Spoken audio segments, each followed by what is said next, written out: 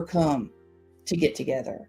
Things like that, so that you're not completely giving it away, but at the same time, it's kind of understood by the genre that they're going to get together. Uh, Focus on your obstacles, focus on the scars, focus on what they have to overcome to get to that point. Awesome. And let's see, it looks like Lynn asked, what is your opinion on the trend of doing blurbs in first person, found in a lot of indie romance? It is a genre situation, honestly. And especially if you are writing in first person, it really brings the audience in to also read the blurb in first person. It's a challenge for me because even though I'm in urban fantasy and paranormal romance, I write in third. So when I'm writing a blurb in first person, I'm like, "Whoo, let me really get my mind into it here." But yeah, it's really up to you. You are the writer, and you are the one that is going to make the final decision. But my advice would be, if you're writing in first person, go for it. And if you have wanted to do first person blurb, and that's what's normal in your genre, go for it. It's you can broadcast the same amount of information and the same information whether you use one point of view or the other. It's very good to know. I know, what was that? I want to say about 70, I think like 70% of novels that come out tend to be third person, and then 30% is first, maybe a little give or take. Let's see. And then it looks like chat still had a great question. Does all romance have to have a happy ending?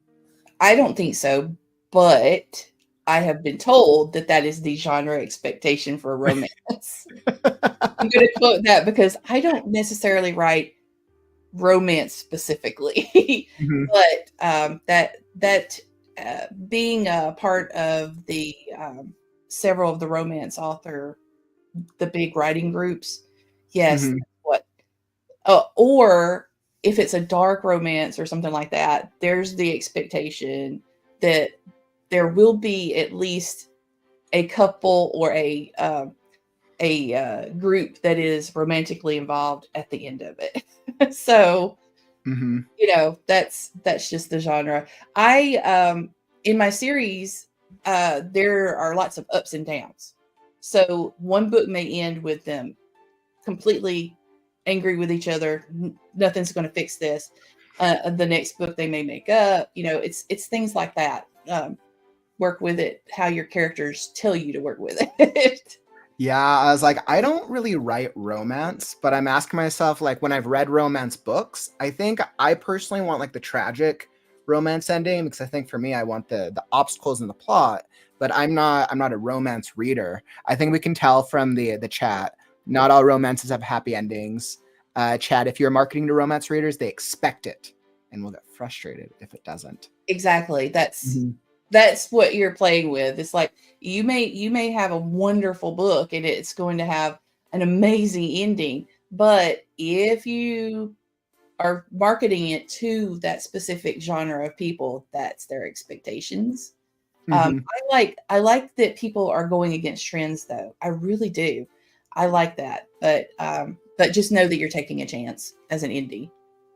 Yeah, and I mean, I think trends obviously become trends for a reason, right? Trends Right. become popular because a lot of people like them. It's just, and then they get burnt out because then we see trends too often, and then that's when they become what's that cliche? Once trends Yes. have gone too long, Yeah. then it's become cliche, and then It's it the becomes Hallmark. It's forgotten, the then Hallmark. somebody reuses it in 20 years. Yeah, it's the Hallmark situation. I was telling people the other day, it's like, I am no longer invited to watch Hallmark with friends or anything like that because I become a Mystery Science Theater person and they get annoyed with me. So I think those were some absolutely really, really great questions, Rachel. I feel like I learned a little bit, especially like HEA. Like there were a couple of terms that I didn't think about for blurb writing. I know that it made me think of like 20 other questions. I'm like, oh man, because I'm like, I feel pressure when I'm writing Scarecrow with the blurb because I'm like, it has to be perfect. If every word isn't perfect, then somebody might read it and I might miss that opportunity. Yeah, and you can't, and you're never going to be pleasing everybody. I mean, just try to Hmm. do the absolute best you can. And when it comes to things like HEA and stuff, just to be sure, and I'm pretty sure that I don't have to say this, but just in case, make sure that it's better to, if you're going to put that part in the blurb, to make it fully stand out, make it flow. Don't just put HEA. I would put, how will they get to their happily ever after? Something like Hmm. that, so that it's not commercial type writing, Hmm.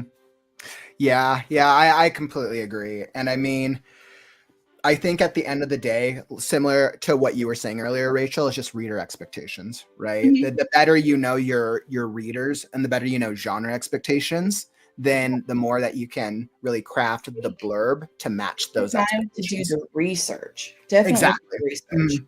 Like, even for the article that I did, I went to the bookstore because I was questioning myself, um, for part of that article. So I went to the bookstore and I just started grabbing books left and right. Mhm. Okay, let me see what people are doing. I do the same thing. Anytime I go into a bookstore now, like this past year, I stop whether in Walmart, Target, airport, like wherever. I stop and my friend's like, "What are you doing?" I'm like, "I'm looking at the cover art. How will mine match against it?" And then I'm like, "I like that one. Does the blurb catch me?" And I find myself doing that all the Mhm. time. Oh yeah. Oh man. Well, I can tell that a lot of our community definitely got an exponential amount of value out of this, Rachel. We could totally like talk about blurbs for hours. Okay, and what I'll But do is I Mhm. will set the thing up, and I'll give you a link for you guys to share somewhere. Okay, And perfect. So then we can share that workshop, or then we can share that slideshow because I know a lot of I can tell a lot of the writers here got a lot of value. But if writers want to like know more about you or like find out about you, is there anything that you're advertising right now? for this, I am mainly found on racheldadams.com. Okay, And I'm dropping it in the chat. as a matter of fact, you can go there and then go over. If you go over to author resources, that page is just full of stuff from different Okay. people, including me. And that's actually where I will also, on my store that has all of my author resources on it. I'll make sure that I put the presentation there for you. I can tell here. So if you go over to Rachel's website, go over to author resources, and I can tell there's definitely a lot of resources here. Rachel definitely knows what she's talking about. So highly, highly recommend. Thank you. Awesome. Rachel, I really appreciate you joining us today. Oh, it's It's been a pleasure. I always love working with you, having you on the stream. I feel like every single time I see what you're doing, you're in like 10 different communities doing like all the different things. And I'm like, how does Rachel like know everybody? I made it a commitment to help other authors out, and Hmm. so I wanted to make sure that if there's a community out there, I try to say hey and help out with them, and I get to know them, especially on AuthorTube. Just Hmm. hop into the chats and start getting to know people more, and you never know what you'll find. You have such a supportive community here, and then in other AuthorTube areas. Yeah, I feel like just in this past year, just starting to get to know more and more author tubers. Um, author tube is interesting Mhm. because Instagram's a institute, whatever you want to call it, book, and then TikTok, book talk. Those communities are a little more they're prevalent and they're predominant, right? People know TikTok, book talk is a thing. People know Instagram is for authors, but author tube is a little bit more like hidden. If you Yes. go search for author tubers, they don't rank at the top next to the Mr. It's a Beasts of the hidden world or gem. the top end. But a lot of author tubers tend to have very like niche, like dedicated communities. It's really interesting. Yes, it's been fabulous because so many people are trying to help each other, and they'll try out products and they'll be like, "Hey, Mhm. let me suggest this." Or if you're in chat and you say, "Oh, I'm having a problem with this part," and then the next thing you know, you've got 10 people going, "Hey, I know what you could do about that," and they'll provide you with all kinds of suggestions. And the next thing you know, you've kind of sprung your own community Mhm. too. Well, Rachel, it's been absolutely phenomenal. I'm sure for those in the community, you'll see Rachel again. Like Rachel is always awesome to have here on the stream. I'm going to let you get going so we can go on to the next event. But Rachel, you've been awesome. Thank you for having me. Y'all have fun. I'll be in the chats here and there. Awesome. All right. Thanks, Rachel. Take care.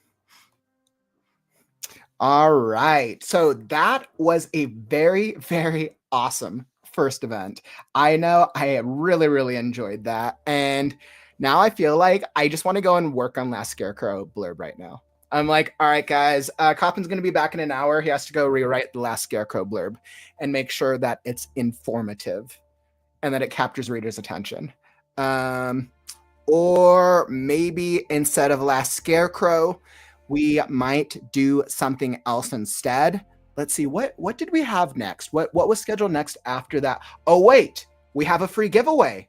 It's time for another free giveaway. So for those of you who want to give away, who want to win this next free item, it's a book launch consultation with Jackie Garcia. So this is a free 30-minute book launch, which we are going to be giving away right now. Do you want to enter? Let me start the timer and get it going. So with the timer on the clock, you'll have 2 minutes to type in that hashtag. So starting and right now. So got the timer going. For those of you, if you want to enter to win this free book launch consultation, type in hashtag book launch into the chat, and you'll be entered to win this free book launch consultation with Jackie Garcia from the Storyteller Pod. Now, Jackie is very, very, very knowledgeable. She has a lot of experience, and I know that you are definitely going to benefit from it. Are you ready to give your book the best start? Claim your free 30-minute book launch consultation to determine the groundwork for a tailored pre-publication marketing strategy that puts your title on the path to success. And let me tell you guys, for anybody who's maybe you're in the rough draft, maybe you're still in the early stage of it, talking with anybody and then talking with an expert about how to do your book launch successfully can logistically probably double your sales if you really go about it the right way. There are so many different ways. There's so many different strategies to do a book launch. So definitely make sure that you sign up for, or that you enter for the chance to win. So make sure to enter hashtag book launch to win this. And let's see what we got on the timer. All right. So we totally got it here. So enter the hashtag book launch. Enter to win hashtag book launch if you want to enter the raffle. You got 20 seconds to win this free consultation, and I don't think there's an expiration on this. So maybe what we'll do is we'll set you up with Jackie after the WriteNow-A-Thon so you guys can get that book launch scheduled, and this is going to be awesome. So awesome to win the free book launch. Type in hashtag book launch into the chat. All right, and that is it. So all of you have entered for the book launch, and let's see who wins. And to enter, it looks like the winner is Megan. Megan, congratulations. Megan, you won the 30-minute book launch for our free giveaway. And let me go pull it up. Perfect. So Megan, congratulations on winning it. What you're going to do is you'll be able to get that book launch consultation scheduled after the WriteNow-A-Thon. Go to this link. I just dropped it down in the chat, the giveaway winner form. Make sure to fill out the giveaway winner form. Go fill it out, because that's going to help you. That'll give us the information, so that way we can make sure to get you over to Jackie to get that scheduled. So Megan, congratulations again on winning. I was like, in a perfect world. There we go. All right. Awesome. Congratulations again on winning, my friend. That was an awesome one. I was like, I was so stoked that we had so many free giveaways to offer you guys. Like, and there's a lot of really, really cool giveaways coming your way. And you're like, but what if you didn't win? Well, you're in luck because you're just going to want to stick around because we will have another free giveaway coming again soon. But I think it's time for another presentation. I think it's time for another presentation. I feel it. I feel it on the horizon. So let me prep and let me set up our next guest here. So we're going to be introducing Miss Natalie Locke on shortening the life of a blank page. It's tips to practice so that each time you sit down, you are able to start typing sooner. This is going to be really helpful. Have you ever thought about the number of times that you've probably sat down and you're like, I'm ready to write. You feel like you're ready to write, and then just nothing comes to you. I hate that. That is the worst feeling ever. So I am very excited to see what Natalie's got for us. And without further ado, let me bring to the stage Miss Natalie Locke. Welcome, welcome, my friend. Hey, thanks for having me. Absolutely. I really appreciate that you came back. For those of you who don't know, Natalie joined us in our October holiday writing event with the fiction contest. So I'm very happy to have you back, Natalie. Yeah, and I participated in the website evaluation, which I still need to edit. That's right. That's right. I remember that. James was incredible with the website evaluation. Mm-hmm. That's very, very cool. So Natalie, I'm very excited to see what you got for us today. I'll let you intro yourself, do your workshop, and get into it. What we'll do is we'll moderate the comments in the chat, and you just holler if you need me. All right.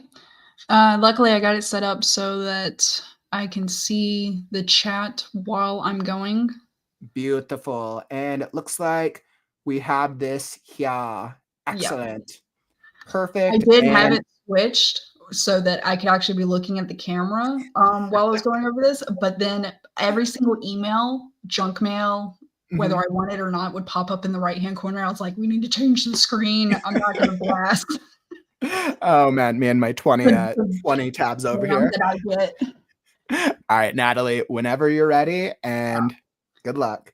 I'm Natalie Locke. I am co-author of 1,000 Words to Get Started and 1,000 Words to Ignite Romance. This came out November 26th. This is coming out January 7th. These are writing prompt books with stickers in the back of 1,000 words that you can use to put in the prompt book. And the reason I prompt this by talking about that is because I've written close to 300 flashes. And I can tell you with flash fiction, which is 1,000 words or less, I've exercised my brain to the point where I don't freeze anymore. It sounds like a weird brag, like a unicorn and such, but I don't. I might sit there and toy with an idea, but there's never a moment where I'm like, I just don't want to deal with it and I walk away or whatever. I am able to take prompts, words, create my own thing, and make it work. And I'm going to share how I've been able to do that. Of course, practice is going to be on that list. So, shortening the life of the blank page. I just wanted to let y'all know why I'm qualified to cover it. I want to make sure that I'm clicking. Okay. So first, imagination is a muscle. I mean, like the more you use it, the quicker it's going to be. You're going to be able to go through it. So go through practice writing, whether it's writing flashes or just writing consistently, just always this situation of what am I going to write about? Kind of asking that question. But it starts way before you sit down. Some of my best writing for me is at night when I've had all day to think about what am I going to write about. And then as well as in any situation, I always have this, like, I'm watching a movie or whatever, and I'm like, well, what if the character did this instead? How would that change? And I let my mind go down a rabbit hole. So rabbit holes, totally acceptable during the brainstorming.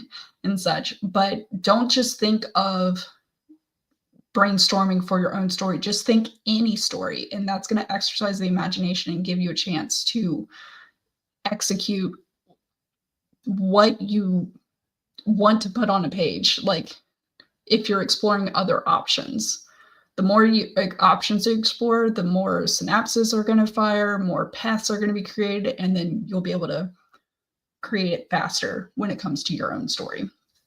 All right, creation's messy. This is one of the reasons a lot of people freeze, is they think it's got to be perfect. No. Just use placeholders. If you can't think of the right word, if you can't think of the perfect wording, or you got an entire scene where you're like, something's going to happen that's going to lead them to here, put a placeholder, something in brackets that slightly explains what the hell is supposed to happen, and then move on. Because the whole point of creation is for it to be created.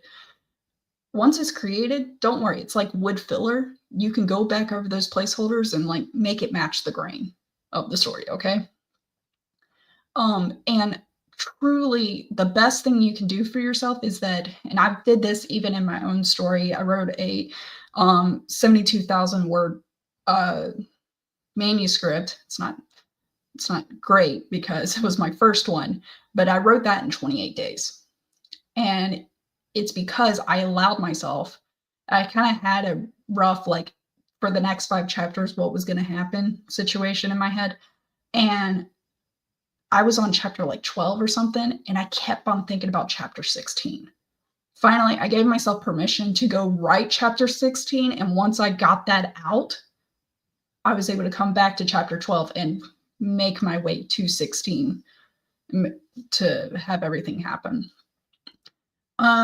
Because once that, what's active in your mind, once it is out, that's going to free up space for more things. And you'll be good. Now, there's 2 types of blank page. There's the new page, new story, and then there's the next page where you're in the middle of a book and you're trying to figure out what's going to happen next. Oh, it's going to be a click thing. Cool. Ooh, sorry, my mouse disappeared on me. There we go.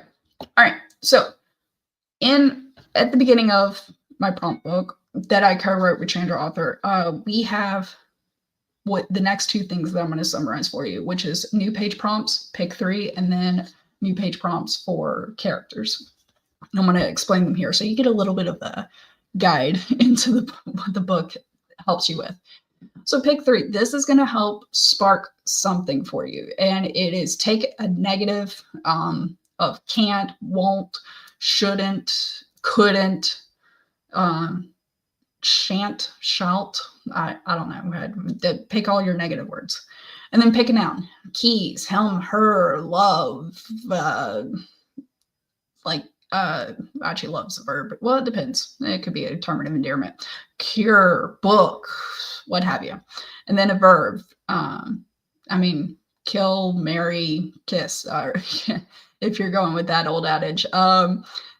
Make, love, find, any of those. And then just kind of like the Hallmark movie generator, just spin the wheels and see where they match up, because can't find the keys carries differently than shouldn't find the keys.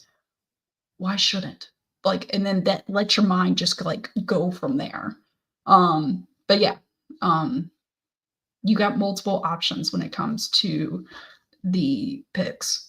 Sorry, I'm double checking my time because for some reason my clock is not appearing on my screen. All right.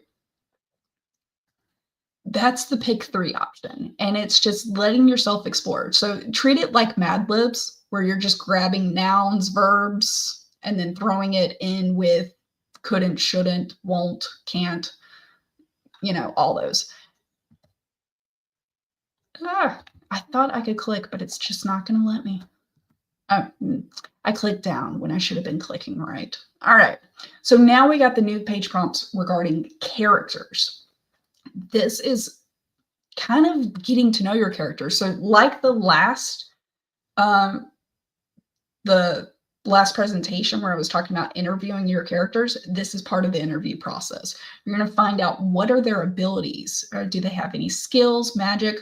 Are they lacking certain skills, or are they just untapped? Do they excel at something? Is something really natural for them? Relationships. What is affecting them right now? Is it current relationships, a past relationship they're hung up on, or a future relationship they're hopeful of? Or is someone's relationship to them affecting this person? Maybe they have a stalker. Hopefully not, but it happens in the books, hopefully only. And any of those relationships, the appearance, do they blend into a crowd? Do they stand out? Is there something where everyone tells them you have such beautiful nose or something? Like, what about them stands out, if they have anything? Or are they just, yeah, they're like middle of the road? What's their age and what's their maturity level? Two different things. And how does that affect their interactions with people? Do they change their interactions, kind of tying back to relationships with different people? What goals do they have? Did they fail at a goal and it's kind of hanging over their head? Are they working towards a goal? Personality traits. Are they a workaholic? Never finish what they start? Or are they a perfectionist? Are they quiet? Are they extroverted? And I know it feels weird to put these labels on your character because we want multifaceted, multi-layered, like in-depth characters. But the thing is, there's also still a label that we kind of like that as a society. Like, for example, we kind of go cliche with it, but we got the comedic relief sidekick. We got the sometimes it can be an unreliable narrator, could be that quirk. It could be the main character having the chosen one complex, but they don't think they're good. And maybe that part of their transformation is being strong in their own mind and comfortable in their own skin. We got the super smart people that are book smarts, but they're not great on the, God, what's the word? On such as me right now, not great on the street smarts. Those, the labels may feel wrong, but it's a starting point. You can add more depth after that. So, and if you're ever still questioning, just think, what makes you you? Like me, I'm a little scatterbrained. That would be my label, and then I would just build off that if I was putting myself in the story. And if honestly, that's what I love about flash fiction, is that if you can treat it like a diary and just put yourself in the story, which we usually don't recommend, but it's a starting off point for you. And it's a way to practice your writing. And then from there, you can branch out and maybe pull a little bit further away from yourself. So, okay. So we covered new page prompts. Let's cover next page prompts. Next page, this is, you're already in the middle of the story. It's not a flash because it's way more than 1,000 words, and you're stuck. And there's two types of stuck. There is, you know where you're going, you just don't know how to get there. And then there's you're lost. So let's cover, you know where you're going. Maybe there is a part that you know what will happen. And if that's in the future, go ahead and write it. Even if it's like many pages, chapters ahead, just go ahead and write it. And then start analyzing, okay, where are my characters, or what's the plot here? And then what's the plot there? And then start picking apart what has to change between those things. Is it a location change? Okay, how are they traveling between these? Does the relationship change? Were they enemies and now they're friends, or tolerate each other to get through it?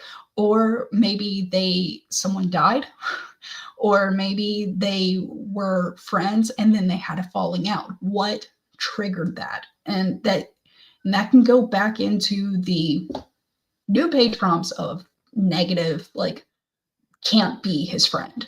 Okay, why? And start exploring that. Skills. Do they need to learn skills to get to the next point?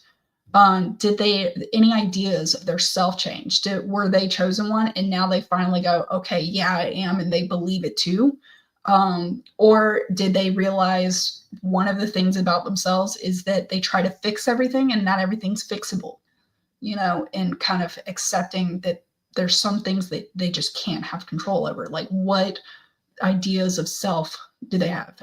Do they need to get an item? Do they need to get a special book before getting it? Well, how are they going to get it? Is it a very complex maze that they have to go through, riddles or anything to get that book? Anything else that they don't have in point A, but they need in point B or point H, depending on how far in the future you get. Those are the things, and you can put it in a list format like I have here, just a list.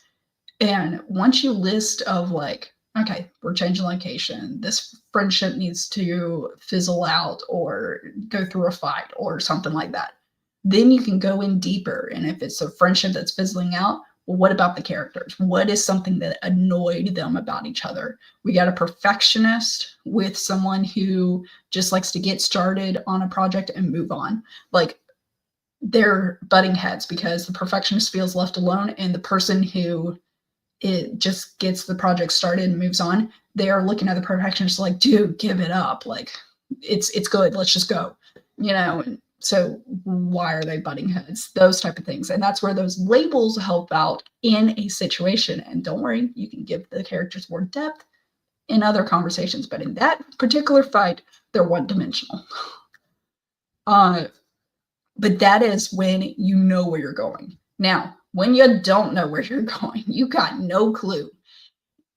You got to look at your foundation. You probably have something, all right? Because this is a next page prompt. We're not at a new page. So you have something. You have characters.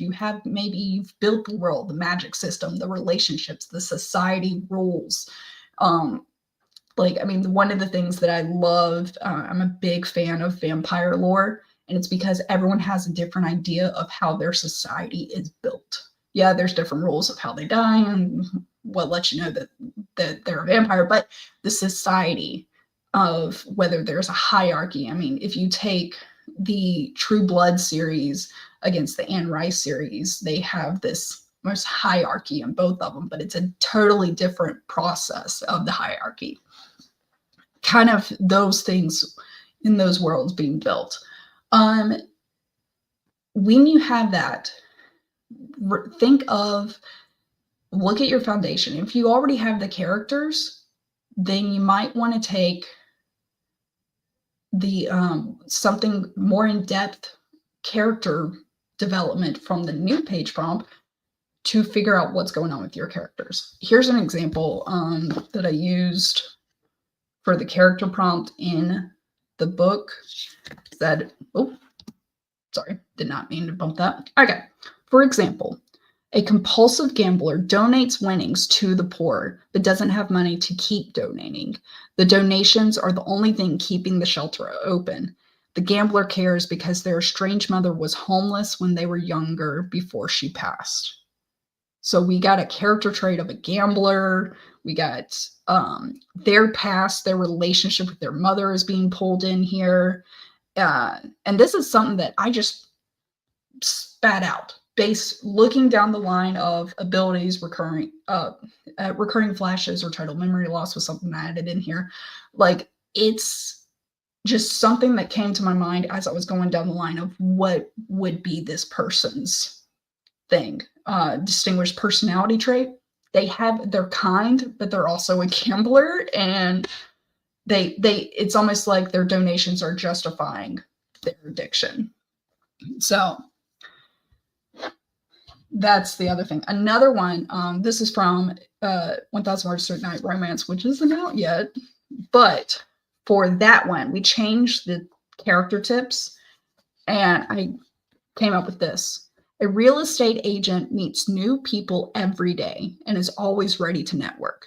They meet a full-time surfer who is a go-with-the-flow person. The surfer helps the real estate agent to step away from work and relax while the agent helps the surfer set roots somewhere and finally stops running from commitment.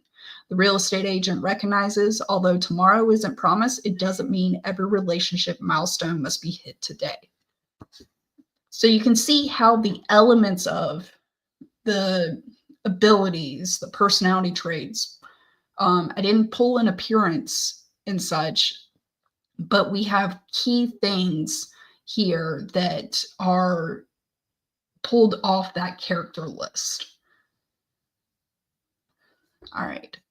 Now for the next one. If you're still lost, think of the reader. Think of what feeling you want them to have after reading your story. So that 72,000 manuscript that I wrote, the ending of that is more of, I want the reader to have this mindset of, can they forgive someone knowing that they did something horrible, no matter how many good things you read about this person? So it's more of a reflection on the reader. And that became my guiding writing for that manuscript. I still got to work on it. I got a lot of feedback on it. But that's what I mean by think of the reader. What emotions do you want them to have? How do you want them to feel about certain characters? And you can develop from there. All right. And then, as always, there is a list of the types of conflict that every story has. And this can help guide you of what could happen next. And that is the character versus character, character versus self, that whole accepting that you're the chosen one, character versus society. Are they upending an injustice? Character versus nature. I'm sure it exists. I just can't think of something right now. Character versus technology. I mean, come on, like any movie where Terminator, practically. Character versus supernatural, character versus fate, which is also kind of a little bit of character versus something. Either way, these are your conflicts. And once you're able to label it, I think you'll be able to develop your story from there. It's just giving yourself a chance to explore all options and then choose. Now, there might be some troubleshooting. And if there is, such as apparently my arrows don't work, if there is, we got solutions for that. Let's say the good idea fairy was way too generous for you. Write all stories, whether you're torn between two, write both. But just write them. Write them, explore them. If you got too many ideas, explore them. And then what's kind of cool is if this ends up being published work, save the stories that didn't get in the book, and it can become bonus content in like your newsletter or something. So yes, petition the good idea fairy. Usually in my line of work, when we say good idea fairy, we mean someone higher up pretending like that they have a good idea and then we are suffering for it. But in this case, I mean it in a good way. It's a good idea fairy of somebody actually giving you ideas to execute versus someone giving you ideas for more work. Actually, that just said the same thing in writing, but you get my drift. So either way, write all options. If you can't choose which one to write, you're writing all of them. Or maybe you chose your favorite. Now you wrote it, but you can't choose which one to go with. Which one is the story, is the path. And there's a few things. One, artistic license. I mean, which one do you want your name associated with? All right. Okay, I'm still good on time. Which one do you want your name associated with? Also, there is some psychology behind just flipping a coin or having a bracket challenge or whatever, because when a choice seems definitive, your true intention shows. I'm sure this has happened to many people, maybe trying to choose between two things of food or desserts or something like that, and you flip a coin. By the way, I am a mom. This is one. The other one's in another state right now visiting friends, but I have 2 kids, and yeah, they're part of the reason why my sleep is interrupted, along with writing and my full-time job. But back to this. Squirrel moments happened a lot in this house. All right, but when a choice is definitive, all of a sudden your real desire will pop out, and maybe that will help you choose. If not, ask a friend. Ask trusted beta readers and everything. I like to get people who are not like, everything you write is great. No, I want someone who's going to tear me apart a little bit. Yes, sweetie. Where was your friends? My friends are backstage. It's just me on screen. I swear I have friends, I promise you. Can I come over? No. Let me finish up, okay? Okay. Alright. He really wants to play with his friends too. Alright. So. Back to this. Sorry, reading the comments. Yeah, sometimes you just gotta choose. And everything. And once you choose, it will unfold from there. Can I come with you? You can hang out right there. I'm busy. Hold on, buddy. Okay? Can she come over? Stop.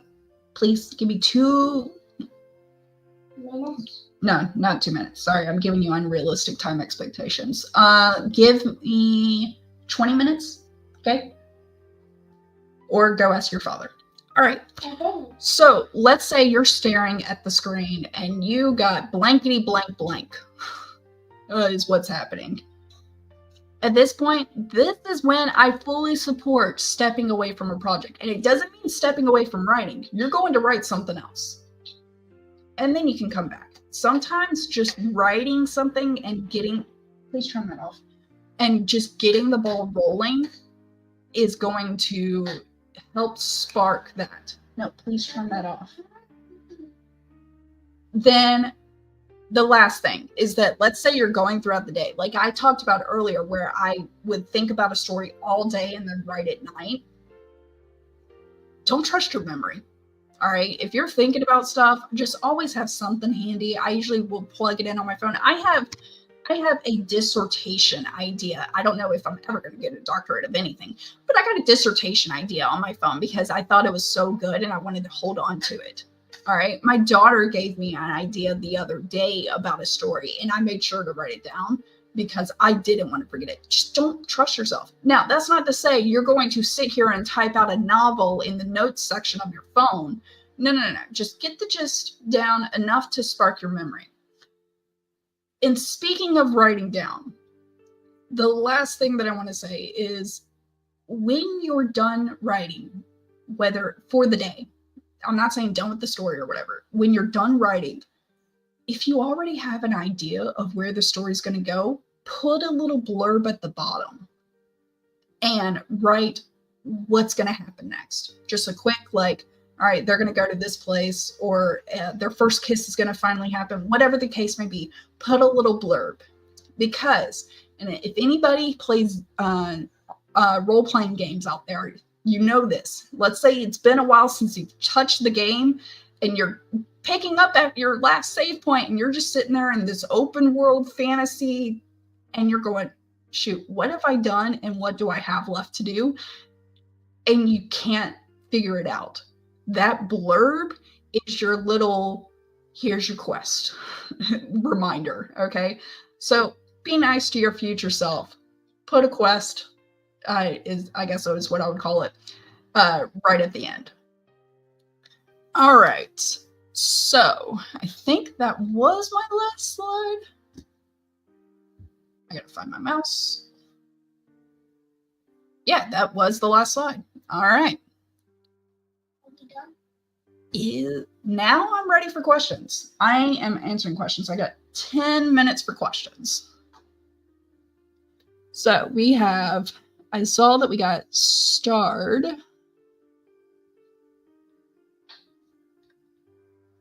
No.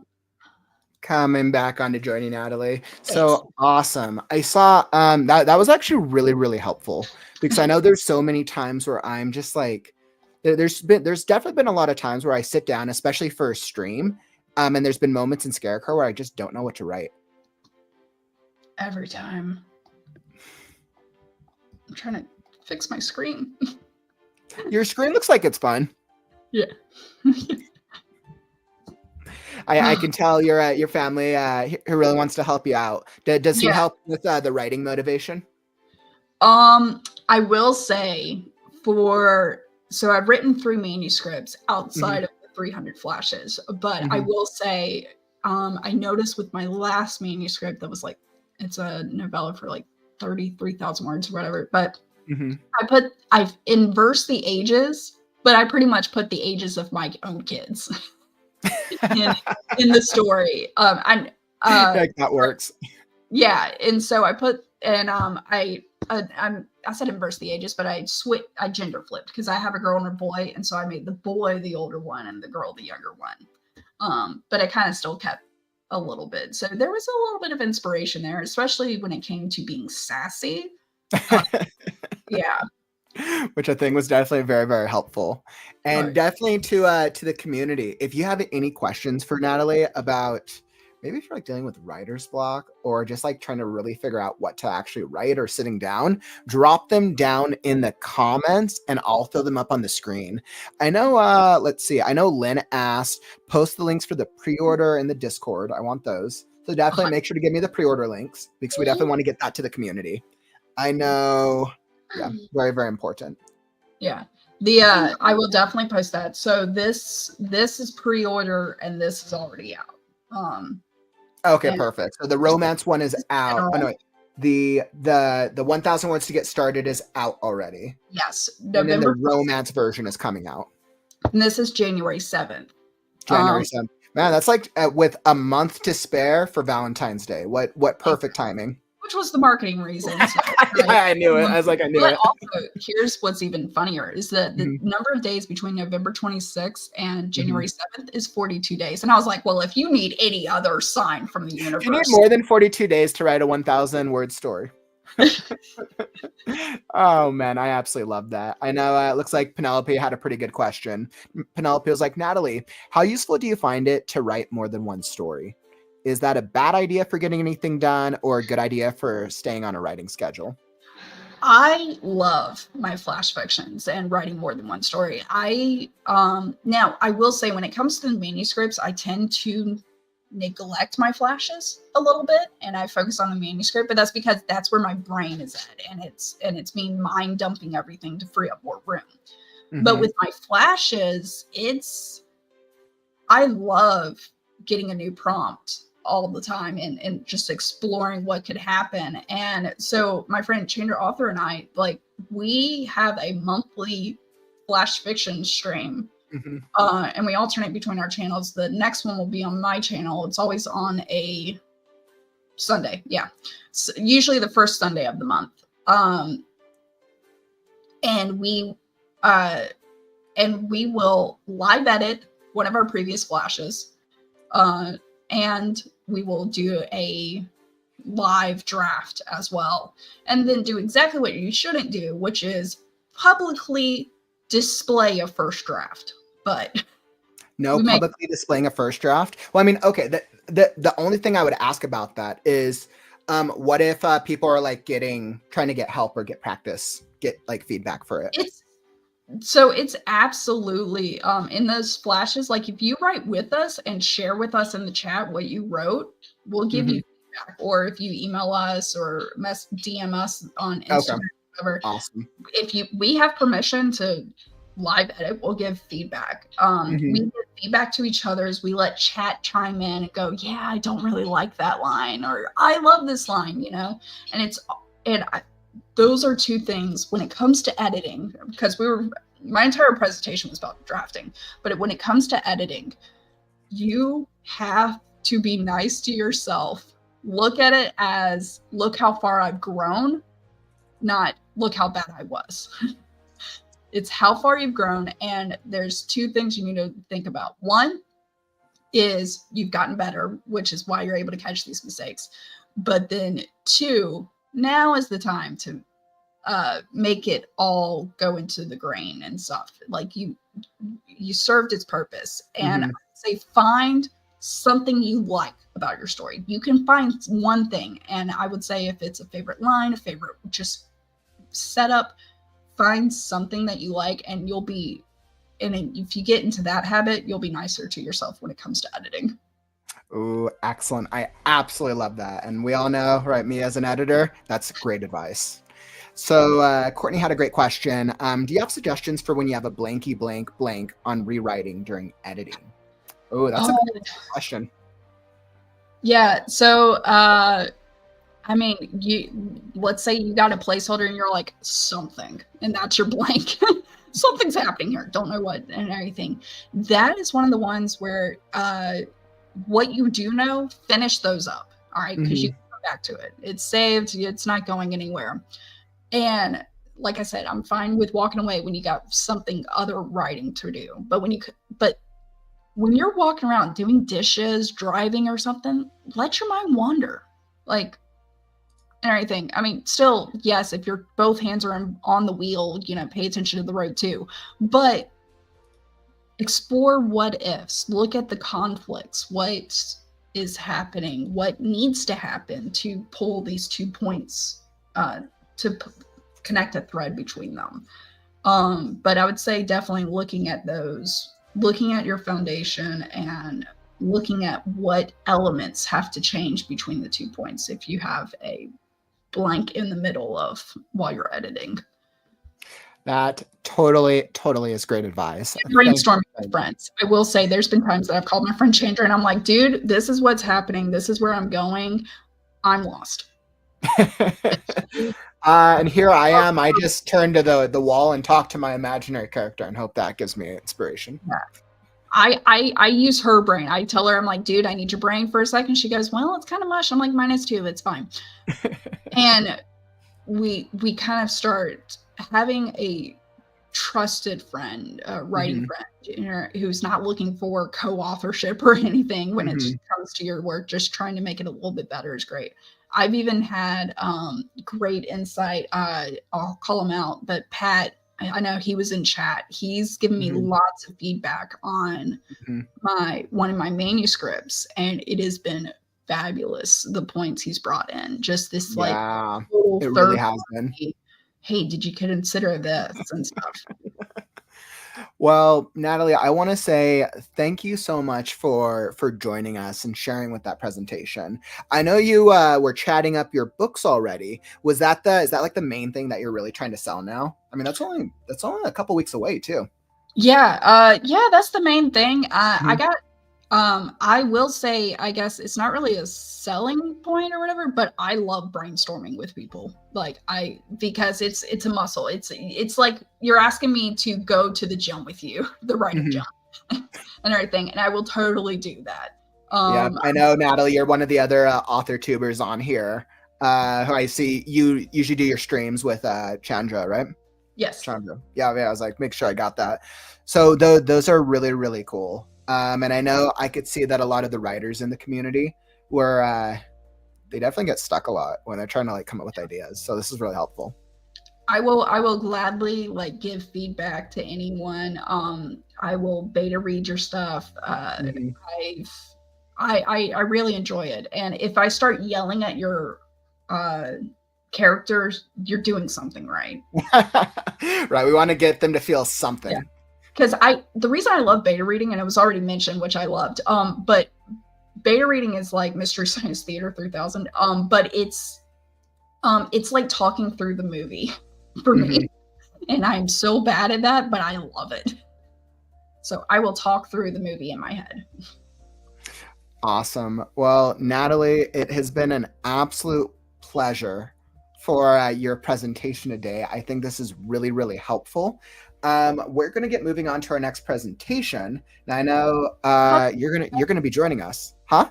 The discussion next. Yeah, we'll be hopping right into our discussion. Let me see. You're still blocked. It's going to affect your mental health. I know, this is like the perfect transition, right? So before we get into that, because Natalie, I know you're joining us. I'll bring you back up in just a second. For those of you who are here in the chat, first off, thank you for joining us today. It has been an incredible experience so far, and we are only 9, I was like, I don't even know, 10, 11, man, we're only a few hours into it, and I'm stoked, I'm hyped, learning about blurbs and learning about what to do when you get stuck. That has been very, very helpful. But before we hop into our next event, if you're enjoying the stream, follow and subscribe. We're here every day with the Right Now community. 362 consecutive writing streams and counting. This is the only, and I'm telling you from research, this is the only daily writing live stream community on the internet. And I can promise you that. So that if you are ever just like you're getting stuck, you lose motivation, whether that's in tomorrow or whether that's in a few weeks or a few months, we will always be here. Whether you want to come join us on the live streams or you want to come hop into the Discord, we have writers of all different styles and all different techniques and backgrounds. So if you're wanting to be involved in an active community with so much planned for 2025, make sure to tap those buttons, tap that follow, tap that subscribe button, because we are going live every single day. I think we just crossed 600, which was super cool. Super, super cool. So I wanted to do that quick shout out. I appreciate all y'all for coming. Thank you so much. I would love to hear down in the chat, how are you doing? Are you going into your next cup of coffee? Are you going into your next energy drink? Are you getting some more caffeine? Because you're going to need it for this next conversation. So for our next discussion, our first discussion, which is something that's very, very cool. So something brand new we're trying. We're doing the mental health discussion. So we've invited a number of different authors from the community to have a very honest and direct conversation about the writing process as it pertains to our mental health. Writing has highs and lows, and we go all over the place as authors trying to balance the intricacies of the pros, the cons, when we put it out there with people and we don't get the feedback we want, when we hit our goals, when we don't hit the goals, and all the things in between. So we're going to be having an excellent mental health discussion next. Now, I was checking the studio, seeing if we have our guests. It looks like we have a number of them. So what I'm going to do, I'm going to bring onto the stage some of our guests here for the mental health discussion. And let me start off bringing up Pat Olney. Hey, welcome, Pat. Hey, thank you very much. It's a pleasure to be here. And I guess I have the task of being your moderator for this discussion, making sure that we get the most out of the time. And yeah, so it's going to be awesome. Pat is going to be moderating our mental health discussion. And like Pat, I think you're literally the perfect person. You're the perfect individual up to the task. So this is definitely going to be really, really cool. And then it looks like we have another, some of our other individuals. Pat, did you just want to give yourself a real quick intro? A little bit. Yeah, who you sure. are? My name's Pat Olney. I've been writing for about 4 years now. Spent 30 years in the business world, working as an executive, traveling the world, and really have got the opportunity to work on my true passion, which is writing, and enjoying that very much. All right, beautiful. And let's see, without further ado, let me bring up some of the other guests to the stage. Welcome back, Ms. Natalie Locke. Long time no see, my friend. Welcome back. And then we're also bringing up, it looks like we got the lovely, the wonderful Miss Laura Nettles. Welcome, welcome, Laura. Glad to have you here, my friend. And the wonderful, the amazing Mr. Chris Lilly. Welcome, Chris. Welcome, welcome, welcome. And let's see. Let me make sure. I'm trying to make sure we have all of ours.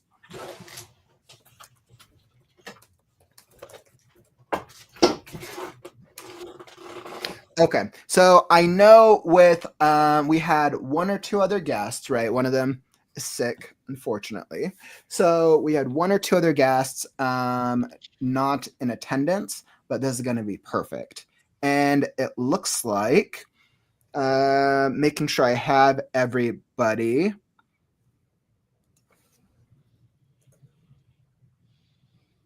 And I think we have Miss Penelope Hartley joining on as well. Let's see. But no camera. So maybe, or maybe it's just me. She's there. Can you not Right see there. me? Front and center. I can see you. Do you guys see? Oh, she doesn't show up on my screen. Do you guys see Penelope? Top center. Oh, that is so crazy. I see her screen, but it does not show up. Oh, that's interesting. Oh, I can do Yeah. anything I want. Penelope, you're getting like the psychic tarot, the psychic like energy of the ambiance. I wonder if Jezebel's somewhere around here. She can be seen on YouTube. I'm on YouTube and I just see like a blank, like empty screen. It's okay, I'll refresh. As long as you guys can see her chat, as long as the chat can see her, that's what matters. Appropriate here. It's one of those words I always read, but I never knew the definition. But does Penelope carte blanche? Do whatever you want. Isn't that what it means? Penelope Hartley? It does today. No. Carte blanche. Oh, carte blanche. Yes. That's what it means. It means you can do what you want. Yeah, like blank check, I think, is that it translates to. Okay. Yeah, carte blanche. See, it's so one of Penelope Hartley, and I was like, it means that today. All right. Well, beautiful, my friends. I know, Pat, we had set up just a little slideshow just to set it off. So I'm going to let you guys take it away. I'll let you do your thing. And I think if we throw it up here, perfect. Yeah, we don't Pat, need to spend a lot of thanks. We don't need to spend a lot of time in the slides because this is a discussion segment. Getting a bunch of creatives together to have an organized discussion, what could go wrong, right? But when you brought this topic up, Jared, I actually did a little research, and there's a study from 2008 from the Journal of Clinical Neuroscience that studied writers, and it showed that they had significantly higher rates of mental health issues than their control group. 80% of the ones they studied had some form of mood disorder, 30% had some sort of bipolar disorder, 30% had alcohol abuse issues. And so there's something about being a creative person and creative process that puts extra stress, I think, on our mental health. And that's really what we want to talk about today. So I'd like to give a quick intro to my fellow panelists here.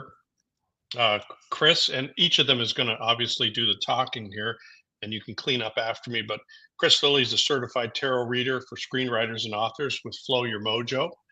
That sounds like a really interesting job there. Penelope, poet, cat whisperer, and experimental literature author, and also, I guess, co-host for this great podcast. Natalie, we heard from already, expert in flash fiction and short story writing, and also novellas. So good to see you again on this session. And then we have Laura, right? Laura Nettles. So special effects artist, author, tuber, and horror writer. So we've got a good mix of talent here. Maybe the best is to start by hearing from each of you about some of the challenges you've experienced and what you'd like to cover today. And obviously we want to see and hear from people on the chat as well. So Penelope, you're the top square on my sidebar. So we start with you. Okay. What am I doing?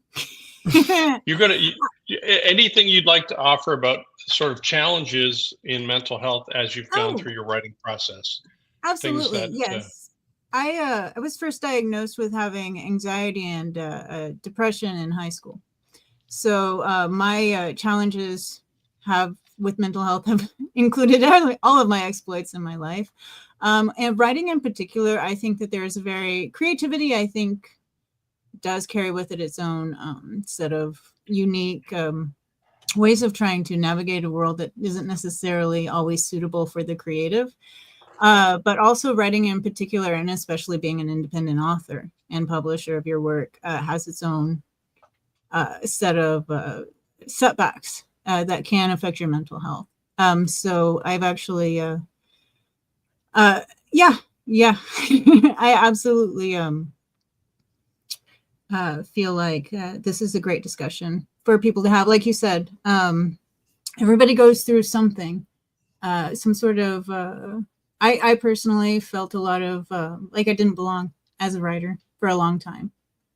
And you just, it's such a solitary commitment that you often wonder how people are going to take you once they start reading your work or whatever. So I think there's a lot of fears that are associated with that.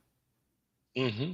I'm done. Oh, that's good. And we'll come back around because for me, at least, one of the things I hope we get to are coping techniques that we can help each other with. And just having this community, Jared, by the way, is an excellent start for supporting people with their mental health so they can recognize they're not alone.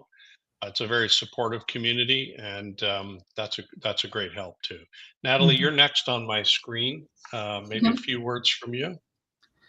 Well, I already talked about being a mom of two. I got 2 dogs and a cat, and a husband. He's still around. He didn't abandon me yet. Yes. Yes, he's in the kitchen, honey. My son's on the floor playing on my phone. I would say with all of that, because I also have a full-time job, and that job requires me to travel sometimes, like, being out of the country at times. The biggest thing I had to learn was kind of realistic goals. And so I started, here's one coping mechanism as someone with anxiety. I started a 3-goal system that when I'm trying to do something, I set 3 goals. There is the dream goal, everything's perfect. There's the life happens goal. And then there is the life really happened goal. Like and that way I got 3 measurements. And if I hit any of them, I'm happy. And it's just creating this idea of that there's things that are achievable, and that 3 goals that includes time management as well. Like if I set something down to do something for an hour, I assume it's going to take 3 hours immediately, just because I have kids. Please don't shake the table. I got kids, I got work, something can pop up. I mean, like one of my dogs, she has seizures. I've been on live stream before and I had to cut out real quick and tend to her. So it's realistic goals is one of the things that I try to do.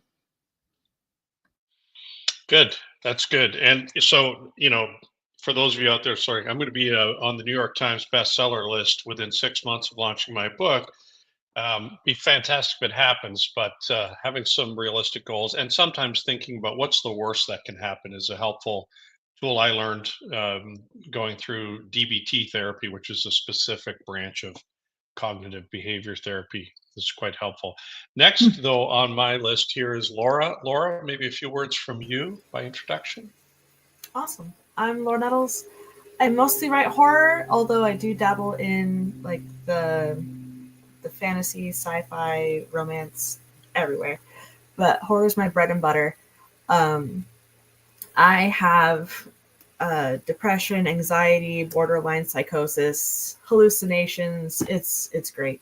But one thing that I love about writing horror is that it gives me a safe outlet to recontextualize what I see, what I've experienced, so that I can either dive into what actually happened, or I can take control and change the narrative. So I can write what I wish had happened. So yeah, it's very fun. I love horror. It's a great outlet for you by the sound of it. So yeah. Well, we'll be coming back to you, Laura, and I'd like to just make sure we pick up Chris here too. Last but not least, Chris in the panel. Yeah, so I'm Chris. I am a tarot reader for Writer's Block. I approach writing from more of a spiritual kind of standpoint, but more grounded. It's not as woo-woo as everyone says tarot or makes out tarot to be. But I like to also approach writing from a standpoint of what happens when you're not putting words on the table or words on the screen. So it's almost like, in order to, when we're writing, we have to like sit up straight. But in order to sit up straight, we need to strengthen our bodies. So in order to strengthen our bodies, we sometimes maybe need to exercise. So it's almost just kind of like, and with exercise comes a lot of mental health, appropriate mental health stuff as well. So it just kind of releases different things and different chemicals in our body. So I just like to approach writing from a little bit of a different standpoint and just kind of approach with more of healing our inner selves and just kind of acknowledging who we truly are as actual and where we actually are in the present moment, so that we're not overwhelmed with the bigger picture. So instead of focusing on the big book, let's focus on the one chapter or the one scene or the one thing. So let's just kind of not overwhelm ourselves into paralysis, and let's give ourselves the next step to make sure that we are continuing on our writing journey. I think you raised a really good point there, Chris. One of the lessons I learned in DBT as well is they call it the please skill. Everybody's got their acronyms, but if you don't take care of your basic health, you can't actually function in any job, including writing. So that means getting your sleep, means taking medications if you have them. It means exercise and getting physical activity, whether it's yoga or going for a walk. Sometimes you can find inspiration on those, as we heard from Natalie in the session before. And it also is about regulating your emotions. And so really good advice for everybody. Has anybody out there in the chat verse or in our panel ever experienced the sort of bipolar nature of writing something and then going, this is like the best thing I've ever produced, and then 2 days later, my work is terrible. Why am I doing this? Yeah, how do we cope with that? That's my job. That's my job. No, I think the best thing is when you write something and you think it's mediocre and you come back to it a couple of days later and it's actually very good. There's something very validating about being content with what you're writing as a writer. And I think as a creative, that's where you have to come from first, is enjoying what you do and writing what you like. I think that the more cooks you let into the kitchen sometimes, even though feedback is super important, you have to be true to yourself first. And that can be a challenge in itself when people have different expectations of what your writing should be. I start to feel pulled in a bunch of different directions. So my baseline is, am I enjoying writing? And am I enjoying what I'm reading? And yeah, if I look back at it and I think it's crap, then I cut it out because I'm not enjoying it. This has to be a process where I'm exploring and expressing myself. I don't know if anybody else feels like that, but that's where I'm at with it. Just being content with my own writing. I don't know if this is true for the other panelists, but the writing part. My wife just said this to me the other day. She said, "Why are you miserable about this writing stuff now? It's supposed to make you feel good." And what I realized was the writing feels good, but everything else, sharing it, putting it out there, taking feedback, going out into the cybersphere, which is overwhelming, and trying to figure out how to promote it, which we're going to obviously talk about or hear about later in the podcast. That's the part that can be overwhelming and unpleasant. So it's those two together. How do we cope with that, I guess? Anybody have any good suggestions? Well, I'm just going to kind of go back to sort of maybe answer both the questions at the same time. I mentioned this back in a prior Right Now writers group that I think that I'm always at mediocre, always. I never really think of myself as awesome or horrible. I just kind of like, if I get the good stuff, but then I know if I feel bad about it, I can always work up. But I never think of myself as the most amazing person in the world. Not like, I know I probably need to be my own cheerleader a little bit more, but I just kind of, if I'm mediocre, I know I'm at least happy. Yeah, and I don't have to worry so much about being hated or loved. There's a funny combination you have to have of genuine humility, but the sense of I can do it, I can accomplish it, I am good at it, and it's worth doing. So you have to be able to blend those two feelings together. Anybody else have any thoughts on that topic? I think, just to speak to what Chris just said, don't let perfection get in the way of a good story. And I think that we can rack our brains and try to do the best possible job that we can. But at the end of the day, like, a finished book that tells a really good story, probably not mediocre, but, That's just what I do to keep myself going through the day, just to make sure that I can continue going to the next project. And I think that's super important too, as a writer, with the demands that we have with like completing a book and moving on to the next one. You have to have some sort of system in place whereby you can let something go and move on to the next project. Yeah, and what was I think we talked about this in a chat, the old quote from maybe even all the way back to Da Vinci: art is never finished, it's only abandoned. I could go back and re-edit the book I've already put out there and make it better, but I've got other ideas to explore and other things to do. And you have to know when to let go of something too, right? Maybe we'll go to Laura. You raised your hand. I was going to ask you about what it's like to deal with some of the challenges you brought up, and if you find that there's times that are good for writing, if it helps, or if there's times that you know aren't good, or. Well, going back to the question of like when to let it go and stuff, it's I have ADHD pretty bad. So I will hyper focus on a story. So I do a lot of flash fiction and short stories and drabbles, so the 100-word stories. And so I get that dopamine hit of I wrote the end. Hooray, I accomplished something. And so I will write the end, and immediately, because it's so short, I will edit it, and I'll just hyper focus on it for a couple hours until I'm like, okay, send it off to somebody, get it back. It's really short, edit it right there, and be like, okay, I'm done hyper focusing on it. My interest is like, okay, yeah, it's good. And then I'll submit it to a magazine or something. And then the dread sets in, like, maybe you didn't edit it enough. Like, you missed a word or something, or it's like, oh no. And so I just sit there in dread, waiting for the magazine to come out or the anthology to come out. And then it comes out, and I'm just like this, reading my story in it. I'm like, okay, it's not that bad. Like, it's okay to feel the despair of like, I didn't do enough. When you know you've tracked, I've done this many edits, like I have put in the work. It's gonna be okay. So does it help to think of it as a process rather than a product for people out there? I mean, somebody said that to me once. It's like, finish that, move on to the next, make it better. So accepting the fact that everything that you put out there isn't going to be perfect because you're changing and evolving as a writer.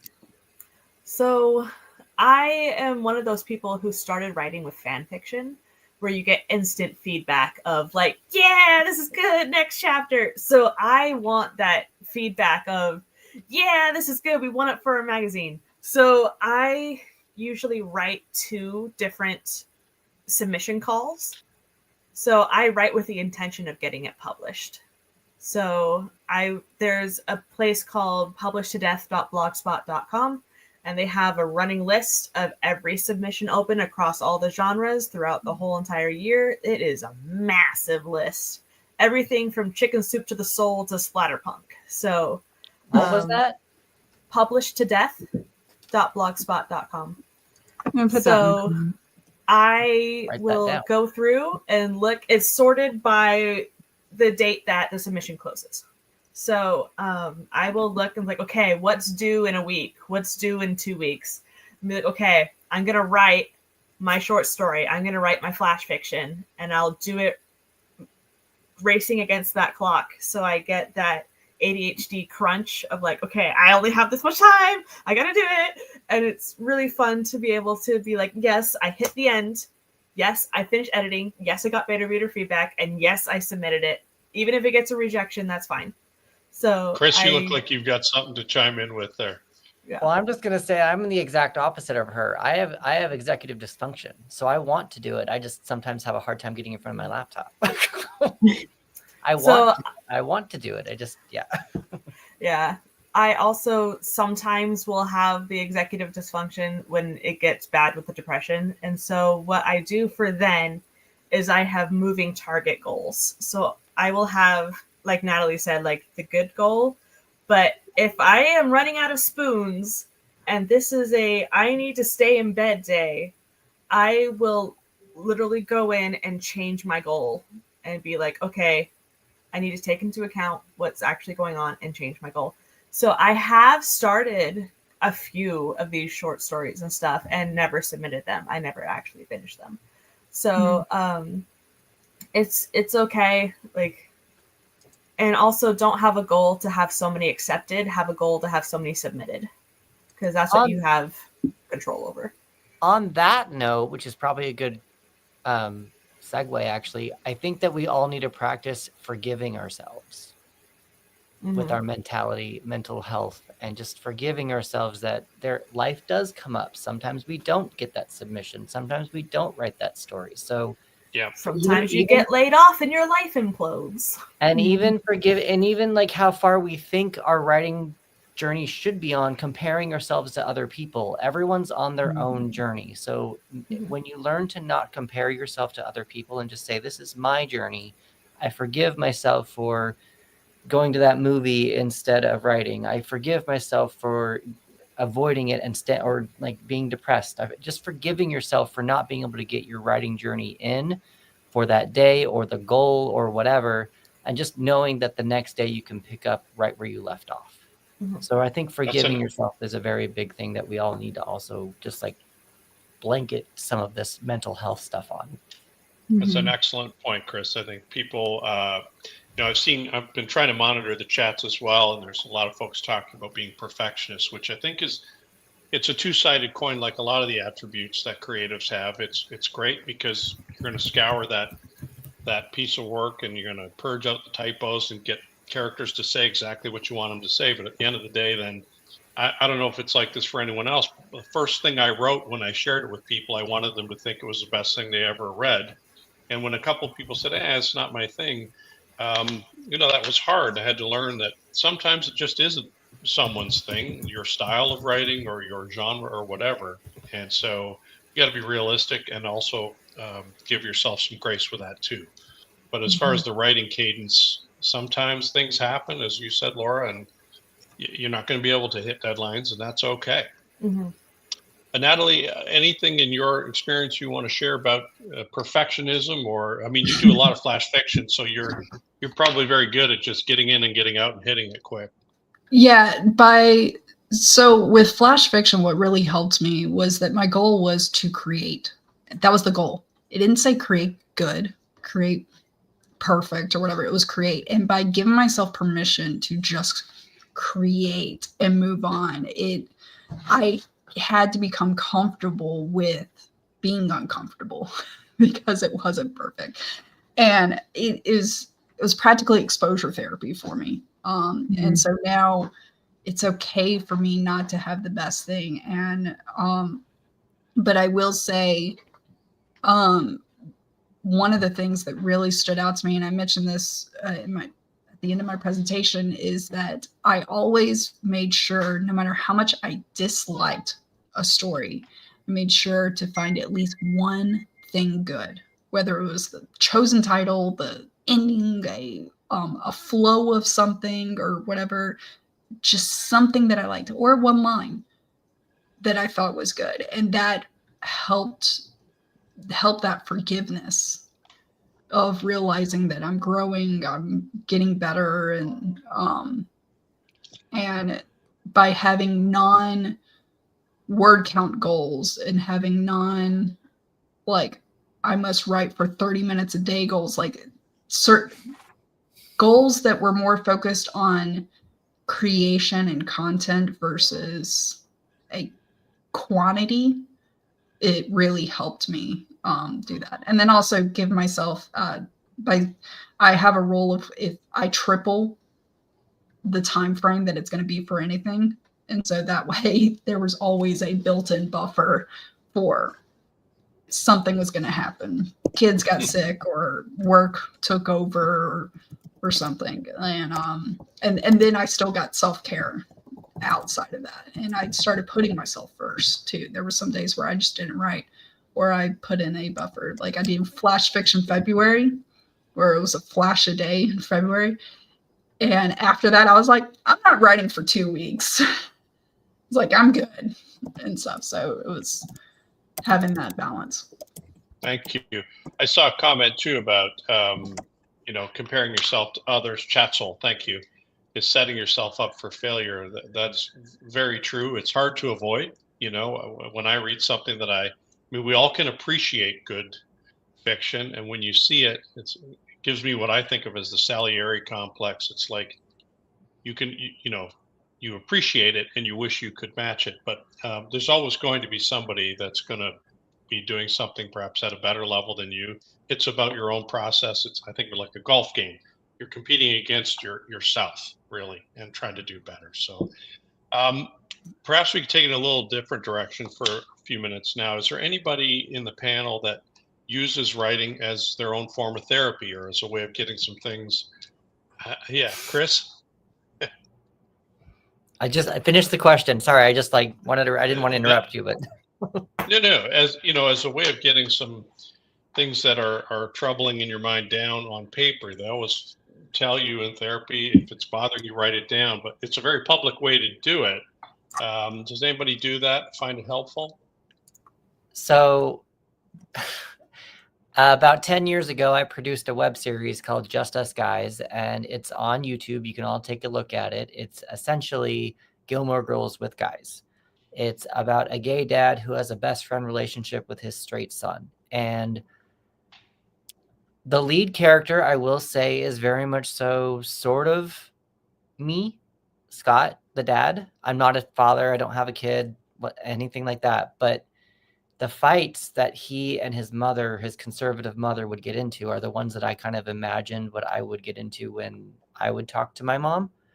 Because my mom and I are not talking. My mom and I are, I don't even want to say healing because we're not even there yet. It's a whole thing. But I just didn't feel seen by her. So I needed to find a space to actually put myself where I could, like what Laura said, control the situation, control the narrative. What would I have said in that conversation to her when I was 17? What would I have said to her in that conversation when I was whatever age? So it just kind of helped me kind of control the narrative a little bit of what my relationship is with someone who doesn't pay attention to me. Does that make sense? Yeah. And did you find that helpful? Yeah, it did. The web series ended and I went through a whole like identity crisis. So I'm trying to get myself back into that. But right now what I'm doing is I'm writing a story called Duncan, a Gay Teenage Witch, which is a Sabrina the Teenage Witch meets Monster High. And right now I'm actually letting my inner child know that it was okay for him to be gay as he was growing up. And that's kind of, as I was growing up, I was not given that permission. And so in the story, he's an out 13-year-old boy. He's just kind of being himself, kind of trying to find himself in the world, but he's got supportive parents and he's trying to learn his magic and stuff. It's a whole thing. But I've learned that I'm doing this for myself to let my inner child, Parker is his name for everyone to know, to let him know that it's okay that he can grow up gay and it's safe. I'm a safe space for him to be around. That's great. Thanks, Chris. And Penelope, I know I'm a fan of Datura's, you know that. And I know that was a process for you. Is there anything you'd like to share about how that worked? So Datura's, I like to contemplate the dark things that linger in the caves of our psyche. And one of my goals with writing Datura's Requiem was to understand. I had a lot of relationships that turned out to be very dismissive and at times emotionally and physically abusive. And I wanted to understand that mentality from the point of view of the guy. So, because I thought that experience, because it's my belief that we are all connected to each other. And I think that empathizing with and understanding and being able to put ourselves in somebody else's shoes is integral to combating the darkness that causes us to do very, to sabotage ourselves, in my case. So I went into that. I went into the concept of a guy who could have been any of the guys that I dated. And I explored his life from his point of view with the Datura's Requiem. And what I discovered was that even though he came off as a very unlikable character at the beginning, he was somebody that you could easily empathize with throughout the book because he had his own trials. He had his own stuff going on. And I realized my takeaway from this and trying to deal with my own mental health issues and trying to understand myself better was that there's a reason why people can't show up for you. And if they can't show up for themselves, there's no way they're going to be showing up for you. So the book itself became a talisman of my own spiritual healing journey. I've never written anything cathartic. I like to write spirituality and ray gun fights. Like I like a lot of crazy, weird camp stuff. And this just was a completely different experience for me, writing for catharsis and putting my experience and myself into the world, into manifesting it as a book, was an attempt, I believe, to help me heal my broken heart. And to a degree, it has started that process, because I think that the first thing, that forgiveness, forgiving yourself, Chris, you brought that up, forgiving ourselves for not always showing up for ourselves, extends to forgiving the people in your life who have hurt you. And for me, it was a matter of understanding what situations they could have found themselves in that would not have allowed them to be the person I wanted them to be. And essentially my takeaway at the end was, I need to be the person that I need to be for myself. And that person was a writer. So that was I the think it's fascinating, because that's what therapists will tell you, and you found your way to that conclusion through the process of writing. So Mm-hmm. it certainly can be very good therapy. Chris, were you trying to chime in with a point there? I was, but she kind of said it at the very end. I wrote down a note here. You said, if they can't show up for themselves, how are they going to show up for you? And that's one of the things that we as writers need to understand, that we need to show up for ourselves and forget, like, it's not even just forgiving ourselves, but it's not, and not even forgiving them. It's just more of not taking on their burdens onto us, while we have our own burdens as well, so that we can keep going. So when you ended it, like how you ended it, it's just kind of like, you need to show up for yourself and make sure that you separate your problems from somebody else's problems, and make sure you don't have so much weighing on your back from other people's issues. I mean, everyone else, we're all human. We all have our own, but the more that you carry other people's stuff, you're not going to be able to get your own stuff out. It's absolutely I think true. it's great that we're able to have this kind of conversation. Think about how much the public conversation about mental health has evolved over the last 30 years, to where people, didn't want to talk about it, didn't want to acknowledge it, and we're able to sit in a forum like this. And thanks, Jared, for providing that opportunity. I also think that better global awareness can lead us to write better characters that are more three-dimensional. In your case, Penelope, villains can be very black and white, and that's a kind of fiction you can write. But I'm a fan of deep characters where you can empathize even with the so-called bad guy. And really, it's a mental health. You're basically framing some of these as mental health issues rather than good and bad. And I think that adds a lot of depth to a story. I think that everybody has redeemable qualities. And I think that the people that see things in very black and white terms, like, may have a tendency not to see the bad in themselves. I think that writers have this very peculiar ability to struggle and contemplate issues on the page. And I think that gives us we tend to have a little bit more depth because of that, because we are willing to look at ourselves as an imperfect, or a human becoming, as one of my therapists told me, and to be okay with that, especially in the isolation of writing, on a page. And I think that understanding that we all have people who don't have imperfections, when you're writing a character that has no imperfections, it's boring. Nobody wants to read about that. And it's because nobody actually can relate to that, because we all have flaws. And writers just have the sensibility to sit down and figure out what those flaws are and how to put them in a story in a way that says something intriguing about themselves that also speaks to their audience as well. Yeah. Oh, that's a great point. Chris, are you looking to, I see your finger sticking up at at the bottom of the screen there. I was just going to also comment again on Penelope. She was saying something about the villain, and you were saying something about having a villain's point of view. Technically, yes, the villain in the story is the villain, but the villain doesn't think that they're the villain. Yeah. Right. The villain thinks that they're doing everything right. Why are they doing it? So as the writer, you can actually ask, why is the villain doing this? It's maybe he's doing it for his family. Maybe he's doing it for society, but he's just doing it in a different way. Like, the villain doesn't think he's doing anything wrong. So that's just kind of another way to approach how to write a villain. But that's a completely different. I think it's more nuanced, right? So I want to throw another topic out there just to keep the discussion moving. And I'm watching the chat. Please, anybody following the discussion, if there's a particular theme within mental health and writing that you'd like to cover, throw it up there on the chat. So we got a great panel of folks here with a lot of experience and a lot of varied experience. So we can suit the discussion to your wishes.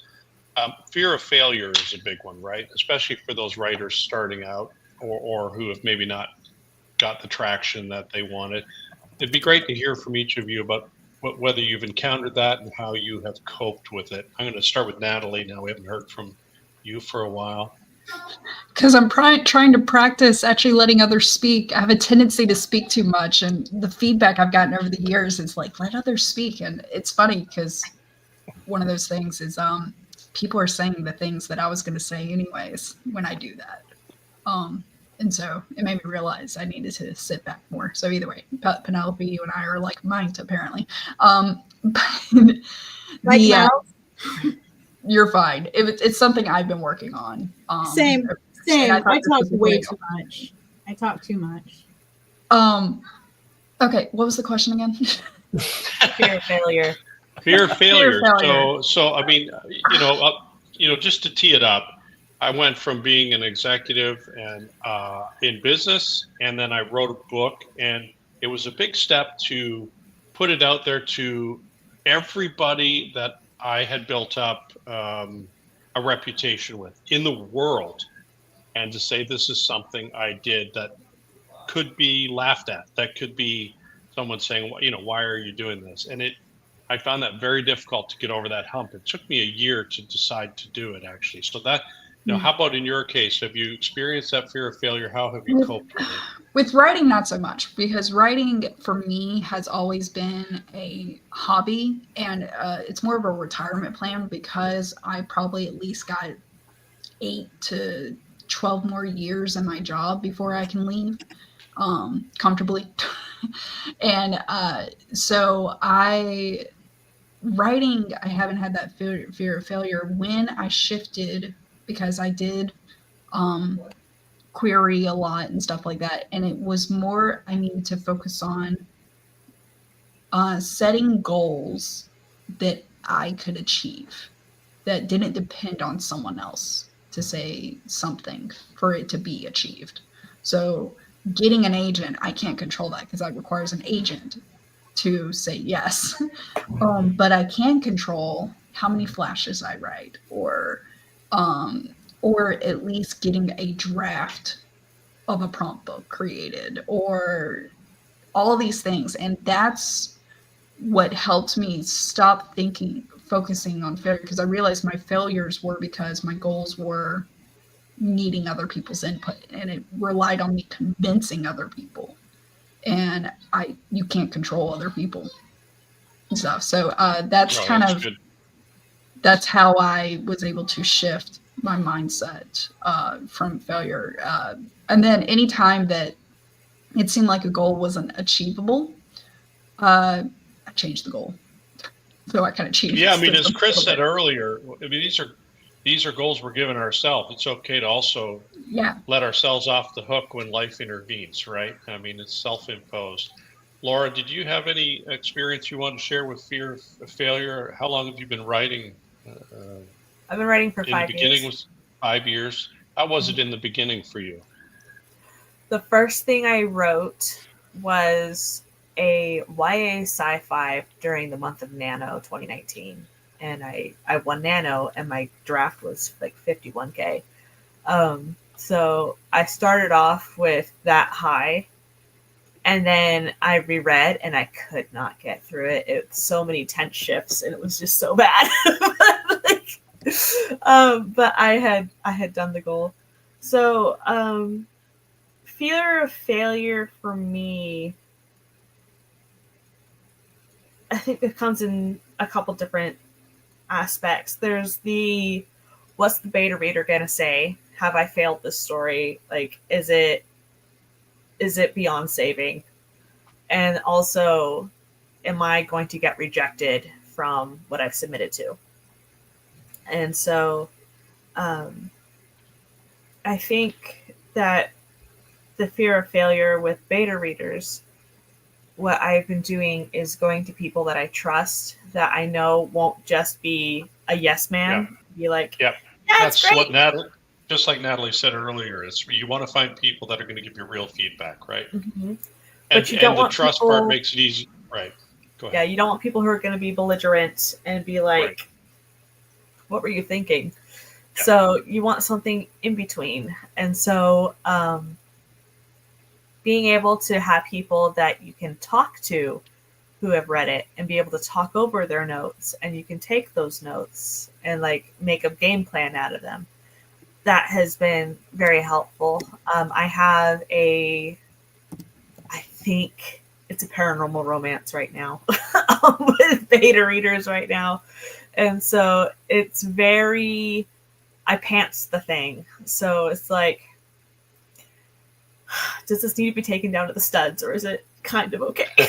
So it's like, I'm getting feedback from one beta reader as they read it right now. And so a lot of it is like, yeah, you're going in too fast into the romance. It's like, yeah, I know. So it's just being able to take a step back and have a more clear perspective on the feedback and see where they're coming from. And are they being too prescriptive? Are they trying to twist it to what they want it to be, like plot wise? Or are they trying to help you realize your vision? Has been helpful. And then fear of failure for the submission. I collected a bunch of mine and self-published a collection. So I've had over 30 stories published in magazine and anthologies. So I put some in here, and I put a ton of the ones that were rejected, but I did hire a developmental editor and a line editor. So they didn't make it into the magazines, but they have been edited professionally since then. So being able to have them not die in the ether, but actually come together was really nice. So it was a failure momentarily, but eventually they saw the light of day. It was very nice. And I have gotten a revise and resubmit for my middle grade horror that I'm trying to get traditionally published as a novel. So I have done over 10 drafts of this book. I've queried so many people. So you just have to take a look at your goals. What is your main goal? And what is true failure to you? Like, what is your definition of success? And I think that's a good point. Natalie raised a point too about realistic goals. I'm going to come to you, Chris, and I'm going to come to you, Penelope, because I know you guys have good thoughts to offer, but I want to share one of my own, even though I'm your moderator. I had an aha moment that I found really helpful, because in the beginning, I sort of imagined that these great writers were just sort of Mozart-like putting the perfect words on the page in their first draft, and why, so I felt very attached to my first drafts, and then realized if I went back and read the final product compared to the first, I was wise to significantly edit it. And I saw an interview with Justin Hurwitz, I think his name is. He was the composer for the score for La La Land. Everybody familiar with that movie? Has some tremendous music in it. And I thought, wow, there's like 8 beautiful songs. And he said he wrote 2,000 samples for Damien Chazelle, and he liked 8 of them. And so he put in an unbelievable amount of work, and out of that came 8 songs that were considered worthy. And so even the greats, I think vast majority of them, it's a lot of blood, sweat, and tears that you don't see underneath the waterline. So when you're putting that in yourself, you're in good company. And so that was a big aha for me. Chris, you had a point you wanted to make earlier. Let's come to you. I just like to look at fear of success a little differently, and I've learned this a while recently. It's the fear of failure is a different, or a fear of success. I'm sorry, fear of failure is what I like to look at differently. Fear of success is probably something I'm looking at still myself in general, but fear of failure, my thought about that is that there is no such thing as failure, and it's only data. It's there's a story that's come out that I've read before about how someone has gone through a bunch of like lawyer stuff. They've gone to college. They've learned all this stuff. But then the last semester, they're like, I don't like this. This is not fun. This is not what I want to do. So they went off and they went to like the Bahamas and opened an ice cream shop. And their parents were like, why are you doing this? Like you were so close and you're about to fail this. Like, why are you doing it? And she's like, I don't want to do it. So it's just more, it's for failure. I feel like it's only data. You've learned about yourself along the way of whatever it is, the progress that you've made, and you've learned either, hey, this doesn't work for me, and I have learned a new thing about myself and I can go off in a new direction. Maybe like with not getting an agent, you've learned it's not a failure if they don't take you on. You've learned what they were looking for. So then you can take that data and apply it to your next thing, apply it to your next submission. So it's just kind of like a journey instead of looking at failure stuff, looking at everything being a failure, look at everything as a learning experience. Did that that's a great point. No, it is. It's to not make it so binary, right? And so this is one of the things I learned actually participating in DBT therapy too, is a lot of folks who are high IQ and creative also struggle with looking at things in black and white. It's either a success or it's a failure. I'm either really good or I suck.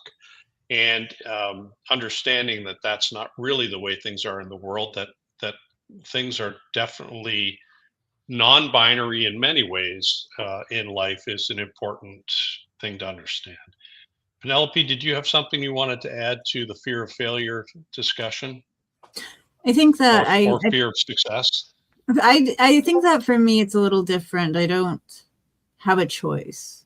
For me, writing has been a calling that I put off for decades. Gathering, like Chris said, gathering other experiences in other areas, learning about different things, and I would always come back to writing poetry, and eventually I found kind of my rhythm with prose. But if it's a calling for you, like it is for me, there's no way of avoiding it. You have to do it. So it becomes not a do I fail, do I succeed, but a matter of this is a part of who I am. The process is a part of who I am. And I think that if it feels like that to you, then it's a very wonderful feeling that this is an extension of myself, and not even an artifice, and like an organic, spiritual, however you want to describe it. This is a process that I am a part of, and it no longer becomes about success or failure, but being a writer. So I think yeah, go ahead. I was say I saw Natalie's thing about fear of success and fear of failure in the comments, and I just had one more thing about fear of success. Actually, when someone labels you as not as successful, a success to someone else is different than a success to yourself. Maybe a success to you is someone buying one story. It's not being on the New York bestseller list. Maybe your success is just I published it. Maybe that's it. That's all it is. And that's all. A success to someone else. Fear of success is just one success can't be compared to another, if that makes sense. I don't know. I just wanted to comment on that, and I didn't want to interrupt. I think for me, the success is, did I tell the story I wanted to tell? Did I write this story out? Yeah. Now I got to make money on doing that if I'm going to be a writer. So, I mean, obviously there's other considerations to make that freak me out and give me stress. But I think as a writer, did I just tell the story that I was born to write, that I was put on this earth, manifested at this particular moment to say, to sing, whatever, however you do it? Yes, then it was a success. And everything else comes second to that. Yep. I think about food because I think about food a lot, actually. And I think about, there's a Michelin star restaurant and there's McDonald's. McDonald's is successful if you measure by how many billions have been served and the economic model. Is it what I would like to eat on a Saturday night with a nice glass of Chianti? No. And so maybe it is to be a niche writer for someone that appreciates your genre or your style. And as long as there's those people willing to read your work, it could be 10 of them or 1,000, right? So that's how I've come to think of it, is I'm not going to try to be McDonald's. I'm going to produce what is in there to produce. It's hard to actually write something you're not, I think. I'm looking to see if we have any other. We talked about fear. We talked about belonging. Actually, and again, I think this community is truly a community and a very supportive one. So I'm sure if anybody on the chat is looking for support on this topic, you can reach out to anyone on this panel for advice or some help. Happy to do it. You're pointing down at the question that's in front of us. Oh no, Anyone that's sign find language it- for that's- yes. This is yes in sign Oh, language. Yeah, gotcha. That's Right. that's yes in, that's yes in sign language. Sorry, that's what I yeah. Agreed. No, that's fine. We talked about realistic goals. We talked about forgiving yourself, which I think is a really important one, because I imagine most of you out there are the hardest critics of your work and hardest on yourselves. Are there any other topics we should cover? We throw it open for other questions. We have one here. Anyone find as they write, they're trying to overcome someone else's mental illness that they were affected by? Anybody on the panel I'll recognize throw that? in. There was a ex that I was hung up on for some reason, and when I put them as a character that the main character ended up breaking up with, and the fight that ensued, writing from both perspectives in that moment, I realized just how manipulative this person was and how narcissistic they were and how wrong they were for me. And it really kind of just helped me go, yeah, no, I'm good. Like, we're good to be over. And and I didn't mean to throw them in there. It just kind of ended up evolving, but it really helped me like sever whatever hold they had. Good. Any other stories? Just a word of caution for when you're writing characters with mental illness, not to paint it as like every person with this mental illness is a deranged, murderous person that you should be terrified of. So be careful on your representation of people with mental illness so that you don't paint the entire community.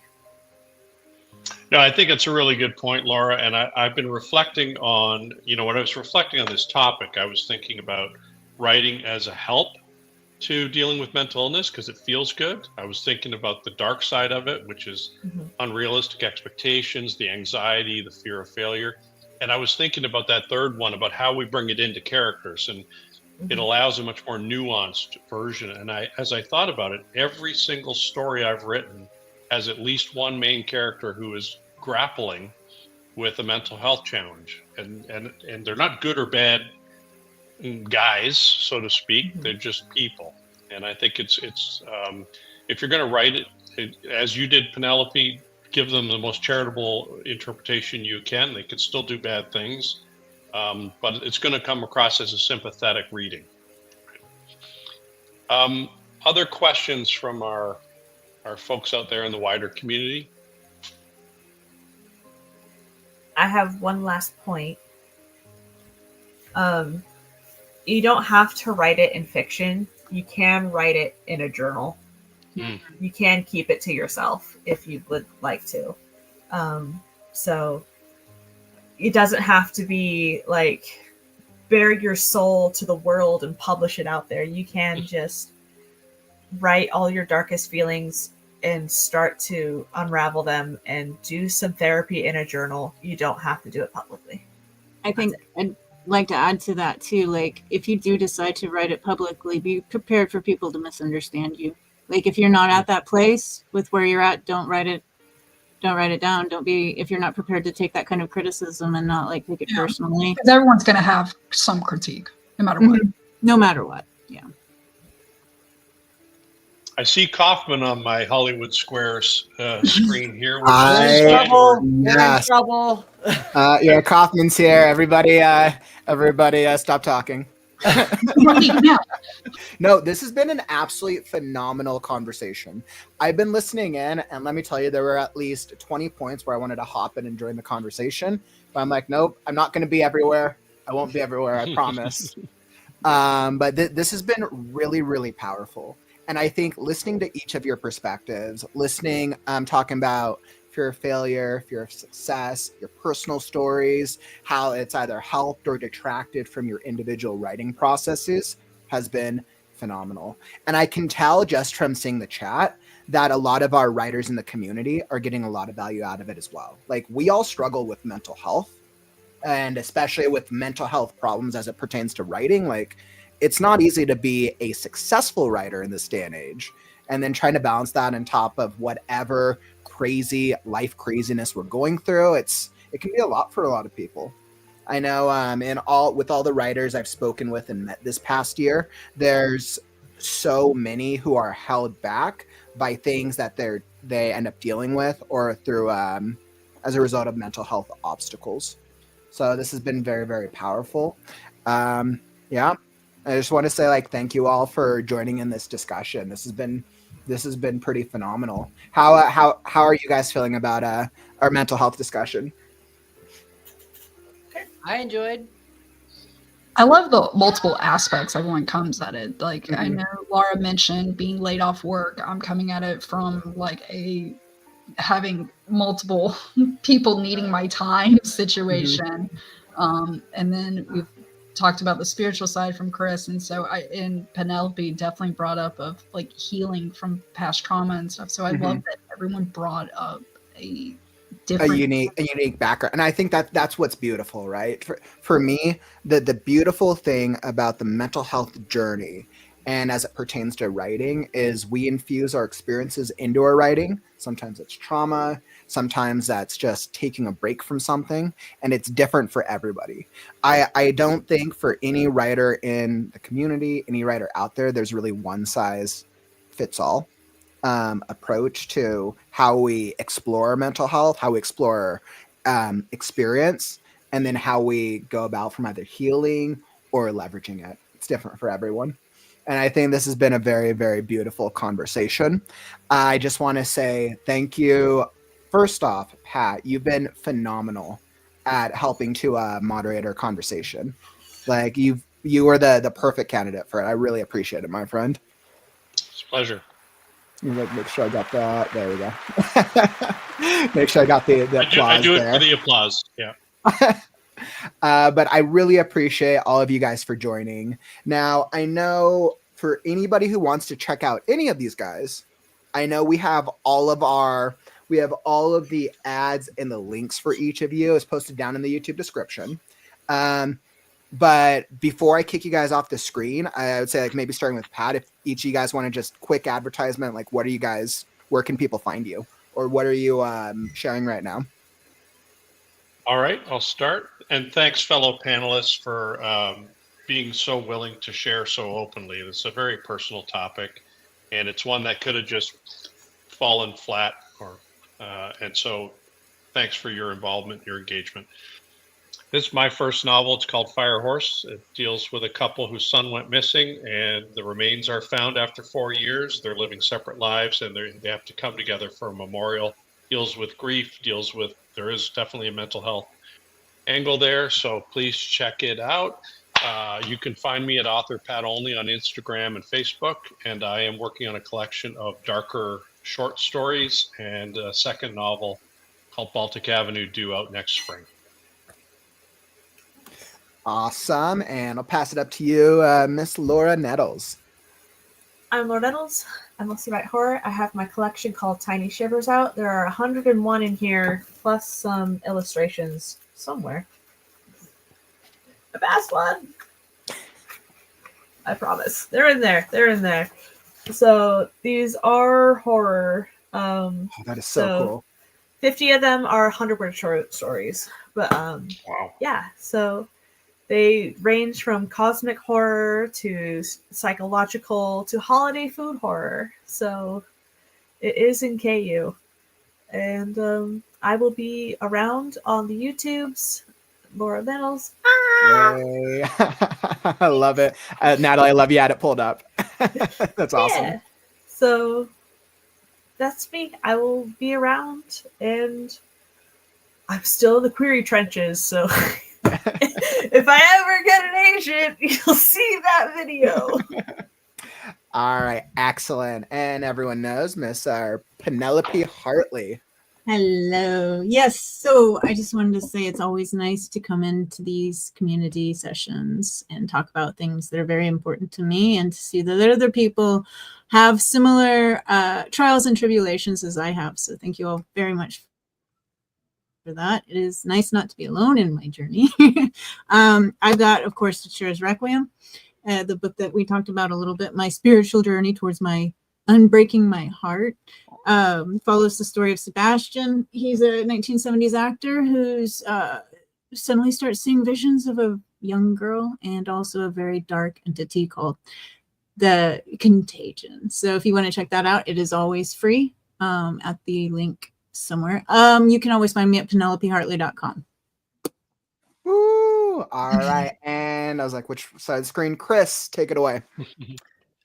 So I'm Chris. I am a tarot reader. I use my tarot cards to help writers write their stories faster. So instead of writing with draft 1, you're actually writing with draft 10. Currently, right now, I just self-published my own short story called Duncan, the Gay Teenage Witch. Ooh. It's only episode 1, so there's going to be episode 2 is written. It's with the editors right now, and I need to get the cover made. But it's 13-year-old witch boy going to magic school, kind of like with not Harry Potter, trying to stay as far away from that as possible. But it's Monster High and Sabrina the Teenage Witch mixed. So all of my stories are going to have an LGBTQ lead. And if you are interested in having exploring tarot cards with your projects, that's what I have 80 decks for. It's if you want to find me, it's chrislily.tv. That's where I'm at. And this is all of my social media. It's either going to be Chris Lily TV or chrislily.tv on pretty much everything. So, but that's what I do. Awesome. And over to Miss Natalie Locke. Yes, I'm Natalie Locke on YouTube, Writer Locke on Instagram, TikTok. I have multiple projects, but the one I'm most active right now on is Instagram. There's other things I'm doing on TikTok, but it'll take time. Again, putting myself first and not trying to overwork myself. Got 2 books that I co-authored with Chained Author. We got 1,000 Words to Get Started already out. I posted in the Discord Story Promo channel the links to 1,000 Words to Get Started, and then the pre-order link for 1,000 Words to Ignite Romance, which will be out January 7th. And I'm not sure if I can mention this, but these 2 are giveaways. Woo! Oh my goodness. Oof. Man, wait, did I just hear the word giveaway? I think it's going to be about time for a giveaway. So thank you guys all for joining me, because I feel like everyone in the community is probably ready and excited to be able to win something for free. I don't even know what the next giveaway item is. I guess we'll have to pull it up. But thank you all for joining us today. This discussion has been mind-blowing, phenomenal.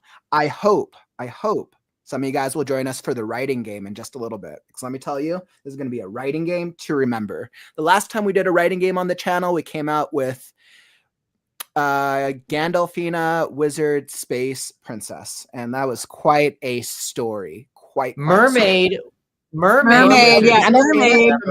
Wizard, Space, Princess. And she went on quite a journey. So we're going to be hopping into the writing game in just in a couple hours. I hope some of you guys will join. It's going to be quite an experience, I promise. And with that, if you guys want to find any of these authors, it's all their stuff is linked down in the YouTube description down below. I can attest to almost all of these guys are great writers. I think the only one I haven't read yet is Chris. I just haven't read your stuff yet. It's on my to-do list. I get asked to read so many things every single day. And my first question is like, do you have an audiobook? Because I don't even have enough time to read what I want to read. But guys, thank you all for joining me. I'll let you get going and we'll see who's going to win our free giveaway. Thank you. Thank you so much, all. All right, perfect. So let's get right into the free giveaway.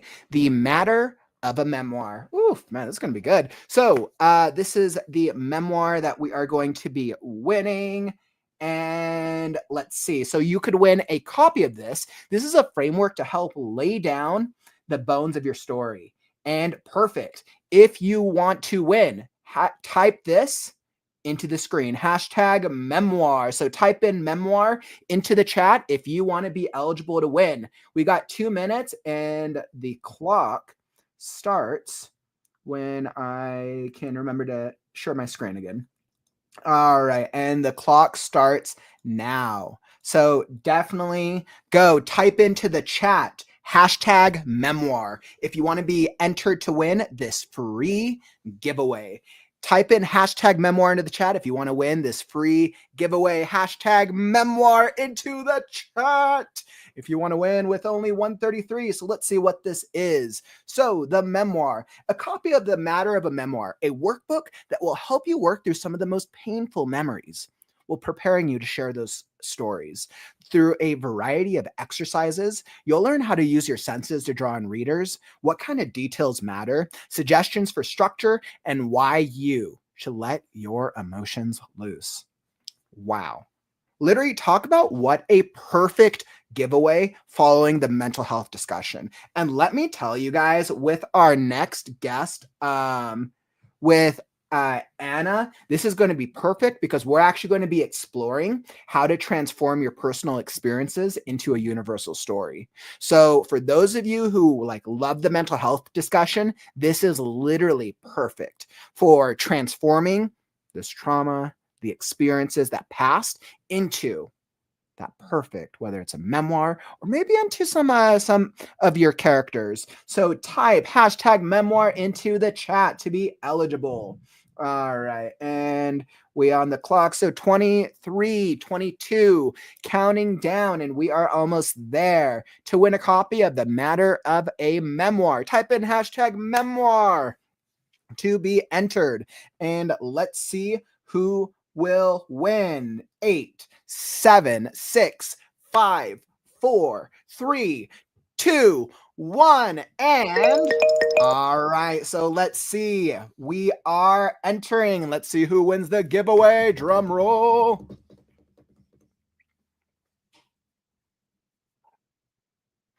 All right, and Mira, congratulations.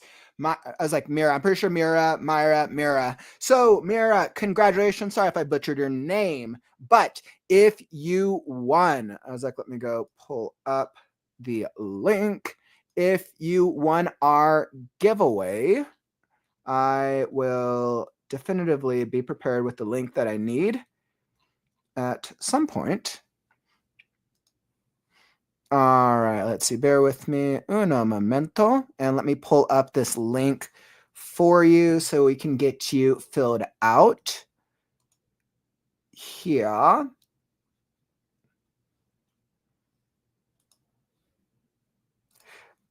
All right, perfect. So, Mira, congratulations. Congratulations. Great job on winning that. Really, really nice work.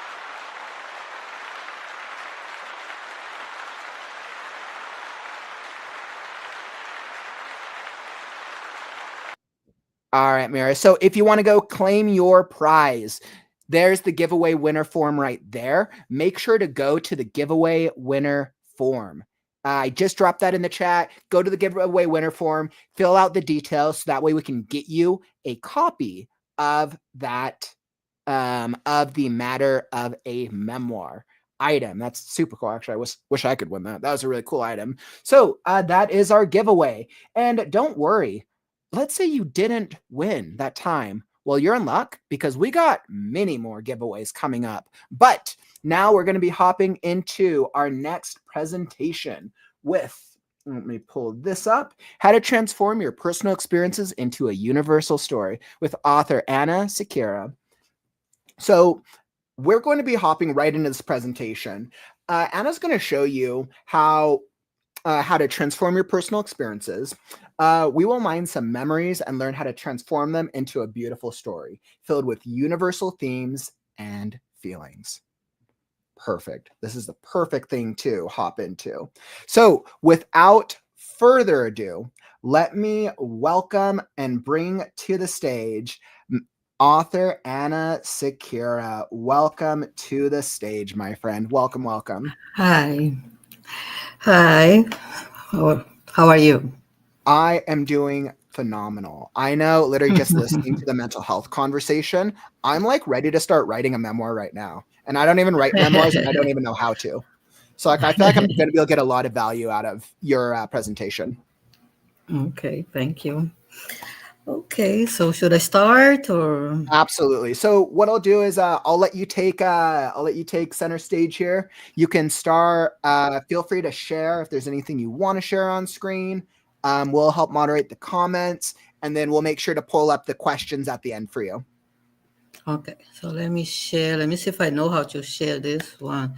Can you guys see it? Do you see it?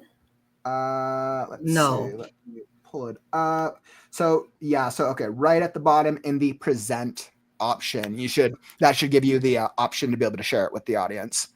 So put share screen. Oh, okay. Yeah. There we go. Perfect. Share screen. Okay. Okay. I think I got it. Okay, do you guys see Beautiful. it now? Yeah, there we go. Awesome. Okay. All right, and I'm going to let you Let take me- it away and just holler at me if you need any help.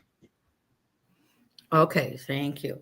Okay, so I'm very excited to be here. I do write mostly picture books and now chapter books. So this is my site if you want to communicate with me on fiction.com. That's my name. That's some of my picture books that I have been publishing. So you can see, you can say, oh, but I don't write picture book. I write YA or middle grade or even adult or fantasy. I think you can apply that to any book. We just heard people talking about, like during the mental health presentation, how you write about an ex-boyfriend or something that happened to you will show up in your story. So it's very important to know how to handle that in a way that your readers will also enjoy, right? So that's what we talk about. So tears are words that needs to be written is a quote from Paulo Coelho. He's a Brazilian writer. I am from Brazil. You can notice that I have a strong accent, and I'm sorry about that. Okay. So what I wanted to do first is to mind. So if you have paper, a pen, or if you have write in the computer, your phone, whatever, I want you to think about a special moment in your life. Normally, when I do that presentation, I have many different moments. It can be a tradition with your family. It can be a moment that you are using your book, or a moment that you think you can relate to something you're going to be in your book. Like if you want to write a scary book, you may try to remember something that was scary for you. If you want to write a humor book, maybe something that was funny for you. So just think about any special moment for you or moments that you had with your kids, grandkids. I'm a teacher too, so maybe with your students. And I will give you 2 minutes for you to brainstorm moments in your life and maybe choose one that you think it's really important, that was really like stand out for you, just so we do like a little practice how to do it. But as I said, you can choose any special moment in your life or in the life of someone you know. So I'm going to put my timer and we'll start brainstorming.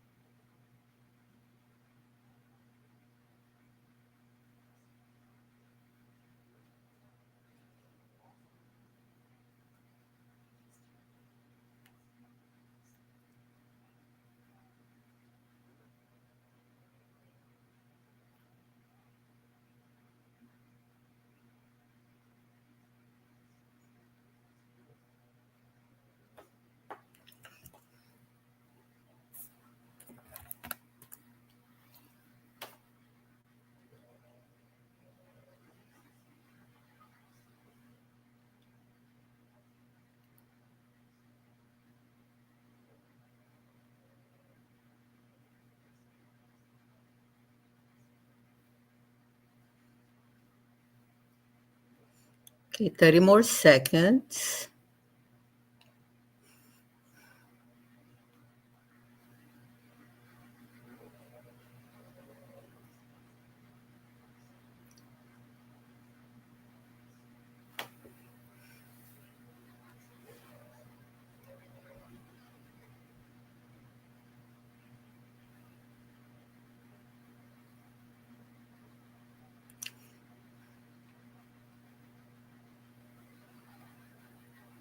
Okay, time is up. Of course, I always tell the writers, if you are super inspired to keep writing, you have to keep writing something like, oh my gosh, I think this idea will be good to use in my story, in a picture book or your novel or whatever.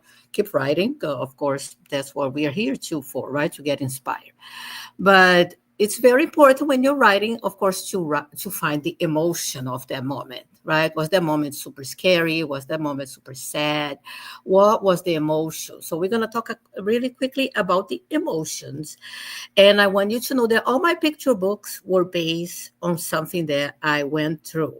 But even though it's completely different of the original story, the emotion of the story, how I felt or how I felt the kid felt, because it's mainly a lot of memories from my kids, it's in there. And like when we were doing the mental health, like one of the panelists said, like how when she was writing, she discovered she was kind of writing about her ex-boyfriend and how she discovered things like that. So if you channel the emotion, even if the story is not the same, if you've changed, your story is going to be much more stronger. That's what happens to me when I wrote Abuela Super Capa. Was the story that I wrote as when my mom died, and it was about her. So it had a lot of emotion.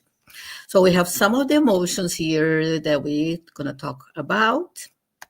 And I want you to be thinking about what emotion do you think stand out for you, considering your special moment that you chose. Okay, so who am I is a question that we always ask ourselves as writers too, right? Am I a famous writer? Do I have the right to be a writer? And the kids ask questions too. So in my book, that was my debut book, Bella's Recipe for Success, illustrated by Geraldine Rodriguez. And it's about a girl who's trying to figure it out. What is she good at? What is her talent? And she'll have to learn that she's going to have to go through a lot of mistakes to find the right thing. You can also have, oh, and this story was based on my daughter because she was very gifted. She is a gifted girl, and she always thought like she had to be perfect. So it is a story about you don't need to be perfect. You can make mistakes. So I could try, even though this girl in the story is not gifted, it's just a regular girl, I could put the emotion of feeling like I'm not good at anything. I'm not perfect. I'm not the best. You can have fear. I see that a lot of you write scary stories, and I love scary stories. I love spooky stories. So if you want to catch that feeling, as I said, you may channel that emotion by mining memories of moments that you had fear and other people had fear, because we react differently to different emotions, right? So in this book, As If Your Babysitter is a Bruja, by me and Irena Freitas, is also about a girl. It's almost Halloween, and she thinks her babysitter is a real bruja. So there is I had to catch that moment, the fear, even though the story was based on a funny moment when my daughter thought I was a bruja. She said that I was not her real mom. I was a bruja, and I was not that mean. I can guarantee you, it was just her vision.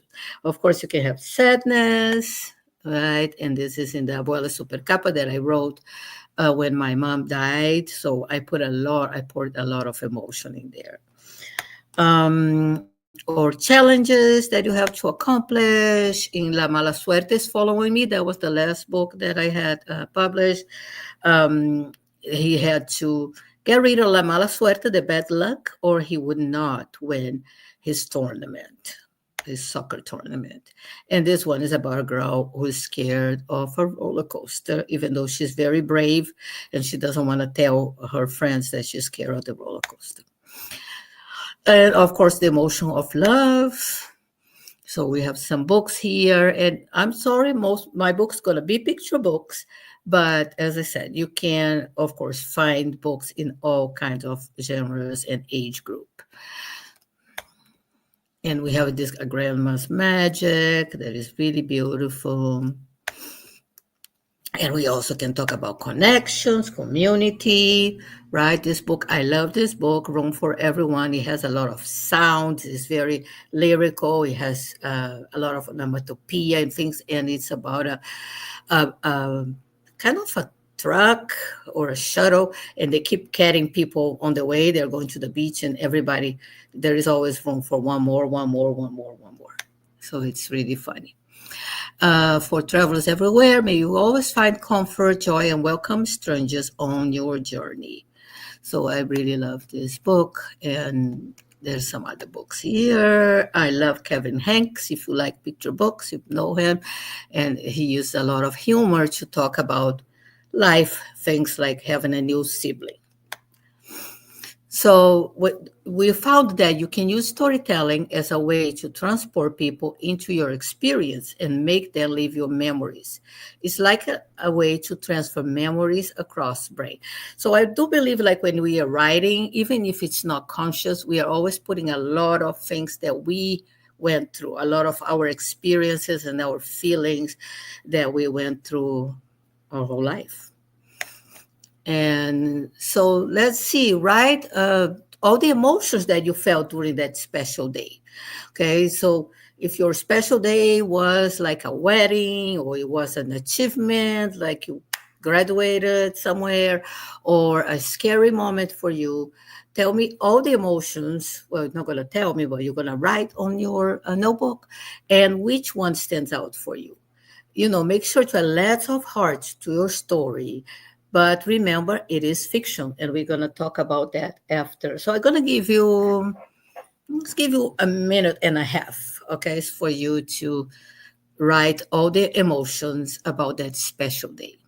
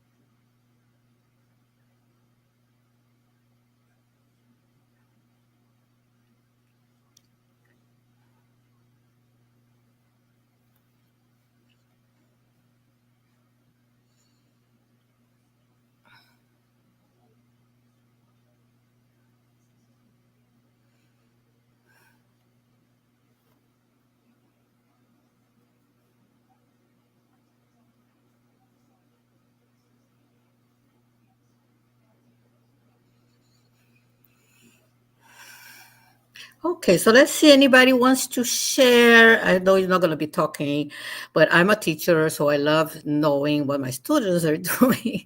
So if you want to share on the chat, what are the emotions that stand out for you? What emotion did you feel the most during this event? Either you or the character. It might be like an emotion for somebody else. It might be a moment that was important for your daughter or for your grandkid or for a friend. So if you want to write it down, some of the emotions: snowboard, sleigh, riding, fun. That sounds really fun. Anybody else wants to share some of their moments? And okay, so let's see. Okay, so yeah, it's very important that you think about the emotion of the moment and try to pour those emotions into your story, because the readers wanted to feel emotions, right? The stories we tell literally make the world. If you want to change the world, you need to change your story. So in here, it's just a little bit what I'm talking about. You're going to write the story, and your experiences will be there, sometimes even subconsciously. But you have to make sure that you're considering your target market, you're considering the engagement piece of the story, so it doesn't get too boring or too complicated because you want to try to see the whole story. So never let the truth get in the way of a good story. So, for example, when I wrote the story about if your babysitter is a bruja, it was about my daughter. We went to the beach, and when we got there, she didn't want to leave ever.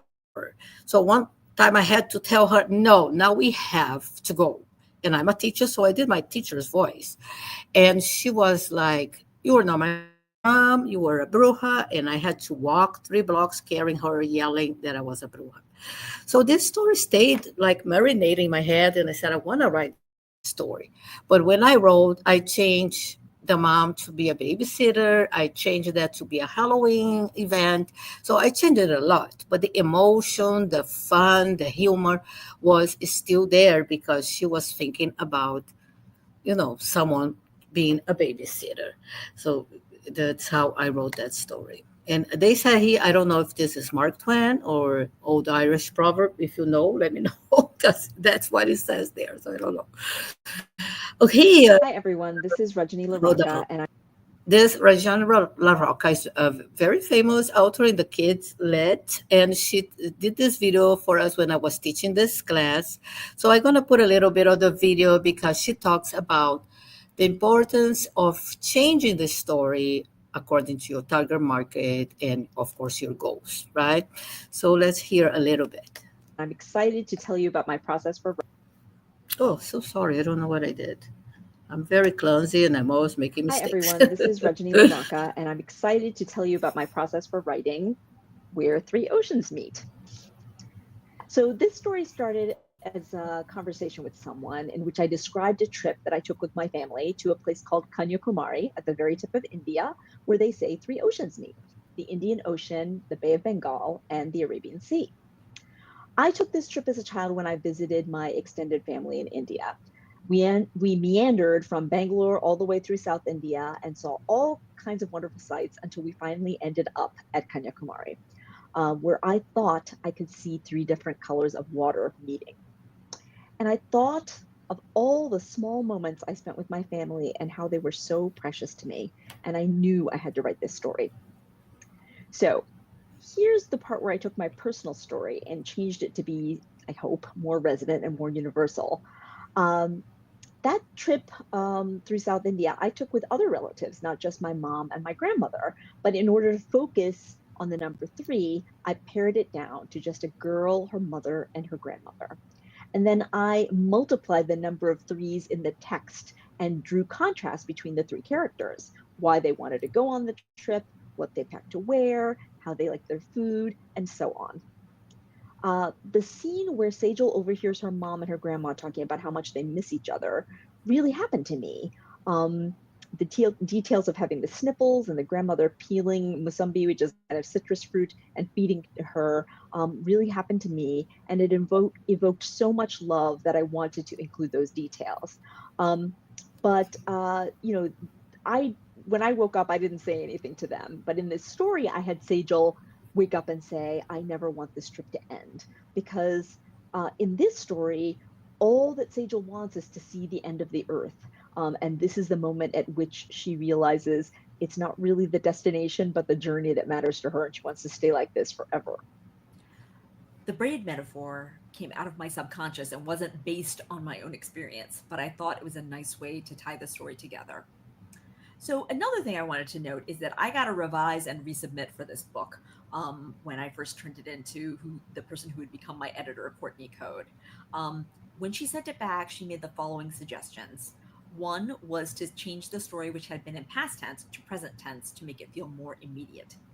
Two was to make sure the language and the intentions of the child character were right for a 5 or 6 year old and not me as an adult looking back on it. And number three, she asked me to infuse the text with more vivid specificity. And to me, this meant more sensory detail, especially around food, and the sights that they saw, and what it was like in the morning, in the afternoon, and the evening. I also added the part about running and catching, which is exactly like tag. I took pieces from my own memories of India, but not all of them were about this specific trip. In fact, many of them were not. So when Courtney made these suggestions, they resonated with me so strongly that I turned the revision around in 3 days, and then she acquired it very quickly after that. And I think it went through almost no editing after that. Basically, what I turned in as my revision ended up becoming the final text of the book. So, my suggestions for taking personal experience and making it into a universal story.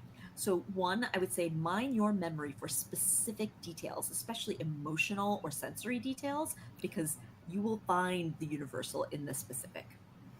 Two, unless you're writing memoir, make sure to change some things so that your characters' lives are different from your own experience. You can use details from different parts of your life and mash them together, even. And number three, this sounds a little metaphysical, but it's true.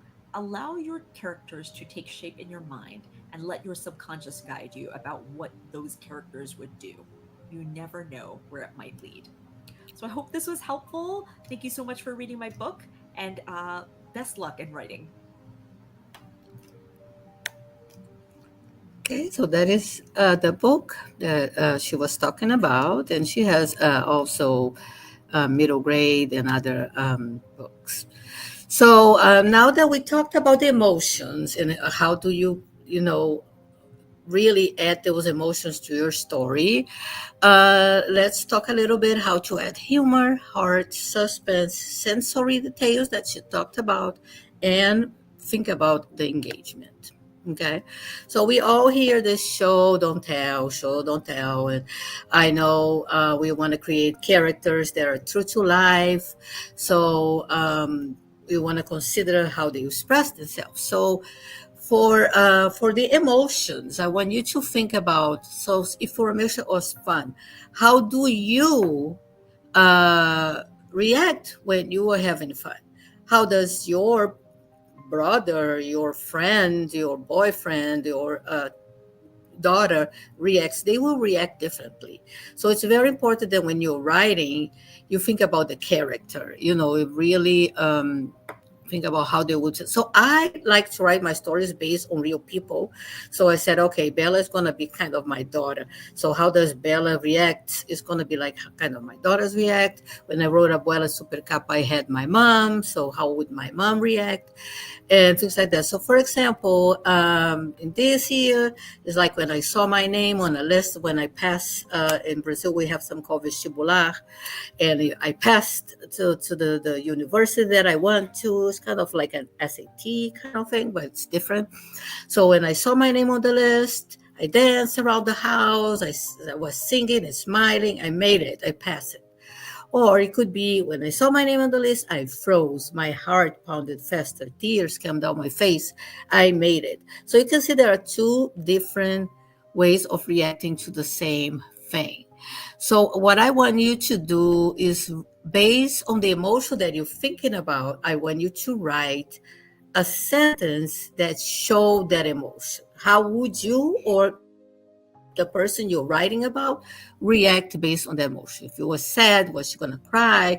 Was she gonna hide in a closet? What was she gonna do? So I'm gonna give you a minute to write a sentence or more than one sentence on how to show that emotion without telling it. Okay, and if you want to share on the chat, go ahead and do that. So I'm gonna give you a minute to do that.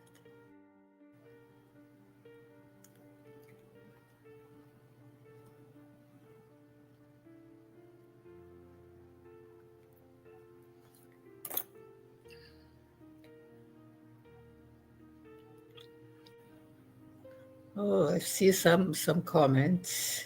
I like it.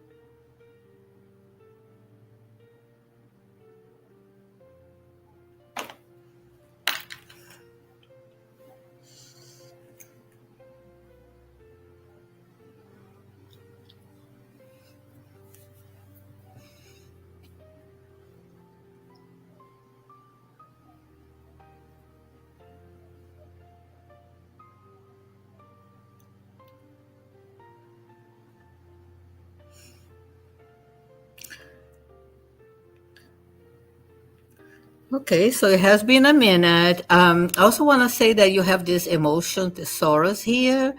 They have a lot of different thesaurus, and you can get it. And I really enjoy that because you can get like how to show emotions using your face or using your hands and things like that. So I strongly suggest that. So I see that Marta was talking about her father and how her father, you could see happiness on his face when he was telling stories.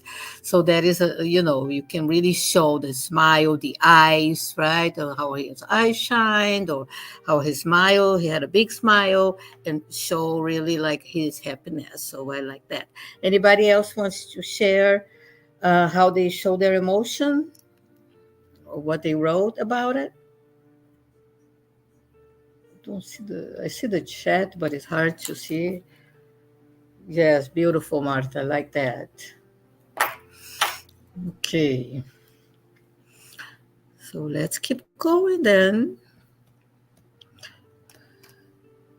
So of course, it's very good to use metaphors and similes. As writers, we use that a lot because that's gonna add humor, gonna add emotion. So I like this. Hope is a thing with feathers. So you can try to think about similes and metaphors when you write about emotions. They are, of course, not cliche, right? But of course, don't make it hard for your reader to understand. For the kids, we have to try to be concrete. We have this for a picture book called A Song of Frutas. Our voices are bridges that reach up to windows, inviting strangers to look at. I think is to look at us and become friends. So you can see that you can use that to make your emotions even more beautiful and full of heart. Now let's see, write a metaphor to represent how your character was feeling. So instead of saying, for example, he was laughing, maybe you can do he was laughing as, I don't know, as hard. There's a I don't I don't have a good word for this one, but he was laughing as hard as a monkey jumping on a tree. That's a horrible one, but I'm just giving you an example. So, what could be a metaphor to represent or a simile to represent how your character was feeling, or you, if that was the case? So, instead of just saying his face, he had a happy face, maybe you can do like a metaphor to show how happy he was, for example, in Martha's case. I would love to see people sharing and here, I tell my students because I teach Spanish and I teach online. So when I teach, I said, be brave, just share because we can all get inspired by each other. I would love to see if we can see some beautiful metaphors.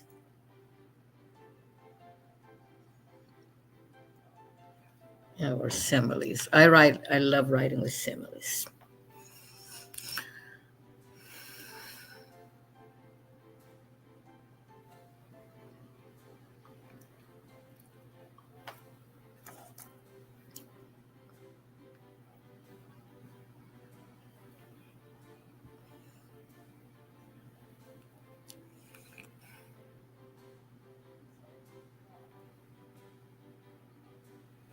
This little background music here. I love to dance. Okay, so if anybody wants to share, go ahead. Oh, I see one here. He looked like a cat. Let me see, because I cannot see too well. That ate the canary. Oh, I love that one. You can see the guilt. Yes, very, very good. I love that masked toasted. Even your name is kind of a simile or a metaphor. So I love that one. Yes, yes. So this is one way to get the emotions really like that the readers will understand immediately with that, will be more reachable to them than just saying, oh, he was sad or he was guilty. You can feel the guilt, you can feel the emotion that will really hook your reader. Okay, it's very important to add sensory details, as you heard Rajani saying, like her editor asked her to add more sensory details, like food or smell. In this case here, I put sounds, but you can choose what you want to add. So you can add onomatopoeias, you can do sounds, the dala, dala, dala, rumble and roar. They clinkty, clunked like a junk in a trunk, so close to break down, kerplunkty, plunk. So I love that book has a lot of onomatopoeia and sounds. The horns blew high and loud and strong and low. The claves smack, clackety, clackety, clack, clack. And everyone feet stomp, tappity, tap. Best of all, Tito played the timbales. So there is a book called Tito Puentes by Monica Brown and Rafael Lopez. So I want you to think about what feelings you would like to add, what sensorial, not feelings, what details you want to add to your feelings. Like smell, you can add all of them, right? But when you're writing, smells and sounds and touch and food, right? It's always good to add some food and different things. So think about that when writing. So let's see if you can add a sensory detail to the special moment. So let's see that my special moment was when my mom died.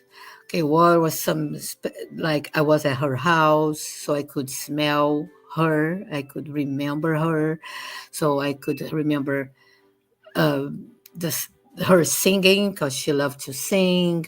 I could remember her smell, and I could feel her laugh because she used to laugh a lot.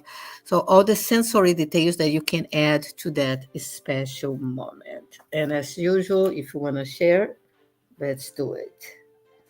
Oh, I see that right now. Also wrote one here. He felt like the prey called, you know, I cannot see everything, but in a big trap. I'm trying to look at the chat on my phone. Okay, so let's give you a minute and a half to write some sensory details to that special moment.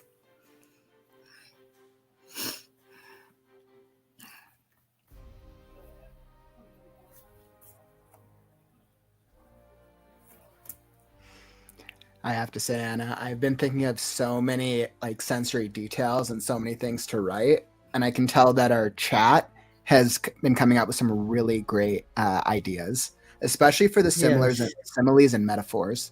People were really, Mhm. really on top of that. That's great. I cannot see all of them, but the ones I can It's all right. see. I can read a couple of them if you'd like. Let's see. I Yes. know we had you showed mass toasters with the canary, with the cat who ate the Mm-hmm. canary. Courtney was his smile was as bright as a full moon. Nice. Mm-hmm. Florio's like the clinking of glasses, toasting their relatives. The Oh, cookies that are baking smell sweet like vanilla. very good. It's I special love when all the of that. family Mhm. gathers once a year to see Joe and Alma, who have no children of their own. Yes, very strong feelings. We can catch the emotion. Very good. Yeah. It's funny that I cannot see it because I'm here trying to look at the phone, but Mm-hmm. I don't know why I don't see it there. No. Yeah, Okay. sometimes the chat is can be a little funky sometimes. Well, I love all of them, and then you can really feel the emotion. That's the important thing. Now, by adding that simile, that beautiful, the lyricism, it also add emotion. Okay, so anybody wants to share what was some sensory details that they remember related to that special moment?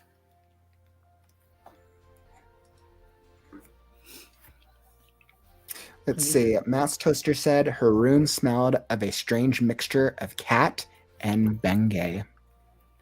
Wow, love that. Very specific. See, that's Mhm. very specific. So we can Mhm. really visualize and basically smell that Bengay. I don't like that smell, so I can smell that. Very good. Okay, very nice. Yeah, we're getting all inspired. Okay, so of course we know that it's very important to have active verbs, especially in picture books. We avoided verbs, right? We use precise verbs. So, for example, instead of saying I run fast, you can just say I sprint. And it's funny because I'm from Brazil, so in my language we don't have as many different words for like, oh, if you run like skipping or hopping it's so many different ways of run and walk and things like that, and sometimes it's hard for me, so I have to use the thesaurus. But that's very very important to try to be specific and use action verbs that are as specific as possible instead of just using adverbs. Okay, so this is something that it's important to avoid. Okay, so now let's see how I wanted to, you show the feelings. Now I want to see the reaction using an active verb. So let's see that. Okay, I will use my mom died. When my mom died, how was my reaction? First, when I got to the hospital, I hugged all my siblings and we cried and cried and cried for so long. And then, we decided to remember her, and we got all her pictures and all the things that she had. She had like a box with a lot of special things, and that's when we started laughing and remembering her. So we have different reactions depending on the time, but you can describe the reaction using active verbs and try to be as active as show really not only the reaction but the emotions, of course. So let's see if you can write about the reaction, because I always hear in picture book, I don't know too much about novel, but you'll say every action needs a reaction. So we need to show the reaction.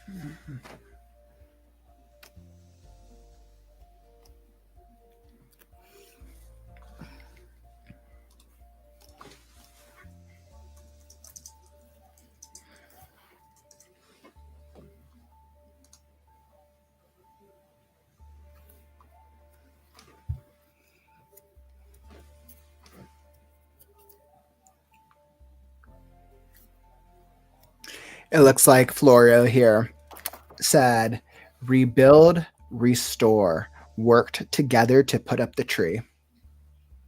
Okay, good. Yes. Work to rebuild, restore. I like the very, very active verbs. Excellent. Okay. Very good. Okay, so let's see. Of course, you can always try to add humor. Of course, it depends on the story. For example, for my Abuela Super Capa, it was a kind of oh, is it time? Okay. Okay. So it was sad and about grieving, but I always I try to put some humor with the characters. They have like dogs and cats that are stealing the cupcakes because they were kind of superheroes. So is it time to finish now? It is, unfortunately. As much as I Okay. love this, I feel like I've been getting actually a lot of really good practices. I feel like I want to take your entire course right now. This is really cool. I always love working and partnering with teachers because I fully believe in what you're doing. Thank you so much. Okay, so I was just going to talk about incorporating humor and suspense. Okay, so let me stop sharing. So maybe what we can do, because there is some really good information here, but I know we need to get on to our next presentation. What we can do is would it be possible for viewers to get a hold of the presentation after? Maybe we could get like a link or get a way for if viewers want to be able to Yes. the PDF out? Yes, I can. Yeah, I can do that. Yeah, I Yeah. think that'd be really good because there is a lot of different elements there. And I feel like for anyone who's trying to really focus um on creating the the present moment, and especially with some of the things you went over between verbs and similes and metaphors, I think that's very, very helpful. Let me get the link. I think I can get the link now. Yeah, I'll put oh, my chat is really bad, but I'll put it here in the chat. I think I can do Okay. it. No. Perfect. No. I And so totally what we can do, Anna, after the presentation, once you sign off, you can just give us the link and we can share it in our community. And then that way, perfect. I just saw that. I put on the private because I think I cannot put on the Yeah. You can put it for everybody. Yeah, and I'll throw it there so that way viewers can access it. And then for anybody who wants to know more about you or go check you out, where can they find you? Yeah, so my website is Anna, because my name is Anna, just one N, fiction.com, annafiction.com. So it's kind of easy. I can put it here for you and you can put for that. So yeah, there I have all the books and the reviews for the books and things like that, where to buy the books. My books are traditionally published, so they are everywhere, whatever, you can buy anywhere you want to buy. Which is really, really awesome. And then I know for anyone who does want to check you out, we have your I believe is your website. Let's see what we got. Yeah, instead of I didn't understand what you wanted, so I just sent an advertisement for the book, the last one. But yeah, this was the one that I in Spanish and in English. Perfect. And I see that here. But so yeah, this is the book advertisement. Yeah, but you can put if you want to put the link, then we'll have that book and not the other books. Awesome. Yeah, I just dropped it down in the chat so people can go check it out. And I know you definitely have a lot of books. I checked out your site. You definitely have a lot out there, which is really, really cool. Yes, I'm working. Yeah, I have some other coming 2025, and I have my chapter books coming. So I'm excited about that. Well, I just want to say, Anna, thank you so much for joining us today. I know this is the first time I actually get to meet you in virtual person. Yeah. But you're a phenomenal teacher. You really are. And I got a lot of value out of it. I can tell our community did as well. Thank you so much. Of course. All right, Anna. Thank you so much. Take care, and we'll talk again soon. Okay. All right, my friends. So that was wonderful. That was awesome. I feel like I personally got a refresher in using descriptive language and descriptive writing to really be able to craft my story. I can promise you guys now, I wish I could go work on Scarecrow, because now I'm like, okay, wait, I need to make sure I got some similes and to make sure I'm using the right verb choice. And it's just a really good refresher. So that was very, very helpful. And I could tell that we definitely got some love here in the community. Penelope's like, poetry is a great way to learn how to be creative in writing. I know Dana said, Dana shared, I always recommend a poetry class because it teaches writers all of the tricks of the trade that can be used in fiction and nonfiction. Absolutely. That was awesome. So that was really, really cool. I know we got some excellent advice in that. We're going to be moving right along to our next presentation. So let me pull it up here. So we're actually bringing on a duo for the next one. So you guys can see this is super exciting. We're going to now be switching over from memoir writing to children's. So this is another really awesome genre. We're going to be talking about turbocharged characters, crafting unforgettable characters for children's books. Join the hosts of the Storyteller Shelf podcast and transform your children's book characters from ordinary to extraordinary in this interactive workshop. So I am so thrilled and honored to welcome and bring to the stage, I was like, make sure I get all the names right, Miss Teresa Villarreal. I was like, hello. Yeah, Villarreal. And then you did it right. Yes, love it. And then your partner, Jackie Garcia Morales. Oh, that's beautiful. Yeah. I'm very excited. I know that Jackie and I we were actually practicing our presentation last night, so we're very excited to see everyone today. So, I am so happy to have both of you guys here. And then Teresa, just so you know, on your end, you're coming across a little dark on your okay, let me end. turn that. Yeah, I think we just need a little bit more. Is that better? If you get closer to the screen. Beautiful. Sorry. Oh, she's gone. I was trying to work it out with the background stuff. Okay, there you go. That's a little better. A little better. Here, let me see if I can. I know. I always go with lighting. I have to go like 10 times more than I think. Perfect. Yeah. I have a light. I just got one for Christmas, so there we go. All right. Well, first off, I'm happy to be able to meet both of you on stream for the first time. I think both of you are awesome. I really appreciate you two for joining us. I have your presentation pulled up, so you guys can start whenever you're ready, and we'll moderate the chat for you. Yay! Awesome. Okay. Thank you. Thank you guys, and thank you to Jared for having us come on. We're excited to be here.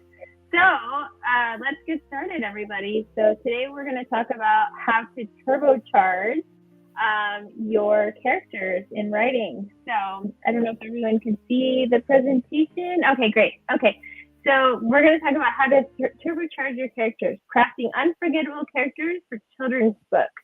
Okay, so my name is Teresa Villarreal, and this is my dear friend, Jackie Garcia Morales. And so let's get started, everybody. So who are we? So obviously, my name is Teresa Villarreal, and I'm the author of a middle grade series called Adventures in Oculus. I actually brought my book. I don't know if anyone can see, but this is my book right here. Hey, Teresa, sorry to interrupt real fast. We're getting from the chat that your audio is coming a little garbled. Oh, okay. All right, hold on a second. No worries. I just wanted to make sure that we can hear you all right, because this is going to be a really good presentation.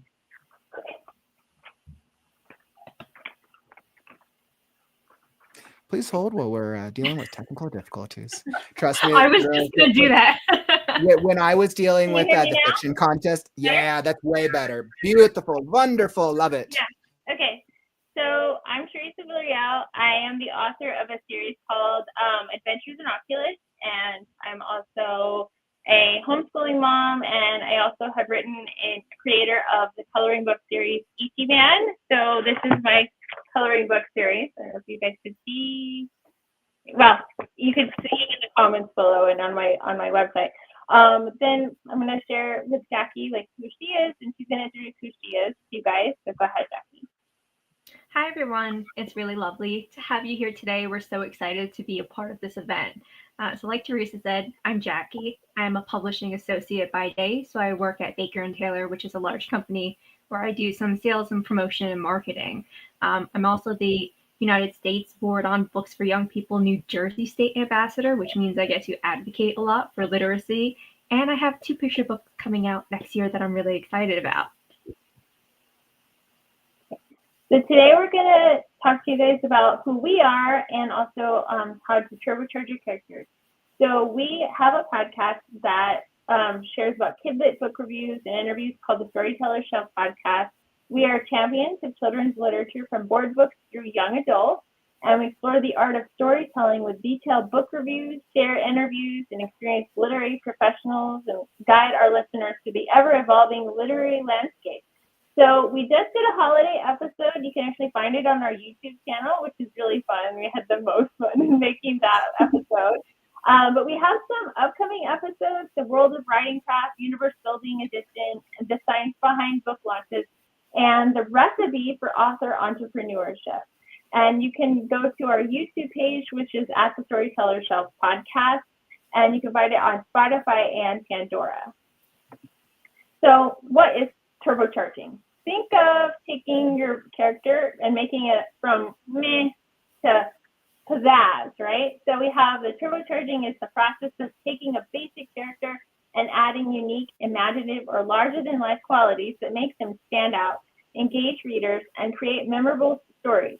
It's about transforming the ordinary into the extraordinary, giving your character traits, abilities, or quirks that elevate their story and making them unforgettable. So step 1, character development.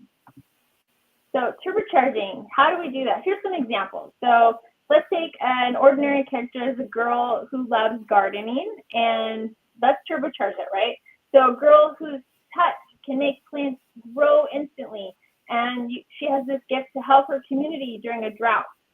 So that's the first one. The second one is a boy who loves dinosaurs, and let's turbocharge that, right? So a boy who discovers a time portal to the Jurassic era and friends with T-Rex. And let's pretend like the T-Rex is a dentist and he can fix teeth.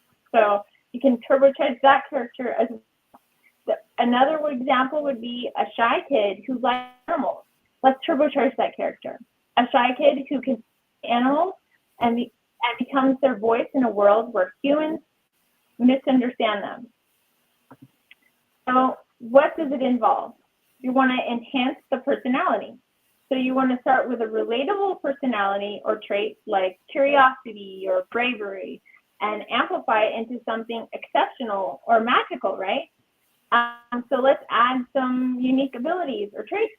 So think of a character in a different way that adds excitement to the story, okay? You're going to elevate the purpose or challenge. You're going to give a character a goal or a conflict that's bigger than what most kids face, but still connect to their everyday emotions and or struggles.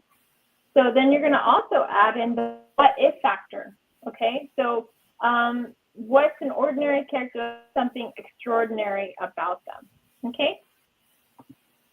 So why does this matter for readers? Well, let's think of some memorable story like characters. Anyone on here that's a big fan of Lord of the Rings or The Hobbit, right? So that's memorable storytelling, right? Anyone here? And then the other way is to inspire, being creative and aspirations for readers, right? So it amplifies emotional connection by manifesting emotion and the physicality of the character, and it keeps the reader engaged in the story. So it makes it more interesting. Okay. Why does this matter for writers? Now, this is really, really important as a writer, right? Like we want to write because we like the idea of telling a story and being creative, right? But we also have to think. What characters make books more appealing to publishers, educators, and parents. The longevity, memorable characters are more likely to inspire sequels, merchandise, and cross-media opportunities. Hack stories with supercharged characters can teach valuable lessons wrapped in entertainment, creating lasting values for readers. Okay, so Jackie's going to share the framework, guys. Yeah, let me jump in there. Can I do a quick sound check? Are we sounding all right to you guys? Yeah. I don't know, like yeah. So I think what it was kind of coming in and out. But Teresa, your voices, or your audio and mic is sounding kind of like AI Teresa. Oh, Teresa, cool. are you a robot? robot? Cool for like an audio book, but not quite as cool for the presentation. She came out turbocharged, guys. This is all part of what we're doing. Oh, that's actually perfect. Like, do you want to become turbocharged? Hey, there you go. Here's our next example is what if the host was actually an android? Got it. Nailed it. See? Next level marketing. That's how we go right viral. there. All right.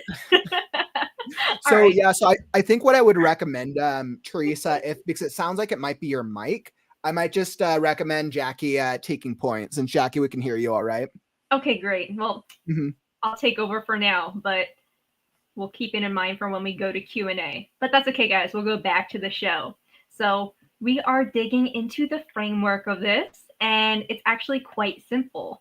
So let's move forward to talk about the 2 steps that we're going to do for this thought process of turbocharging.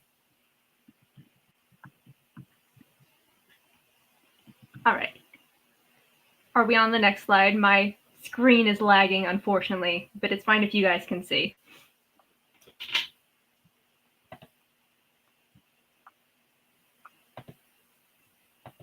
Okay, well, I'll keep going. So first step, 1 out of 2 steps, is building a foundation. We want to ask ourselves 2 main questions. Who is your character? Their age, their name, personality traits, hobbies, goals, challenges, and why does your audience care about them? So what makes them relatable? What makes them unique?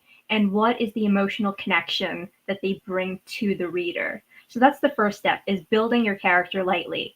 And I know some of you probably already have characters in mind, so please keep those with you because we're going to do this together. All right, step 2 is the fun part. This is adding the turbocharge. So like Teresa said, we're applying the what if question.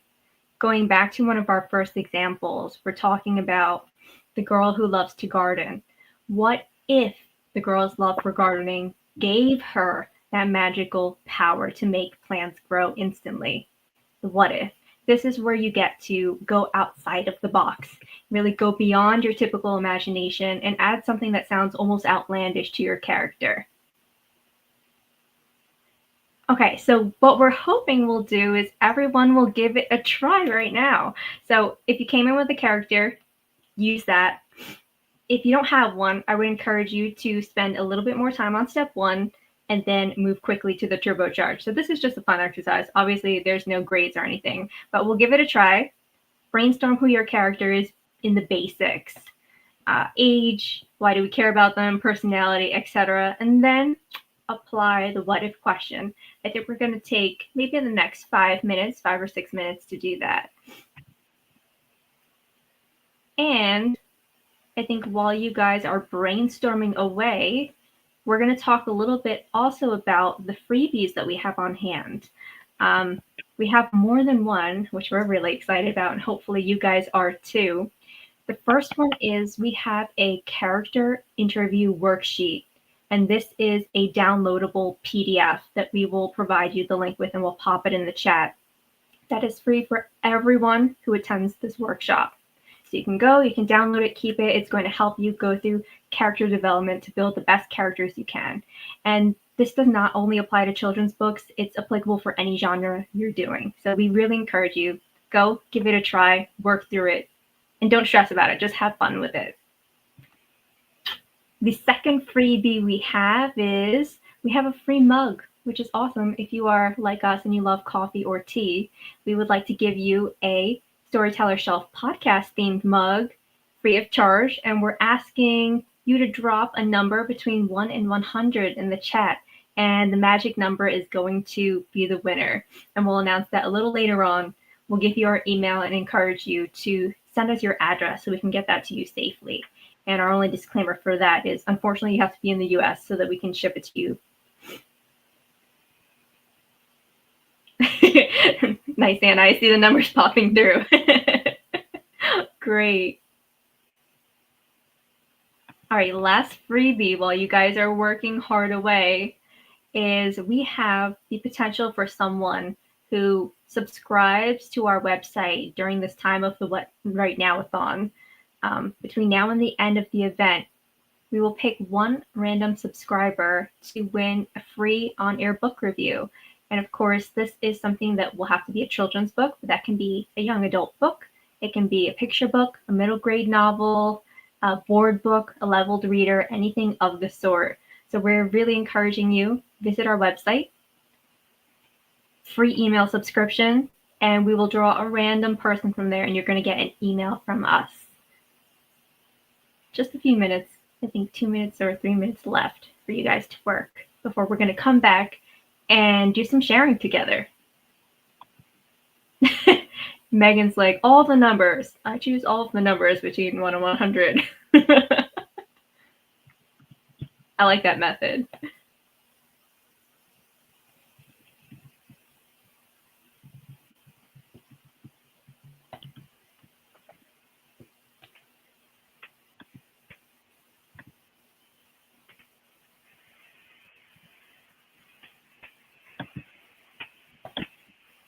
All right, this is your 1 minute warning, 1 minute left, and then we're going to come together, and if anybody created something, we'll share it.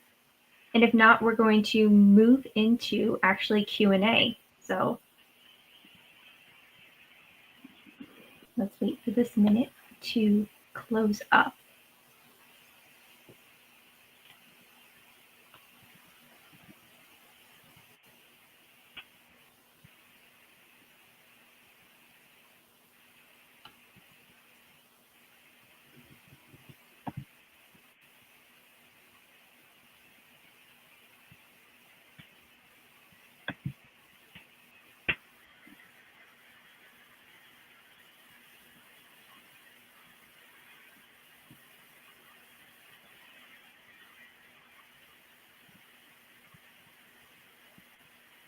Okay, guys, let's bring it back in and let's get ready to share.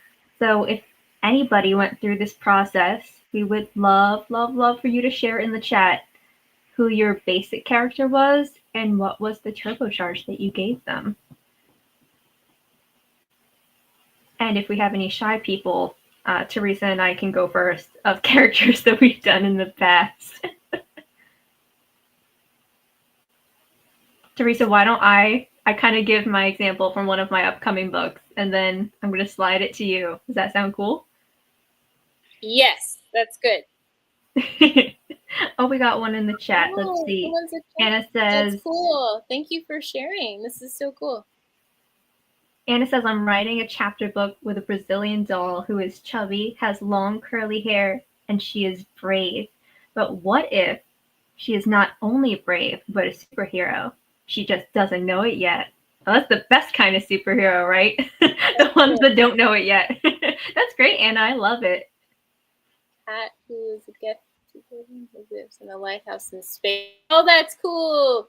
His job, respects the snakes. I like that. That's cool. That's cool. Respects the snakes. Awesome. Yes. Yeah. That's beautiful, Dana. Thanks for sharing. That's cool. Anyone else want to hop in there? Teresa, do you want to give one example from your book? Oh, yes. Okay. So in case like you guys didn't know, I write middle grade. I have a series, and one example would be my main character. His name is Dominic, and he has to go through a portal to another world, another dimension from his closet. And he meets some interesting characters like Barnabas, who happens to be a Yeti, and he is a wizard. So like, you know, and he helps Dominic along the way to help to save a land from Spider Witch, who has snake hair and a spider body. So, you know, that's great. That's majorly turbocharged characters. It's like turbocharged on fire. It's like not just a friend, but also a Yeti and a wizard. We have another comment from Megan who says, Kyra is a bookish preteen who dreams of becoming a guardian that helps people and brings smiles to those she assists. That is awesome. That's kind of what I wish I was too. So Kyra might be my spirit animal. That's awesome. All right, why don't we move into, one more. We have Courtney who's chiming in, a young girl who uses her sassy nature to encourage shy children to stand up for themselves. When she holds hands with a shy child, she can share her sassy abilities with that child. How cool is that? Oh, I'm ready to read that right away. Actually, I'm ready to watch that as a TV show, to be honest with you. Yeah, right? Exactly. That's great. Thank you so much for sharing, guys. We're so excited that you kind of went through this process. We know it's only 2 steps, and it's something that a lot of writers kind of do intuitively, but breaking it down actually really helps you when you're in that beginning phase of character development. It gives you a scientific formula to follow and make sure that you're thinking of this every single time. So yeah, let's come back and do some Q&A. I know you've just met us, but you know that Teresa and I are authors. Teresa in middle grade. I'm picture book level. I work in traditional publishing, and Teresa is a self-published author. So if there's any questions that you might have for us or about our podcast that we do, which is airing next year, which is not too far away, just a couple days from now, please go ahead and pop those in the chat. And we'll give you some time to think. Don't worry. Yeah, but also we have our holiday episode that's already up on our YouTube channel. So in case like you guys want to check that out. And again, apologize for my my sound. There's a storm in my area, so I do apologize, guys, about the sound. So that's again, sorry about that. Yeah, the tornado made her sound like a robot, obviously. Yeah, isn't that awesome? Fantastic. Oh my goodness. Yay! And apparently my sound is fixed, so it could have been my AirPods or it could have been this tornado in the area. Yeah. So I'm not 100% sure. I'm voting tornado. Yeah. All right, guys. Well, if you don't have any questions for us, we are going to announce the winner of the mug is Songju. I hope I said your name right. But please send us an email at thestorytellershelfpodcast@gmail.com. And Teresa, we'll put that in the chat. Yes. So we will. Be happy to put our. Yeah, please send us an email. You can just name it mug, and we will know what you're talking about. Send us your address, and we will get that to you. Yes. That way you can enjoy some nice coffee or tea. Yay. Okay. So we are so excited. And thank you guys so much for listening to us. I think we're going to move on to what, Q&A? Yeah, right? Yeah. If you guys have any questions, we still have some time. Courtney says, I feel like that exercise was more difficult than I thought it would be. I think taking our time to break it down really makes you think. Thank you, Courtney. It's really true. When I first heard this method, I thought it was kind of obvious, to be real with you. I thought it was kind of silly to even talk about it. But the more I started writing, especially writing to be published, right, send out theory and do all the fun stuff with, the more I realized that it really helps to have these itemized, like I said, formula to come back to. Make sure that you're always hitting on the depth in everything you do. And that can be characters, that can be plot, it can even be things like, illustrations and book covers.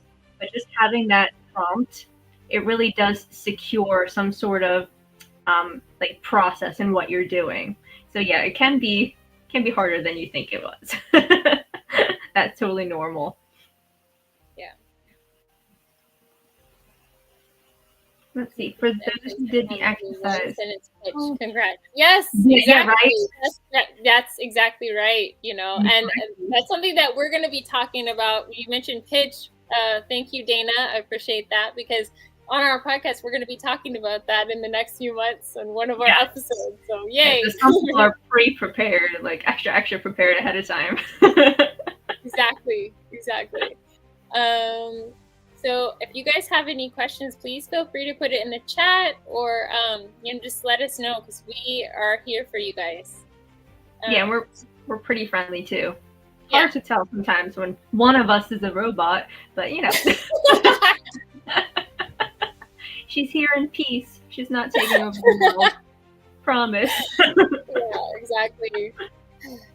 All right, guys, we are going to make sure once again that our link to our podcast is in the chat. That's our website, and we're really hoping and encouraging you guys to subscribe if you can, because that helps us reach more people. But also, we really want to offer the free book review to someone.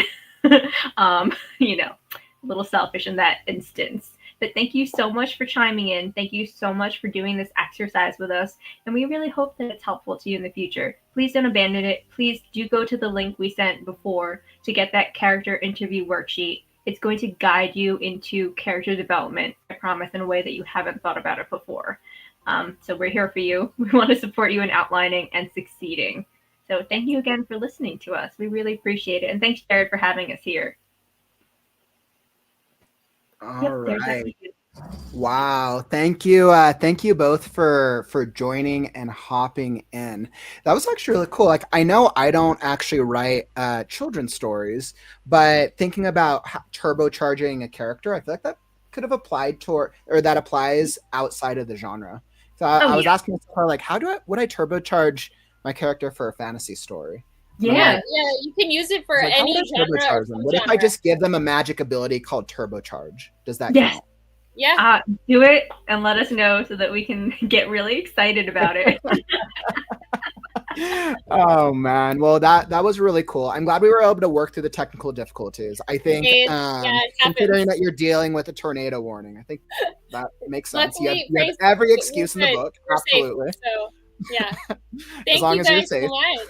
This was so much fun. This is like really great. Thank you to everyone for putting in your comments in the chat and for watching us even with technical difficulties. And I'm trying to work through all the things. Well, thank you both for joining me. And once again, it's a pleasure meeting and having both of you on the stream. We are going to be hopping soon into a writing game. You, of course, are both welcome to join. But thank you again, and I'll let you guys get going for now. All right. Bye. Thank you guys. Take care. All right. So that was wonderful. What a fun little exercise. I know you guys know me. I love character development, and anything that has to do with characters, and especially turbocharging characters, like that was a really great exercise. So definitely make sure that you hop into the links that we posted down in the chat if you want to get access to that. And I know we did a couple of the giveaways during it, so I think that worked out pretty well. So I'm glad that was pretty good. And then yeah, so let's just do a quick check-in before we hop into our next event. Let me pull it up here. How are you guys doing? How's the community? How are you feeling? Have you got enough coffee? Have you gotten enough catitude? How are we? I know we've I'm like, what? I just kind of lose track of time when I start doing these things. We are 2:10. So we're about 4 hours in. We're doing pretty good. I'm still wired. I'm probably just going to be drinking coffee all day. Maybe I'll just do some stretching to make sure, stretching my finger muscles. I'm like learning all the different things. We've gone through blurb writing. We went through if you're getting stuck and what to write in front of a blank page. We touched on memoirs and children's with characters and our mental health discussion. We've really gone through a lot so far, because next we're going to be hopping into a fun writing game. We're going to be doing something a little bit more interactive. So that will be cool. But before we do, let me pull up my screen. So with where we're at with our schedule, we're about to hop into our writing game next. Man, but I would love to hear from the chat. And by the way, I love how involved you guys are. We're loving seeing the comments. You guys have been really awesome. Megan was like, I also got my latest chapter on my fanfic completed today. Awesome. Excellent. Like, you completed it during this stream. Woo! Making some progress here. That's what's up. We're hopefully getting some good writing in today. Jackie, like, Jared, not enough coffee or tea in the world. Oh, but doing stellar. Thank you, my friend. Hats off to you. Jared, Repeat, and Brianna, this has been a great day so far. I know. And we're not even halfway through. Like, this is fun. Senza, welcome. You're like, I just got on the stream, 2 cups of coffee in, just set up a new project. Ooh, that's exciting. I love your little character icon, by the way. That's very cool. Let's see. Anna, fun day. ML, never enough coffee. This has been very well put together, educational and inspiring. Appreciate that, my friend. Thank you so much. Yeah, root beer is great when you're thirsty. always a tasty treat. Definitely love seeing all the vibes from the community. So, but okay. So as I had the schedule pulled up, let's see where we at. So we just finished with our turbocharged presentation, and we're about to hop into our next writing event. So we're going to hop into a writing game. But before we do, let's just do a quick announcement.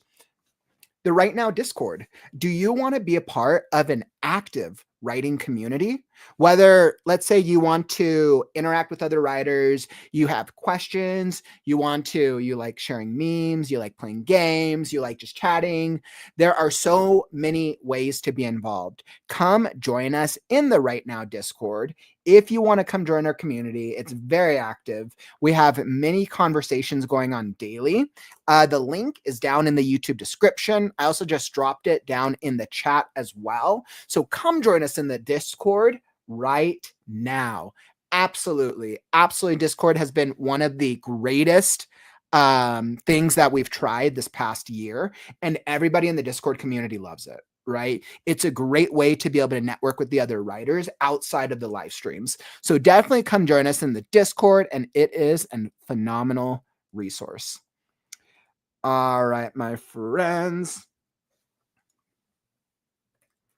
All right, beautiful. So what we are going to be doing next, we're going to be hopping into a writing game. So this is going to be super cool. Now, the writers who we've asked to come join us don't know what the writing game is. I've hinted at it. I know I've hinted at it. For those of you guys who joined us in the first Write-A-Thon back in the summer, back around the 4th of July, you might have an inkling, because this was one of our most popular writing events during the time. So first off, let me bring up the writers and let me get my stuff set up here. Here's our ad for the writing game. All right, and let's see which writers we have joining us in the studio. And just because you're not on the stream doesn't mean that you can't be involved. We're going to need your ideas. We're going to need your help to help us bring this next game to life. All right, my friends. So without further ado, let me see who I got queued up here. Just checking. All right, perfect. So without further ado, let me bring up my wonderful co-hosts over here, Miss Penelope Hartley. Welcome back, Miss Penelope, and our favorite chat soul. Welcome back, friends. Whew, man, we've been going strong. How are you guys doing? First off, before I bring the other guests in, how are you guys doing? So you're muted. It's good. So you're muted. We see Crow, but you're muted.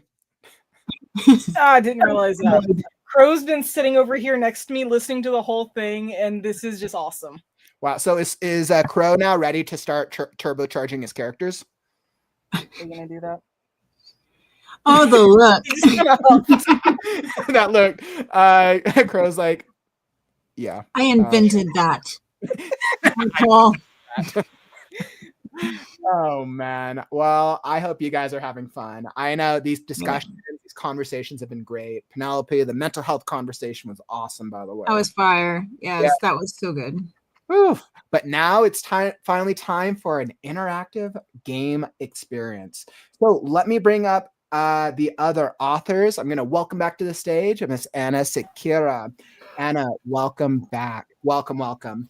And please tell me, did I say your last name right? Is it Sekira? Cicada, yes. Cicada. Okay, the cicada. I have to get names right. I always do. And we'll welcome back to the stage Mr. Chris Lilly.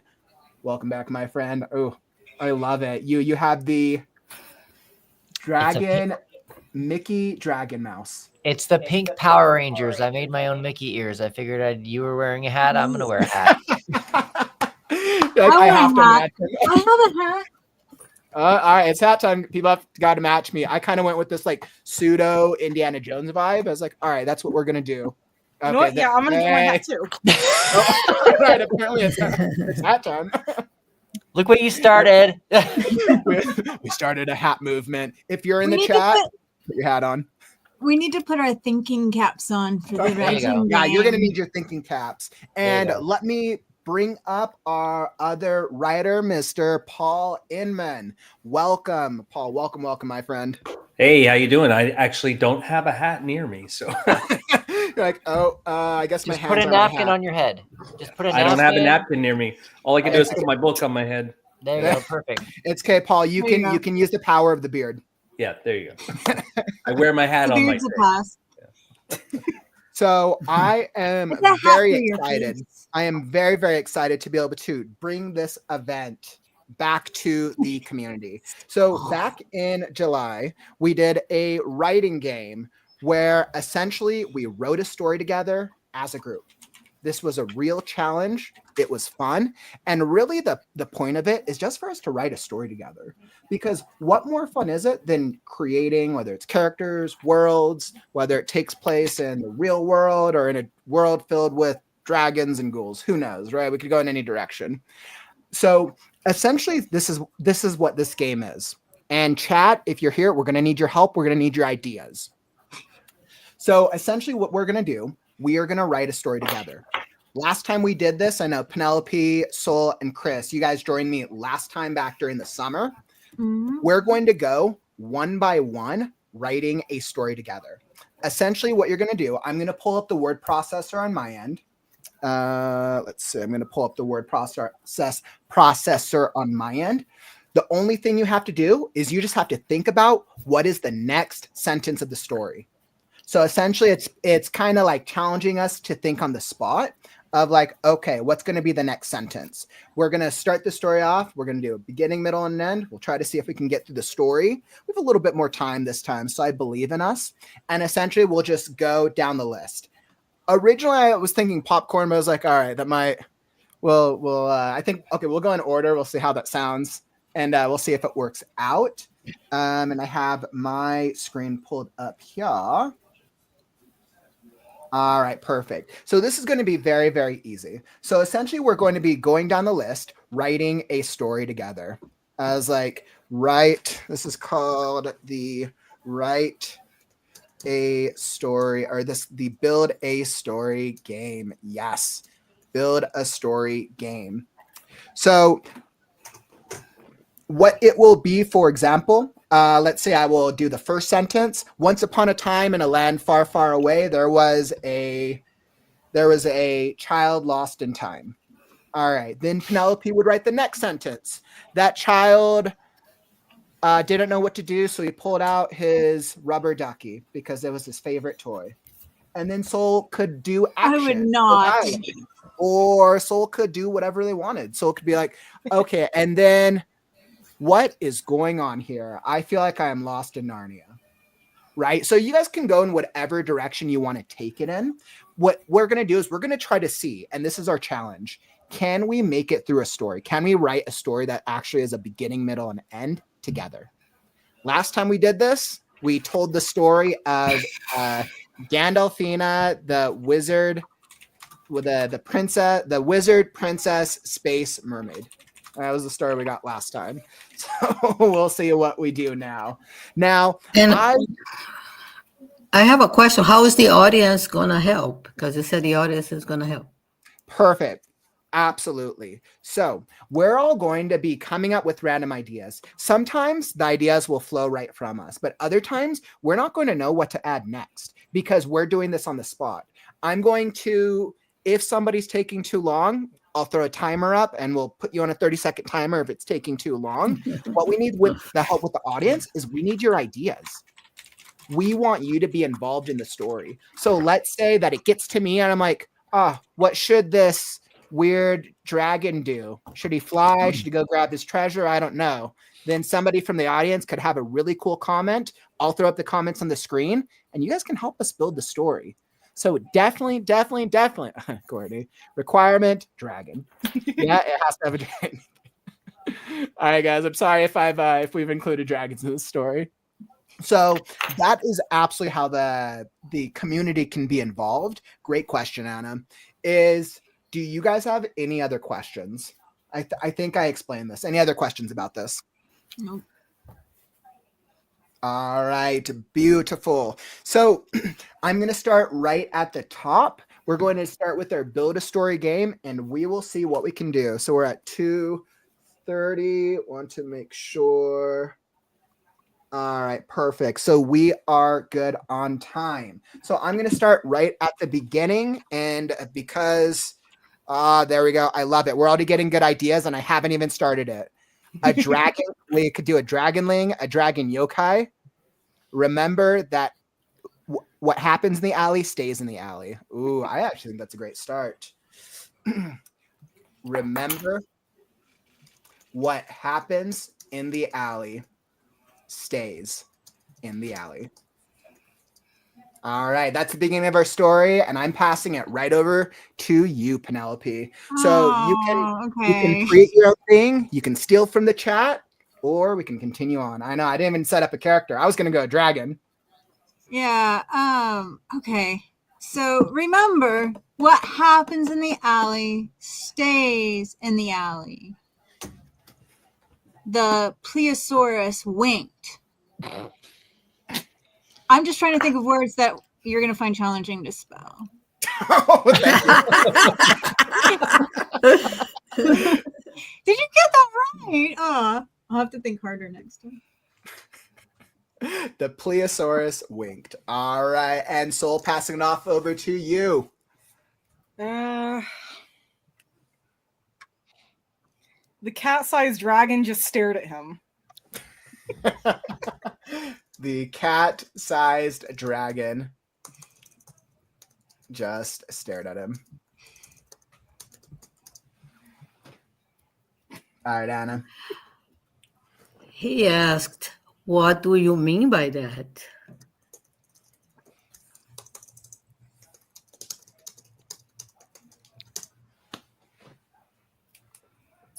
On to you, Chris.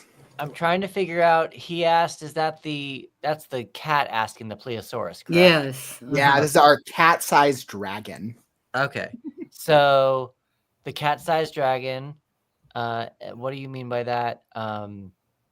I can fly.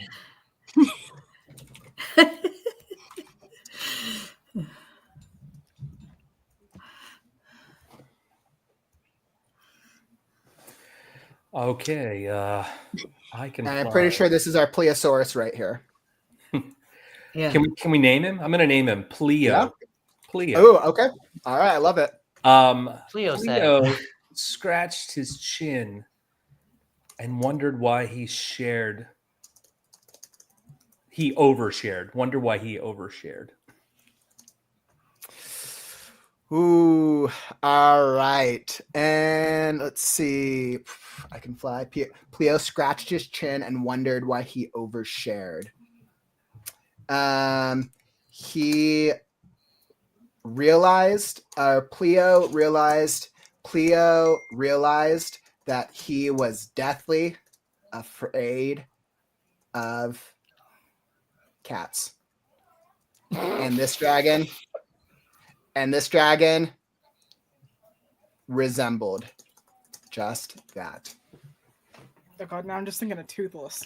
Like, all right, we're going in the How to Train Your Dragon direction. All right, Penelope. Okay. Remember what happens in the alley says, then it stays in the alley, the plesiosaurus winked. The cat-sized dragon just stared at him. What do you mean by that? I can fly. Pleo scratched his chin and wondered why he overshared. Pleo realized that he was deathly afraid of cats, and this dragon resembled just that. The cat sensed his fear, and cat dragon sensed his fear and raised his scale hackles and hissed and blew fire. Something like that. Cat dragon sensed his fear, raised his scaled hackles, and breathed fire. Hissy fire. And you gotta keep the cat dragon You can say imagery. hissed fire. Hiss fire. Yes. Mist fire. There we go. That gets some we're gonna make that bigger. All right. And Soul, what are we throwing in next?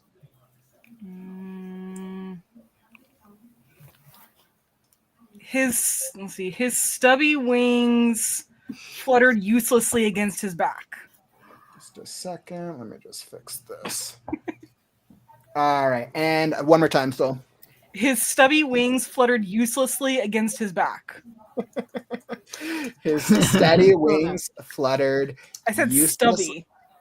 Oh, stubby. All right. His stubby wings fluttered uselessly behind his back. Whose wings? Is that Pleo's wings or? I think the cat cat. dragon should be the next paragraph. Yeah, so it's Yeah. like But when you say his stubby wings, do you mean the Pleo's wings? The cat dragon. Yeah. The cat So our dragon's Pleo. wings. Yeah, okay. So we have Pleo the Plesiosaurus, and then we have the cat dragon with his stubby wings. Okay. No wonder he looks like a cat. So Pleo decided this cat was not scary at all, and he can teach him how to fly. Ooh.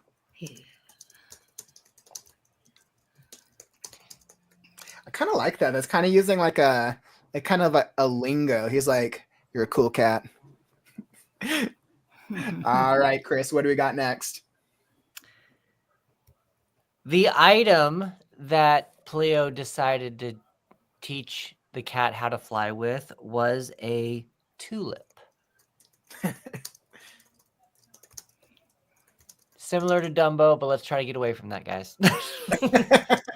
Oh, I get it now. I was like, Yeah. huh? You're like, That makes sense. That makes sense. I had the tarot card. I had flowers on it, so I just tulip. Oh, Ooh, I love perfect. that. Yes. Oh wait, I just want to see that tarot card, Chris. Show me that Yeah, tarot let's one see more it. Which time. one was it? It was the Okay. 7 of Wands. It's not a tulip. It's a flower. Works. Okay, you're like, It all right, without going in the Dumbo direction. Man, I'm gonna get my deck out too. That'll help. All right, Paul, up to you, my friend. Well, I mean, there's no way to go without bringing in some magic, right? No, I mean, So we can go in any direction. Yeah, the item that Pleo decided to teach the cat how to fly with was a tulip. But this wasn't just a standard tulip. It was a magical tulip. Tulip. It was a magical tulip. Ooh, How I is love a it. plesiosaurus in an alley? It looks like it's supposed to be underwater. Well, apparently this. I think this is a plesiosaurus. I think this is a underwater alley, right?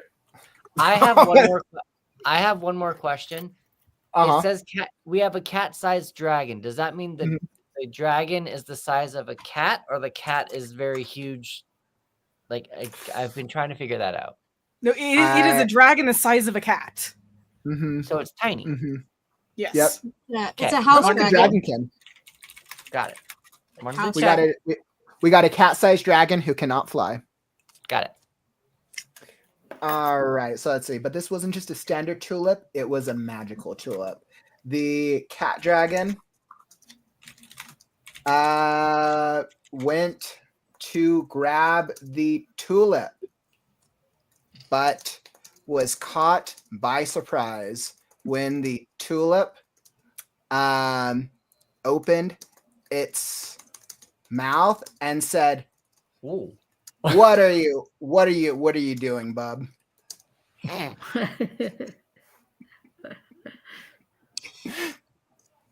What? Oh man. The tarot cards aren't helping at all. Okay. We got a plesiosaurus, a cat-sized dragon, and a tulip walk into a He's bar. handing him this tulip, and the tulip opens his face to the house dragon, and says, "What are you doing here, bub?" And the cat, who looks very much like an avocado trying to pick itself off the ground, but is too heavy, sobs a little and says, "I just want to fly." You happen to grant wishes? The cat. All right, one more time for me. I just want to fly. Yeah, I don't know. I gave you a bunch of phrases. Put them together however you want. The cat. Okay, I see a dragon cat who looks like an avocado, a lean green avocado with little stubby wings. And he cries, "I just want to fly." Do you grant wishes? I know that's 2 sentences. Use a semicolon. I just want to fly. Yes, perfect. Do you grant wishes? There we go. Perfect. All right. Well, like, how many? Who's going to be able to create the run-on sentences for us? You'll be like, all right, one thought, comma, parentheses, semicolon. All There's right, a couple so M dashes in there too. you would. All right, so the magic tulip falls silent in disbelief. Fell silent in disbelief. Ooh. Sign tells me Magic Tulip has a bit of a personality.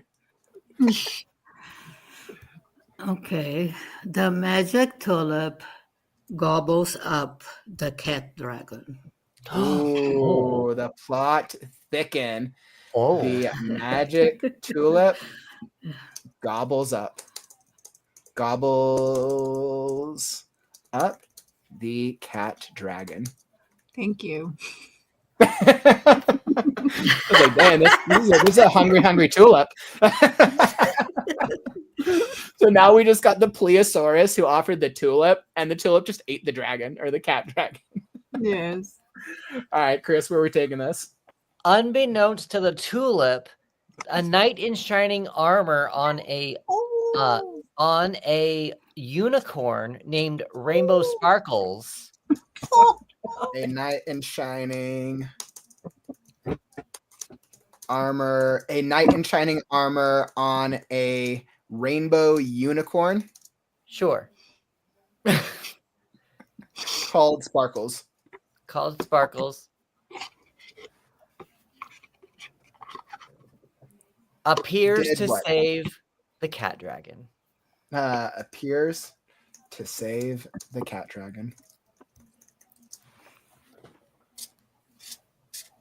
Sadly, he was drunk. Wait, the unicorn. Then yeah, I'm just gonna say the unicorn because that just sounds funny. Oh god! Like one of them was drunk. Both. They just got out of the club. Change it to they. Sadly, they were drunk. They were drunk. Sadly, It was a okay, we'll Saturday do it. night. Sadly, they were drunk. Oh man. Calls for appears. Some notes to the tulip. A knight in shining armor on a rainbow unicorn called Sparkles appears to save the cat dragon. Sadly, they were drunk. Sparkles waved his magic horn and let's see. Sparkles waved his magic horn and what should happen? What should happen?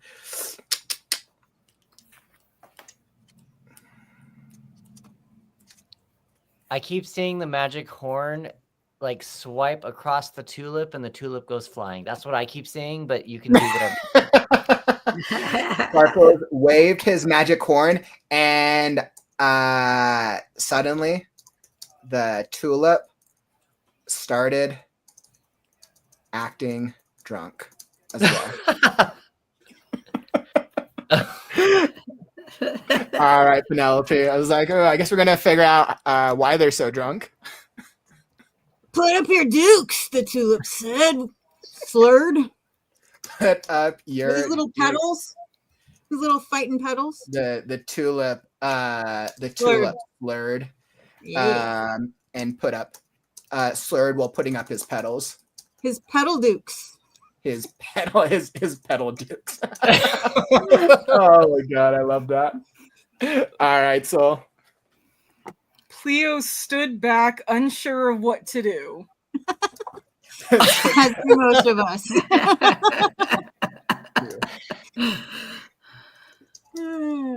There we go. And then he repeated the sentence. Remember, what happens in the alley stays in the alley. Ah, good. I love that. Remember what happens. Oh my god. Okay, that was pretty perfect, actually. All right, Chris. That's when Pleo decided to go back into the sea and wait for the next full moon to come back up. I had the moon card, so I had to put the moon in there somewhere. And wait for the next full moon to come back up. All right, Paul, are we continuing right there or are we jumping ahead in time?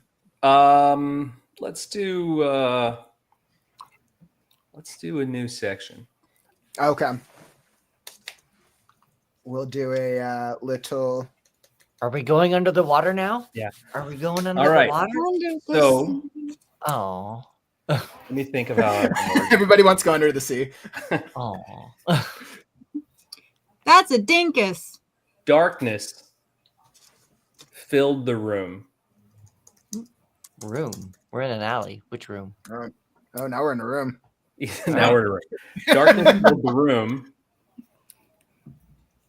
as Meredith's eyes adjusted. I like it. We're introducing our supporting cast. Oh, I'm not done. All right. I'm not done. There's more. Oh, okay. This is a quote. As Meredith's eyes adjusted, quote, "That was the weirdest dream I've ever had. I there we shouldn't go. eat right before bed.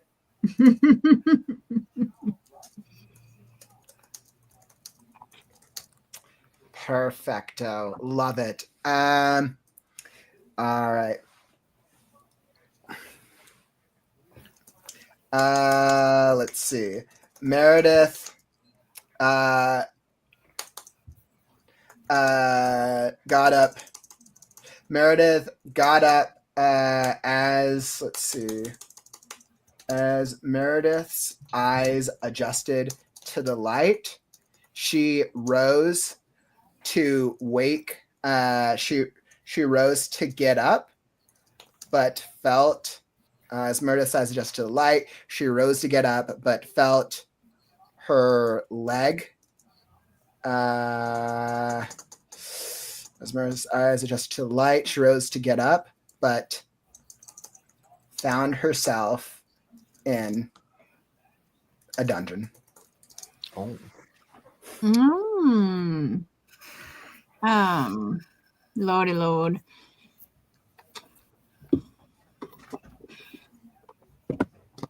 She looked outside and saw Mars rising and wondered what she was doing in outer space. Oh. You did it first. I did it first. I blinked first. All right, so How did I get here? That's a great question. I'm asking myself the same thing. Then Sparkles said, I guess you were drunk too.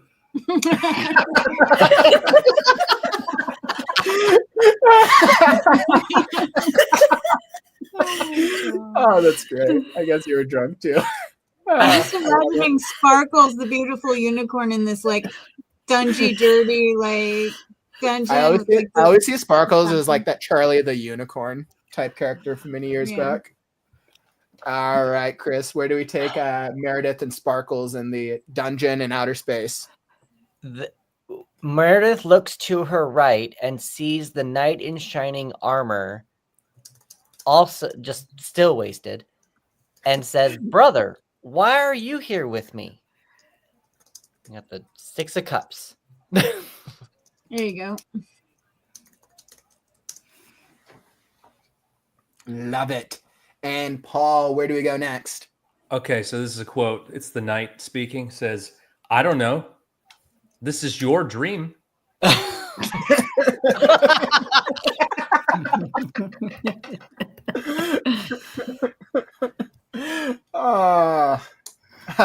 Meredith, I don't know. This is your dream. Meredith turns to Sparkles and asks, let's see, what? I guess you were drunk too. Meredith turns to Sparkles and asks, how? Where's Pleo?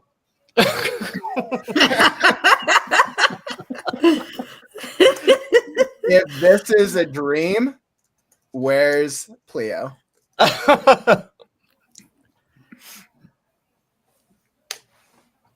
right, Penelope. Okay, let's see what I've got here.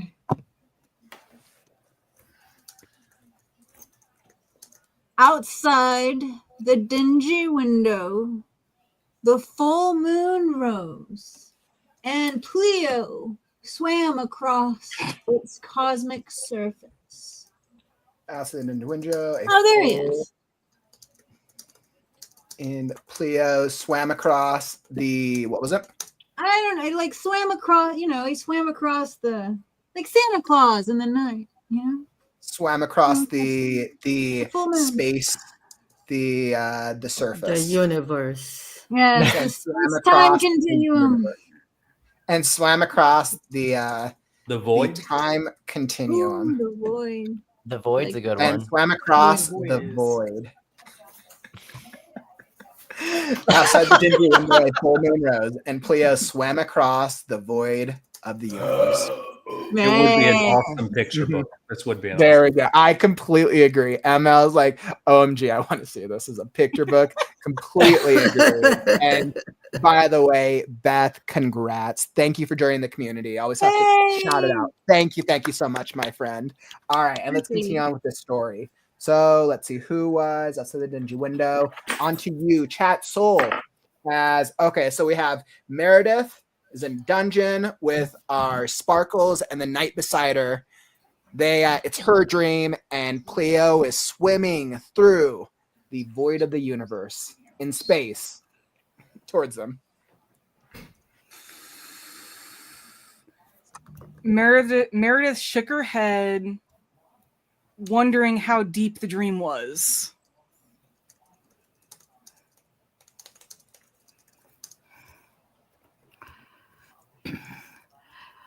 But Sparkles pinched her, and she was not dreaming.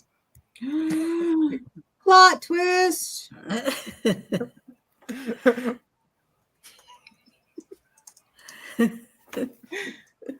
All right, and Chris, where do we go next? Well, that just changed my whole thing I was going to do. Okay. Meredith's therapist, an angel from above. Oh my God.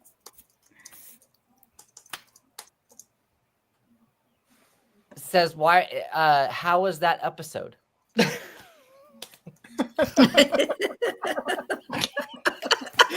I love this. Like, half of us keep trying to tether it back to the real world, and then we're just like, no, we're just going to send it into who knows where, into the cosmos.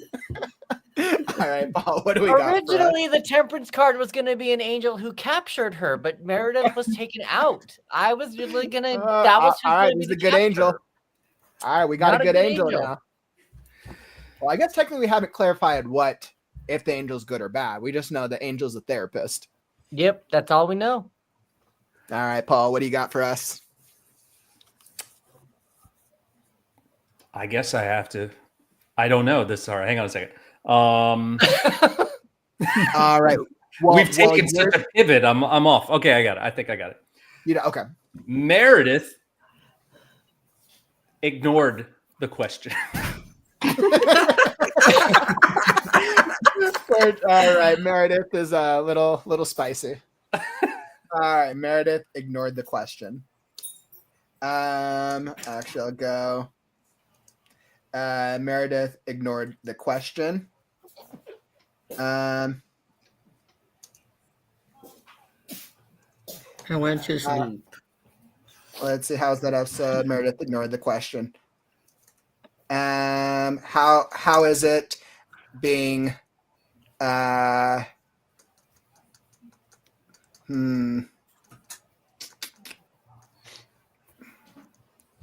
is it being a figment of my imagination? Hey, I like it. That is a good one. How is it being a figment of my imagination? I love that. All right, no, on to you. Control of her dream.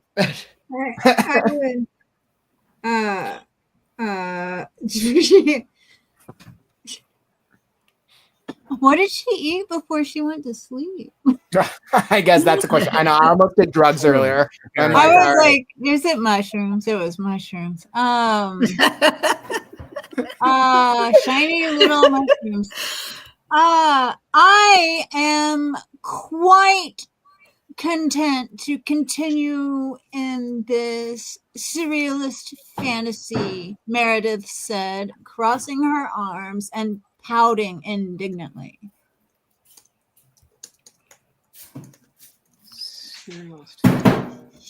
Don't ask me what I just said. I don't remember.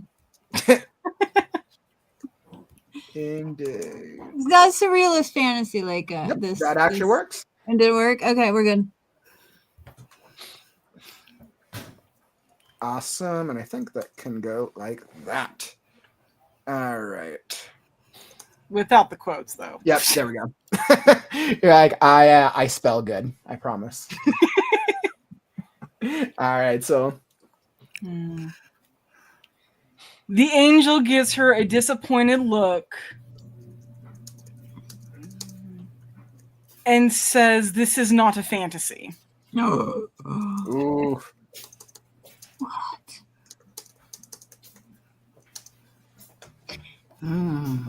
Most of this is a philosophical debate about whether or not it's real.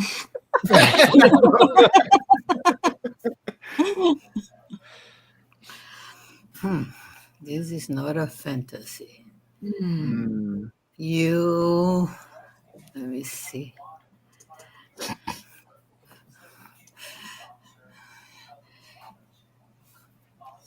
Cleo is coming to marry you. Oh. Oh my goodness. All right, so it's going to be the angel still. Cleo is coming to marry you. Oh my goodness, the plot thickens. This is a romance. We're doing like a romantasy, apparently. We're doing like dark indie romantasy. All right, Chris, where do we take it from here? We take it from a knight in gold armor. Ooh. Says, "Not if I can help it. I want to marry Cleo." Ooh, not if I can help it. I want to marry Cleo.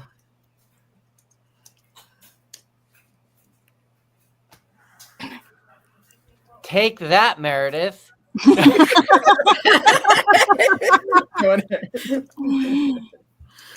Oh my god, that's funny. And then Gomer says, "Not if I can help it. I want to marry Cleo." Oh god. Right? I know that was like a sentence, but that was funny. All right, Paul. Knight in gold armor. The drunk knight in silver armor. Was that what the brother? What? Sorry.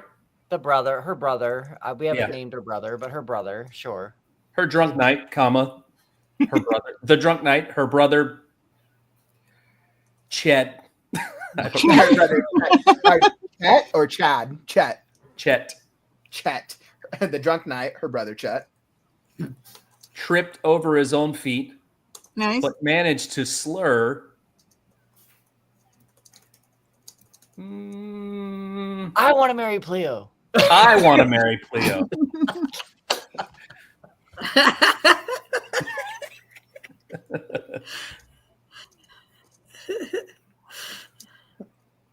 This is a definitely what stays in the alley, guys. Yeah. Right. The drunk knight, her brother Chet, tripped over his own feet, but managed to slur, I want to marry Cleo.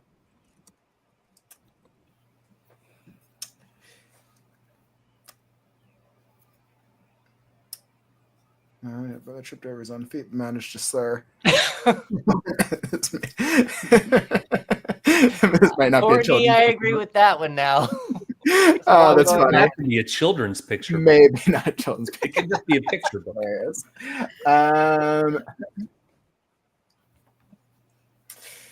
Let's see. So we have the two knights. All right. So we have the two knights. Yeah, keeping up with this cast of characters is fun. Okay, yeah. So I'm like, okay. So we have. Okay, yeah. So we have quite a number of characters. So we're in a space. We're in a dungeon cell in space, or in some type of dungeon in space. We have Meredith. Who I think Meredith might be our protagonist. We have the two knights, and then we have Cleo coming to save them. Okay. Cleo swung open the door, which smacked the angel in the face and announced, "But Meredith, I want Meredith. I My heart is yours.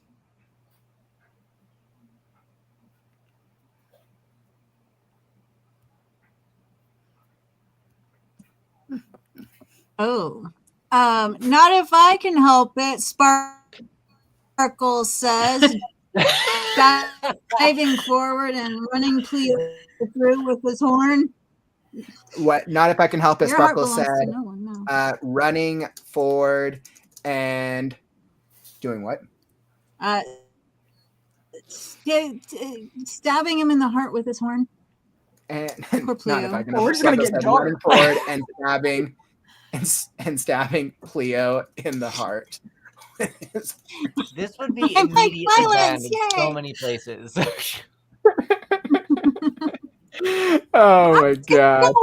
Cleo batted their eyes, flattered to have so many suitors, but then action happened. So I was like, okay. We haven't heard from Sparkles in a minute. And I've seen Cabin in the Woods too many times. All right, so where do we go next? A hiss sounded from outside. Did no one ask what Meredith wanted? Side. Ooh. Did no one ask what Meredith wanted? I feel like that's the cat dragon, the unnamed cat I feel dragon. like it is. Yeah, this feels like Cat Dragon is still here. Like, Oh, yeah, it no, took that him was a my while to get intention. out No, of it's the got to be the tulip. tulip. Didn't the tulip eat the cat dragon or something? Yeah, I mean, I don't know. That might have been the No, I dream. We haven't- might be doing some there was a- Inception here. Maybe it was the tulip. Oh, yeah. A Martian It was a tulip. tulip. Ooh. Okay, so if it was the tulip says, I know how to solve that problem. I'm just gonna eat Meredith too. Says, I know how to solve this problem. Oh, that's funny. All right, Chris, where do we go next? With a crack of as a crack of lightning hits the building. I have to remember all the characters that we have here. Both knights and Sparkles fall from the sky to their deaths. Ooh, fall from the sky to their deaths. Trying to get rid of some characters here, guys. Yeah, there were way too many characters. Yeah, There's not enough Let's characters. try to clean this up. Let's get rid of some characters. Chat, you would.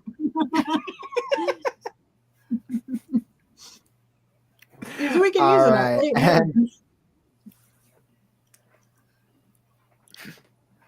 Okay.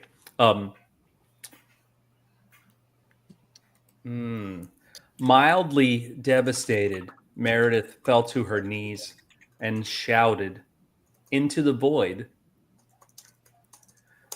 "No, my drunk brother." No, shouted into the void. Then I said yeah. shut. But she has been eaten.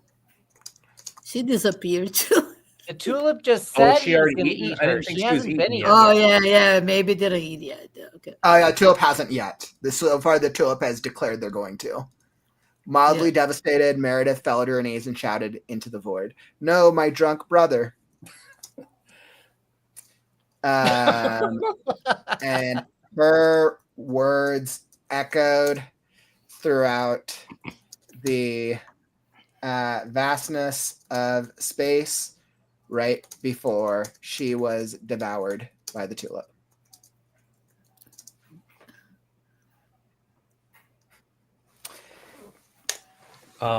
Who's our main character? I think that's the I mean, end. I tried to get rid of some. I tried to get rid of some excess fat. So technically we how have. long is that all right. story gonna go? How long? How many minutes? More minutes we have? All right, so we got about, let's see, so writing game, we got about 15 more minutes of this segment, so we should probably start going towards the ending I was like, all right. So we have our 2 knights fell to their death. No, they're dead. Yeah, they're Yeah. gone. Yep, 2 knights fell to Yeah. their death. We had Sparkles Sparkles too. fell is to dead. their death. And Meredith is now dead. Meredith. Meredith eaten. So we go by, back to just the cat dragon and Pleo. So we Yep. can Now we finish have the like tulip, the beginning. And we have Pleo. Cleo, and the cat Cleo dragon. got stabbed by the unicorn horn. Oh yeah, that's right. Oh, Pleo's Pleo, gone too. And I think the cat dragon got eaten, so all we're left with is Tulip. Yeah. No, the cat dragon Ah. wasn't eaten. That was just in the dream. Cleo, I think stabbed I thought it was Act- still all an ongoing dream. I think Act 3 needs to be Yeah, that's what I within the thought. stomach of the tulip where Meredith and the cat dragon are. Ooh. All right, so I think a good executive decision is scene break. I think that was a good beat, and take us into Act 3. And I think these are where characters are at right now. 2 knights fell to their death. Sparkles fell to their death. Meredith eaten by Tulip. Pleo stabbed by Unicorn. So I think we just have Cat Dragon and Tulip. Cat dragon, Cat dragon, tulip, and Tulip. Meredith. Nope, Meredith was just eaten by Tulip. But I think we should go into the Who was stomach cat of dragon? tulip. We could. We absolutely could. Oh, okay, we could. Go That into was the me. So stomach of technically, Tulip. this goes to Penelope. It's your call. Oh, don't make me make decisions. Oh, I'm not gonna man. make that decision. I like that too though, but like I'm trying to figure out what. Yeah, I like that. I like the 2 people hanging out in the stomach. In Tulip's stomach, Meredith and Cat Dragon, whose name was Jeff, blinked groggily at each other for the Tulip's stomach juices were making them feel funny. This is existential horror now. Feel funny. We took it in a dark direction. I thought it would be cute and like I thought it would be cute in like Alice in Wonderland, but then I opened my You mouth haven't. and No. Vile. This group was never going to Alright, make so- it Alice in Wonderland cutesy. All right, guys. So we're gonna wrap this story up. Let's see. We'll go one more full round and see if we can do it. So then we can do a full reading of the story and see what it actually sounds like. Oh, you guys are not gonna like me then. Courtney's There was like, a this is a great gurgling story to sound, showcase. and Tulip spit them both out. Wait, what was that, Soul? There was a gurgling sound, and Tulip spit them both out. Ah. Gurgling sound and Tulip spit them both out. All right, Anna. And then Meredith woke up and it was all a dream. Okay, and we're like, let's clearly define this. And then Meredith woke up and it all was a dream.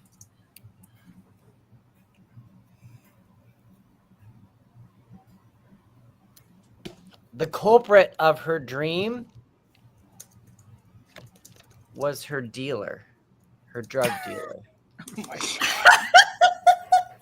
we're just gonna go with the drugs or the mushrooms or something. Yep, mushrooms. Mushrooms. All right, Paul. Mushrooms. Yeah. And Meredith thought, that's cool.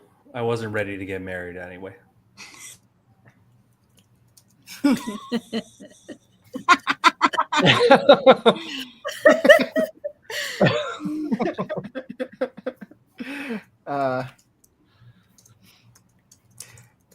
Meredith took another handful of mushrooms and went back to sleep. The With- end. With her. Wait, do I get one? I want one. Meredith took another handful of mushrooms and went back to sleep with her stuffed dragon, cat, and plesiosaur animals in her hands, in her arms. Aww. I was gonna have her be a writer and sit down at a typewriter and type, even though the little thing started floating off. And what? Wait, what started floating off? We the, got our the laptop. The laptop starts floating, and she finds it harder and harder to type on it. Because she took a handful of mushrooms. the last sentence is the end. The end. That's it. That's what I meant. That's what I meant. That's what I said. The end. The end. No, Finn. Finn. Oh, Finn. That's cool. That's cool. Yeah, Finn. With All emojis right. is fine. So we will do that. And I think we came up with quite a story. This is a great story to showcase our mental health. I think completely agree. So, all right, guys. So let's see what story we came up with. Clearly, I think we went on quite a journey. If anybody has a name for our story, this is going to be important. Oh my gosh. All right. So I'm going to read through it and let's see what we got. Remember, what happens in the alley stays in the alley. The Plesiosaurus winked. The cat-sized dragon just stared at him. He asked, "What do you mean by that?" "I can fly." Pleo scratched his chin and wondered why he overshared. Pleo realized that he was deathly afraid of cats, and this dragon resembled just that. The cat dragon sensed his fear, raised his scaled hackles, and breathed mist fire. His stubby wings fluttered uselessly behind his back. Pleo decided this cat was not scared at all, and he could teach him how to fly. The item that Pleo decided to teach the cat how to fly with was a tulip. But this wasn't just a standard tulip, it was a magic tulip. The cat dragon went to grab the tulip, but was caught by surprise when the tulip opened its mouth and say, "What are you doing, bub?" The dragon cat, who looks like a little avocado with stubby wings, cries, "I just want to fly. Do you grant wishes?" The magic tulip fell silent in disbelief. The magic tulip gobbles up the cat dragon. Unbeknownst to the tulip, a knight in shining armor on a rainbow unicorn called Sparkles appears to save the cat dragon. Sadly, they were drunk. Sparkles waved his magic horn, and suddenly the tulip started acting drunk as well. "Put up your dukes," the tulip slurred while putting up his petal dukes. Pleo stood back unsure of what to do, just like most of us, and then he repeated the sentence, "Remember, what happens in the alley stays in the alley."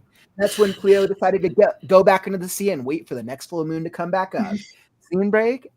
Darkness filled the room as Meredith's eyes adjusted. "That was the weirdest dream I've ever had. I should have ate right before bed." As Meredith's eyes adjusted to the light, she rose to get up, but found herself in a dungeon. She looked outside and saw Mars rising and wondered what she was doing in outer space. "How did I get here?" Then Sparkle said, "I guess you were drunk too." Meredith looks to her right and sees the knight in shining armor, still wasted, and asks, "Brother, why are you here with me?" "I don't know, this is your dream." Meredith turns to Sparkles and asks, "If this is a dream, where's Pleo?" Outside the dingy window, a full moon rose, and Pleo swam across the void of the universe. Meredith shook her head, wondering how deep the dream was, but Sparkles pinched her, and she was not really. Meredith's therapist, an angel from above, says, "How was that episode?" Meredith ignored the question. "How is it being a figment of my imagination? I am quite content to continue in this serialist fantasy," Meredith said, crossing her arms and pointing indignantly. The angel gives her a disappointed look and says, "This is not a fantasy. Pleo is coming to marry you." The knight in gold armor says, "Not if I can help it. I want to marry Pleo." "Take that, Meredith." The drunk knight tripped over his own feet but managed to slur, "I want to marry Pleo." Pleo swung open the door, which smacked the angel in the face, and pronounced, "But Meredith, my heart is yours." "Not if I can help it," Sparkles said, charging forward and stabbing Pleo in the heart with his horn. A hiss sounded from outside.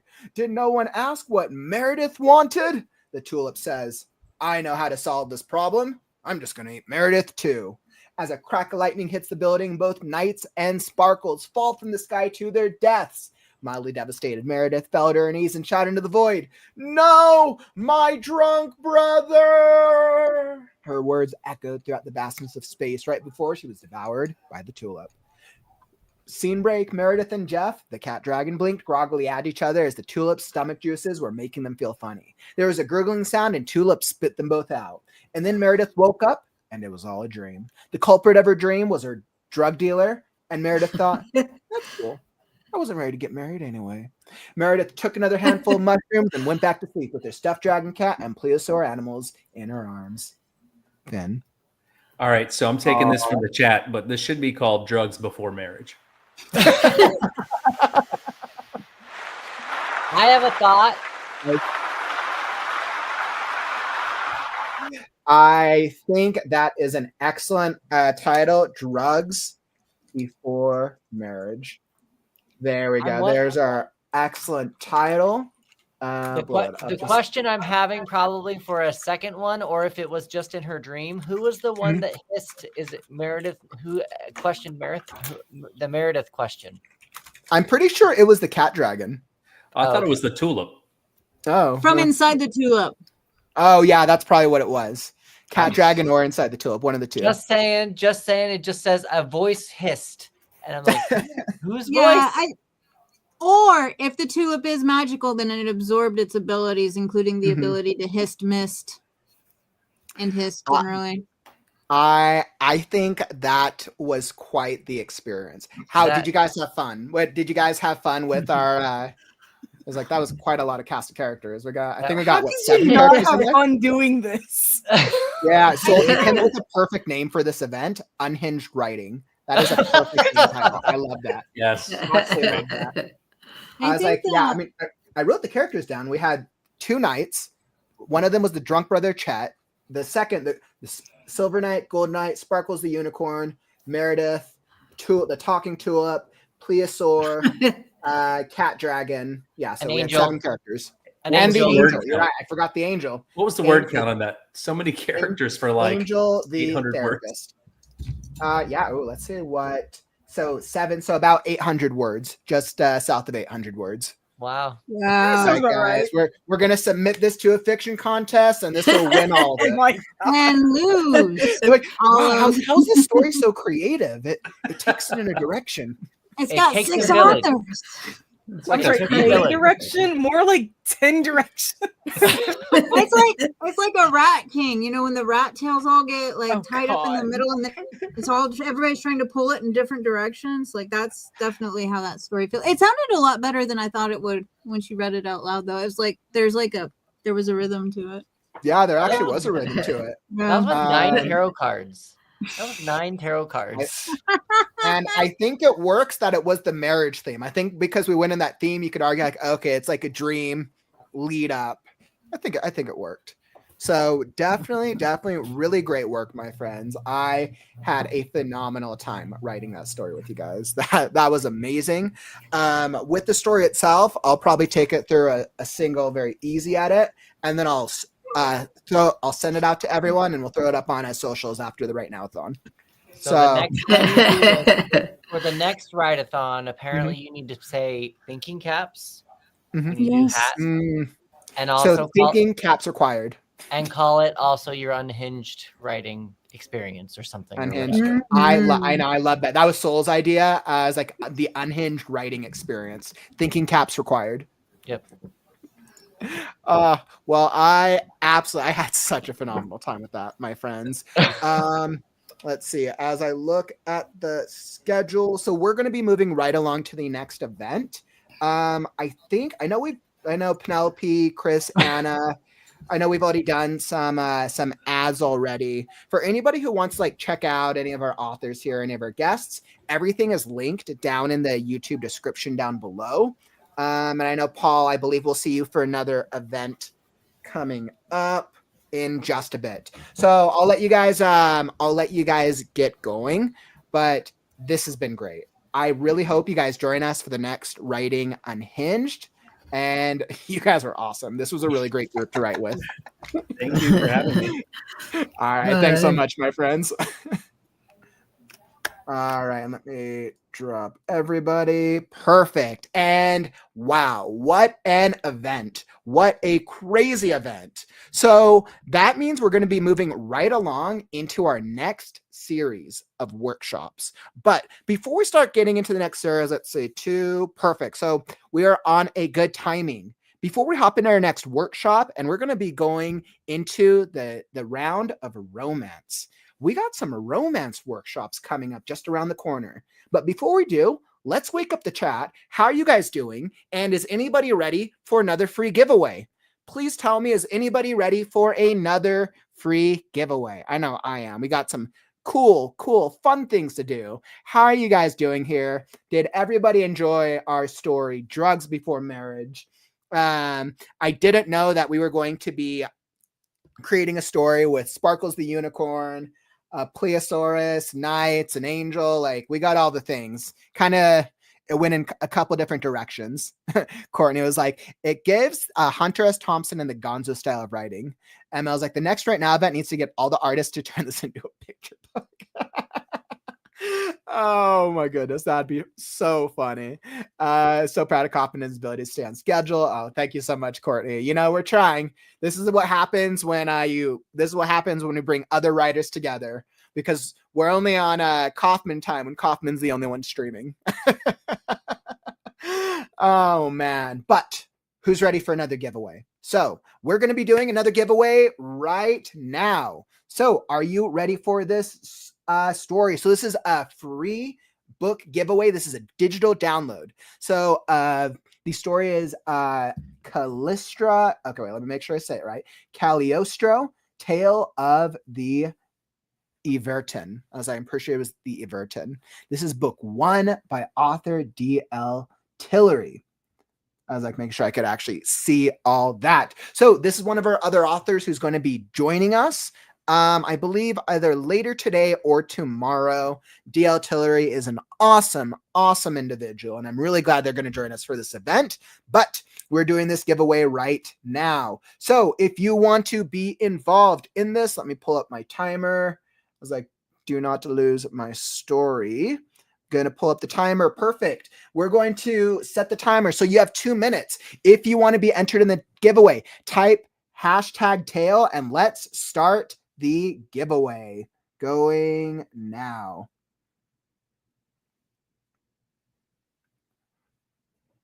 All right, perfect. And we got the giveaway. So if you want to be entered to win in this, type #tail. Type #tail into the chat to be entered in this free giveaway. This will be a free digital download of this book. So, Cagliostro, Tale of the Everton, in a world shrouded in mystery and silence, where darkness weaves its intricate web, Cagliostro Masterson walks a path unlike any other. Enduring for over 7 centuries, he remains haunted by the enigma of his own past. Resigned to his solitude, he traverses both mortal and veiled realms until a desperate cry pierces the stillness of dusk. Oh, that actually sounds kind of cool. That sounds like a great story, actually. This definitely sounds, I know DL, I believe, tends to go in the horror and supernatural direction. Let me pull it up. Yes. So author D.L. Tillery, better known as the Mistress of Horror, is known for her short horror tales and poetry.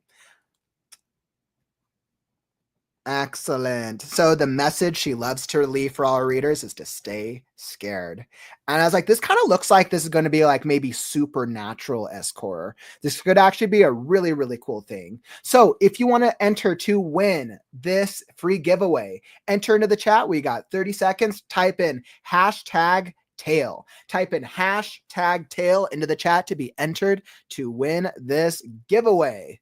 All right, so #tail, and we will see who has won. All right, 17, 16, 15, 14, 13. We are counting down. All right, who's going to win this free copy of this ebook? This is a digital download, which will be delivered right to your inbox. It'll be delivered right to you, and that is time. 2 minutes and time. All right, and let's do the drawing and see who we got. The winner is...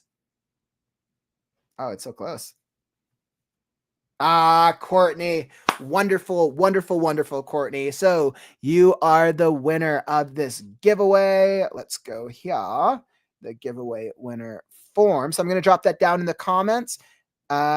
Make sure to fill out the form. I just dropped that down there, Courtney, for you to win and for you to put in your information. So that way you can be entered to win.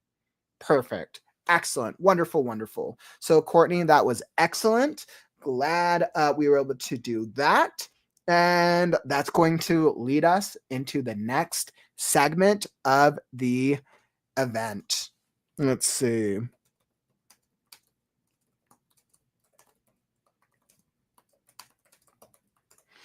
Okay, so let's go right into it. Courtney, congratulations, my friend. You're gonna definitely have to let us know what level of scariness it is. You're definitely gonna have to let us know, my friend. Now, before we go into the next event, we just did the giveaway. So let me see where I am at here. So before we go into the next giveaway, we're going to do a quick ad spot. So our next event, we'll be doing the Writing Short Romance Books in Series with author Brianna Bass. But before that, we have a message from one of our sponsors. All right. And welcome back to the stage, everyone's favorite, Miss Penelope. All right, Penelope. I think you're muted. Actual words coming out now. Hey, there we go. Yay! All right, I'm here to talk about my book, Deter's Requiem. It's a book I wrote. This is if you were here for the mental health discussion earlier, this is the book that I wrote in an attempt to heal my broken heart. I don't have a lot to say about it. I don't have an elevator pitch even. It's just, I think it's better if I just open up a page and start reading. So when I opened it up to a random page earlier, it opened to one of the poems that I included in this. So I'm just going to read this. And after that, I'm going to drop a link for it in the chat. It's always free. So you just follow the link to the book funnel and you can download a PDF or an ebook and read it at your leisure. Hope you like it. So this is chapter 11. And it starts out with a poem called Cross. I bear the weight of my father's judgment like a cross. It is heavy and I stumble, often. I complain about it to him, but he doesn't care. The slapdash carpenter prefers to ignore the wood he strapped to my back when I was 2. Once twigs, now a crucifix of railroad ties. He doesn't see the scar from the nail askew that digs into my ribs, and no one sees the blood until it splats against the kitchen floor. Clean up that mess. He sneers at the hunchback, but not the why. The why buckled under the weight, unaware, like his parents before him and their parents before them. Stand up straight. I complain, and he presses his hand into a well-worn groove in the wood to prove some point I've never understood. I bear the weight of my father's judgment like a cross, so someone else doesn't have to. I won't always carry it. Someday, and someday soon, when I am ready to do my part to mend the human race, I will find one of Chiron's sun-soaked meadows, and I will kerplunk that heavy-ass burden into the soft, forgiving grass. I will learn to walk tall again. That cross will rot to pieces under every new crop of summer wildflowers, until nobody who wanders by will recognize that a cross ended there. That is Deter's Requiem. It is. Thank you. And you can download a copy of it there. That's all I've got for you. Enjoy. Wonderful, wonderful. I might be biased, but Deter's is a very great book. Yeah, might be a little biased. You might be, yes. So Kaufman edited Deter's Requiem, and definitely biased.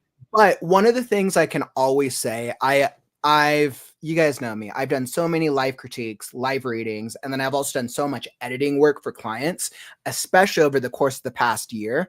And Penelope, who not only has a background and an education in the writing space, her language and word choice is very obvious. It's very obvious. Penelope has a poetic rhythm and sense with her writing, and it's very phenomenal. Very, very well put together writing, editing or no editing. It sounded great even before I touched it. So definitely wanted to give that shout out, Penelope. Thanks for sharing that with us. Absolutely. Yeah. It's just, it's a work that's very close to my heart. I was very selective about my editor, and I was really lucky I stumbled onto you for that. So I hope that anybody reads it, takes away something from it. Oh, ML said great read. Thank you. Aw. Thanks so much, ML. So right. Penelope, Bye. thank you for joining us. And I'm sure you guys will see Penelope in just a little bit. So we're going to be hopping into the next event with author Brianna Bass. So quick check-in. Have you guys, are you getting your coffee refill yet? How are you guys doing on caffeine? We are now 10, so we're about 5.5 hours in. I was like, oh my goodness. I can't believe. Literally 30 more minutes, I'll have surpassed my longest stream. My personal longest stream was the first Write-A-Thon, which is 6 hours. So guys, join me. How are you doing? Just want to do a quick check-in with the community. Drop a comment. Are you still awake? Have you had your next round of coffee? Are we ready for the romance hour? We're about to get into some great romance presentations. I know, well, I personally don't write the romance genre. I'm very intrigued by writing characters with romance arcs personally. And I know, especially maybe later later stories in Scarecrow, there are definitely some characters in my world that have romance arcs, and I'm very, very intrigued by it. Especially whether you're a romance writer or another genre, romantasy is very popular. There's a reason that the romance genre is one of the top genres and has been, along with fantasy for the past couple of years. So very, very cool. And then even as you guys can see from our event list, we're now going to be hopping into writing short romance books and series. So if you're a romance writer, this is going to be right up your alley. This is going to be perfect. And let's see, let me hop in here. Excellent, Adriak. I am so into the romance hour. Yeah, so guys, this is anybody who's a romance writer, or even if you just like you write romance arcs for your characters, this is literally going to be perfect for you. This is going to literally be the hour for you. Lynn, I am so excited for the romance hour. AJ, looking forward to doing the spice talk tomorrow. I know not all romance needs it, but I prefer a well-spiced romance. Yes. For those of you who don't know, AJ is going to be leading a workshop presentation tomorrow about writing spicy romance scenes. It's going to be incredible. For any of our spicy romance writers, that's going to be one of our presentations tomorrow. I can't wait. I am too. I don't even write spicy romance, and I want to know like what's like the style. So I am stoked. And without further ado, let's kick off our romance hour. So we're hopping right into writing short romance books in series. Learn practical tips for writing short form romance stories, including how to create a storytelling formula that incorporates romance story beats and tropes. Discover how to organize and plan a multi-book series with tips for both plotters and pantsers with our author, Brianna Bass. So let me proudly welcome to the stage author Brianna Bass. Welcome, my friend. Thanks for having me. I'm happy to be here. It's also a pleasure to meet you formally. Yes. I know some guests I've had on before, others are new, but I'm very happy that you're able to join us, and you get to kick off the romance hour. Awesome. Well, I hope I do it justice. I totally believe in you. Do you have anything that you're going to throw up on screen at all? I do. Yeah, I have a presentation. Perfect. So you can just click on the present button down at the bottom and it will show up on screen for you. Perfect. Let me grab that. We'll get started here. All right, and let's see, we're going to get that queued up right now. All right, perfect. And were you able to find it all right on your end?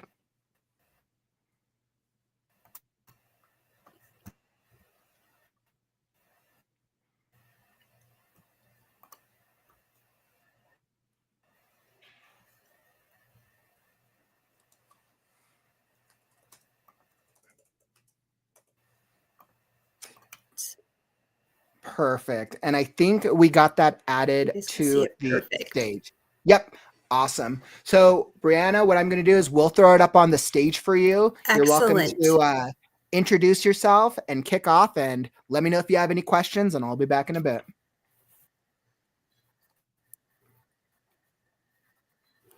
Perfect. All right. Well, welcome everyone to Writing Short Romance in Series. All right, and please let me know if you're not able to see the slides. I hope that they're advancing.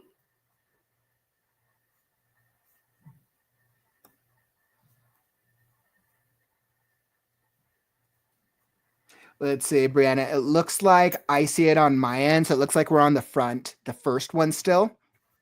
Oh, okay. Yeah. There we go. Just moved to up. All right, there it should be on About Me. Perfect. Looks like we're moving Beautiful. forward. All right. All right, so a little bit about me. I'm the author of 8 books and counting. I write Christian romance and devotionals for women. I also run a weekly Christian lifestyle blog called Proverbs and Pearls, and I'm president of Perfect Peace Publishing. I'm an indie author, so of course I created my own publishing company. All right, so today I'm going to go through why short format and why series. We're going to share a little bit about my planning process, talk about story beats, and my 10-beat, 10-chapter formula for novellas, as well as how to organize a series so that you can keep everything straight and not feel completely overwhelmed by all the details. All right, so my Christian romance side, everything is novellas. They're about 20 to 25,000 words each, and they're all in series. I have one completed series out and another that's starting here in 2025, but they all exist within the same universe. So they're interconnected, even though they're separate series.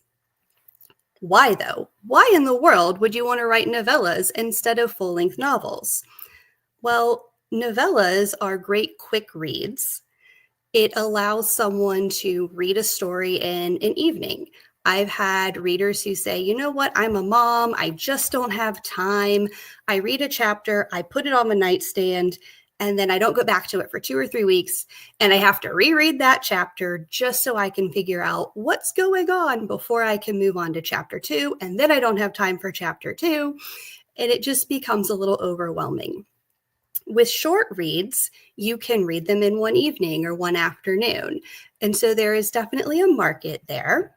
If you go on Amazon and you look at the Kindle short reads, these are going to be your 15-minute, your 30-minute, your 60-minute, your 90-minute, and even your 2-hour categories.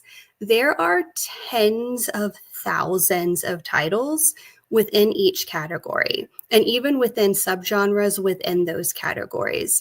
So there is something for every heat level, for every trope, for every subgenre. These are wildly popular, and they're not exclusive to Kindle Unlimited. You can purchase them. I go wide with mine as well. There are other platforms where you can find these shorter books. You can do direct as well, Substack. There are other options, but there is definitely a market for these. Now, for an author, one of the benefits for doing the shorter books is that you can quickly create a backlist. So, for example, with my series, I wrote 120,000 words total.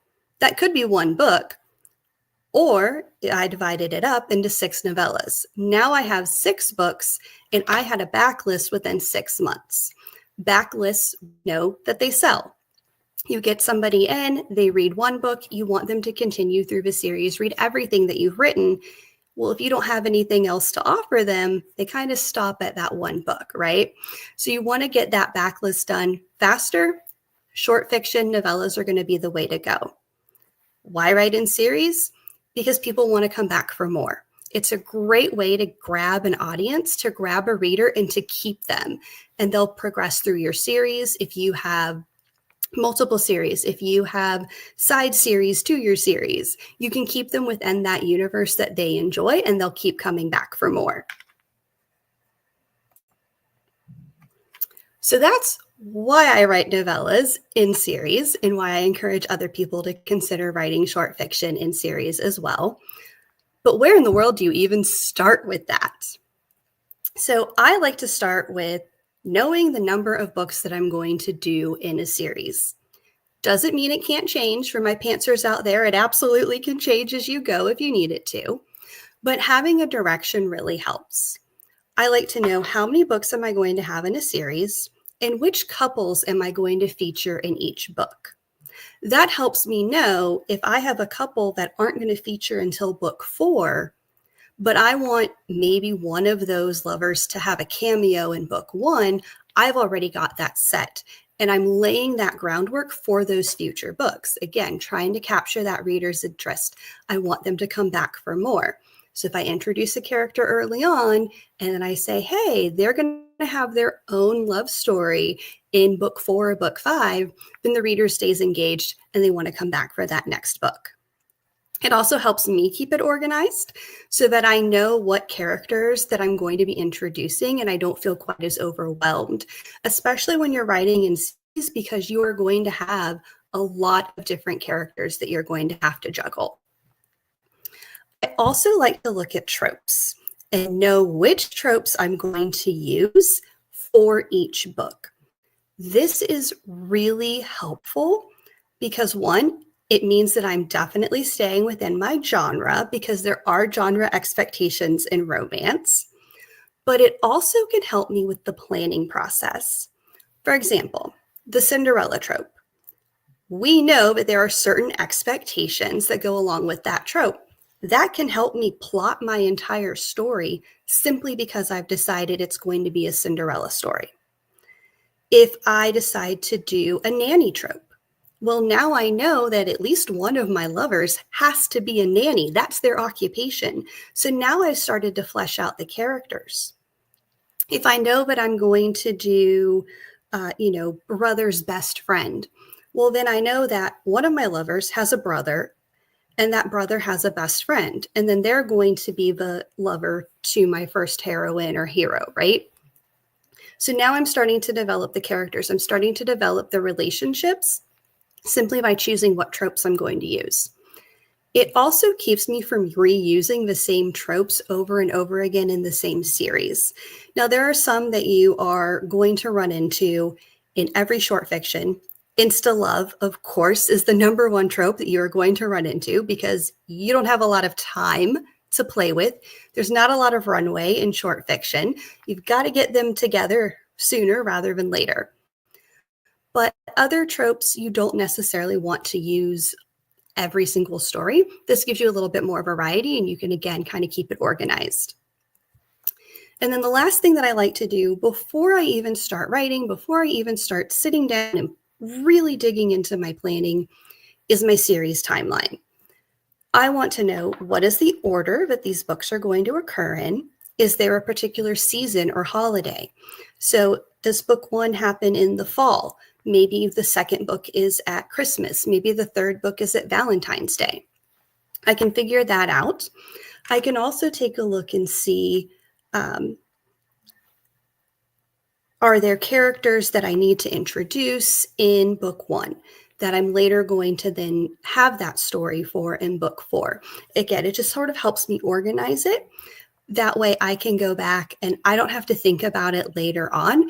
I already have that reference as I'm going through my outlining process and my writing process.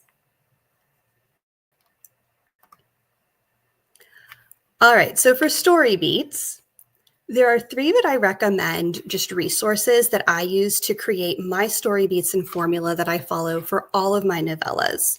The first is Romancing the Beat by Gwen Hayes. Then Save the Cat Writes a Novel by Jessica Brody. And the last one is Erin Kinsella's Romance 101, Romance Story Structure. That's a YouTube video that I highly recommend. All 3 of them will give you a lot of information about the different story beats for novels in general, as well as for the romance genre specifically. What I did was I kind of took those and made them my own, because you can't do every single beat in a 10-chapter novella. It's just not possible. You're going to have to condense some. You're going to have to completely ignore some. And so what I did was create a 10-beat, 10-chapter formula. Now, not every chapter gets 1 beat. Some chapters will have 2 or 3. Others will have 1 beat for multiple chapters. You can really play with it and make it your own for a little bit of variety. But these are the 10 story beats that I always hit in every single novella. We have the meet cute, the relationship rejection, considering the relationship, intimate panic, vulnerable reconciliation, acknowledgement and collapse, the breakup, emotional triumph, declaration of love, and of course, the happily ever after, or at least the happily for now. In some instances, yes, I do them one per chapter. In others, like I said, I will mix it up and combine them. But then what I'll do, once I have my 10 beats listed, and I do this for every single novella, I outline it with these 10 beats. And I will go ahead and do each chapter, because I do male, female, and so I will alternate the point of view, first person, and I'll put, okay, Lila is chapter 1, Nolan is chapter 2. And then I'll go through and say, okay, this is the meet cute. It's going to happen in this chapter, and this is what it has to look like. And so I'll kind of outline based off of this formula. And it gives me a way to move forward without having to figure out, oh man, what's got to happen later on in this story? Where am I going? It gives me that heading without having to really think about it and go back to the drawing board every single time. So I'll have my 10 beats, I'll have my 10 chapters, and I'll start to outline. I am a plotter. I love me a good outline. But even for my pantsers, you can at the least use this just to give you that direction. You don't have to go into the nitty-gritty like I do with some of mine. The other thing that I will do is I will actually outline every book in the series before I even start writing the first book. And I do this for a couple of reasons. One, just to make sure that I have everything laid out. Again, if somebody needs to cameo or there's something that's referenced in book 1 that I want to later reference in book 5, or that I want to foreshadow in book 1 that will later happen in book 5, I'm able to go ahead and get all of that organized up front. The other reason I do this is for my Excel sheets. I love me a good Excel sheet. This is how I organize everything. What I'll do is I will create an Excel sheet for my main characters, my secondary characters, tertiary characters, even buildings. So my romances all happen in the same small town. Well, I need to make sure that if somebody walks into the bank and the bank has mauve walls in book 1, that unless the bank has had some kind of renovation, if somebody else walks into the bank in book 4, it still has mauve walls. And so I'm able to organize all of that information just using the spreadsheets. I'll also go in, I'll color code by my couples. I'll go in and I'll include the ages, their physical attributes, so hair color, eye color, any distinguishable scars, tattoos, that sort of thing. I'll also include little quirks. Like I have one character that says buddy. He says buddy all the time. And that's on the Excel sheet. He says buddy a lot. And so those are things that I can, again, reference as I'm going. I don't have to think about them. Like, oh boy, what was that character's name? Or what was their eye color? I can just go back to the Excel sheet and pull it up. And there's that information for me. It also helps me to organize how the different characters know each other, especially with my secondary and tertiary characters. So for example, with this one, in my first book, I have a character, Lila, who is a journalist in Chicago, and then she moves back to her hometown. Well, there are people that she is still connected with in Chicago, like her editor, Linus, and his husband, Marcus. And then I have characters in this small town, like the mayor, Cyrus. And so it's able to, by using the Excel sheets, I'm able to stay organized on how the characters are connected. Linus and Cyrus don't know each other. I can never put them in a room together and act like they've known each other for years, right? So I have to make sure that I have this organized so that I know who the characters are, how they're connected, what they look like, quirks and attributes that they may have. And then I put it in an Excel sheet that I can reference at any time. And I don't have to go back and dig through my manuscript and try to find that information.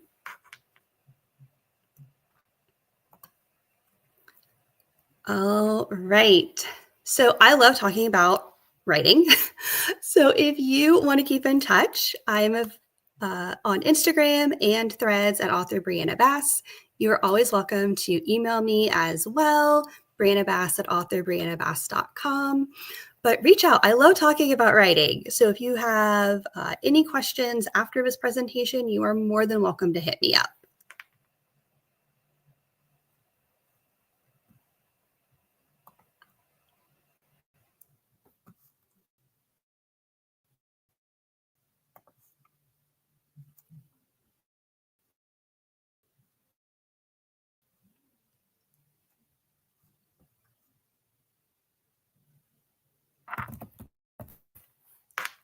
All right. Are there any questions in the chat?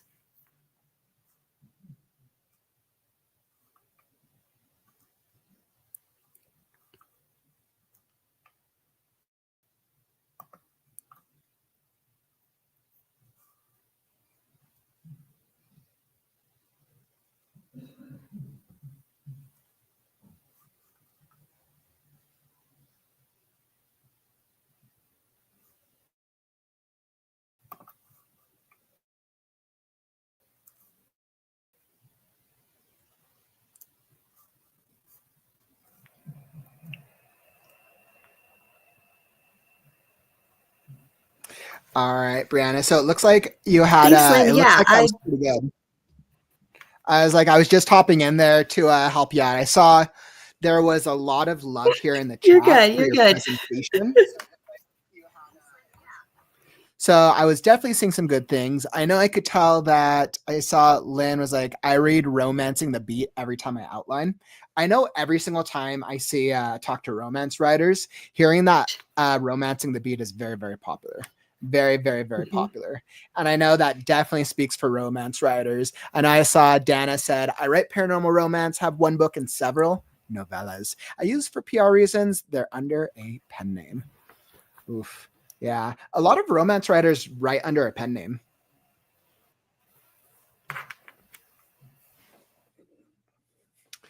Let's see. And I know we saw Penelope asked, what inspires you as a writer?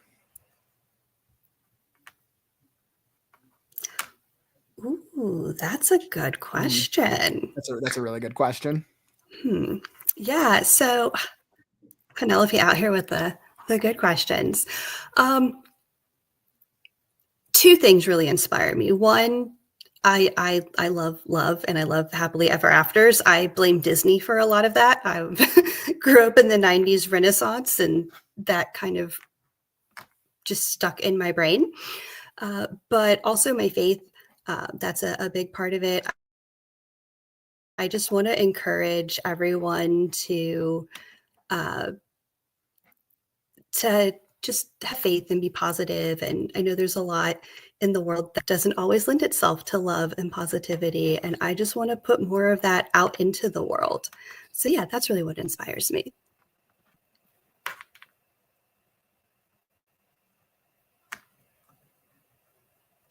That's a very positive, very, very positive answer. That's really good.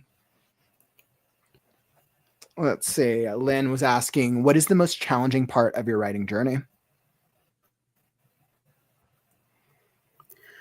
Ooh, the most challenging part. The business side, honestly, is the most challenging part and the scariest. I've never took a business class. I took plenty of creative writing classes in college. I was an English major, but the business side was daunting. You suddenly have to learn things like insurance and what's LLC, and I think that was the terrifying part. There are days when I think, should I have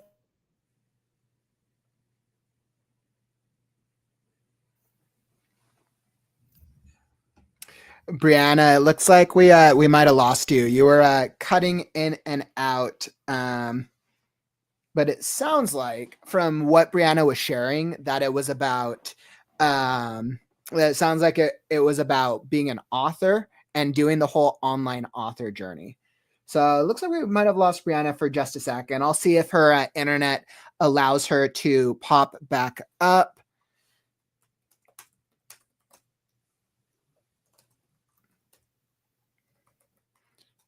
All right. So we're kind of waiting. I was seeing if you're there. Brianna, you back with us?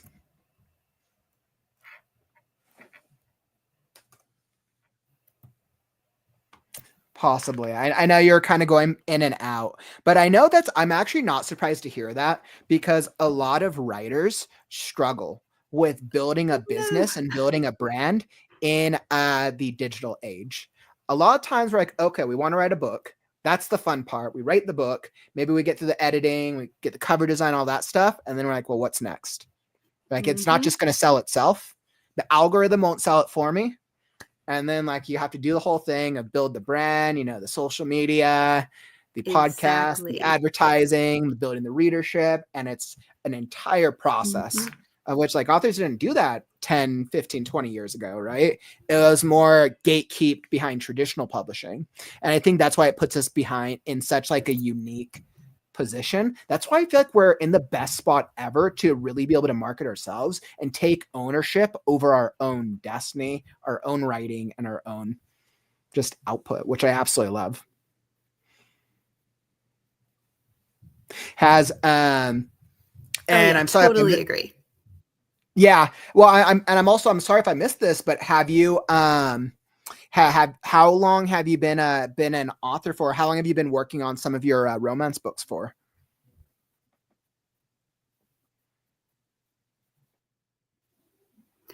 I've only been doing this for about 2 years now. About 2 years? Okay. That's not too bad at all. And that's actually really awesome with how knowledgeable you are. Do you feel like you found a lot of success in marketing and like putting out your romance series? Mm-hmm.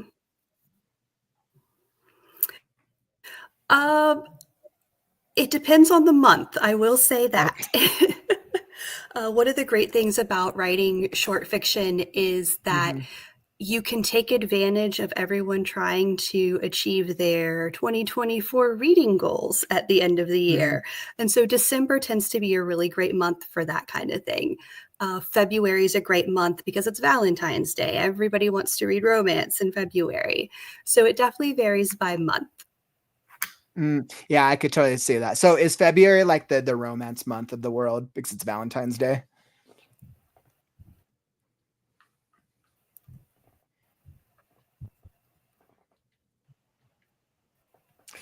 Yeah, because not being a romance writer, I think it's like kind of hard. February's so I'm just not a good month, but it's also a challenging month because everybody's publishing. So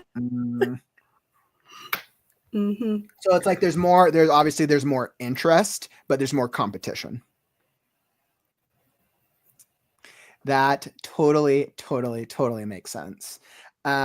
Yeah, I guess I'm not surprised by that. And I mean, especially Valentine's Day is right around the corner. And I know Penelope was saying, great answer. I write a lot of dark stories, but I tend to be drawn to romance for the same reason. I think there needs to be light in the world. And Dana's like, writing is a business. I learned that as well. Even big name authors are having to do their own PR work. I have several I watch who are doing just that. I think that's just the craziness of the world that we live in. It really is. So yeah, so I think that's I think we had that was some really great conversations and some really great aspects around writing romance. Brianna, I really want to thank you for joining us and sharing everything. I felt like for anyone who's a romance writer, that was definitely very informative.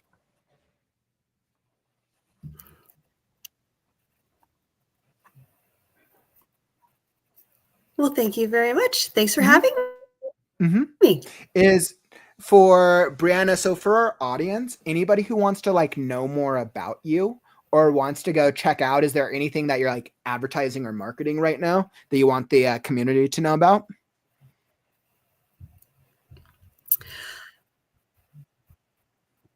So I do have my completed Hollow Bridge series out, including the hardcover special edition anthology collection. Ooh, With that is exciting. all 6 of the novellas and a bonus short story that you can only get with that edition. Ooh, I love that. And then I know that we had your link for the Story Origin app. That was that the link to one of your novellas?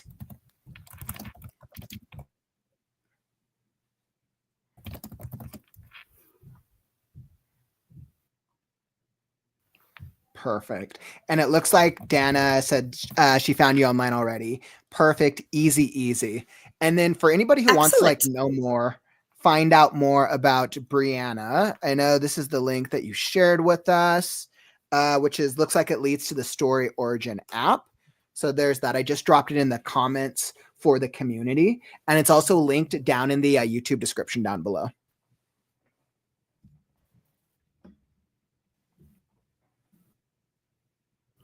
But awesome, Brianna. Thank you so much for joining us. It's been really great. You can also find me at my website, author Brianna Bass.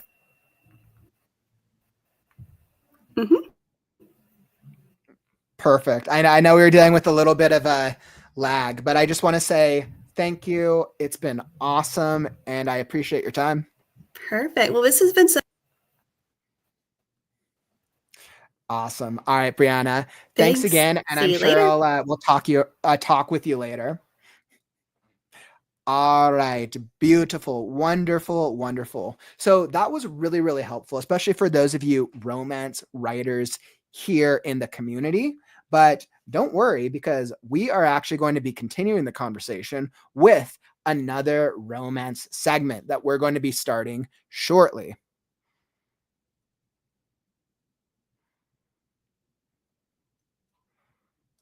Awesome.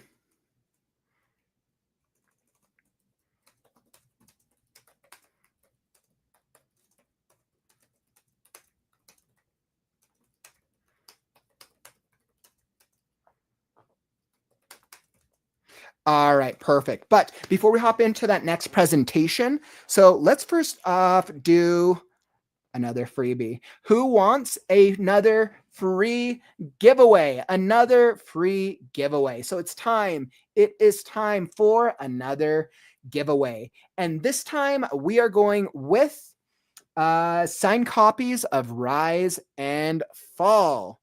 Perfect. Wanted to make sure that I can get that. Wanted to get book definition.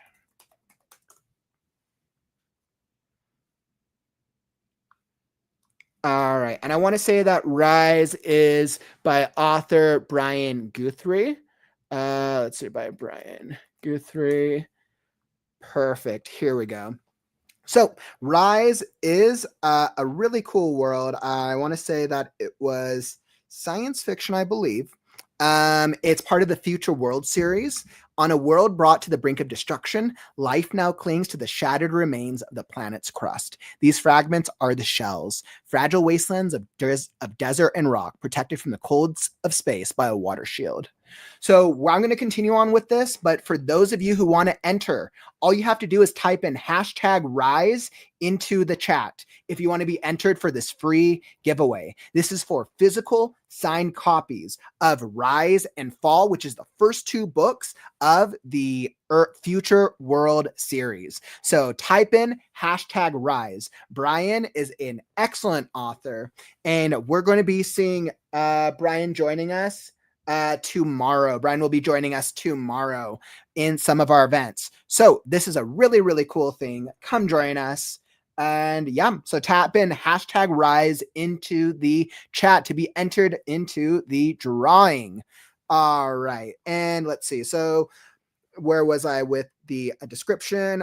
In the struggle for survival, its people have depended on ancient technology controlled by the omnipresent network to sustain the entire population. But the network is breaking down. Water is sparse, and a complete societal collapse is imminent. As the stakes become clear, the inhabitants of the shells begin to turn on each other and appear headed for an all-out global war. Now the paths of several strangers will converge at the opportune moment, from a woman who seeks to protect her family as it's ripped apart to a prison warden hiding from his past. This unlikely group has little in common, but together they may hold the key to saving humanity from its worst enemy, itself. So this sounds like a really, really cool, like almost maybe like a post-apocalyptic future world. I mean, obviously it's called Future World, so it's a post-apocalyptic type world, which is a survival type, which is definitely right up my alley. So definitely type in that hashtag rise to be entered into it. These are 2 signed copies, right? So these are 2 exclusive signed copies. Put that in, and that, let me pull that up, and I think we are set. So let's enter. The timer ended. I know I didn't throw it up on screen, but let's start that drawing and we will see who wins a copy of hashtag rise. All right, and let's see what we got here. And drum roll, and ML, wonderful. Congratulations, my friend. Let's go. Absolutely. Congratulations, ML. Beautiful. So definitely make sure to for you to win, ML, definitely enter in the giveaway winner form. So ML, make sure you go into the giveaway winner form, you fill out your information so that way we can get you those prizes shipped over to you. The autographed copies, the exclusive autographed copies of Rise and Fall. And you're going to have to tell us, ML, how cool they are. You're going to have to tell us how cool of a world they are. So definitely, ML, make sure to put in your information and we will get that prize, that giveaway to you in the month of January. All right. Beautiful. Wonderful. So thank you all for participating. And don't worry if you didn't win, because we got more giveaways right around the corner. All right. So with that giveaway out of the way, let's see. And perfect. So we are just about to hop into the next presentation. So now's probably a really great time for a quick announcement. For those of you who want to be part of the Right Now community, we actually launched in, I want to say it was beginning of November, we launched our membership program. Essentially, the YouTube membership program, you get access to the monthly critique group for only $5. Super cheap. Most critique groups with a lot of authors are usually extremely pricey. Essentially what it is our critique group meets once a month on the 15th. I'm trying it out for a few months to see what the how the community takes to it. And so far, of the past couple critique groups we've done, they've been very phenomenal. Every writer who's shown up has gotten exponential feedback. It's a closed session, so you can show up, you bring an excerpt of your work, which you read aloud, and then you're going to get feedback from all different styles of writers. It's very cool. We meet on the 15th of every month. So if you want to become a YouTube Right Now channel member, you'll get access to that critique group along with the icons and logos and stickers, which are coming. So down below the YouTube description, tap that join button and you'll join the Right Now channel membership. All right, my friends. So with that out of the way, I was like, I know we've seen some channel members today, so I am stoked and I'm ready to continue on in our romance hour. So we're going to be hopping straight into our next romance segment. And let me pull up. Awesome. So we're going to be pulling up and chatting with author Alessa Winters in the Self-Publishing in Romance. Perfect. So this is a quick presentation regarding publishing tactics and techniques in the self-publishing world of indie romance. Alessa has published many books in the category, and I know she's going to be sharing some excellent insight and some tips and things that have worked really well for her in the romance genre. I know every single time a romance writer has a question, Alessa literally always has some really knowledgeable answers. So I am so happy and so proud to welcome and bring to the stage author Alessa Winters. Welcome, my friend. Hello, how are you doing? Good. Long time no see.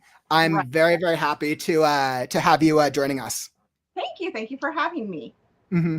I feel like every single time I have writing-based questions, you always have like the most phenomenal answers. Thank you. So I know we've been going through our romance hour. Brianna's presentation was really awesome. I was like, it makes me wish that I wrote romance. I'm like, I wish I did. Now I feel like I have to add like romance sub-arcs into my next story. That's what's going to have to happen. But we're going to be continuing on here. I know, Alessa, we have your presentation all queued up. Just holler at me if you have any questions or need help. We'll moderate the comments, and I'll be back on shortly. Sounds good. Thank you very much. Hello, my name is Alessa Winters. I also go by Writerlyn on the Discord, so if you see my comments, that's me. A little bit about myself is I have been self-publishing in romance since 2018, and I have 15 books published, and I have done one book set as well. I've been in a couple of anthologies, all within the romance sphere. Alrighty, so just quick going over the topics. I'm going to touch on cover, title, blurb, places where you could publish, rapid release, marketing, and how to know if you are succeeding. And just as a sort of disclaimer, this little talk is, all of it is assuming that you have written a well-structured romance novel that conforms to audience expectations. Because as you have undoubtedly heard, romance readers have a lot of genre expectations. So all of this assumes that you are writing towards an audience that wants to buy your book. There is a lot of, intrinsic creative nature of wanting to write the most unique or the most different or the most creative. And this is geared towards, I want to write towards this audience and the escapism that they specifically are looking for. I often say when I'm talking is like, you're here to find readers, not write the next best American novel. But if that happens, it's cool. All right.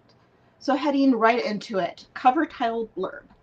When I was getting started in self-publishing, there was a gigantic Facebook group. It still exists, even though it's smaller now, called 20 Books to 50K.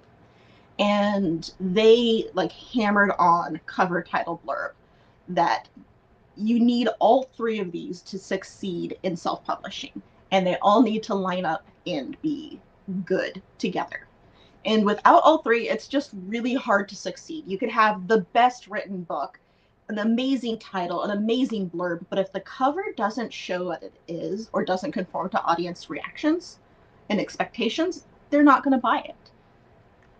All right. So a little slide on covers. This is all stuff that seems somewhat easy to understand, but putting it all together is really important. The covers must match genre and subgenre expectations.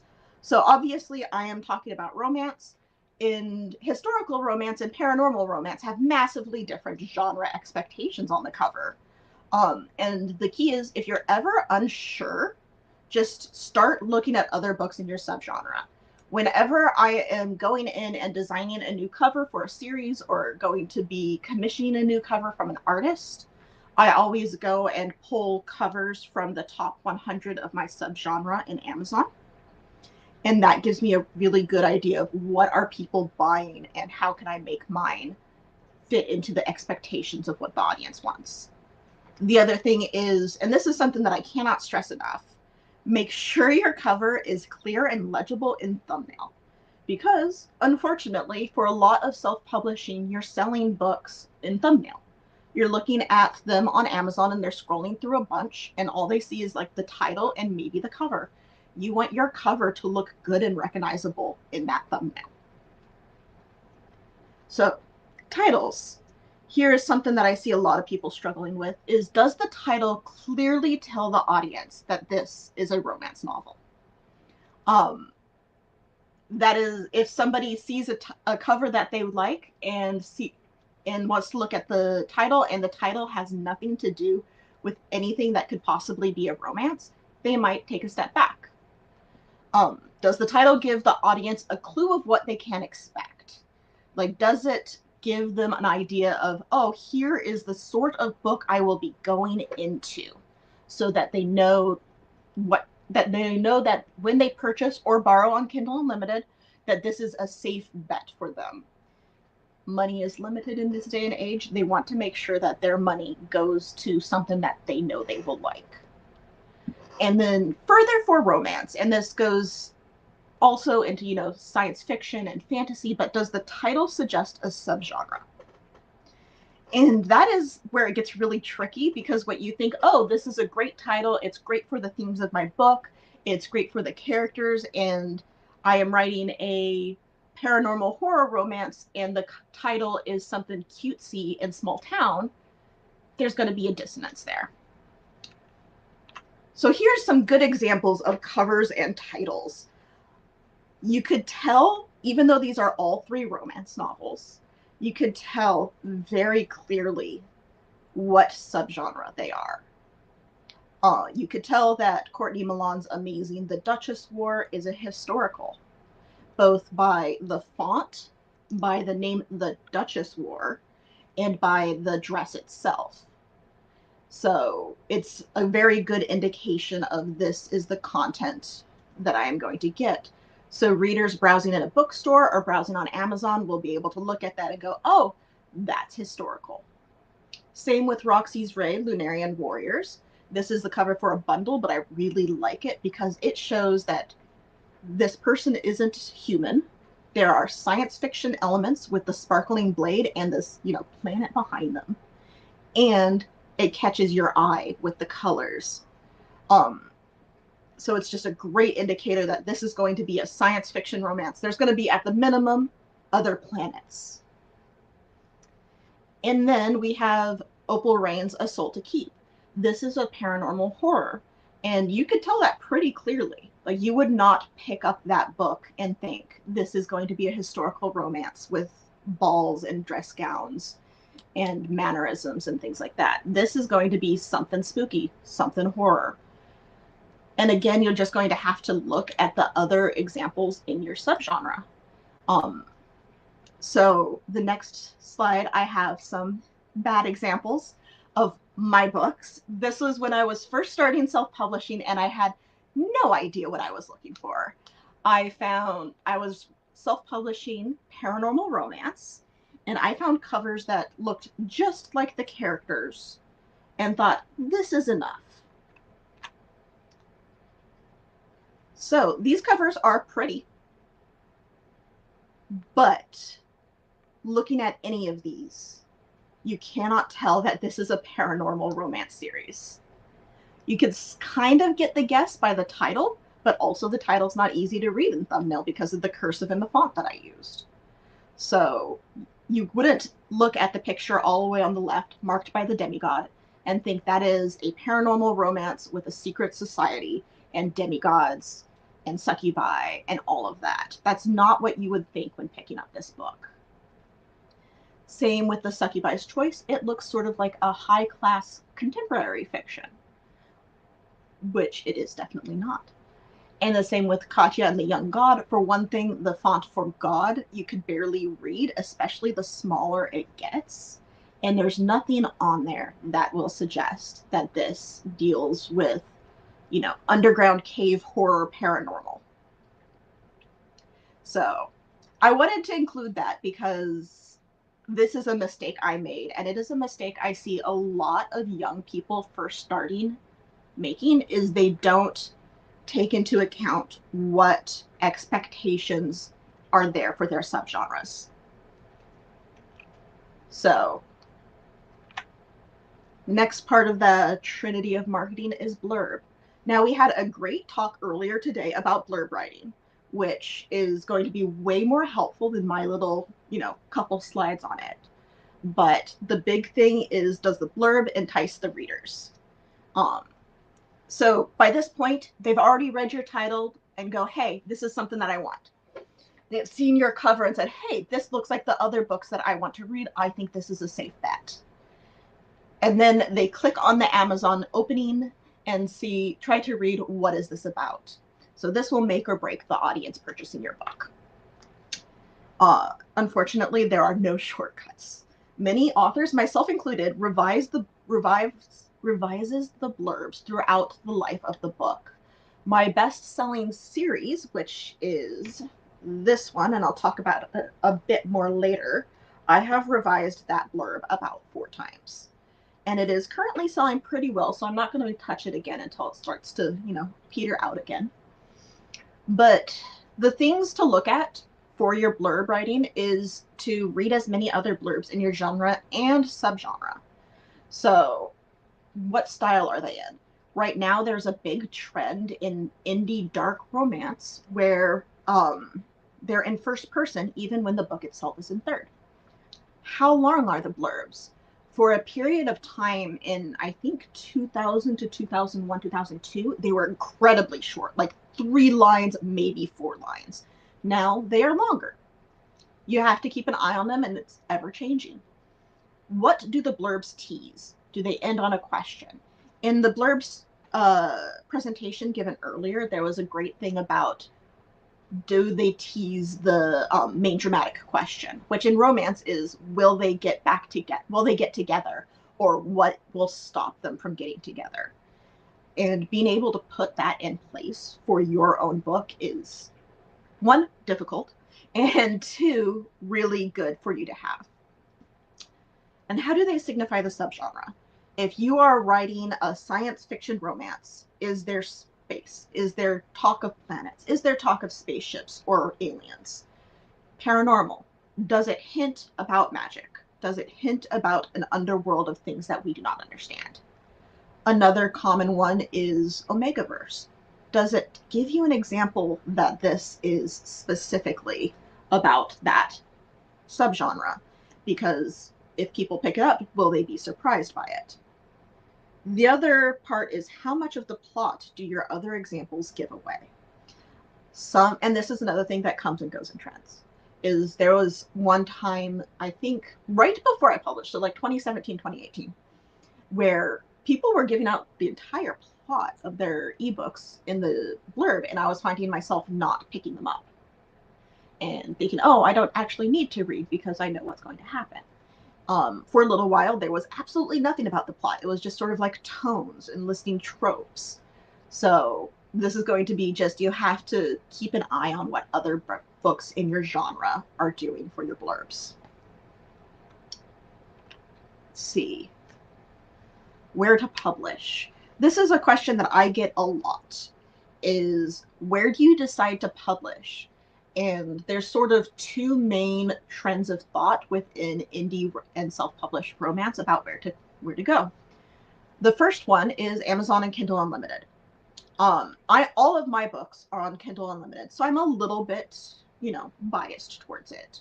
But Amazon is one of the big places where people go intentionally to shop for books. Kindle Unlimited is their subscription service where readers pay, I think it's $11.99 a month to unlimited access of the books in the program. And authors get paid out at approximately a little less than half a cent per page read. And that also, goes up and down. Sometimes it's been really high, sometimes it's been unfortunately low, but you get paid per page read. So if an audience member reads through like 5 pages, you get paid for 5 pages. If somebody reads through your entire series, so say you have a 6-book series and every book is 400 pages, you get all of those paid per page. So the thing I like to tell people about Kindle Unlimited is it's heavily genre dependent. For romance, that is to our benefit because the average romance reader reads 2 to 3 books a week. And if they read that 2 to 3 books a week, that's a lot of money if they are buying the ebooks every single time.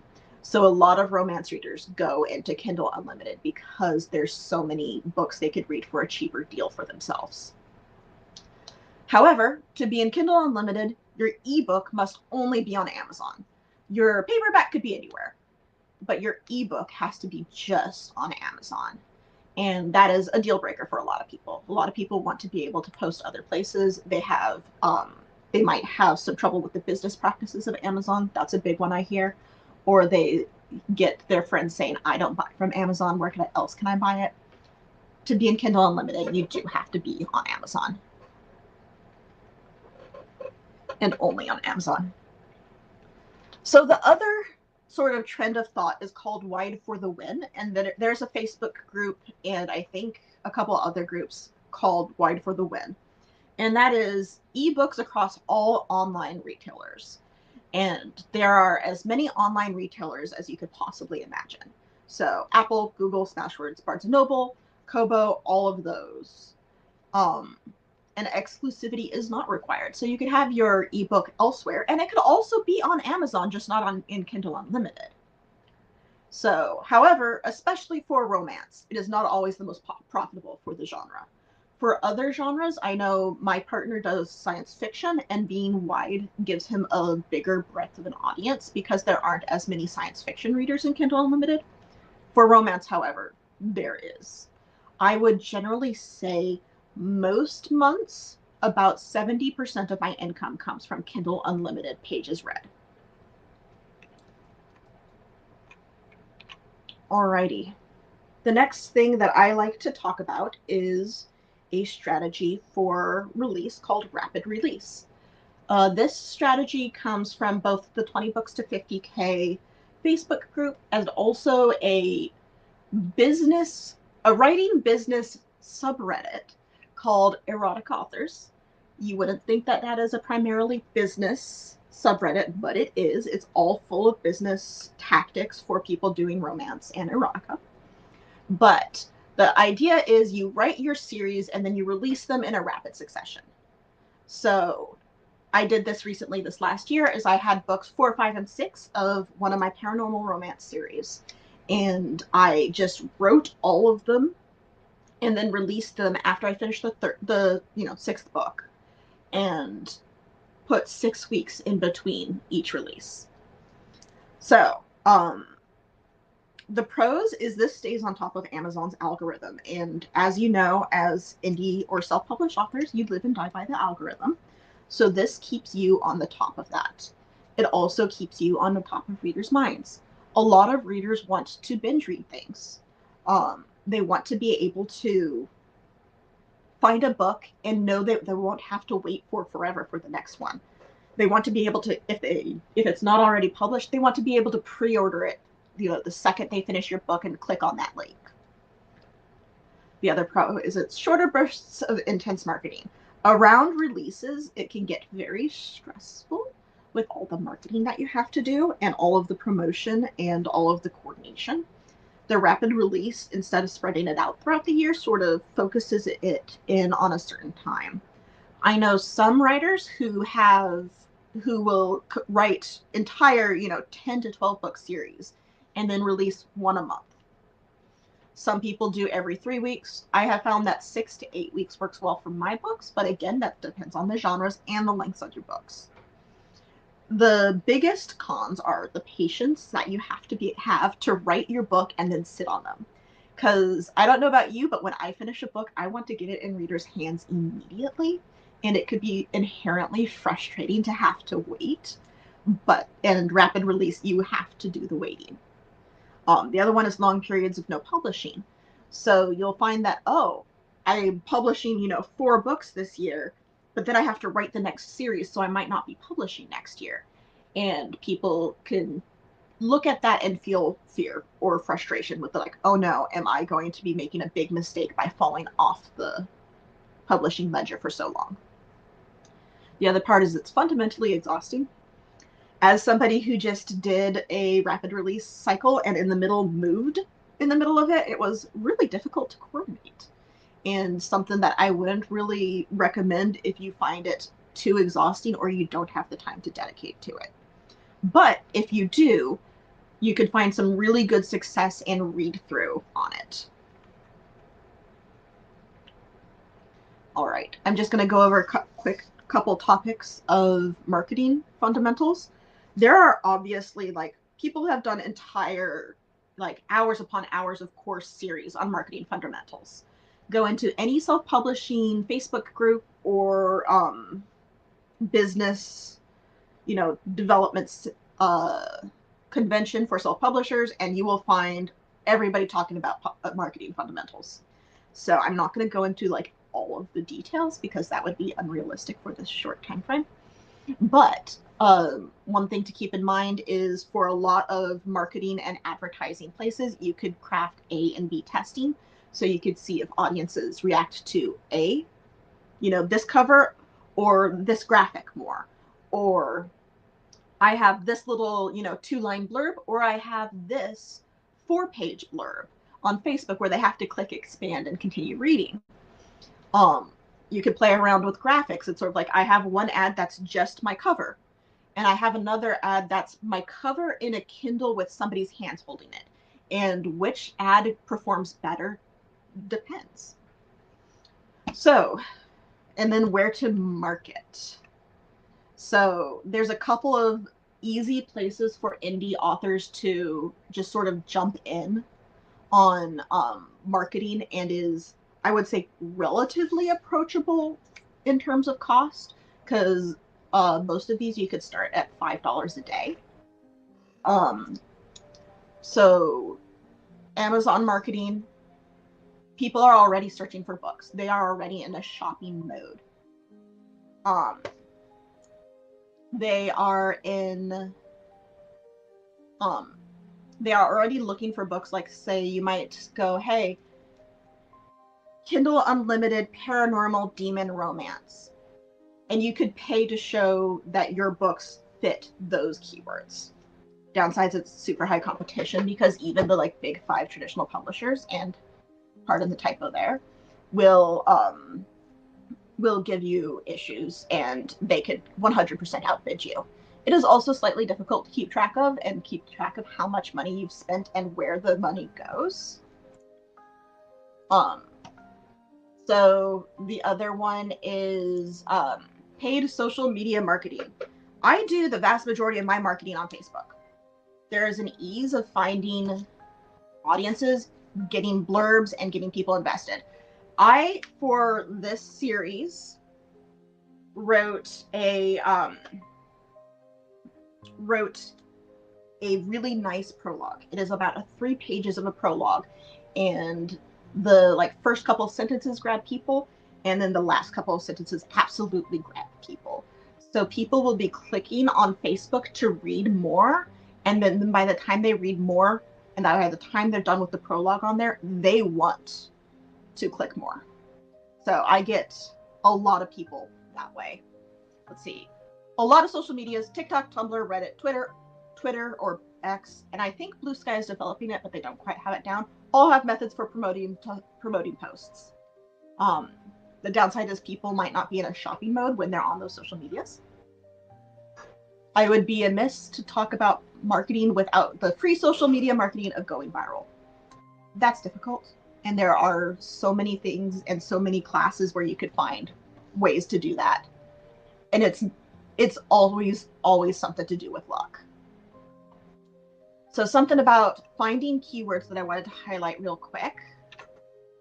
On Facebook, ignore my really crude screenshots. You could, and anytime you get an advertisement on anything, this is a book, but on any advertisement, you can click those 3 dots, click why am I seeing this ad, and then click advertiser choices. This is where I get most of the keywords and similar things to publish, to get my readers. So if you are at all planning on doing Facebook marketing, I would suggest you start clicking in on those, especially if you want to get ads that are similar to the books that you're publishing, and see what they are aiming at. Alrighty. The other quick thing is how to gauge success. The quick one is, are you making more money than you are spending?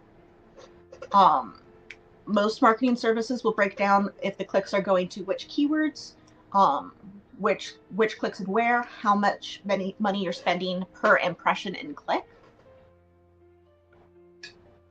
You can get reporting on how much money you make through where you publish. The next slide, I'm going to give an example of my Kindle, my KDP reporting, Kindle Direct Publishing reporting slide of income for the year. And most book places will give you some form of this.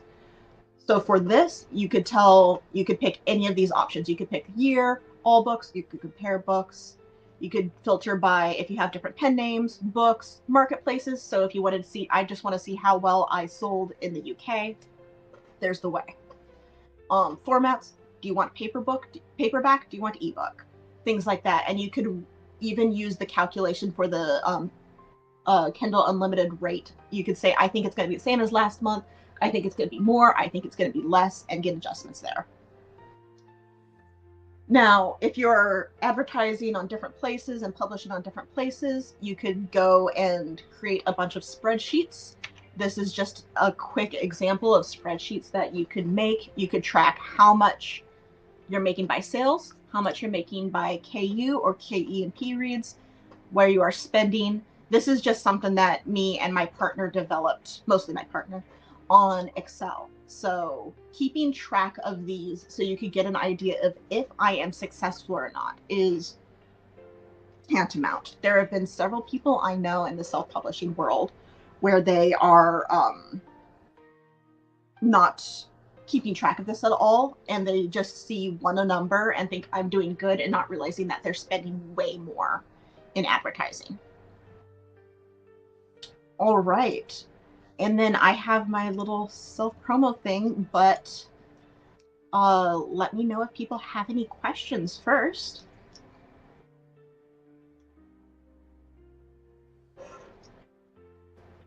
All right, Lynn. So that was some really that was actually very, very informative for somebody myself who's done research as well.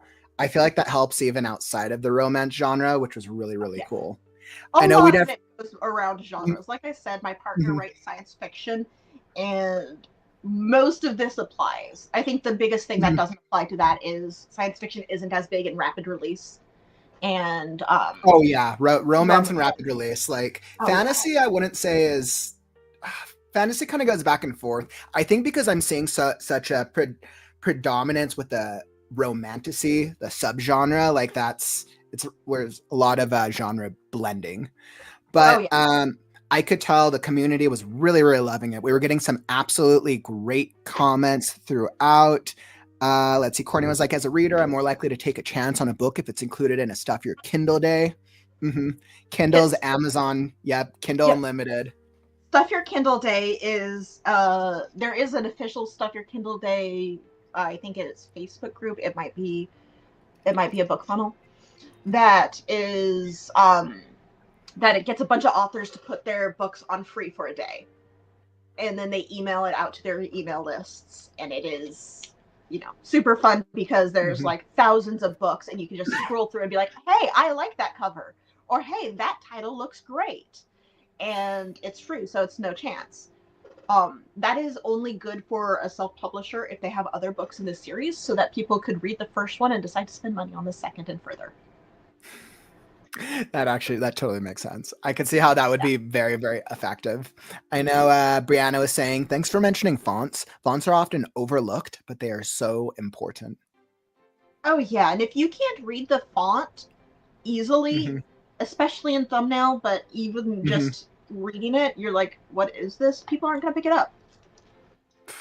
How I'm curious. I have a question for you. How many years have you spent researching the fonts, the cover art to really get to that style where you're at now? Because you shared a lot of your books. You shared the ones that worked, and then you shared ones that you felt like didn't work. And I was like, that was impressive. Yeah. I love that you're using your own journey as a learning experience. I wanted to show the ones that I was like, okay, this book series, I loved writing it. It was the first full book series that I wrote, and it failed flat out. And do you think the cover art was a huge factor because it just wasn't? Yes. Did you ever consider reprinting, redesigning, and reprinting a new edition? I've considered it, but I don't know because I've grown so much as a writer since then. If it's like really worthwhile. Yeah, that first book was published in early 2019. So the first book of Wow. that series was early Wow. 2019, and I've now written 14 more books. So I have That grown makes as an sense. author. Might as well work on like where you've grown as an author and a writer Yeah. and where you're at now. That makes sense. Yeah. Let's see. I know AJ had a great question here. Is there such a thing as too many subgenres crammed into one blurb? If it gets confusing, like if somebody is like I saw somebody who did it was a subtitle where instead of saying like a paranormal romance, it said something like a cozy high heat paranormal romance bookstore thing, and I was like, this is so many. Which ones is it? For the subtitle, and for the blurb itself, if they just list all of just like subgenres that it's a part of, some readers can get confused.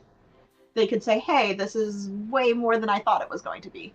It's kind of interesting. Do you usually see so it's usually clear what the main genre is, and then in the blurb itself will it touch on like different elements, I guess. Is that like kind of the alternative? That was really, really in fashion in like mid 2023. Is like you would see like trope and like subgenre lists in the actual Amazon listings. Now you can see those in like advertising copy, like they'll see, they'll have the book cover and like all the tropes that point to it. That's a completely other thing, but people were putting all of that into the blurbs.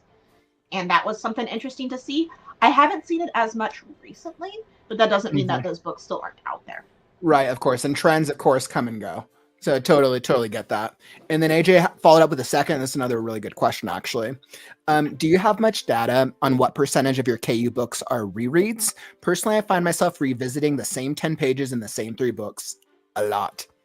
I do not know. There has been some controversy of how, because you could see how many pages are coming from what books. But Amazon is not the most forthcoming to what are rereads, and some people have like tossed back and forth that the conventional wisdom is you're not getting paid for rereads, and then people are like, no, you are getting paid for rereads, and there's a lot of testing that could go back and forth, so that's kind of a controversial question. But I could say yeah, that. I cannot tell where in the book the KU reads are coming from, just which book. It is a fun thing to see on that reporting screen. You could and this was a much bigger thing when I was much more starting out and my books were shorter and I didn't have as many out, so there was less to track, where I would see, oh hey, I just got 400 pages read on the first book, and then like hit refresh on the page, oh there's 3 on the second book, refresh on the page, oh there's 10 on the second book, and you could see them reading. Interesting. You can see that progression. That's kind of cool, actually. But that's something you can only really do when you're starting out, because once you get, like, I have 15 books now, so I'll get book pages in huge chunks where people sync their Kindle up, or just a lot of people reading a lot of things. That totally makes sense. Let's see. It's like, I know this was very helpful. This was a great, Alyssa. That was a great section. Beth, this is just a good general question for us. Please tell me that I'll be able to view this information later. There just isn't enough time for me to take notes by hand from all these slides. So I know, we've gotten this question with a couple of the previous presentations as well. What we're going to do is we're going to work with all of the authors to get the presentations ready and available so we can get them out to the community. I would recommend that if you're not a member of the Right Now Discord already, you should, because we'll throw them in the Discord because that's the easiest way to be able to share stuff. I think YouTube has a community feature where you can upload things now. It's new. But I still have to play around with it. But yeah, so join the Right Now Discord, link down in the YouTube description, and we'll make announcements there after the Right Now-A-Thon ends. And then Rachel had a really great question. Do you mind sharing the difference in trope versus subgenre? I have seen Amazon punish using the title and subtitle space for this. Yes. So when I say subgenre, I say like alien romance like is a wouldn't subgenre be like romantasy? Would that be that. So like romantasy subgenre? is kind of in its weird section because it is a really new genre. So Okay. it doesn't fully conform to the capital R romance trends, nor does it fully conform to the capital F fantasy trends. So it's really Interesting. difficult to talk about romantasy yet. So But then there'd be say- like paranormal romance is subgenre. You could say paranormal romance is a subgenre. I generally would go more specific. So like vampire romance would be a subgenre. Okay. One of my series, which is the No Steam Clean series, is ghost romance. You could find like mafia romance as a subgenre, or serial killer romance. That's getting popular right now, is a genre. And meanwhile, trope is much more like found family is a trope, or you know, second chances is a trope. So sort of like the type of story beyond just the dressing that it is. So it could be, you know, like I just blanked on what I was going to say. So second chances is a big one where people, and you can find that across all subgenres. Any book could be a second chance. Any book could be a small town. It's just what is in there, and you could get even really specific when it comes to tropes. Like you'll see people talk about how this is a, you know, touch her and you die trope, or this is a male main character is stabby trope. So you can get really specific. For putting it in the title and subtitle space, Amazon can get you in trouble for that, especially if you do the really long ones. Like generally, I have found, like, so on one of mine, A Ghost of Her Own, I put a cozy paranormal romance for the subtitle. I've seen subtitles as long as 10 words, and then they got taken down. So Amazon will punish if you do too much of that because they consider it to be bad for the audience experience. And that's the big thing that Amazon's always about, is it has to be good for the audience experience. I mean, that makes sense, right? Because at the end of the day, they want to make money. Yeah. And if they know it's that if the audience goes somewhere else, they're not going to make money. yeah. But granted, I don't think we see Amazon losing its 80% of the book market anytime soon. Oh man. So Rachel, that was absolutely a really, really great question. I feel like we could actually make a whole conversation out of subgenre versus tropes. Like it's got me thinking. But this has been absolutely phenomenal today. I really appreciate you joining me. I know you mentioned your books. I know you had that on the last slide. If people want to like go check them out, go find out more about you, where can they go? I am on Amazon and Kindle Unlimited. Here is, I think it's, you know, in reverse, but here's the first book of my 6-book series, The Girl Who Brings the Dead. And it is a paranormal romance for the genre, and even more, it is a necromancer and demon romance. So if you're wanting to go more into the subgenres, I think it's generally listed under like demons and devils romance, and then wizards and witches romance. And so that's the 6th book. Is that the end of the series? This is the first book of the 6th. Oh, that's the first book. I mean, because I know you just published the 6th one. Was the 6th one the end of the series? As of right now, yes. But I know I left myself ways and characters that I could do additional books if I get the inspiration. Of course, leave it open to the possibility. But I mean, that's great, right? So people can go check out the first book, and they have a whole series that they can binge through. And I know, so generally the accepted wisdom is people read the first book, and 40% of those will read the second book. Generally, from second to third and third to fourth, it's anywhere from, like, if they read the first and the second, they aim for, I think, 70% read the third and the fourth. This series, I'm more at around 80 to 90% read the third and the fourth and the fifth and the sixth, which I am proud of. And for my Ghost series, it is much closer to, I think, the 60-70%. And the Ghost series is 4 books right now, but I am writing the 5th, and I have a 6th planned. Awesome. So I'm always impressed by how many books you have in your catalog. I think it's really, really awesome. I just dropped your link down in the YouTube description. So for anyone who wants to go check out any of those books or check out more, link down below, also down in the YouTube description. But I just want to say, Lynn, it's been great. I really appreciate that you joined us. And I could tell just from our chat community that they got so much value out of our romance hour. So very, very Excellent. cool.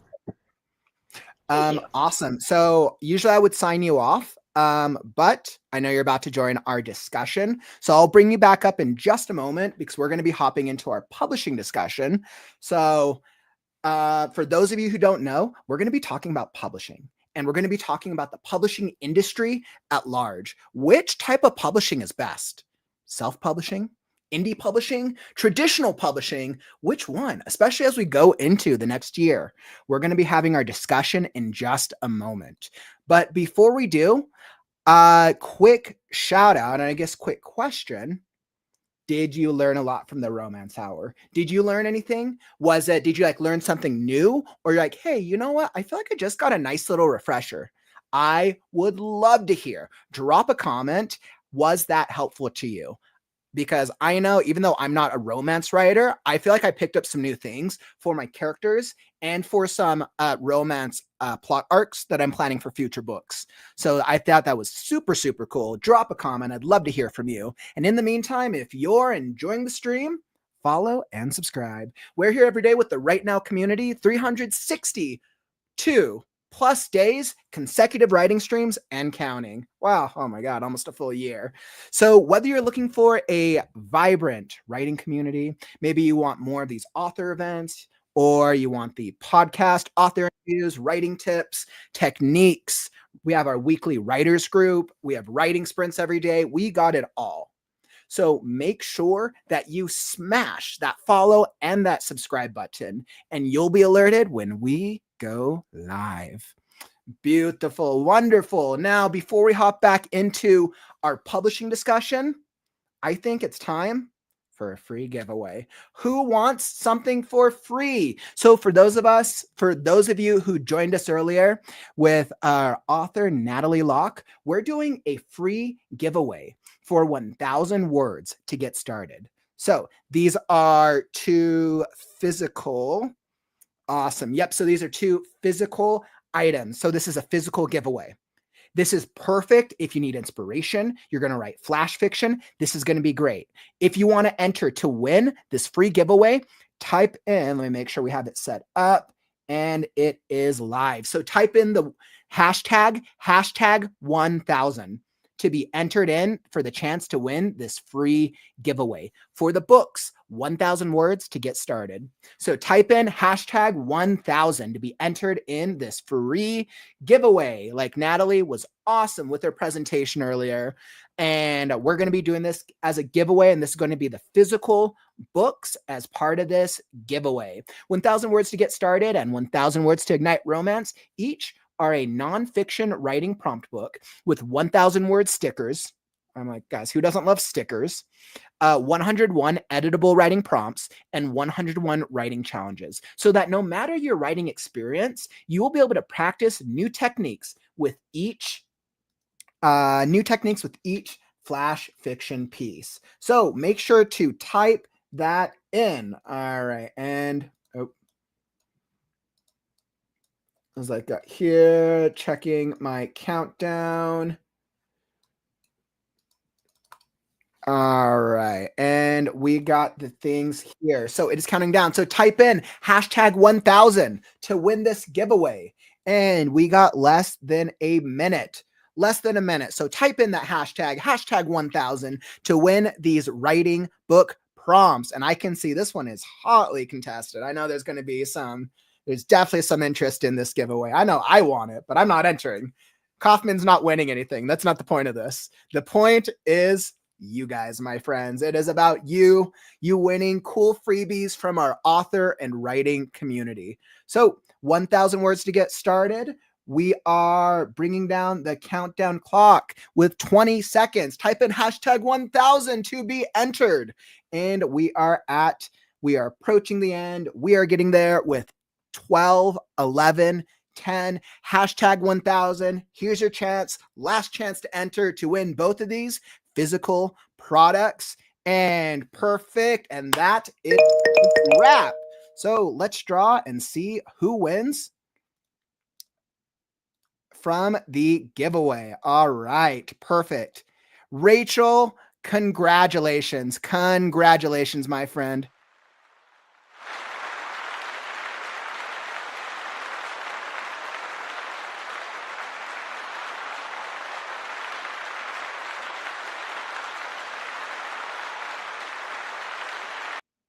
All right. And Rachel, you are the winner of the 1,000 words to get started. Make sure that you fill out the submission form. I just dropped it down in the YouTube description so that way we can get your information and get those books shipped to you. So fill out that form. Congratulations again, my friend. And don't worry if you did not win something. You're like, hey, you know what? I missed out on the giveaway. I haven't won something yet. You're in luck because we got more giveaways coming. Stay tuned because next we are hopping into our very vibrant publishing discussion. And let me pull this up. Awesome. So this is going to be a really, really cool discussion as we were talking about self versus indie versus traditional publishing. Which type of publishing experience is king? So I am very excited about this. Make sure I got my stuff situated on my end. All right, perfect. So without further ado, let me bring to the stage our moderator who's going to be helping guide us and lead us in this discussion, our author. Let me introduce author Dana Goldstein. Hello. Welcome. And is it Dana or Dana? It's Dana. Dana. Okay, perfect. Yes. And first off, Dana, it's a pleasure to meet you. I love meeting people virtual face-to-face. Yeah, same. Nice to meet you too, Jared. This is amazing. Yeah. And I was like, when I was thinking about the publishing industry and I was reading your background, I'm like, talk about the perfect one to guide us in a publishing conversation. So real quick, if you want to just intro yourself and then I'll bring on the rest of our panel. Sure. So my name is Dana Goldstein, obviously. I am what you call a hybrid author in that I have experienced self-publishing as well as traditional publishing and indie publishing. So I've had my fingers in every single pie since my first book was published in 2017. So it's only been 7 years. Sorry, it was 2017. So it's only been 7 years that I've been in this journey, and I have learned so much, and I continue to learn every single day. And I love watching how this industry is changing for the better. I truly believe. Awesome. So I know, once again, Dana, thank you so much for guiding us today. And it looks like we have all of our panel. So I'm going to bring everyone to the stage. I was like, make sure got everyone. Yes, we have a full house for this one. So let me bring back to the stage. Lynn, welcome back to the stage, my friend. Long time no see. And bringing in M. Irene. Welcome, welcome. And we're also welcoming back from our earlier conversation, Ms. Jackie Garcia Morales. Welcome. And again, we're also welcoming back Mr. Paul Inman, who helped us with our unicorns and our knights from our earlier writing game. Quite an experience, Paul. Glad to have you back, my friend. Thank you. And we are also welcoming to the stage AJ. Welcome, welcome. So we got a full group today. I'm so looking forward. Trust me, originally I was like, I wanted to be in publishing, but I'm like, nope, pull back. I'm going to hear from some other authors here. So Dana, I'll let you do the intro. You guys just holler if you need anything. I'll moderate the discussion and I'll moderate the chat and have fun. Thank you, Jared. I'm curious to see which industry of publishing you guys think is the best. Fantastic. All right, I'm going to jump right in. So first of all, I just want to reintroduce myself to anybody who just joined us. I'm your moderator today. My name is Dana Goldstein, and I'm what's called a hybrid author in that I have experienced all the different paths in publishing. So I have my newest novel, contemporary fiction, is self-published. I have 2 middle grade books that were traditionally published, and then 3 memoirs that I self-published, and that's how I started my writing and publishing journey. And joining us today, I hope I'm going to pronounce everything correctly, we have AJ Glasser, a video game journalist, awkward indie author, love that, and business development at Oculus. I have Jackie Garcia Morales. Hi, Jackie. I know we've met online. A children's author, Latina children's author, a publishing associate, and co-host of the Storyteller Shelf podcast. We have Paul Inman. Did I say that right? Excellent. Award-winning filmmaker and horror/thriller author. I have a lot to learn from you because I would love to dabble in writing horror. And we have Alessa Winters. Did I say that right? Fantastic. Yep. Writer Lynn, storyteller and romance author. And we have M. Irene, fantasy and horror author and co-host of How to Survive Until You're Published podcast. Ooh, that's a good topic. So welcome, everybody. I just want to start by everybody sharing what route you chose and why. So Jackie, let me start with you. Hi, everyone. Thanks for having me back. As you heard, I do work in traditional publishing, but I actually am published through an indie press, which I have a lot of passion for. And I guess we'll be speaking a lot about that soon, but I really feel that you get the human-to-human connection in indie presses. So, right, there's my vote, I guess, yeah. Preemptively. Right. I think I should have probably given a little bit of background on what the difference is for people who don't know, right? So traditional publishing is typically associated with the big 5 publishers, which is, let's see if I can get them right, Hachette, HarperCollins, Penguin Random House, Simon & Schuster, which just got bought, and we're not sure what's going to happen. And who's the 5th that I'm forgetting? Macmillan. Thank you, Macmillan. So that would be traditional publishing, where you have an agent and they pitch you to the big 5 publishers, and that's your traditional path. Then we have indie, which is I personally feel has exploded in the last 5 years, and there are so many indie presses out there. These are the small independent presses, and to Jackie's point, you will get really hands-on experiences with a lot of these indie presses because they're smaller and they're intimate and they're really fully invested in the authors that they represent and the books that they put out there. And then we have self-publishing, which is it's pretty much self-explanatory, right? Where you take on, as the author and the self-publisher, you take on all the work, all the cost. You find your editors, you find your book designers and your book layout people, and everything is on your shoulders, and not in a bad way. So I love self-publishing. It's been a wonderful journey for me. But let me move on to AJ. What route did you take and why? So I would call my route circuitous. I'd maybe characterize myself as an aspiring hybrid. So I've never been traditionally published, but for the right book at the right time, I would definitely never say never. I have an offer of publication from an indie press for my second novel-length book. And I self-published a book last year because I was turning 40 and it was coming up on the 20th anniversary of writing the original draft of it way back in college. So it was one of, like, shall we say, a midlife crisis decision that actually panned out really well. So I found the whole process of going through querying and trying to find an agent actually made me write and publish a much better book. And then I've been a journalist for over 20 years. So there's nothing about this that is particularly mystifying or even intimidating to me. I just find it all fun. So I will continue on this route until I die, and I'll maybe treat it like a spiral. Right.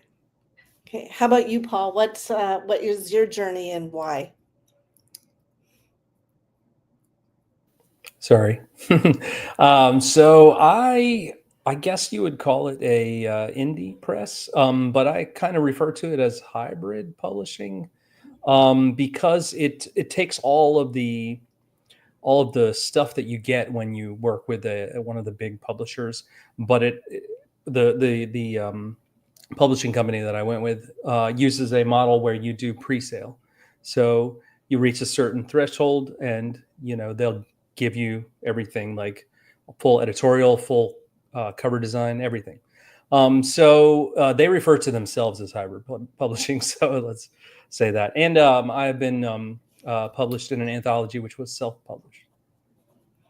Okay. How about you, Em? Okay, first off, I hope my microphone issues are resolved. Okay, awesome. So I have been published in an anthology, and I'm working towards self-publishing and traditionally publishing. Because I do write in different genres. I have a pen name for one. So I'm trying to traditionally publish in thriller and horror versus self-publishing in fantasy and some of the other aspects. And I think it just is more dependent on what I want the most creative control over is kind of how I've decided which route to go. Right. What about you, Alessa? Hi, I am 100% self-published. I have been self-published since 2018, and I don't see that changing. Okay. And why did you choose that route? So mostly because I wanted the control. I wanted to find an editor who I worked well with. I wanted to be in control of my covers. And also, perhaps most importantly, I wanted to be in charge of the timeline, because the timeline for some hybrid, some indie, and some trad pubs is huge, and I wanted to have more control over that. Yeah, that's a big thing for self-published authors, is we love that control. Paul, with your experience with hybrid, did you have say in things like layout and cover design? Yes, I did, actually. I had some initial meetings where we talked about what my ideas were, and then they took that and sort of expanded on that as the process happened. One thing I didn't have any control over, though, was my timeline. Okay, so there was a schedule that you had to adhere to. Yeah, that's typical. That was the same with my middle grade novels. It was hurry up and wait, right? So this is part of the deal, like with some indie, larger indie publishers and traditional publishers. Jackie, you might want to weigh in on this, is that it takes so long for our books to get into that pipeline. And then when they do, your deadlines just seem to speed up, like almost unrealistically, right? So in my experience, I waited forever to get my my galleys, and then it was like, you have 10 days to review and send back changes. Like, I think they had the book in the pipeline for probably 9 or 10 months. So Jackie, do you have anything to weigh in on this, on things that absolutely. The timeline for traditional publishing is it can be very intimidating, especially if you're switching over from self-publishing or indie press, where you're used to just being a little more in touch in the small steps that are happening. But remember, even from querying right through all the way to when they've acquired your book and the editorial process, it can take quite a long time. I mean, I've known some people that it's taken far over a year for them to really get everything solid and together before moving into the design phase. And like Dana said, once everything is packaged up and ready to go, it almost feels like you're in supersonic speed after that. And you're bang, bang, bang, all these deadlines. So the timelines between all publishing, I'm going to say they're probably quite different. So it depends on you, right, and your temperament and your personality. If you have a lot of patience and you're willing to work with a team that has other goals, remember, in addition to bringing your book to life, it's also about the company. Maybe traditional publishing is more for you, but if you're a little more impatient and you want to see, your beautiful project be out there and be on a shelf, maybe something like indie or self-publishing could be more suited to you, at least at that time, for that book. Right. Sorry, I was wondering, AJ, you said you were holding out you were going hybrid right to the end, right? I would say aspiring to be a hybrid. So okay. This is maybe more a question for you, Dana. So if you've already self-published something because you really wanted to get a project out or you felt very strongly about it, but then maybe you want to go query something, does it make sense to then maybe get a different pen name or something and try to brand yourself differently so that you're brand new all over again? Yeah, that's a good question. Alessa, you could probably answer that better because you do write under a pen name. Does anyone else write under a pen name? Oh, AJNM. Okay, Yeah, you did that say second book I mentioned is going to not be published as AJ Glasser. I'm going to pick a pen name for that because the vibes are totally different. So I Right. definitely make them feel different. And then tomorrow I'm actually going to reveal a pen name that I've had for years and never talked about because I was afraid of getting fired. But I'm past 40 now. I lost that fear. So awesome. I was going to say it totally depends on pen names for creation for a new genre. And this is going to be something that I say a lot. It depends on the genre. Some people will hear, oh, they've just done indie romance, let's not. Versus if you come with a pen name, they might be like, oh, hey, new thing. Or vice versa. They might say, hey, you know, we really like this romance style. Come with this. The other thing that I see is sometimes some publishers will want the inborn audience already there. So if you're massively successful, like if you're a Ruby Dixon, who has the wild runaway success of her romance series that she did self-published and is now getting trad pub, they'll probably be like, no, we want the inborn audience. At least that's what I've seen. I've observed a lot on like the different self-publishing Facebook groups and subreddits. Yeah. What about you, Em? Do you have anything to add here? Well, I mean, just kind of like echoing off of that, I think it does depend. Alyssa mentioned if you already have an audience. I think of like Aragon, that actually started out self-published. So he obviously continued it on as they bought it and then mass produced it. But that's one I think a lot of people forget started out that way. For me, I like using the pen name just because I write in such vastly different genres. Like I have a pen name for a children's book. I don't necessarily want that audience to be picking up things I'm trying to get traditionally published in horror, especially when it's adult horror, two vastly, vastly different genres. Right. Is that the dream though? Like, you know, another really popular novel that started as self-publishing was The Martian, Andy Weir's The Martian. I believe E.L. James' 50 Shades of Grey was also fanfic. Yeah. And then Murderbot Chronicles was also self-published. Right. There's many examples out there. So forgive me for jumping. Murderbot. As a journalist, though, my whole thing is research. So I would say that for a lot of authors, setting goals for yourself is important because for some people, this is the career. And the goal is to make enough money to be able to do this and only this. And that will always be the goal. But as someone who made that my goal in games journalism and succeeded, maybe you realized you aimed a little low. Once you get there and you're like, wait a minute, I don't have a 401k. I don't have a retirement plan. I can't take a vacation. The previous session, we were talking about rapid releases. It's like, oh, wow, that's exhausting. Maybe you don't want that to be what you're doing in your 80s, but it's going to be a different journey for everyone. So I would definitely say that the dream is always to be famous, but even that comes with a dark side. So, oh, yeah. Oh, completely. I've always said, like in any of the presentations or workshops or writing groups that I'm in, my biggest fear is that I will get famous and I can't just go grocery shopping with messy hair and in like torn yoga pants because I just don't want that. I just want people to read my books and, you know, maybe I'll make a living. Like there's a difference, right, between being famous and making a living. So I don't know. I don't know that I really would want to be famous. Paul, what about you? Yeah, I don't know where I stand on being famous. I like to create stuff because I want people to enjoy it.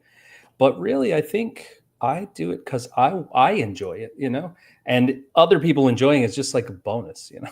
So I did see that in the chat. There was some questions about the KDP or print on demand. Is that considered self-publishing? Me personally, I would probably consider that self-publishing. Yes. Oh, absolutely it is. Yeah, that is self-publishing. You are in control of when the book comes out, what goes in the book, and what goes on top of the book. Exactly. What do you think has changed for the better in the publishing industry over the last, let's say, 5 to 10 years? Who wants to go first? I'll go first. Oh, I'm sorry. Please. Oh, no, you can go ahead. I can chime in after you. Go for it. It is so much easier for anyone and everyone to just be able to create what they want and get it out there for people to see.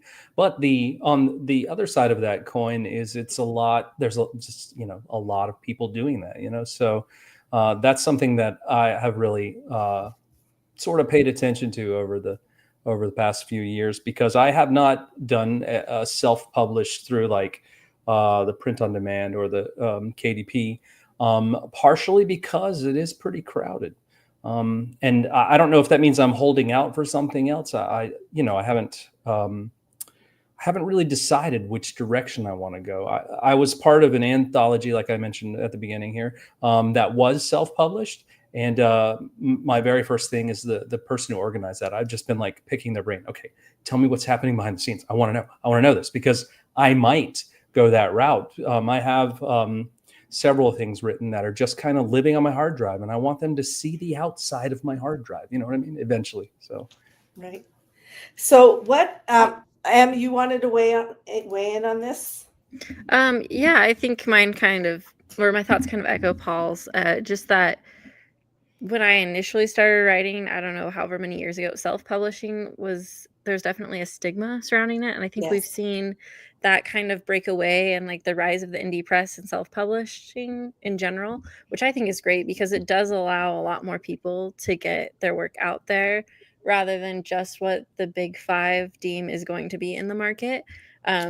Like you mentioned, though, it does also mean sometimes the market gets a little crowded, which is intimidating, which is also why I think I've been still pursuing the hybrid route, because I'm afraid of all the work that goes into self-publishing. But I think it's also really great that you can. I will say, Alessa, I'll give you a second, but I just want to say to Em, the first one is the hardest. After that, it's super easy to self-publish once you figure it out the first time, because it doesn't really change from novel to novel or book to book. Alessa, what did you have to add? I wanted to echo that. When I first self-published in 2018, even between 2018 and now, the response I got from some family members was, because I was doing romances, like, "Oh, you're writing sad mommy books," and I'm like, "Excuse me." But now it's much more the attitude when you tell somebody, "Hey, I self-publish," is much more like, "Oh, hey, that's cool. Can I pick it up?" And just the entire attitude of that, and people are recognizing that, oh, hey, people could actually make money on this, and this is actually a career path. This isn't just an amateur thing. That is the biggest difference that I have seen. I have two insights. I think that a really big explosion for a lot of people is that data matters all of a sudden, because all these platforms now have like numbers of views and numbers of reads and numbers of this, and you can get so much data on the people who are actually reading your stuff, and it helps you set goals so that you can improve as a writer on your own. You don't need an editor to tell you what to do. And then the other big one is accessibility. I did a talk with the Write Now group before about being a dyslexic writer. And sometimes I have really struggled with things like talk to text. That has improved vastly in the last 5 years alone, so that you've got people who are just nigh illiterate when it comes to actually hunt and pecking and typing. But if they can get a microphone in front of them, they could be a bestseller. That wasn't possible 5 years ago. So that is another big one I want to call out. Yeah. Jackie, do you want to weigh in on what has changed for the better? Absolutely. I have something that's a little bit different from what we've been speaking about, and it's certainly a bonus in traditional publishing's corner over there. But over the last few years, traditional publishers especially have been creating a lot of opportunities for authors who are of underrepresented cultures and identities. And I always encourage people, whatever type of writer you are, and I mean, you're a beginner, you've self-published, you've hybrid published, please take some time out of your year and go look to see what offerings are available to you, because your identity and culture could be in the ask for a traditional publisher that they're looking to bring more stories like yours about. And there's a lot of grants, there's a lot of awards, a lot of contests running constantly throughout the year. So that's one really positive thing. And we're going to see a huge paradigm shift in all of the types of people, right, represented across the board in all genres, which is so exciting. Fantastic. I hope you're right. What are some of the obstacles you think to taking the leap from I've got a bunch of stories on my hard drive to now it's time for them to get out in the world? Who wants to start with that? Oh, I could start. okay. The big one for me was convincing myself that it was a good use of my time. It was convincing myself that, hey, not only will other people like reading these, other people will pay you to read these. And just the mental game of, am I writing something that is good enough for that, was a big hurdle for me. Like, once I got over that hurdle, and if you write fan fiction, you already have like the cheat code to that because you already know that those audience members are out there. But once I got over that, because I came from a creative industry that was very, sheltered and gate kept, and getting past that was a big step for me. What about you, Paul? Oh, that's where I am in my journey here. That is the $1 million question currently. Like, what do I do? How do I know when it's the right time? How do I know when things are right? And I've been, submitting a lot recently to indie presses and publications with short stories and things. Because I've been writing, I don't know, we probably all have spurts of different things, but short stories has been my jam for the last 6 or 8 months. I just want to make sure that what I write is ready, first of all, to be seen by others, and is something that I want to share with people. And generally that's where I am. I don't necessarily look at this as a full-time job for me, because it's not. I mean, I'm not there yet. So I kind of want to just see where the wind blows me a little bit. I know that sounds very like wishy-washy, and that's not what I really want. I want to do this, but the reality is I have a full-time job and a family, and I have to pay bills and make sure that they can eat. Yeah. So. Yeah, and a lot of people are in that situation, right? Like, self-publishing, without question, is going to cost money, and it might not be money that you have kicking around because we all have other responsibilities and bills. So that's a big barrier. I feel almost as big a barrier as finding an agent and finding a traditional publisher, or querying indie presses. Like, if you don't know how to do it, like, it's astonishing enough that we finish writing books, and we finish the pieces that we start. Not all of them, let's be honest, but it can be so overwhelming to take that next step and enter the publishing world once your stories are done. Jackie, do you have anything to add on that? Always. I'd love your perspective. Yeah, always. I'm going to speak as well from the traditional route in the sense. So in my head, I'm setting myself up. Yes, you are trying to move from having all of these stories that you've put your love into and your brain into, and take it to the next level. But to get to the next level, you need to query, which just the word itself causes a lot of us to quiver. I know the game. There's querying agents, and there's querying, publishers that don't require you to be agented. And just the mental load that comes along with that, and all of the investments. I mean, the emotional investment, the mental energy investment, the physical energy investment, because you're going to be sitting there writing these tailored cover letters for, weeks and weeks at a time.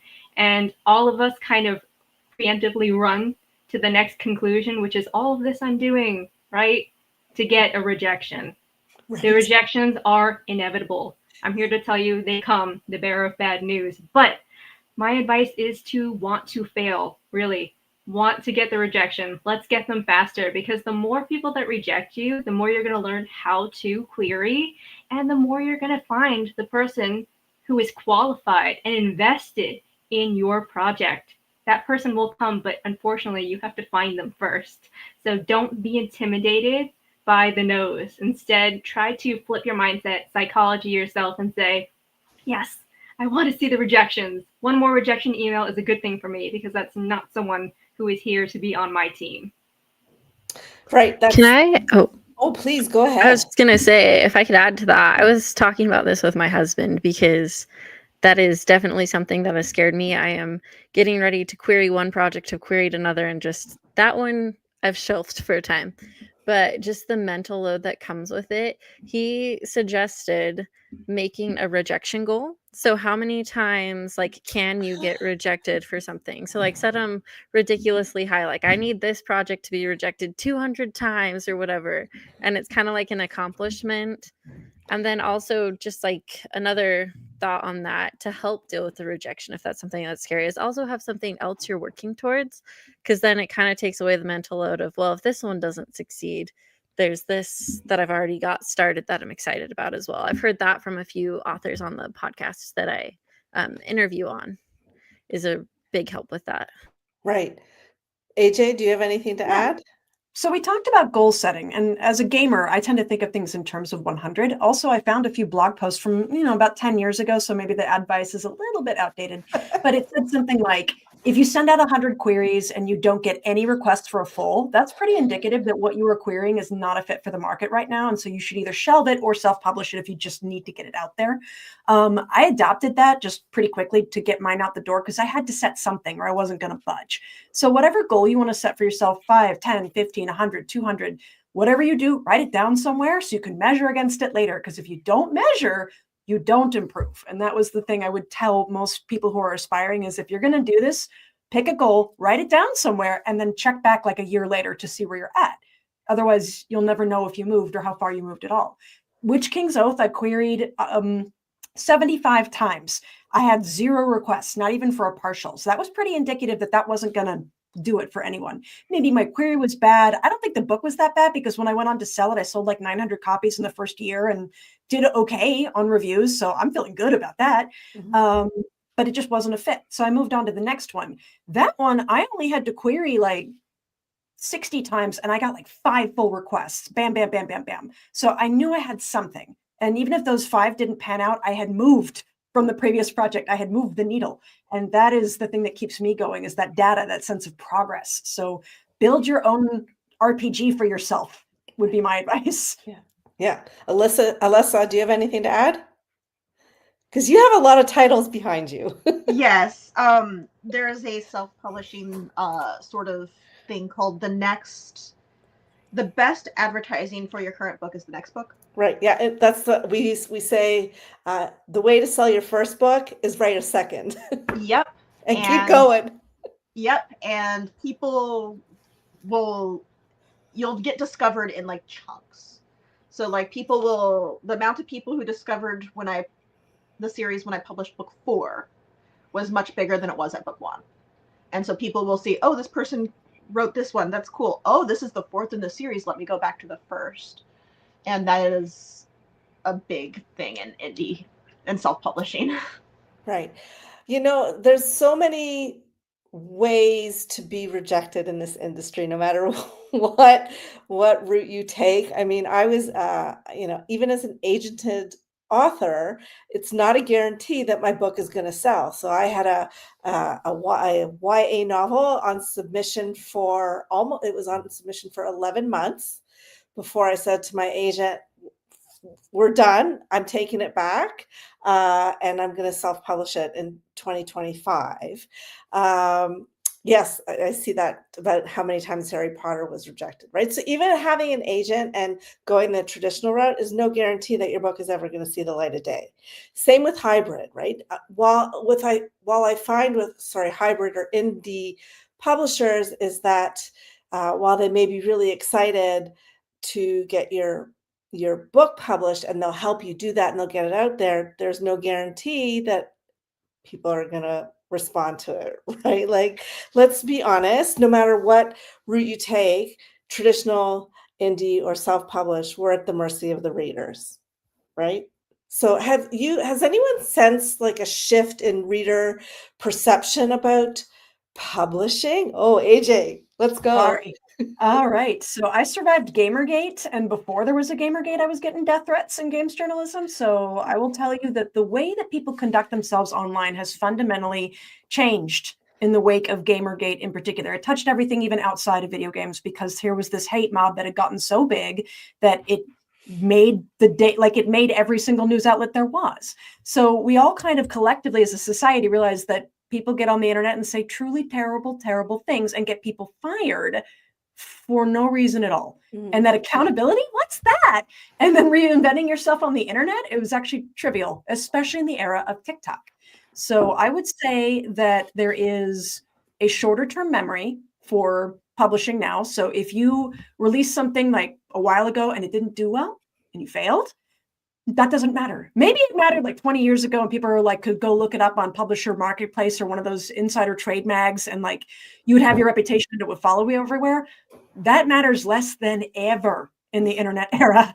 And even with TikTok facing a national ban right now in the United States, like it's ephemeral. It all can just go away like poof. So I think that there is less accountability, but also less memory. And so you can work with that. So even if you don't succeed, try again. There's no reason not to. Right. And it doesn't have to follow you around. As someone who has gone both good viral and bad viral and still sold as many copies on both days, identical sales. I'm here to tell you, like, you do not have to take this personally if you don't want to. You can take it as personally as you want or not. Yes, Right. I want to double check on that. Is like I spoke a little bit of the last thing is my first series failed horribly. It has never sold well at all. But because there are other books and more books continuing coming out, audience members don't care. That's right. Yeah. And have you seen reader tastes and perceptions change since you started? What you said 2017, right? Same as me. I first published in 2018. Okay. So, yes, what the audience, so I'm in romance. So the audience expectations for things like steam levels, weirdness levels, and length massively comes and goes in waves. Like, and especially because in indie romance, you could go kind of crazy because you're not within the big publishing gear house. So you could do some of the weird out there things, and audience members want more of the weird out there things from self-published romance. Absolutely. That's one of the beauties of self-publishing is that you make the rules, right? Paul, what do you think about readers' reactions and perceptions? Well, this is not probably going to go over. This is probably going to go over terribly, but I don't actually follow trends like that because I write what I like and what makes me excited to be a writer.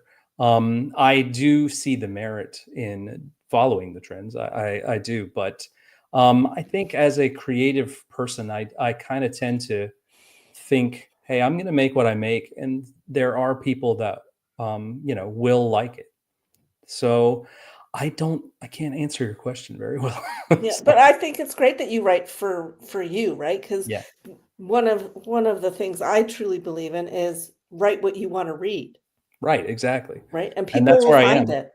I don't generally. I mean, of course, sometimes you can't help it, but I don't generally go and do a bunch of research and say, okay, now I'm going to write a book that is focused on this, that hits point A, B, C, D, that someone else is telling me that in 6 months, a year, that's going to be becoming popular, because I don't know. I don't know that I would enjoy creating that way personally. That there's nothing wrong with it. It's just, for me, it's just, I don't know that I would enjoy that as much, I guess, maybe, but Jackie, I'm also a pantser. I don't really plot too much. So well, that's a whole nother conversation, right? Yeah. Jackie, what about you? What have you seen change in reader perception about publishing?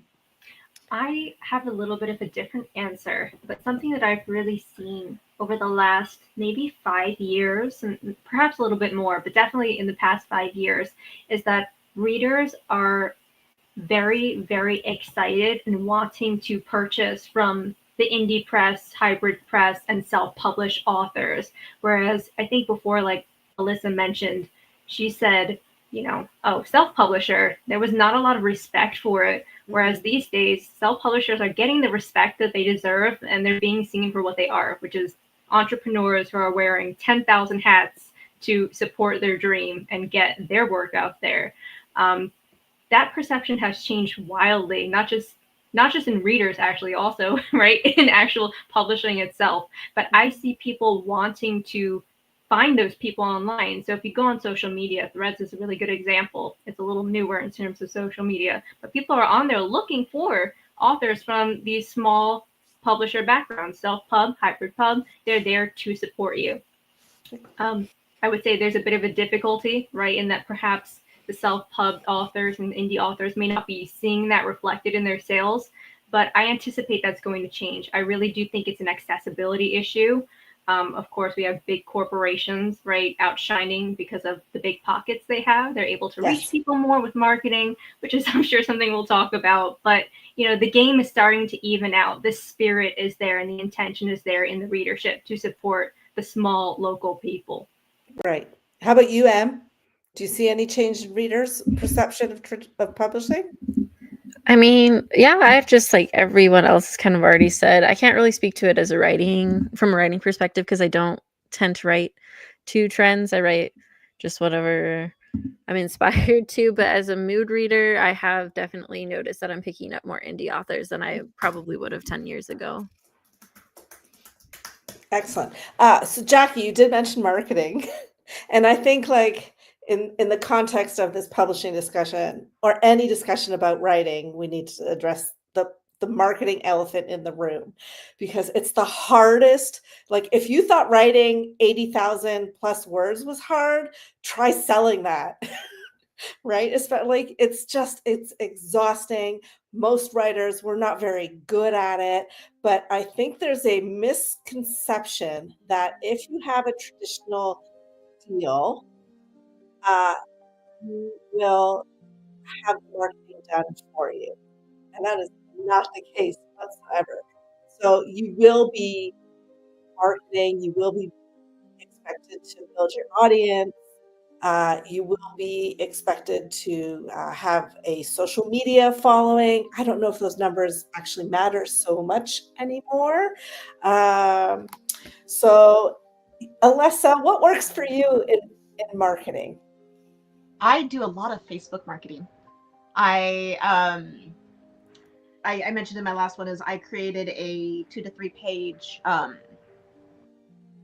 a prologue for my series, and I put the entire prologue in the advertising section on my for my text, so the audience members will generally click in to read more, and then by the end they're super invested and want to read the book. So I would say a good 80% of my advertising is on Facebook. I do some on Amazon, but it's mostly brand protection ads instead of actual trying to reach new people, because Amazon is super crowded with the big fives, publishing budget. Yeah. And then I've started to do some local community events too, but mostly Facebook. I clicked and found a bunch of keywords that other romance authors were aiming for, and now I aim for them. Okay. Anyone else hear that music? I think that's the audio of, hey, you have 10 minutes left. Oh, okay, great. We're good with that. Maybe. I might be wrong. The wrapping up music. It's very light. Right? Yes. Yeah. AJ, do you have anything to input on marketing? Oh, Lord. So full disclosure, I work at Meta. I'm going to tell you too much about marketing. I could do a whole talk on it, but not right now. I would say if you think it's a dirty word, you're going to have a real problem. Every platform has ads. Get used to it. Set a budget. Set a budget for yourself. If you won't spend over a certain dollar amount, please write that amount down somewhere so you can go back and check. Please do that to yourself so that you don't end up running ads that cost you an arm and a leg, because any platform will gladly take your money and serve you nothing. Just warning there. The bulk of the copies I sold, actually TikTok, that was a really good platform for it, but it was also a very toxic platform. So again, it could go either way. You just had to decide what to do. I actually have had more luck in my genre using Amazon than I did Facebook. So epic fantasy is a little bit dicier on Facebook just because of reasons. And then the communities around fantasy are shockingly illiterate on Facebook relative to the romance Facebook groups. So it really does depend on genre. to platform. And some platforms will have very different ad formats, like BookBub and Royal Road, very different visual formats for what appeals to those readers. So I will just advise you to go native wherever you can. Mm-hmm. And touching back on that with the BookBub and the free books advertising, there's a bunch of them, like Free Booksy is another one, Hello Books, Fussy Librarian, all of those. That is another place for advertising that I sometimes do. What you do is I put my book on free, apply for one of these slots, and they send it out in their email newsletter. I have yet to get a BookBub deal for that, but I apply for it a lot. But those are hard, man. Those are hard. Yeah. to get. Hard. Yeah. They're so hard, and they prioritize wide versus just on Amazon. That's true. So I think that's my big reason. But whenever I have a new release, I use Free Booksy and put the first book on free, and the same week that I'm putting another book in the series out for publish, and that way the people will grab the first one and then pay for all the rest of them. Right. Jackie, do you have anything to add? Yeah, marketing's what I do every day too. I have one secret thing that I think everyone should know, right? The one secret ingredient, guys, in the marketing formula, especially from an author's point of view. This is what I do day to day. Please find someone to help you do the work. And I don't mean give your work to them, but definitely find a partner. And that can be as simple as finding a blog, right, that is suitable for your genre and partnering up with them, helping to promote them, right? This is mutual. You help them, they help you. But I would take it to a larger audience. So if you have a takeaway from your book, for example, like a lesson, right? A lesson to take away, something that could be applied to society on a greater scale. Go look for some nonprofits that really push that. Go look for a school that really pushes that, and start sending them emails introducing who you are, your book, and why your book is a mirror, right, of the mission of that nonprofit or that company. And sooner or later, I bet you're going to have a fantastic partner that's very much excited to get the word out there about your book. And you'll find a new audience that you had not latched into before.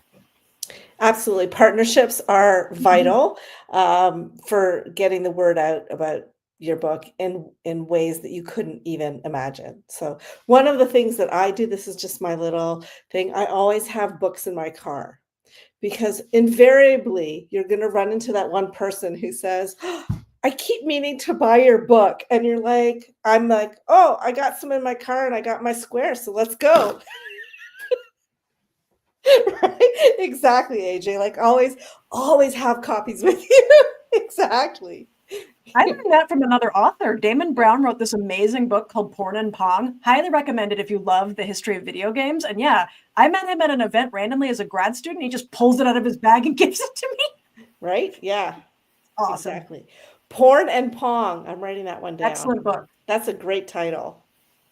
So, Great title, Porn and Pong. Yeah. That sounds like a great title. Yep. So I just came to hop in a little early because we had some really great questions in the chat, and I wanted to throw up some of these questions we got. So I know Beth had a first really good one about hybrids. Where do you find hybrids that don't cost thousands of dollars? Who wants to take that one? Okay. So listen, this is probably like, I don't know how to say this without being direct, but there are a lot of parasites out there who are hybrid publishers whose sole goal is to take your money away from you. So if you are uncomfortable with what you're being asked for and what you're getting in return, listen to that instinct and run away. Because there are hybrids out there that are genuinely interested in publishing your book and helping you to the best of their ability. Sometimes there are terms that you have to, things that you will have to pay for, like you might have to commit to buying a certain number of copies from them. Just do your due diligence and don't be afraid to ask questions if you're not comfortable with what they're telling you. Can I add in? Yes. I'd say ask your other author friends who are hybrid where they publish through, because that's probably one of the ways I have found publishers or hybrid publishers that I'd be comfortable with. because they can usually tell you some of those details up front, and you can find out before you even like engage with the publisher if that's going to be something that you're comfortable with or not. And also, usually, this community is very willing to tell you which ones are the parasitic hybrid publishers and which ones are going to be helpful. Yeah, we do have I know in our Discord channel there's one of the channels we created was for scams and like beware things, and a lot of the writers will post writing scams that we see and a lot of like publishers to stay away from. I've seen over the past couple months. Awesome. So that was definitely a really good question. I know nothing about hybrid publishing. I don't even know what publishing route I'm going to go. Let's see. Can you talk about rapid pitching? Anybody familiarity with rapid pitching? Are we talking about like my guess is maybe to pitching multiple publishing. That's what I think it is. I've seen some of the live streams, and also they do one at the Penny Arcade Expo for video games, but that one is very much unserious. So I guess it's different in books where it's serious. I mean, I could imagine if I was going to go to like a writing convention or conference, and I have to be ready to pitch my book, myself, my work to person after agent, and hope somebody picks me up. I mean, that's one strategy, and I know it's not as predominant as it used to be 5 to 10 years ago. But it's still a strategy. I think it can work, and it depends on the convention. I think it definitely. Elevator. Sorry, go ahead. Oh no, you can go first, and then I can add a piece. So we talk about elevator pitch, and that's essentially the idea. You take your story and you cram it into a single sentence that you could blurt out in an elevator to an editor if you happen to get on an elevator with a guy.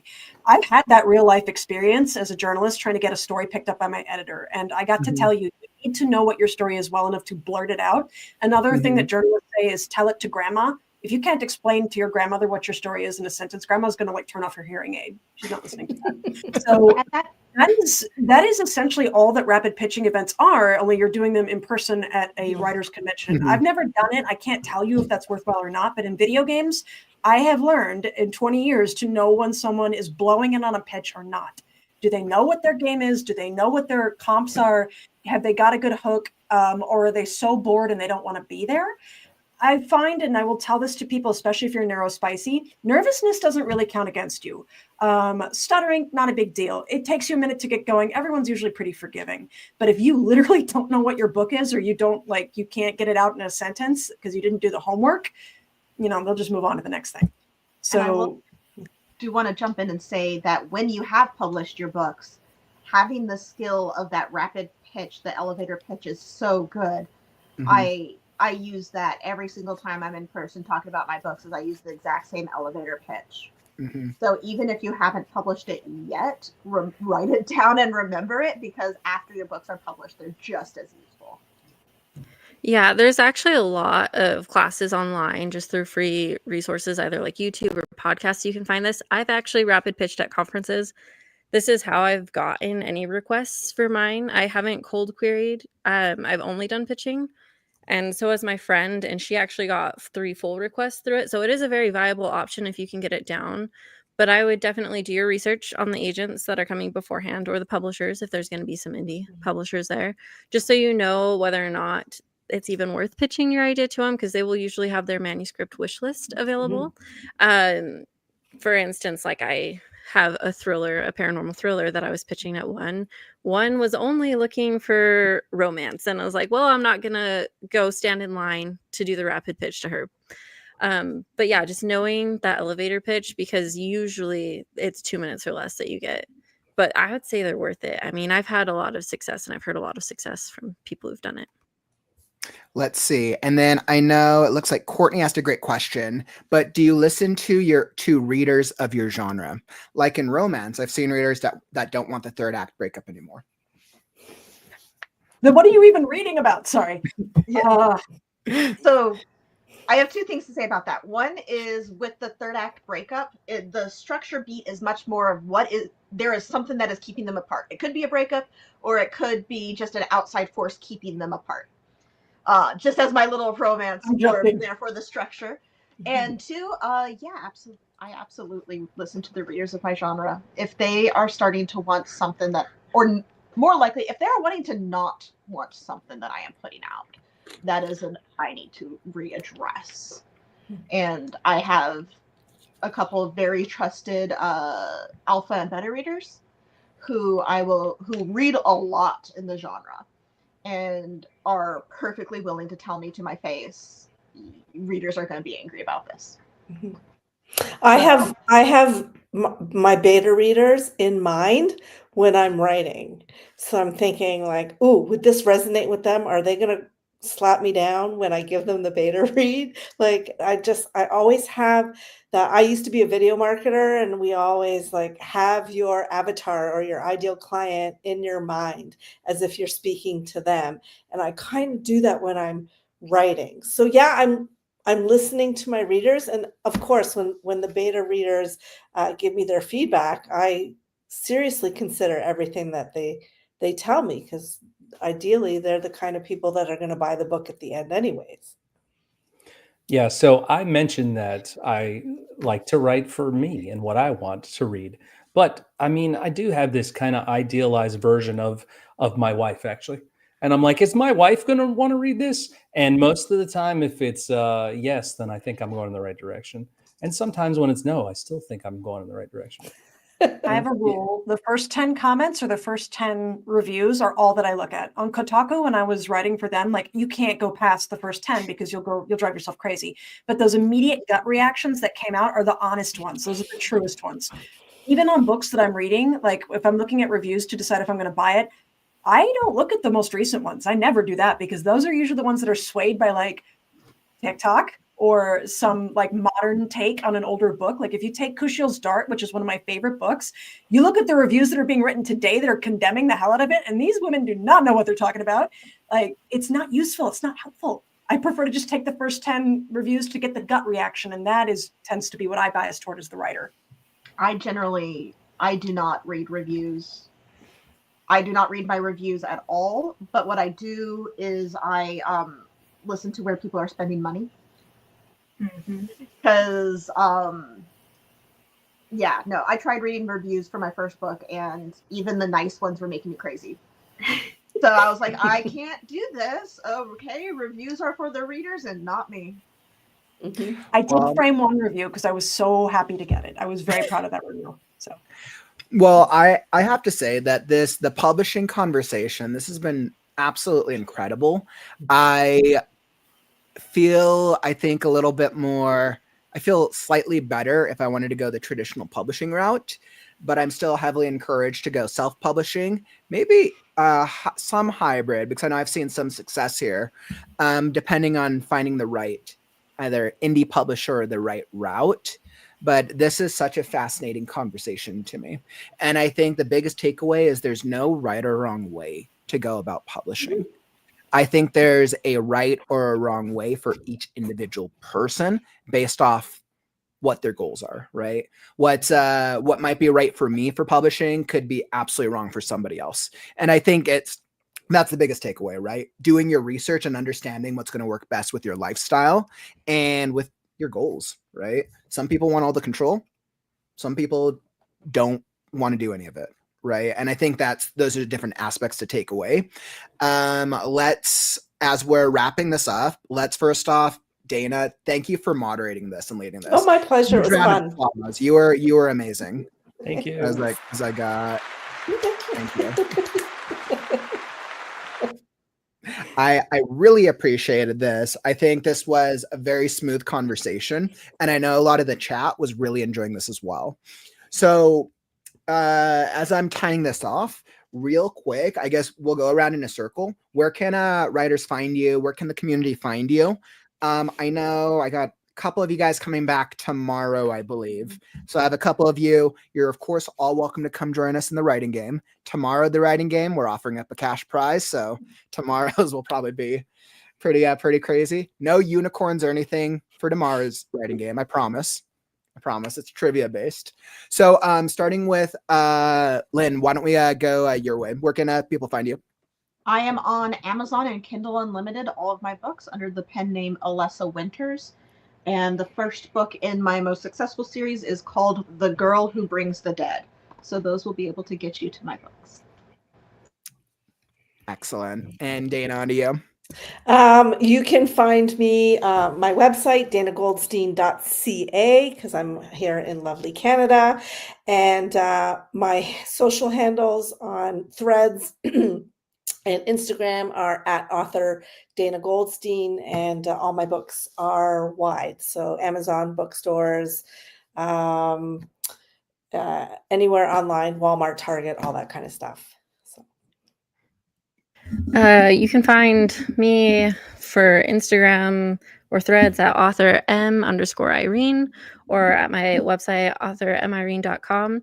Or if you want to come listen to How to Survive Until You Publish the podcast, you can find me there. And then also through the Right Now Freaky Friday anthology is one of my Friday, by short the way, you stories can buy published. Freaky Friday. It's linked down below. Support the Right Now community. Support all the authors. This was our first fiction contest back in Halloween, so you can buy it. It's linked down below.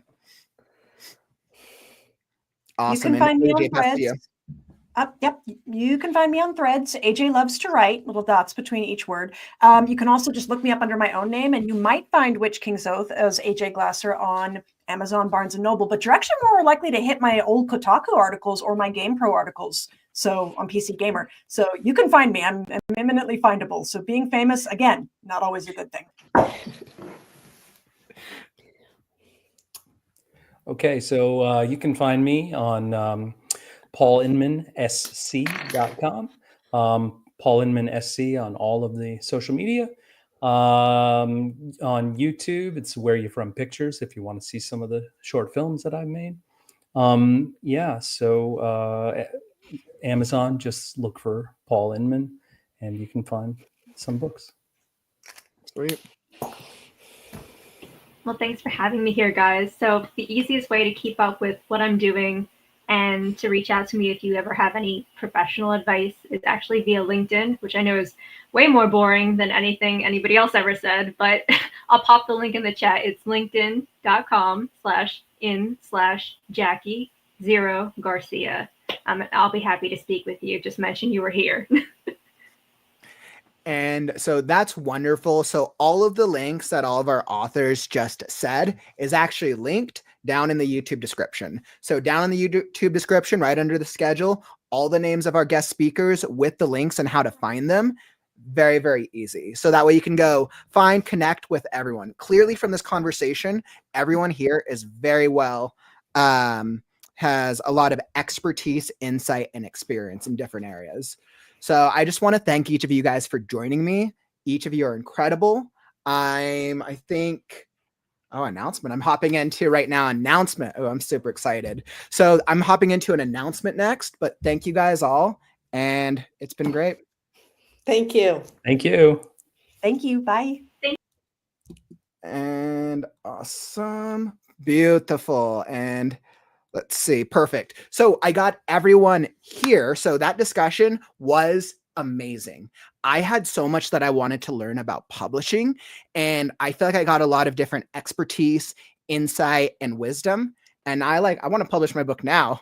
Why can't Scarecrow be done right now? Oh, wait, that's because I've done 3 major holiday writing events and I stream every single day. So next year. But so speaking of major writing events, I have a super exciting announcement. We actually have a couple announcements for the Right Now community. So we're going to be hopping into our live announcement next. But before we do, what more fun is there than doing another free giveaway, right? Because who doesn't love free stuff? So we're hopping right into a free giveaway. All right, perfect. Free giveaway. So we're going to be throwing that up. We're going to be offering a digital download of Ageless. Let's see and make sure I got this here.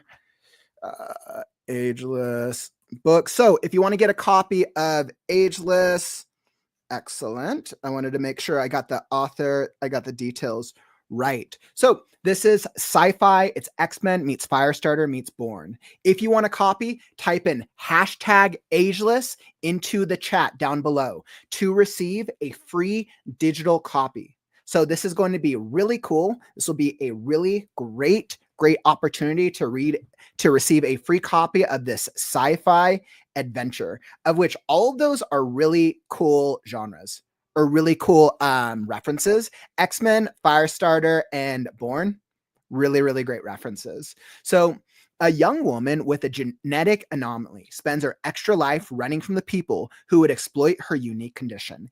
Ageless asks the question, is eternal life a gift or a curse? Oof. I already want to know the answer to that. And I was like, making sure. Let's see, I got it all right. All right. So definitely doing that with our digital giveaways. Here we go. And we got Ageless by none other than our author. You guys just saw Mr. Paul Inman. So if you want to get a copy, type in hashtag Ageless right now to be able to receive a chance to be able to have a chance to receive the copy. I was like, mind me, we've only been streaming almost 8 hours now, so I think I'm doing all right for 8 hours of streaming. So type in hashtag Ageless if you want to get a copy for that. All right, and a copy of Ageless. Perfect. So type in hashtag Ageless to be able to receive a copy. All right, perfect. And let's see. So type in hashtag Ageless.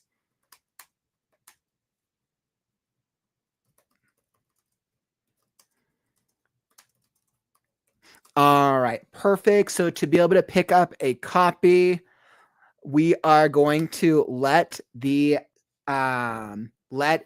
go. So hashtag Ageless and let's roll. Let's see who wins. All right, and going with a copy of hashtag Ageless. Let's see who's going to win this awesome novel. ML, congrats, my friend. Congratulations. Hashtag. I was like, I don't remember the term anymore. So, Ageless, the book by author Paul Inman. ML, sounds like you're getting lined up with a good reading list over the next couple weeks. So you're going to be receiving a digital copy. Once again, if you want to get access to it, make sure, here's the giveaway form. Make sure to fill out the giveaway form if you haven't already.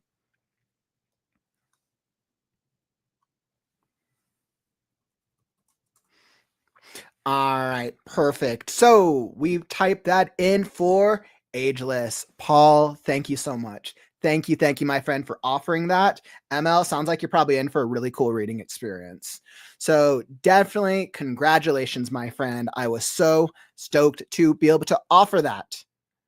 But let's see, without further ado, it is time for the next segment of our stream. We are now ready to be doing the Right Now announcements. I hope that you're ready for this because I've been waiting for a while to be able to announce this. For those of you who've been with the Right Now community, you know, we've been doing a lot. 360 consecutive streams and counting. And I'm not planning on stopping anytime soon.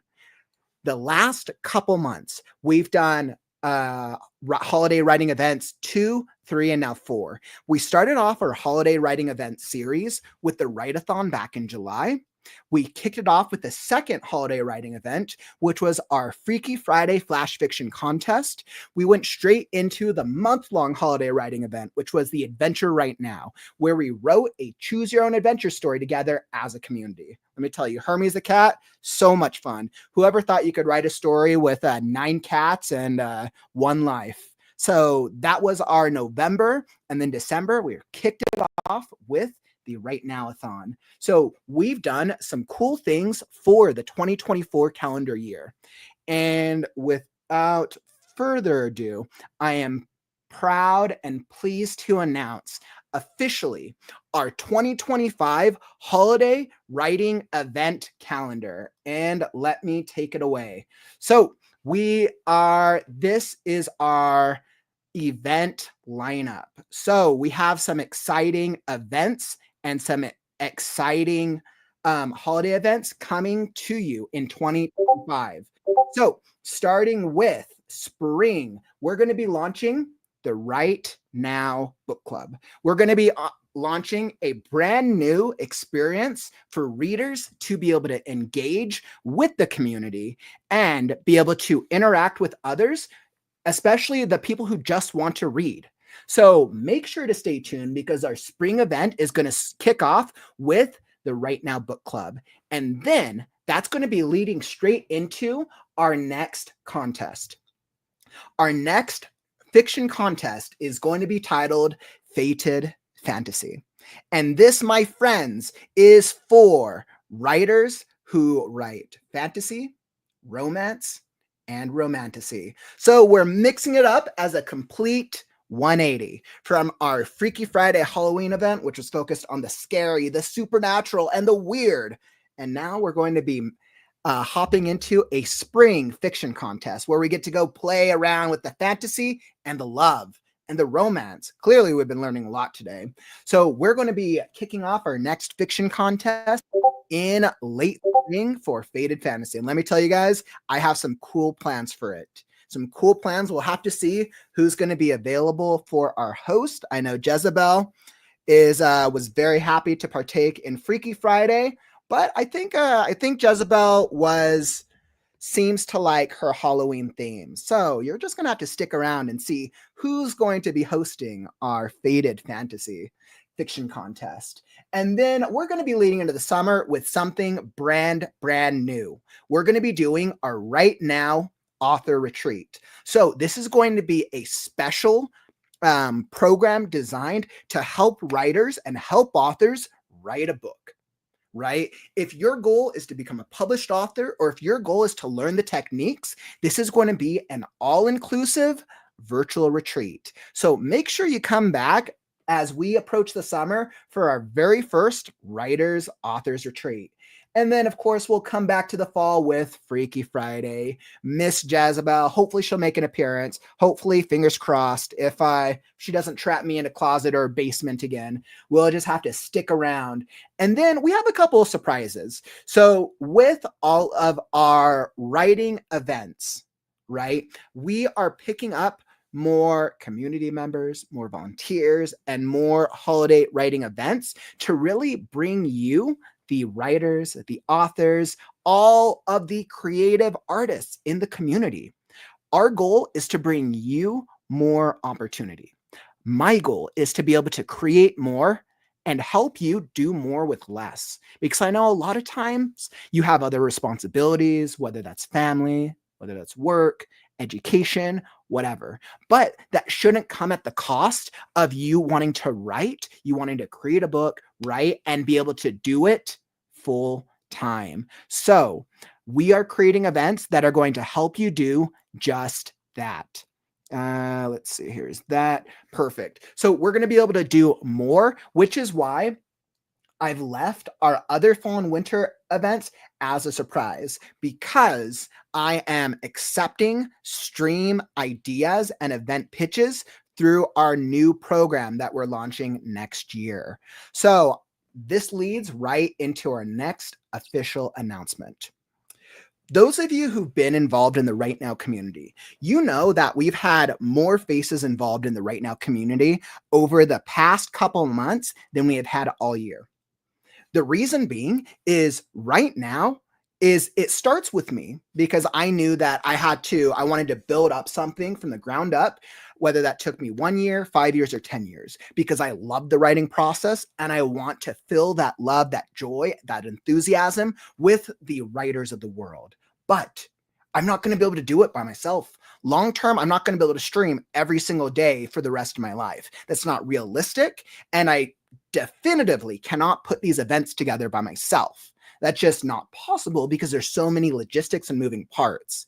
So I know I put out the call a couple times, but we are officially putting out the call for volunteer positions. Now, I've created 2 volunteer positions, and I know you've seen a couple faces over the past couple months, but I am so proud to make it official and officially announce our very first volunteer position with the Right Now community, Soul McNamara. Whether, as you all know, Chat Soul, I'm introducing Soul. Welcome to the stage, my friend, as our community engagement director.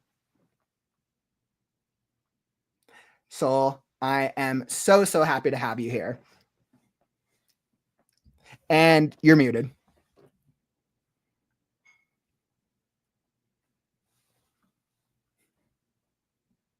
Nope, still muted. But it was a valiant effort, though. I was like, nope, definitely not me.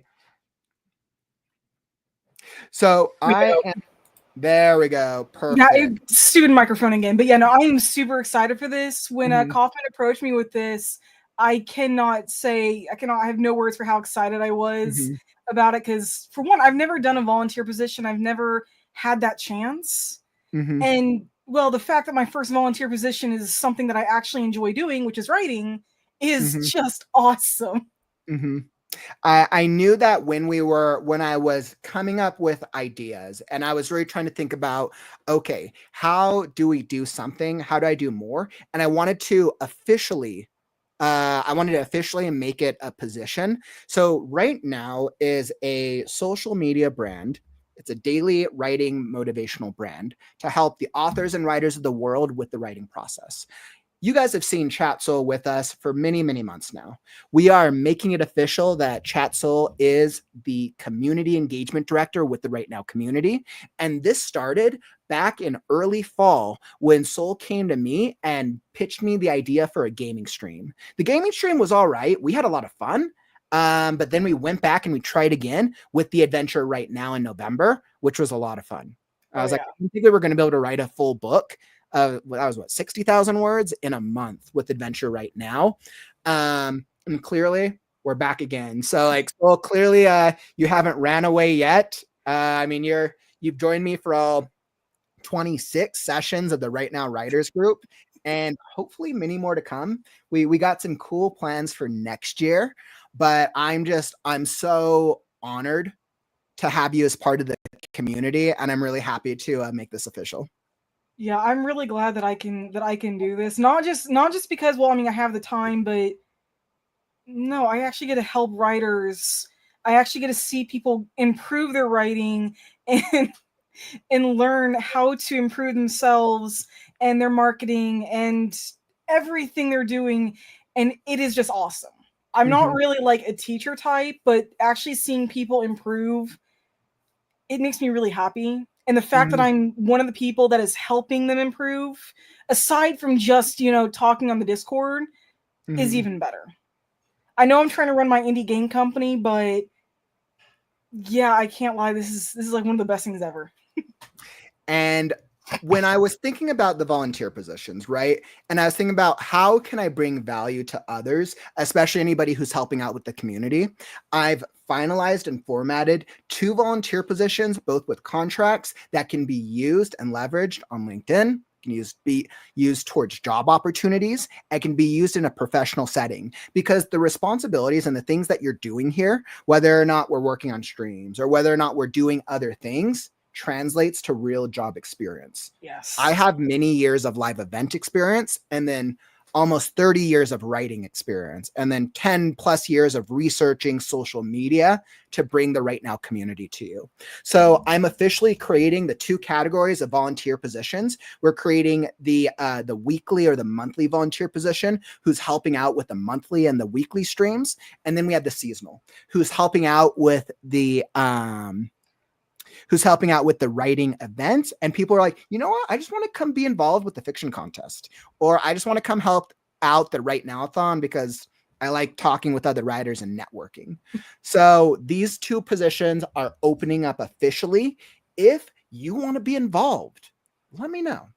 I know I've gotten some interest in the past week since we've announced that we're looking for volunteers, but this is the official moment. If you're interested in being involved with the Right Now community, make sure either drop a comment, shoot me a message on Discord, send me an email, because I would love for you to be involved.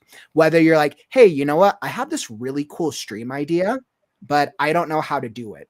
I can teach you how. I can teach you how I've done it over the past 300 and something days. Or maybe you're like, hey, you know what? I don't really have any ideas, but I kind of just want to be involved and I want to learn. You can do that too.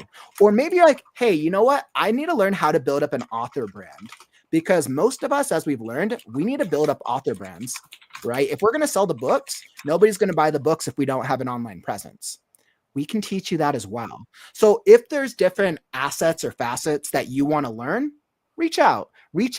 We'll open up a conversation and we will see what's possible. You guys saw the lineup for next year. Like you guys saw, I'm planning some cool events, and that is only, I always say, especially from my intro video this morning, that is only the beginning.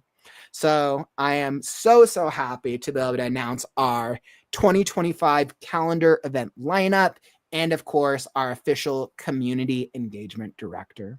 So it's wonderful. You are wonderful. I've loved getting to know you so far just over this past year, and what's to come. I think what makes it even more wonderful is that you're one of the first writers that I connected with early in this year. Yeah, that was awesome. Mm-hmm. Before school, I never actually met any other writers except for like one little like field shadow job thing. But until this, yeah, I didn't really connect with other writers even like through school really. So just this whole community was just awesome from the beginning, and just actually like getting to talk to you, learn from you and stuff. It has just been so much. Mm-hmm. So it's definitely been really cool.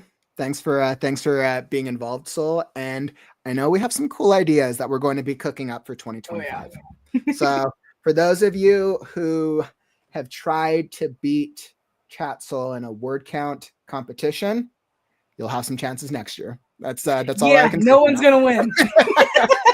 So I was like, there's only 2 people who beat me. But has anybody really been able to take the crown from Soul? Every single time we have a writers group, we'll be like, all right, word count. I'm like 200. I'm like, but there were 200 awesome words. And Soul's like, oh, 1,000. I'm like, wait, what? And Soul's like, hey, I've only gotten 1,000 once. It's It's usually 800. Yeah, okay, I consider 800 to 1,000 like same range.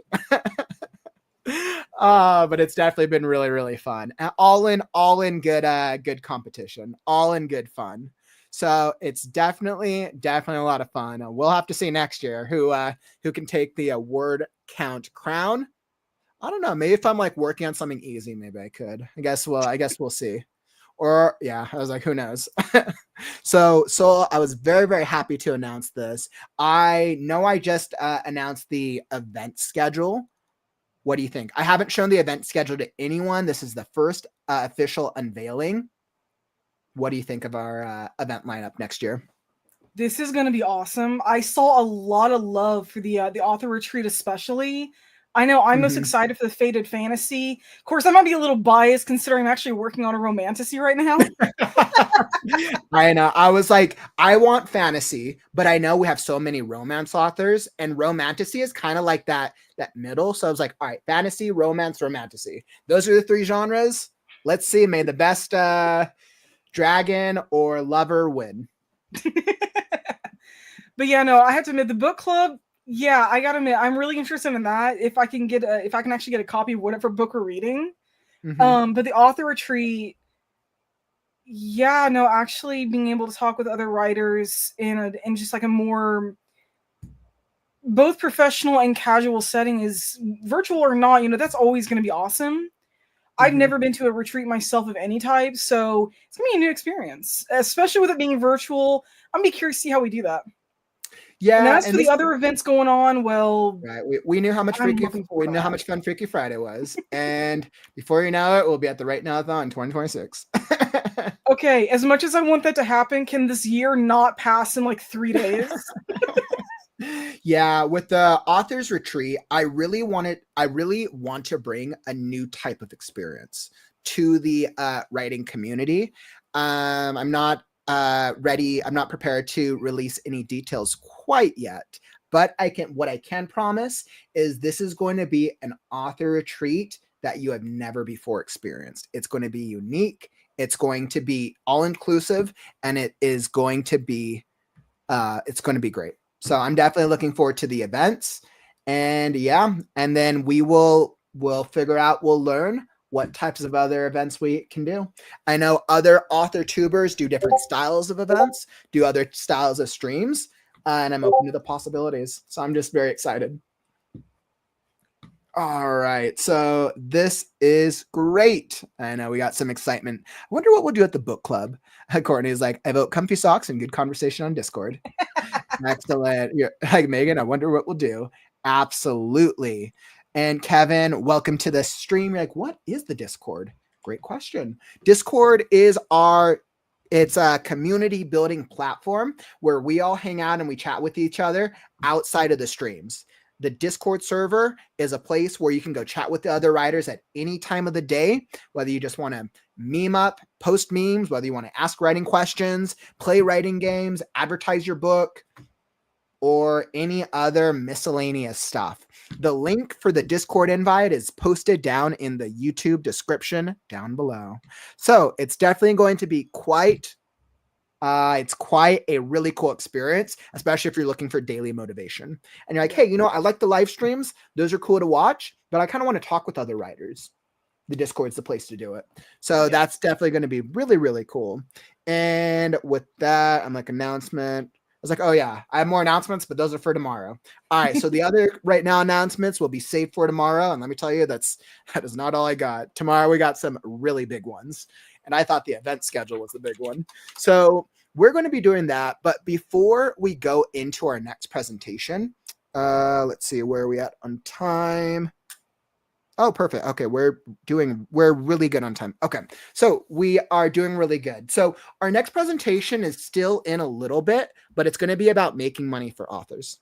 And that's actually going to be a really great presentation because I think we can all agree, like Sol, I think we can both agree we need to know how to make more money as authors. Oh my God, yes. And we want to be sustainable. So this is going to be a really good conversation. And I know our guest speakers, they're doing it very well.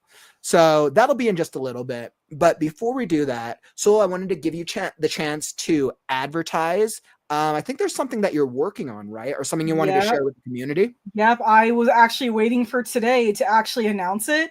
The website has been up already, but I could not share it until you officially announced that I was a volunteer, because otherwise there was that spoiler on my site. Well, so I'm going to let you take it away and I'll be back in just a moment. All right. So I'm getting up now. I should have done this sooner, so that's on me. Let's see. Here it is. Okay.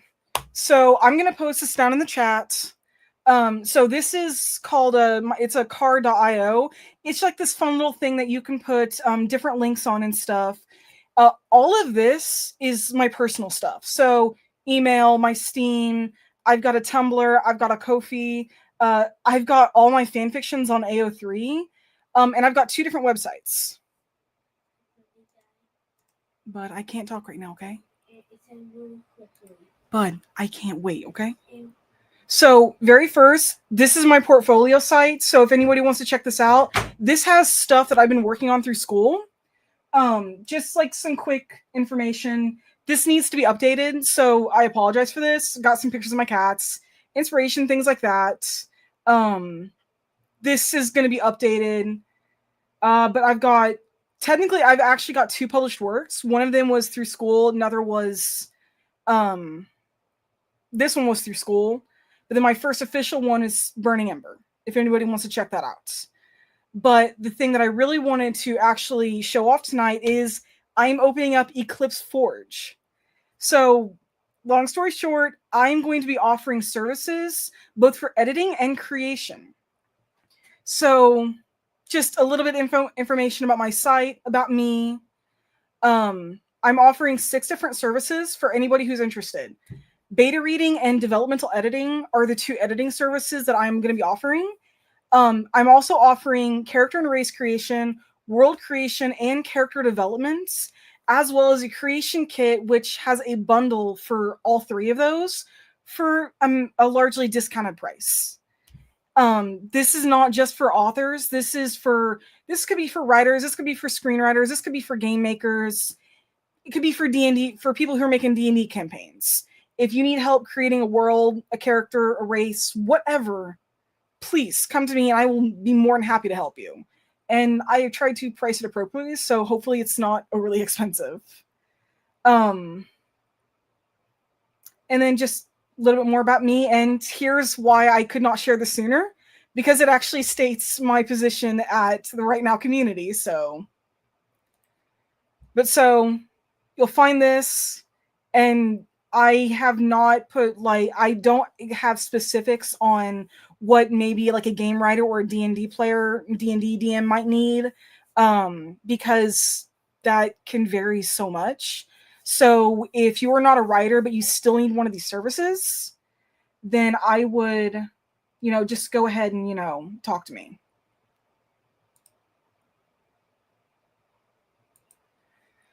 So let's see.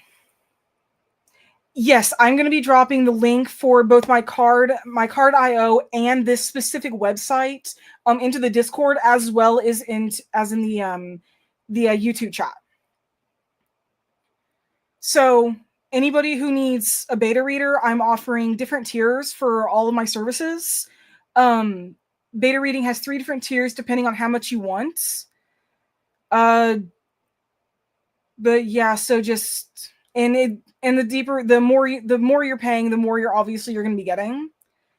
Developmental editing, I will admit I'm a little new to that, but based off my research and talking to other people, yeah, no, this is definitely playing into my strengths. So I'm more than happy to help people out with this. But these are what I'm most excited about, and I think I'm hoping people really get into these. I am going to be offering my creation services to make worlds and maps as an add-on. So if people want maps for their games, their books, I am more than happy to go into this program that I'm going to be getting pretty soon here and making a map for you according to whatever you need it to be, with however much detail you need.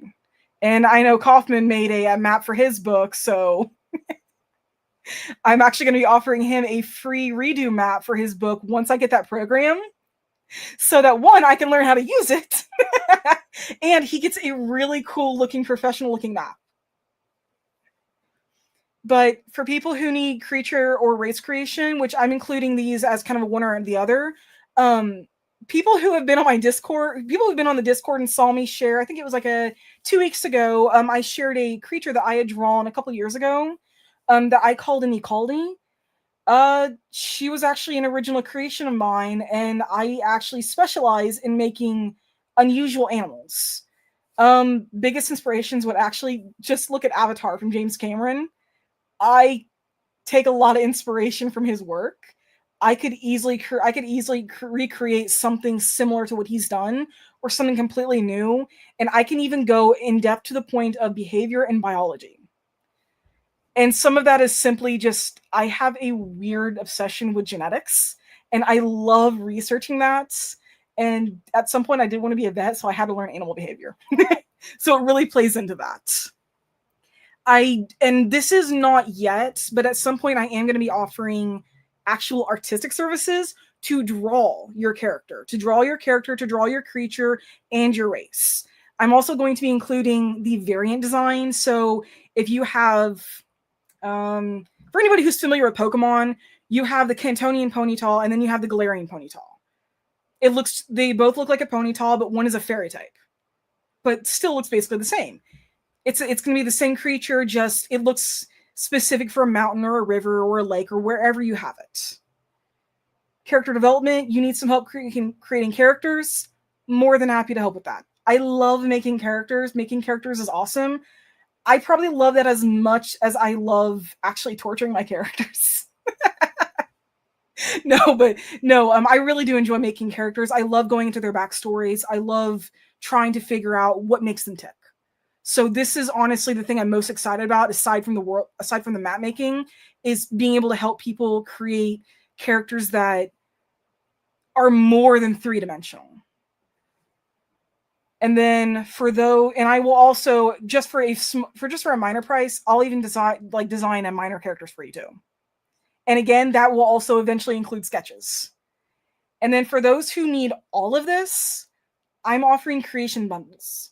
If you need a world, you need a race, creature, and a character, all of this is going to be discounted.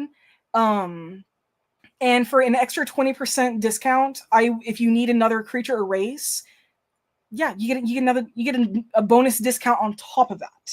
And I'm more than happy to offer that for people. And yeah, that is a little pricey, but the Masterpiece bundle, basically think of George R.R. Martin. I will be going that in depth into what you need if you need something that big. So whatever you get, trust me, it is well worth it.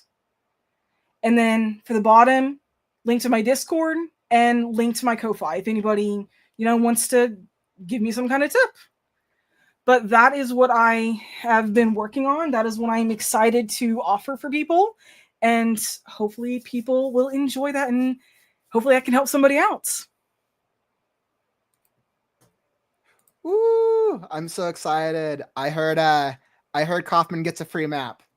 Yes. Woo! That's what I heard. I just heard Kaufman gets a free map. I think does my map need an update that I taught myself how to do in 2 weeks? Hey, your map is not bad, but it's all right. It looks like a video game map. I'll admit, it looks like a video game map, and it looks like old school World of Warcraft. But no, I do want to offer it for two reasons. I will show you guys the last Scarecrow map for those of you who are new to the community. I will be like, all right, this is like the coolest map ever. This is the Lands of the Last of My World, the Last Scarecrow. We'll be hopping into our next presentation in just a second. The Lands of the Last, coolest map I've ever made in my life, because it's the first map I've ever made in my life. Kind of feels like a video game. I know that. But I was very happy. Huh? There's nothing wrong with that. There isn't, but Last Scarecrow is not a video game yet. So hey, you ever want to turn into a video game, then Eclipse Studios is more than happy to help with that. Oh, I know. I think we're just waiting for Crow to go on a journey. Oh my god. All right. Video game with Crow the bird, the eccentric bird, and Crow the cat. Oh my god. A tale of two crows. That would be interesting. Oh my god. I can actually see that being a thing now, and you just gave me an idea for a story. I already have like all right, guys. We got our new game coming in 2030, A Tale of Two Crows by Eclipse Studio. Oh man, that would be funny. But no, the reason I'm offering you the map is that is not bad. Do not get me wrong. That is really awesome, and it's a good starting point. But the program that I'm looking into called Wonder Draft, it looks. Have you ever seen the map in the Lord of the Rings special editions? Maybe it's been a while. Maybe. It's really clean. It looks like it's on it looks like it's on old parchment and stuff. Yeah, Wonder and that's what I need to do. We'll let it be that detailed. I am very proud of the map that I created, but I do recognize that there's going to need to be a new variation for the book itself. I know that for my map, it needs to look more like a parchment, and I think I'm going to take a trend. I mean, I came up with the idea, but clearly this is a trend of including pieces of the map throughout the story and including the artwork as part of the storytelling in the world, because one of the characters is creating a map. So I think I'm going to leverage that, and I know it needs to be on a parchment. So, but that's really cool. That's super. I'm looking forward to it. I can't wait to actually start. I actually really can't wait to start working with that program. This is going to be awesome, and it's going to look epic. And as a bonus, I get to practice. And then everyone will see the map, and then they'll want to hire you as the map maker. That's actually really cool. I like, as much as I enjoyed it, creating a map takes a lot of time, and I didn't realize how much time it's going to take me just to create that. That's like a gaming map that I put. Yeah, no, that can take some time. It looks like we got some old World of Warcraft love over here. Completely agreed. I mean, we all remember. I mean, I played what was that, Classic, and I think I played Classic through Lich King way back in the day. Back in the day of the old MMO RPG days. Courtney's like, the era of the pew pew pew takes a new meaning. Just you wait. A Tale of Two Crows. I like didn't think of it until I did. I feel like I'm gonna have to add a cat to my story now. I feel like I'm gonna have to, yeah. I feel like there's gonna have to be a cat. All right, I just thought of it. Even though something happens to Crow in the book, I'll have to introduce a Crow the cat. All right, I'm influenced. I hope you haven't trademarked or copyrighted your Crow the cat yet. No, not yet.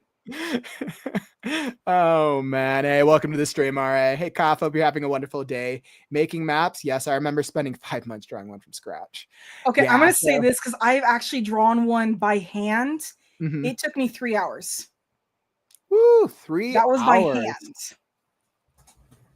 And as for drawing one online, I'd say give me a day at most. And depending on how in depth this program is, Mhm. it's probably not even gonna take me that long. It's got a lot to it. Well, I am very excited about that. We'll have to make sure that you drop your links to your stuff. Let's drop it down in the chat so that way people can find it. So I did go ahead and drop my I should, yeah, the card.co. I went ahead and dropped that because it's got links to everything of mine. It's not just one site. It's my website, it's Eclipse Forge, and it's also links to examples of my work so people can see how I write. Yeah, and I think that's going to be so cool. I mean, you guys have seen I've done excerpts of Soul's work. I want to say on about 4 or 5 critique shows over the past year. And one thing, Soul, you are a master at is action sequences. You act, and you always have stories that have so many characters. It's hard to create stories with a lot of characters and be able to follow each one through character development. So like I can say that I am, for one, looking forward to your action scene workshop tomorrow. Oh yeah, I'm that is definitely going to looking be forward to that. awesome. Courtney's like, Kaufman, you said you need to remove chapters at this point, and you're like, let's add characters. All right, in later books, no more characters added to book 1. Book 1, I have to cut characters. So everyone who's been in my core community, you know that my rough draft ended up at 140,000. Fantasy genre conventions are like 90 to 120,000. So I'm like, all right, I'll cut 20,000. And since I've been working on the second draft for the past 2 months, I've added almost 10,000 words. So Kaufman has a problem apparently, but it all had to happen. I know the first act needed refreshing, but I'll delete some of those chapters at some point. But so without further ado, I know we have our next presentation in just a couple minutes, but I think, Sol, you want to help join me in doing a free giveaway? Yeah, no, definitely. Woo, free giveaway. Sorry if Kaufman's starting to act like eccentric Crow. It only happened after about 8.5 hours of streaming. All right, so we got our next free giveaway of the free giveaway series. So this is from author, for those of you who were with us this morning, with author Rachel D. Adams and Don McClellan. As we did, Rachel did the blurb workshop this morning. So we're opening up the next this next free giveaway.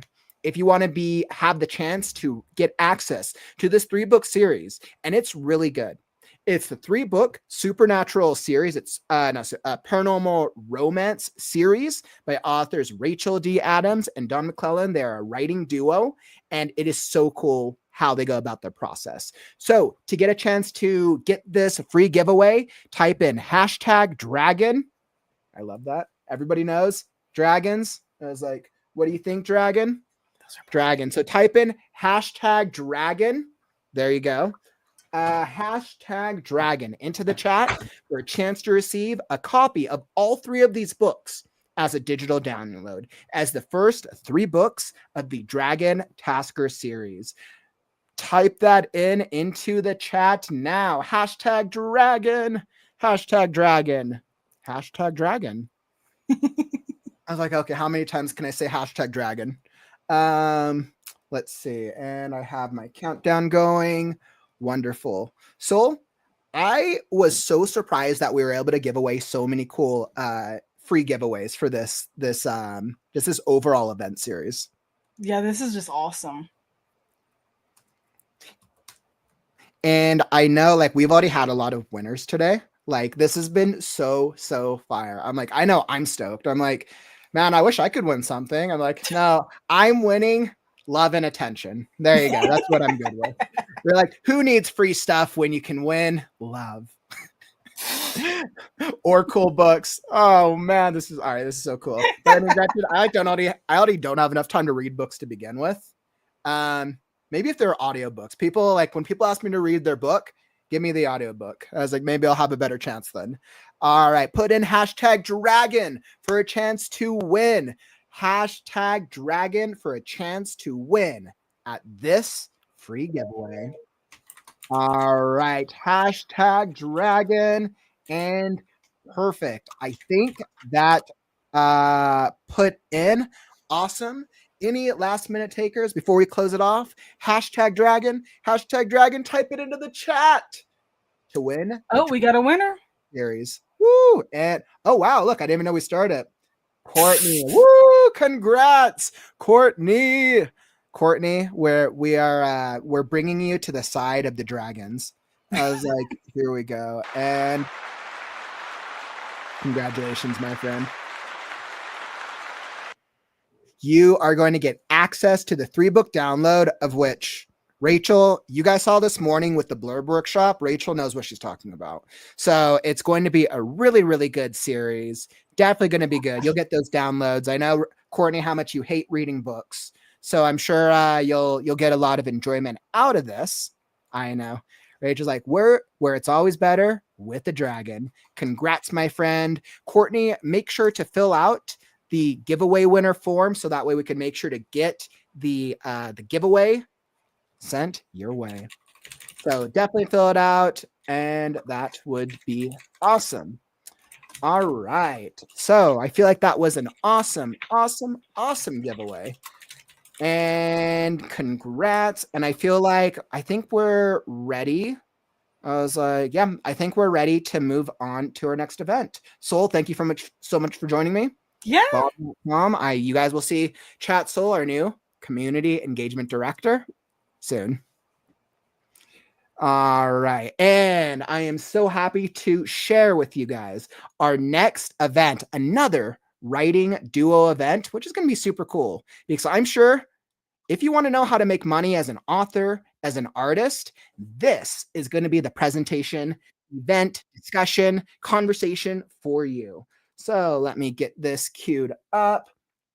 All right, perfect. Think I got it. Excellent. So we're going to be doing this next event discussion. So the event announcement, making money for authors and artists. Learn about ways authors can make money through merchandising and crowdfunding.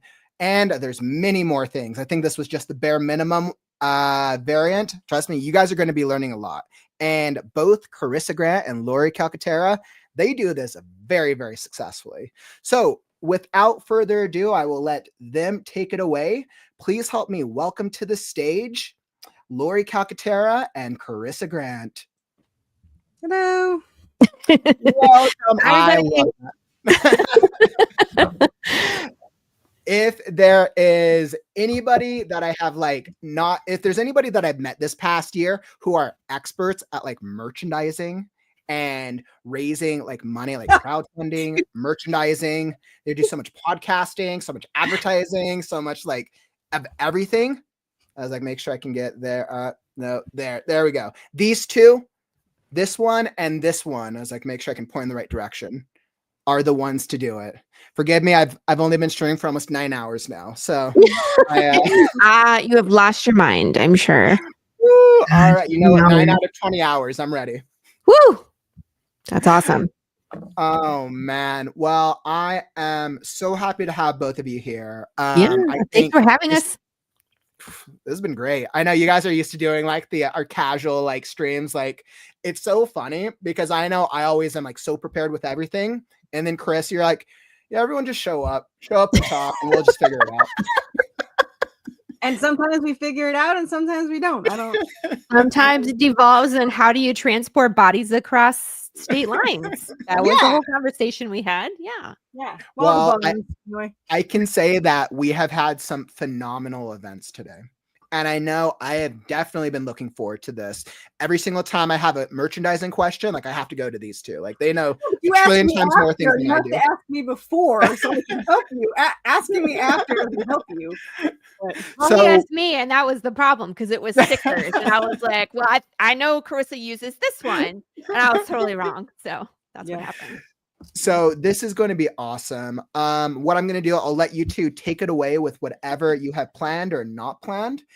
Feel free to throw up anything on screen. If you guys want to share anything from your screens, we'll moderate the chat.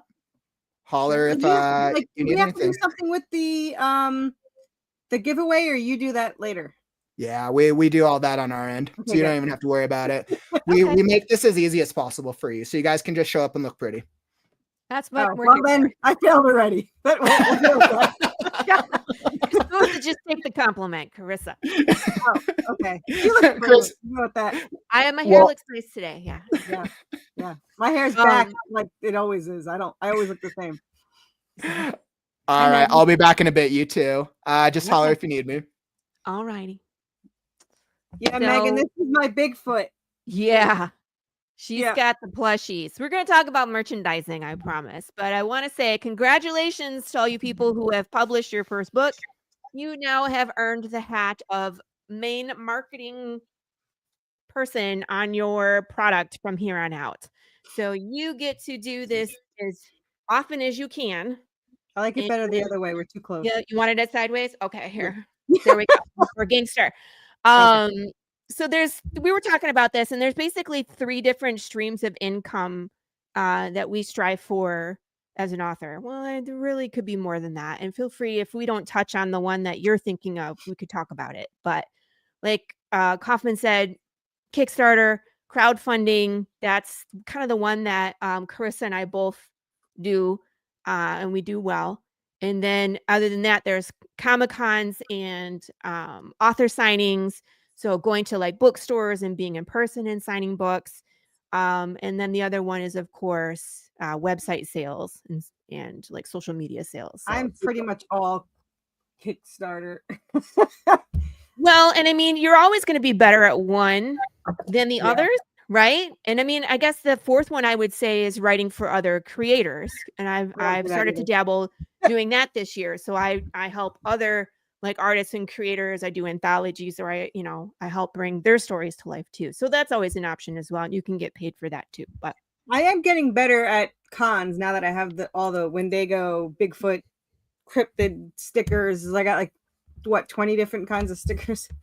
Well, merchandise is a big deal for both of those first 2 that I mentioned, because obviously with a Kickstarter, you want to have things on there that people can invest in, because if you only have 2 items and they're both $20, it's going to be real hard to hit a bigger goal than it is, if you have other options. Merch, that's what we're talking about. So Carissa we have, what do we call you? The queen of merch, the queen of plushies for sure. Yeah. But I think merch, basically, you have to know your audience, right? Because your audience and my audience both like real different stuff, but they both love merch. Yeah. So, well, yeah, it's just like our friend Ray. He's got collectors, so he sells covers. He doesn't have merch like we do. Yeah. And then you have like real cool like plushies and dolls and 3D printed stuff, and and then my people go for weird stuff. I have hot sauce, and I have just bare everything. I have t-shirts, and look at all it. She's got I'm not okay, fine. Look, I got my plushie. I'm just gonna hold my plushie. And I wasn't gonna do plushies except for Carissa made me. This is her fault. I did. Let's talk about Kickstarters. If any of you guys in the chat thought about running a campaign on Kickstarter or other platform and have questions, because Carissa and I have been running campaigns for going on 3 years? 2 years for me, 3 for you. And she's done a lot more than I have in those 3 years. So don't let the time fool you. 13. She's done 13. I've done, this will be my 7th, but it just really depends. So, okay, so Rachel, you're hoping to do a Kickstarter in 2025. Let's talk about it because there's a bunch of stuff that you really have to do before you launch to be successful. I'm going to throw for anybody that's not thinking about Kickstarter, you should, because you have literally nothing to lose. Like, you don't pay, they take a percentage out. So whatever you make, well, except for idiots like me, I buy all my stuff first, but like Lori does it the smart way. Don't So do that. Yeah, listen to Lori when it comes to what you should buy, what you shouldn't buy. She buys things after, like you're supposed to, but I wanted my merch, so I bought it, and then I'm gonna sell it. So yeah, that's how we do it. Kaufman, would you mind putting my screen share up? Por favor. Thank you very much. Okay, so this is a preview of what I'm working on. It's not done yet. This is my campaign that I'm going to be launching on February 1st. And so, this page takes a ton of time to build. So you want to make sure that you build this and get this approved well in advance. So I have 6 approved ahead of time. Well, my fan, you don't have to do that. But we have very different followers. So we were just talking about this. She has followers that just show up and spend all their money. And I have followers that want to follow. Like they I didn't have my Kickstarter link the day it ended, and they had a heart attack. So I have to have mine ready. Yeah, so. I have I typically have about 70 pre-launch followers. And what I mean by that, okay, so this is the preview, but if you go to Kickstarter and you search Path of the Pale Rider, there's a link that will let you follow. And I put that, Kaufman, I put that in the private chat if you want to share that in the comments. So what people can do is they can follow your progress. So once you get it approved, it goes into a pre-launch status, and that's when you start your marketing, because you can share this link and say, I'm going to be launching in the future. If you don't even have a date yet, give them an estimate, when they should look for it. And then they can click on that, and it takes you to this page and say, click here to follow. And all that does is notify people when you launch. It sends them an email that says Path of the Pale Rider 1 through 6 has launched, and then they can go to the campaign and take a look at it and still make a decision, yes or no. So it doesn't guarantee sales, but it guarantees a notification when you launch. And so that's what Carissa is so good at, is sharing that link and getting people signed up. How many people do you have signed up for your Western right now? 232. 230. So 230 people, when she launches, get notification to go check out that Kickstarter. That's amazing. And then I individually message everybody because I'm a freak of nature, but it works. So I do what I have to do. But on top of that, do it as early as possible, because I know like SK does it a year in advance. Yeah. And then he drops it and he's got like 500 followers by the time. I can't do that because I have a damn Kickstarter every other month. So right. But the sooner you start letting people know when it's going to launch, the better. And you know what I mean? So you can just give them an estimate. Like, I think I saw somebody in the chat, like, things are 80% ready, but it's been hectic. I'll probably launch around March. And that's kind of, Carissa has her whole next year planned out, and I'm just like, it'll launch in the spring. Yes, but the person that has 80% done, is it in pre-launch? Because this is the argument I have with so many people, like Chad. Yeah, let's talk about that. For 3 months, put your damn thing in pre-launch. There is no negative to having it in pre-launch. It doesn't matter. You don't have to have anything done, but like, I think they want like one reward.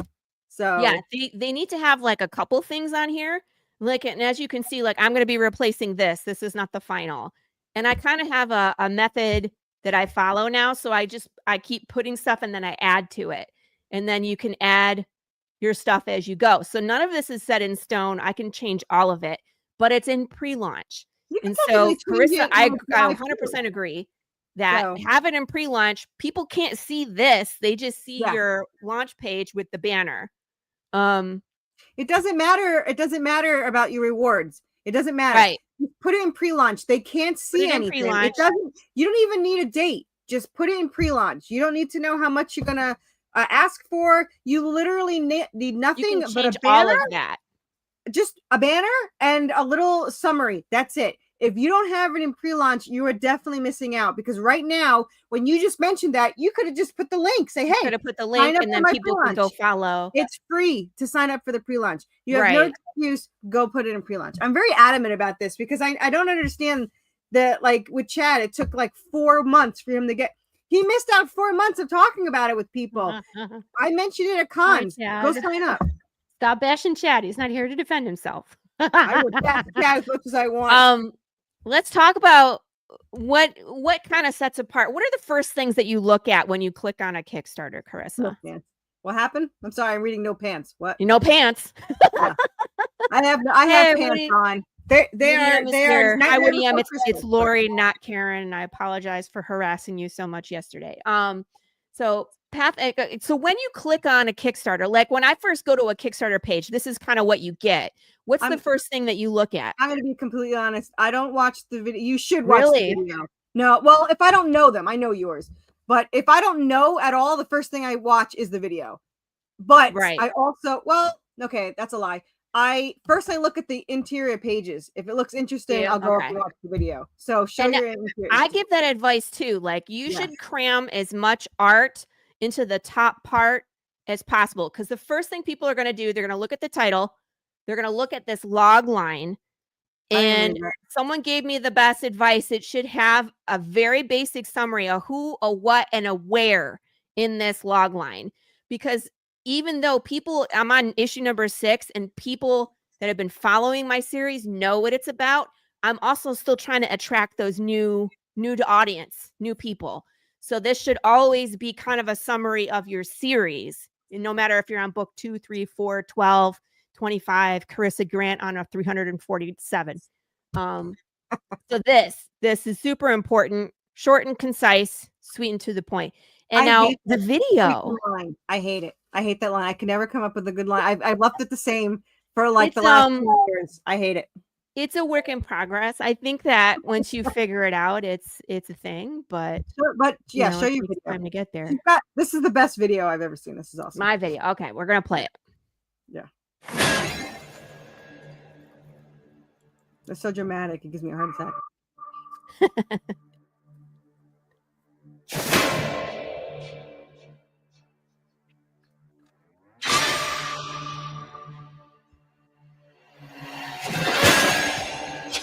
I just realized I have a bear in my video.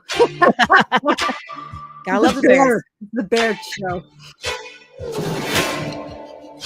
You picked the perfect music.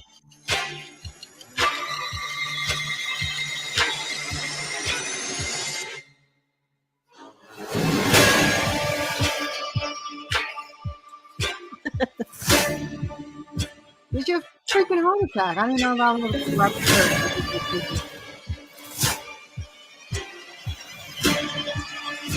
That was a good panel with the bug.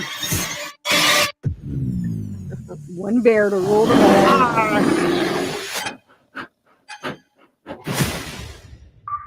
You need a big James this big. That's what I do. You know, it's funny because people always ask me about the plushies now. And of course, I only did 10 of them with the trade paperback. Someone asked me, they're like, how big is that? I'm like, that's not too big. It's like 11 inches. They're like, can you make one like a body pillow? And I was like, but you gotta pay for it, man. It's like $150 for. I was like, if you really want one, I guess. Yeah, go ahead. Yes. I was just going to say recommendations for a Kickstarter video. Try to keep it about a minute long. You should recap your series. It should be dramatic and catch people's attention, because no matter how cool you make it, they're going to click off of it with probably around 10 seconds. I should have gone first because your video is more dramatic. So how am I supposed to like put my Kickstarter? Tell them to put my Kickstarter on the screen. All right, let's switch them out. Yeah. Put my my shared screen on. I should have went first. My video is not as terrifying as hers. Well, I mean, zombies. Well, my Western's more supernatural, and redemption is more horror. And that'll be February 17th. So this one is my Western. It's going live January 6th. which is what 2 weeks away. Just search Worthy Gosh. Chaos on Kickstarter and you'll see like 15 things pop up. There's one in pre-launch because there's always something in pre-launch or live. And now it's going to be always one in pre-launch and live because I have 2 series because, you know, when you're broke and in debt, you might as well go even further. So this is my video. So my this is more supernatural with the Wendigos and the Bigfoot and all that stuff. So did I make that too big? No, it's good.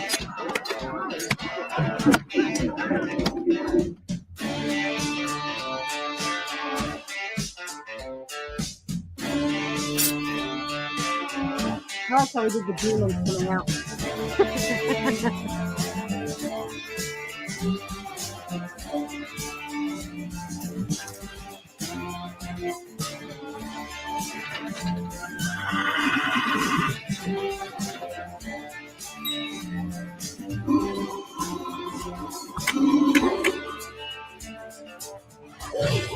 There's not as big. There. We love bears on this show. Bears and westerns, or apparently. we're terrified of bears on this show. Take your pick. Yeah, and of course we both have hers is western modern Future. day. Mine is western past. Yeah. I don't have my thing as up as yours, but I do have. So I have the covers. This is the regular cover. This is the variant. This is the very popular Marvel. So novelists, this is something that you can offer as well because it's hard to do a Kickstarter for a novel because there's no art to show, right? But you can have variant covers that are exclusive to the Kickstarter. Your version of character design. Yeah, a separate design that's only exclusively here on this platform. So then you can charge a little more because of the exclusivity, and then you can, drive people to the Kickstarter to get this special copy. Maybe it's a signed copy as well. There's different ways to drive people to the merch. And you know what? Carissa doesn't do this because Carissa's mind is just so great when it comes to merch. She just picks what she wants to make and she just makes it. Yeah, it's accurate. Half the time I poll my audience. Some of the times I have inspiration where I'm like, oh my God, this is so cool. This is what we're going to do. But other times I just listen and I ask my audience. I send them, I do Survey Monkey, I think it's called, where you can create polls and then you just send them the link and then they can go and tell you what kind of merch they want from you. That's how I ended up with hot sauce. But usually for books, it's like bookmarks, stickers, bookmarks, metal bookmarks. I have coloring books, but I guess a book wouldn't really have that. These are my bookmarks. I have embroidered bookmarks, which I love. Yeah. Pins. Pins. There's some 3D. I don't know what they're called, but you put on your thumb and then you hold the book open with it with one hand. Oh, yeah. I know what you're talking about. Different styles of those. What are those called? Thumb press? I have no freaking clue. I also have I broke it. 3D printed statues, which you can do of a character that you know. Page holder? Yeah. Page holder sounds great. Yeah. This is my Bigfoot Wendigo. My hardcovers, of course, have to be thrown in there. So this is really cool because metal trading card. Yeah. Part of Carissa's story is that the main character is kind of on a scavenger hunt to collect pieces of cryptids as part of her journey. And so she turned that into merch. Do you see? Where it's like you can collect the cryptid part. A horrible mistake. Because I used to be queen of merch before I got a merch series. And now I have over 30 something cryptids. And I have never been so obsessed with merch in my life. It is insane. Each Kickstarter has at least 2 to 3 new plushies. I have the journal pages you can follow. I have I'm gonna have the ingredients you can collect. How many Kickstarters have you done again? This will be my 14th. Okay, so when you guys are starting out, do not expect to have this much merch. Yeah. Small. I did. But don't. But Get your stands you first. don't have to is my point. You can still be No. successful without Well, 36 you'd probably be more successful because all my money goes to merch. Was that think of your story. If there's something about your story that's interesting that could lean towards merchandise, then you can think outside the box. Because everybody, I'm going to be honest with you, everybody has bookmarks, everybody has stickers, everybody on their Kickstarter, us included. People love them. But when you start thinking outside the box is when you could start getting some of those bigger tiers to show up. Yeah.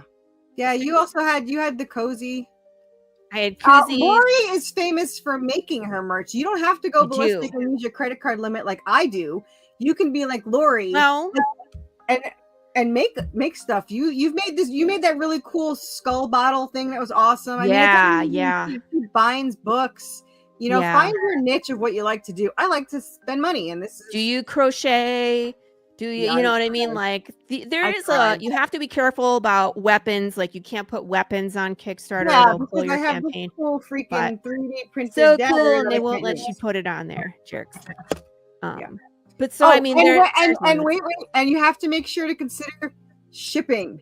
Mugs are a pain in the butt. Like everyone's like, oh, let's get mugs. Mugs are a pain in the butt to ship. Coins are nice. Pins are nice. Flat things, squishy things, t-shirts. Squishy things are nice. Like with Sticker Mule, you gotta wait for their deal. You have to sign up for their deal, and you have to get their magnets. I haven't convinced Lori of magnets yet. People love magnets. This print has the mini. Take your cover and turn it into metal trading card, which is not that expensive. Turn it into a mini print, like I do. 4x6, a postcard, something like that. Yeah. R.A. Morley has a good comment here that says, I was always figuring I would just wait until I got a good backlog of books because it's my priority. 3 to 4 jobs, depending on the time of year, before merch. It's really up to you. I've seen super successful campaigns with just books. Madeline how do you pronounce her last name? Holly Rosing. She does the Boston Metaphysical Society. She does not believe in merch. She started with merch, and then she told me like beginners start with merch, and then you kind of wean out of it. So she actually has the opposite approach because she's like, I used to do merch, but she has a large backlog of books at this point as well. And that's one of the bonuses of having a backlog of books is now you have tiers with multiple books. Even if they're not the same series, they could get like a starter pack from you. You know what I mean? So if it's like Redemption and Devastation, they're not the same series, but people could get a taste of both. You see what I'm saying? So like I have together. So I'm not putting my single issues on this back on the add-ons because there's like 36 of them.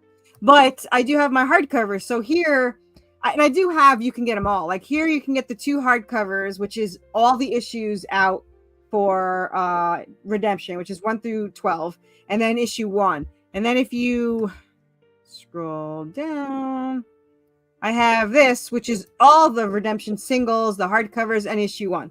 And then the PDFs. Always sell the PDF. Always sell the PDFs. I will, you know what? There's some people that don't because they think that people will spend more if they buy but they're actually like at cons. There's a lot of people that actually will buy my PDFs on my website because they literally don't have room. They just want. Yeah, it doesn't cost you anything. I mean, you know what I mean. Well, I mean, there's no shipping. You just download it, so it's immediate satisfaction as well, and it's great for international, right? Yeah. Because international, it's just there. Now, I don't want to focus the whole time on merch because literally we could. But just because you build a Kickstarter and you put all this stuff on here does not know people still do not know you exist. So how do you get people to your Kickstarter? What we're doing. Well, yeah, you go out there, you get on podcasts, you start doing appearances, you post on social media, it becomes a job. It becomes a job because I don't know about, well, you're constantly running a Kickstarter, so there's no break for Carissa, but I start promoting probably 2 months prior to the Kickstarter, and then I plan out my podcasts. I'm gonna it's gonna be January. I'm gonna do I've already started planning some podcasts because some of them book out 2 months, and I know others that don't. So I try to do the pre-recorded ones first, and then hit all the live shows that book. Right, hit those first, and then fill in the blanks. But you should be planning to be on a podcast every single day of your campaign. I don't do that anymore. You don't have to. I do. I used to. Don't get me wrong. Lori taught me. I was doing 42 per Kickstarter. But I think my husband was close to divorcing me over it. I don't know. But it, but you're on so many. I think people were like, "Oh, it's Carissa again." Yeah, I ran out of but what I did, and I know Laura and I have different ways. I literally searched every site there was for like a podcast of whatever genre I'm in, comics or horror or supernatural, and then I wrote them so much so that I got spammed. Right, I got flagged for spam. I remember that day. That was fun. You're like, I literally cannot send another message. 13. Yeah. But I mean, you talked about book signings. They're free. I did most of the time. No, they're most of the time they're free. I just want to make sure people understand that sometimes you can go to a bookstore and you'll have to negotiate a percentage of what you make that day. Just so you know. It depends on the bookstore. I've paid as high as 30%, but he was selling my books signed for $17.99 each. Okay. Or as little as, 5%. That can happen. Or you have people that just generally want you to be there and help because it drives people into their store and they charge you nothing. And those are the good Samaritans that you make friends with. Hi, Kitty. I love you. I don't know you, Kitty, but I know Kitty, and I love her. She's great. I love kitties. So you love kitties. I hear that the key to success is be on 100 podcasts until people start saying that you're getting spam. I have been I've been on 237, not counting my own, which is weekly. So wait, our own podcasts don't count. Yeah, they don't. I mean, they do. They do actually. Didn't count mine. I think they do because you should. I think as a podcaster, you should be promoting your stuff on your show as well. Yeah, I was like, let's hope you're promoting your stuff on your own show. I know people that don't. That they promote, they give all the time to the guests, and I'm like, you are missing out an opportunity just for the first 2 minutes of your show to be like, yeah. Hi, I mean, I think I found a good balance. I think that's what it is. I think I found the balance of with the guests, let them promote their stuff, and then also find times to promote your stuff. But what it feels like with people is that if you're being yourself and you're talking about your own things, if somebody wants to know more about you, they will Google your name. They'll go look like people. And I think I always try to think of it. Is that what happened with me, Jared? You were like, dear Lori, I Googled your ass before I talked to you. No, he was on the show. Yeah, it was because of Carissa. I was like, I was like, there's this one chick named Lori, and she's amazing, and I've learned everything from her. And What? she Carissa, I love you. I'll pay you money later. I always try to talk about Path of the Pale Rider when I'm on my shows. And on anyone else's shows, because generally I rather talk about hers than mine, because that's okay. I talk about you every time I'm on a show too. So most of the time people already know you when they're like, oh yeah, your sister, Carissa Grant. And I was like, really? I was like, we're not actually related, but yeah, she's my sister from another mister. And and we just both just happen to have Westerns with bears in it. But my bear's only in the first and second issue. So who came first though? Wait, so, okay, this is one of my questions to you guys. So let's say there's artists, writers out there who want to advertise their stuff and they want to be on podcasts. How do you find podcasts to be on? I searched Facebook. My suggestion is you Google search Carissa Grant. You go to YouTube and you look up Carissa Grant Worthy Cast, because she has found every single podcast that you could possibly be on. And some of them don't even exist anymore. Search Carissa Grant. You will make a list. Send these people an email. Tell them what you do. And then But I mean, so the only Laughing at question the to that is, getting aren't hers a lot on of those podcasts probably more comic focused? What about for artists or authors in other genres? I literally just search. I search Facebook by the, like, I'll say horror podcast. Okay, so you just and kind of search Twitter. that way, and they would like come up as like Facebook groups generally. Yes. No, I Mhm. search my page, but yeah, you could do great groups too. I've Groups or done pages. groups, but generally I do the page, the group. I'll go to YouTube and search whatever my YouTube. genre, horror podcast, supernatural Yes. podcast, and then I contact them. Tom, what the hell are you not doing on here? I know, he was like, "What's going on in here?" Like, "Are you lost, Tom? Are you doing the John Travolta?" Like, yeah. Like I did. I walked in on something of Tom's and I was like, "What is going on here?" Yeah, you know, of all your guys' crew, I think Tom's one of the ones I just haven't had the chance to network and chat with before. Yeah, outside of your stream. He'll show up to anybody. I don't. He keeps coming on my show. We don't invite him. He just shows up. Deja vu. I'm having deja vu, Tom. But I found your show. I searched for writer podcasts, and there you are. Yeah.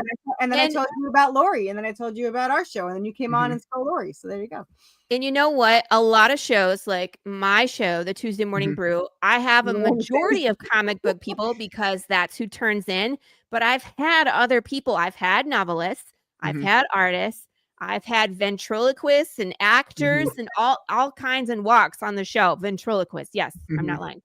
And we love having people of different genres on the show. So just because it's comic book centric does not mean that you are not welcome. Right. Reach That out. it's not limiting, because I think if you think about it, there's a lot of cross interest. And I think Yeah. it's considering the cross interest and also being aware of your time. Right. If I'm like, how much time do I have to go into podcasts? And if it's limited and I got to do ones that are more focused around my core audience, if I have a lot more time, do Right. all the podcasts. Yeah, and then when you're Carissa Grant and you've been on all the things that you possibly can. Another one without a comics- hat. So there we Oh, go. hey, look, we got hats now. We're in the hat group. But you have to start looking for other podcasts because, again, you're going to sound like a broken record. Hi, I'm Lori. I do Path of the Pit. Hi, everybody. Yeah, they all know who I am. And so at that point, it's not so much pitching the book. It's just talking about what's new on the show. So you still got to find that new audience. Looks like I you're have working shows hard that I on go on that I love, but their audience has already backed my stuff by the time I'm on the show because they get my email that says back another campaign by Lori Calcaterra. What And are I you think doing? I think Chris, you're Nice actually, hat, so I had to get a hat. I know today's been the day of hats. We were about to do our writers game earlier, and people were commenting on my hat, and then everyone wore hats. So then everyone had different styles of hats. So clearly the theme of the day is put a hat on it. That's funny. R.A. Morley, there's a ton of shows by writers because I'm a writer and I go on a ton of shows that are hosted by other writers. So there's a ton out there. So you just got to find them. They're waiting for you. I know Chris here had a great question. Chris said, where can we find a template of what to say in an email to a podcast to be a guest? Like, what would you guys recommend saying? I always said hi. I started with Okay. hi, Start off and with I hi. said please greet them. I always said I'm a female horror writer because when it comes to comic books, females are rare, and if I don't tell them, I scare them when I come on backstage. So I'm serious. Like that's how it started. We were talking before the stage, and the guy's like, well, "You're that's a because girl?" you had a pen name. That's because she was going by C.L. Grant. Oh, that's yeah. why. But if you use Carissa Grant, they know you're a girl. I still get called son a lot, but yeah. But yeah, I always say I wrote this and I have Kickstarters and I no longer ask for interviews because some don't do that. I ask, do you have guests on? Like that's how that's a good way to frame it. Yeah, because I actually don't like the interview thing anyway. I do, but I if you say it, Carissa, you came on to an interview for my podcast. I know you were so planned and organized, and he's like, "This is what we're gonna do," and I was like, "What the hell is this guy?" I know he sent an itinerary, and you're like, "Yeah, okay, I don't know." Lori, like before we got on here, Lori's like, "Should we talk about it?" I was like, "Whatever." She was like, "That sounds great. Whatever you want." I think you guys have been doing it for so long that you guys are so knowledgeable and you're able to speak to it, right? But the highs, the lows, and everything in between. Yeah. And I think that's what works because you guys know a lot of these things: merchandising, crowdfunding, comics, all your stuff. The like the back of pasta your head. syndrome. It's not pasta syndrome if it's true. Imposter syndrome. I know, but Tom is like, I go on podcasts self-connected. and don't even want to talk about my comics. Yeah. There you go. Yeah. I think let people connect with who you are. And Yeah. clearly, Tom, I'm gonna have to have you on as well sometime. What is this? That's 90. No, I mean, honestly, when you're on a podcast, they don't want to be told buy my shit. Excuse my language, but they don't want to hear that. They want to hear people from want you, to connect the with somebody creator. who's a person. Right. Why is it special? Why do you care? Why are you passionate? And so you're just, so when I email, I say, you know, hello, I'm Lori Calcaterra. I'm the writer creator of Western Apocalypse series, Path of the Pill Writer.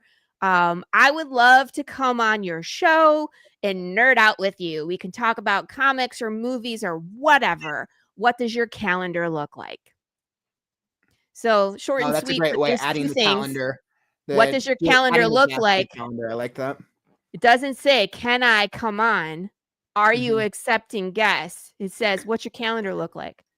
And I'm assuming that you want to have me on the show. Anybody who's running a podcast has a calendar to schedule other guests. I promise you. Depending on the popularity of it, might be a few days out. If it's very popular, might be months to a lot of months out. A lot of months. I think when I schedule for the podcast, when I actually like start scheduling, there's such a high interest of people who want to be on a podcast, and then trying to refine like, okay, what's the right type of guests? And then I can easily book out 3 to 6 months if I really wanted to. So I think it's just trying to find the right fit. I have a Calendly. It'll help. Yeah, Calendly. I was on somebody's podcast last month and they did the Calendly. I'm like, yeah, this is easier. Well, because then organized people, I know doesn't use it. What the hell? well, I use it for a couple of reasons. One, because when I say add them into when the I calendar. say I'm booked out to March and people are like, yeah, right, you just don't want me on your show. You can pick the date you want to come on, but you can see all the other things that are booked. You see what I mean? So when people are like, Jared just doesn't want to book me, he's telling me he's booked out to June. It's But not you really just are. scheduling, showing them. It's almost it increases demand. So Yeah, well, you could say, that- "Oh, I'm busy," but and then you don't accidentally double book somebody because they have to choose it.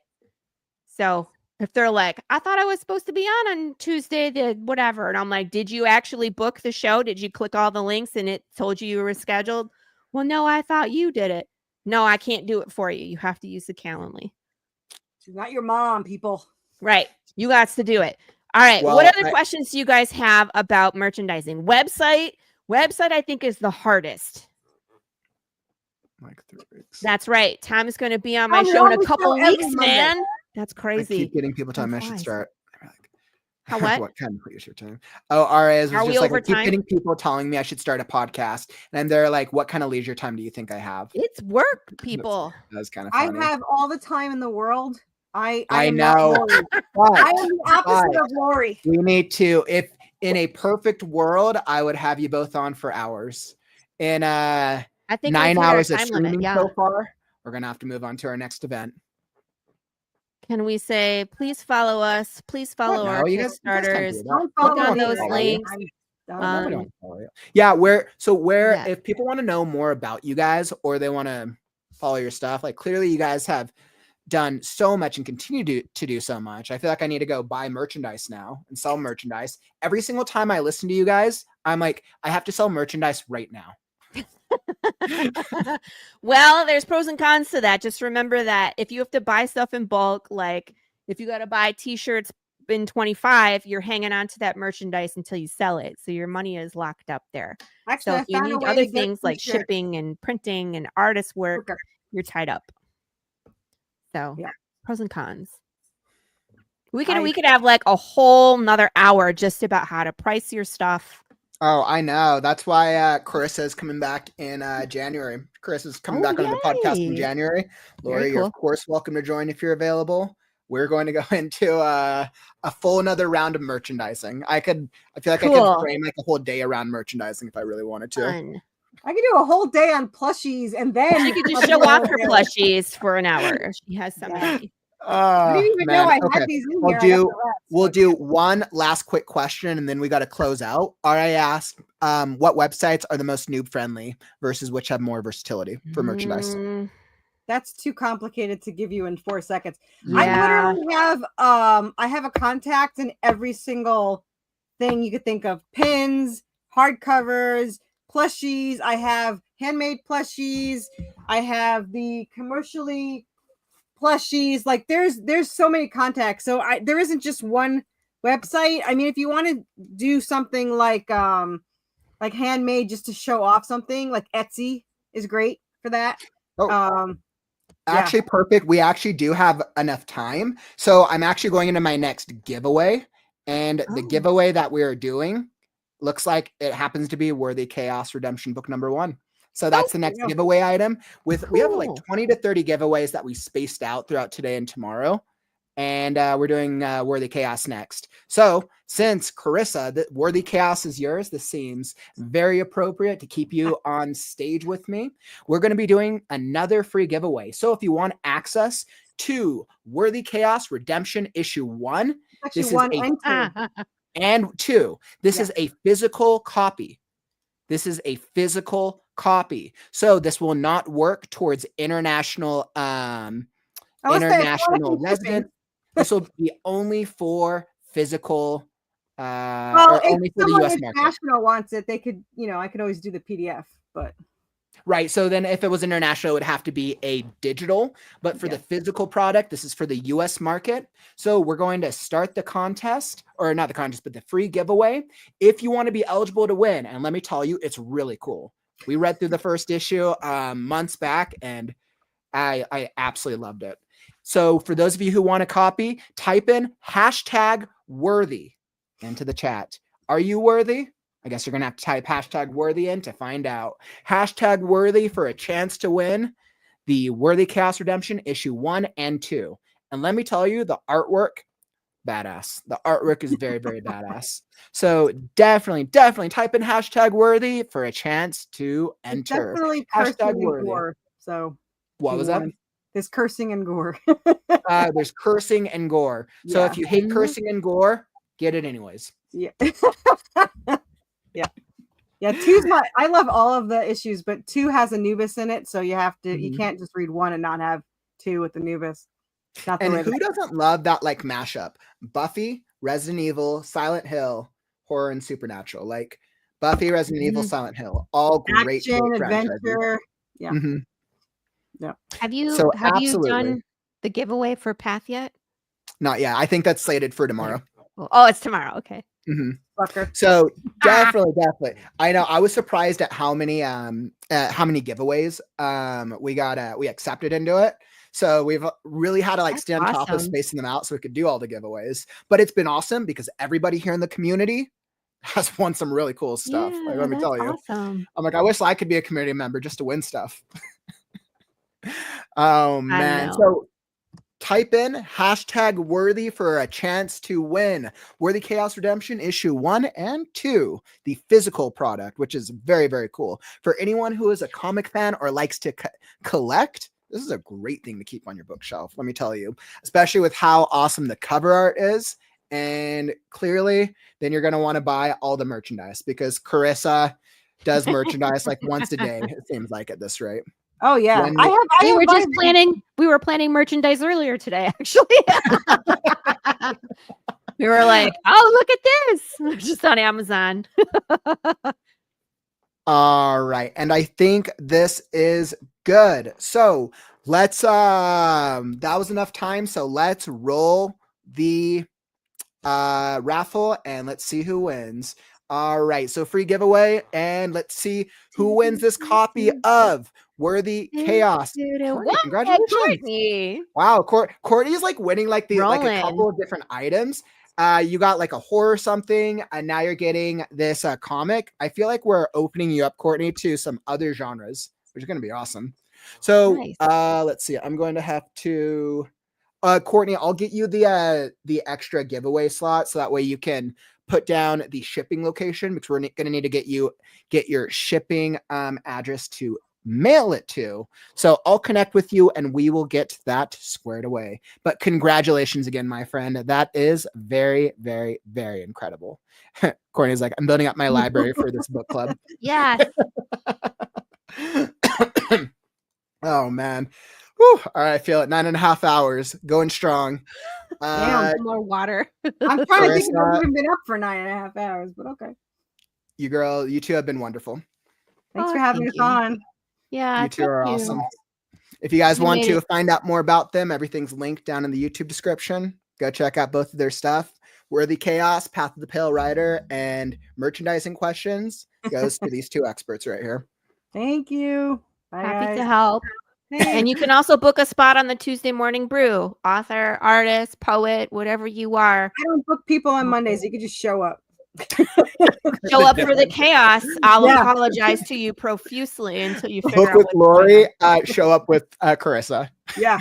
Yeah. All right. Thanks so much, you two. Thanks, guys. All right, my friends, what a great giveaway. So clearly, those of you who wanted to learn about merchandising and author stuff, that was the presentation to do it.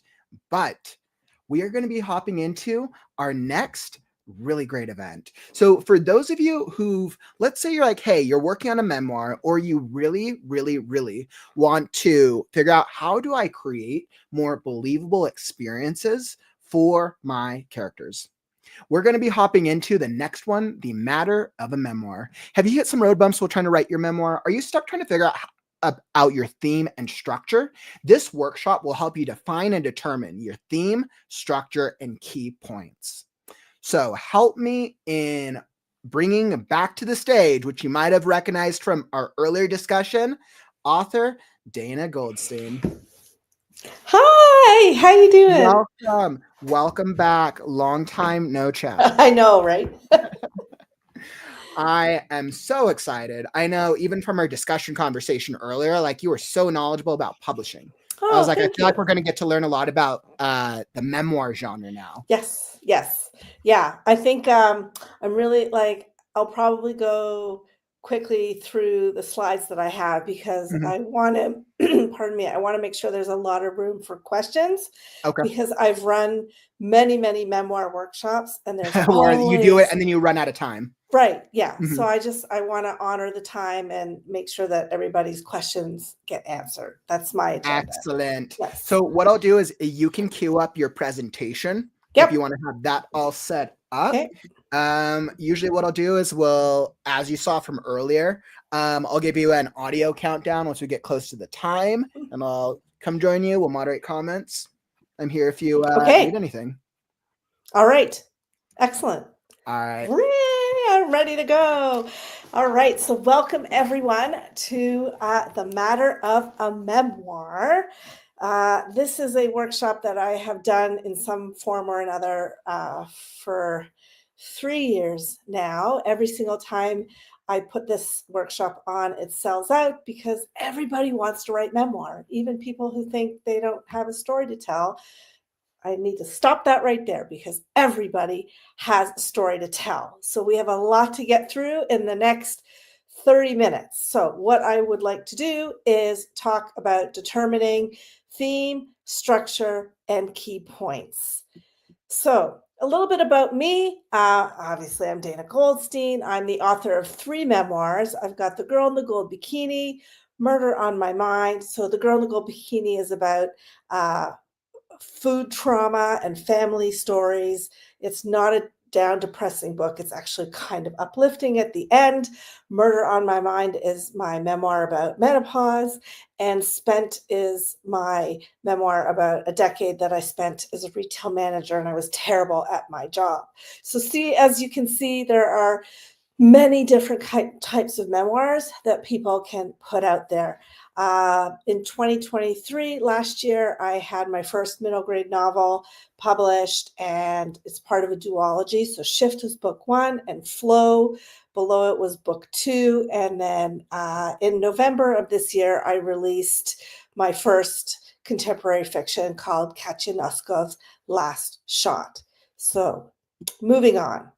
This is something I want you to consider. Oh, and I just wanted to say, feel free to take screenshots of anything that I talk about in this presentation today. I'm totally fine with that. If it helps you get moving and move through some of the blocks, excellent. My job is done. But before you even start to write, take some time to think about these 3 points. Who is your audience? Who's going to want to read this story? Who are you writing it for? Think of that kind of person that would be interested in reading your memoir.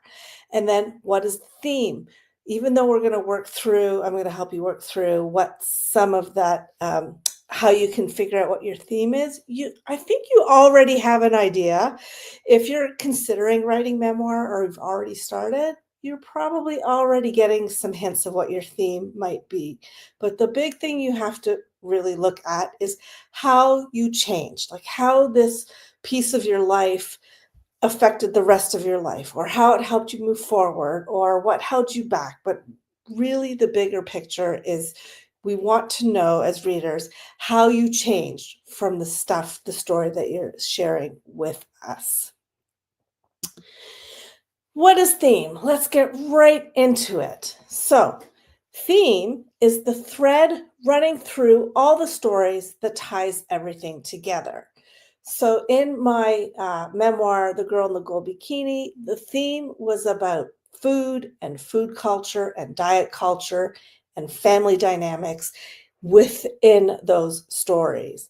For retail, the thread was that I was so eager and ambitious to climb the corporate ladder, and everything I did was the antithesis to me getting there, because I was not a corporate person. I was the kind of retail manager who cared about the people who worked for me and the customers I served, which was not really a great thing in retail. So theme, when you're thinking about theme, think about all the threads that run through the stories. Where are the similarities? What things are common in the stories that you're sharing? So here's some these are really general ideas of themes. So themes of love, betrayal, perseverance, search for adventure, emotional journeys, overcoming adversity is another big one. Think of some of the memoirs that you've read in the past and examine them with an eye to, well, what was their theme, right? One of the memoirs I talk about a lot in my classes is Tara Westover's Educated. Very much a theme of overcoming adversity and moving beyond what is expected of you or what kind of life you're expected to have.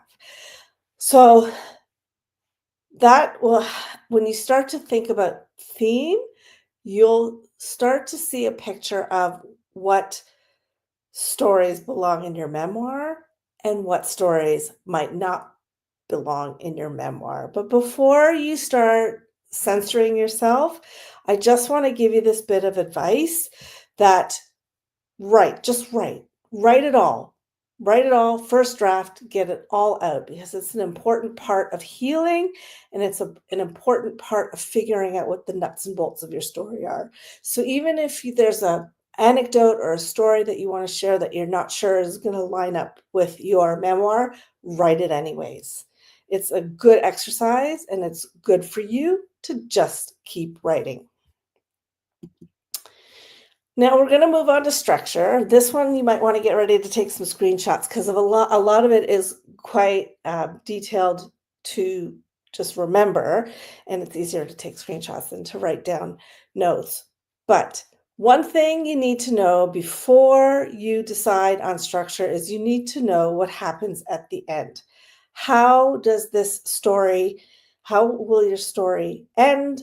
How have you changed? That goes back to what you need to know before you even start writing, and then just keep moving forward through all of that.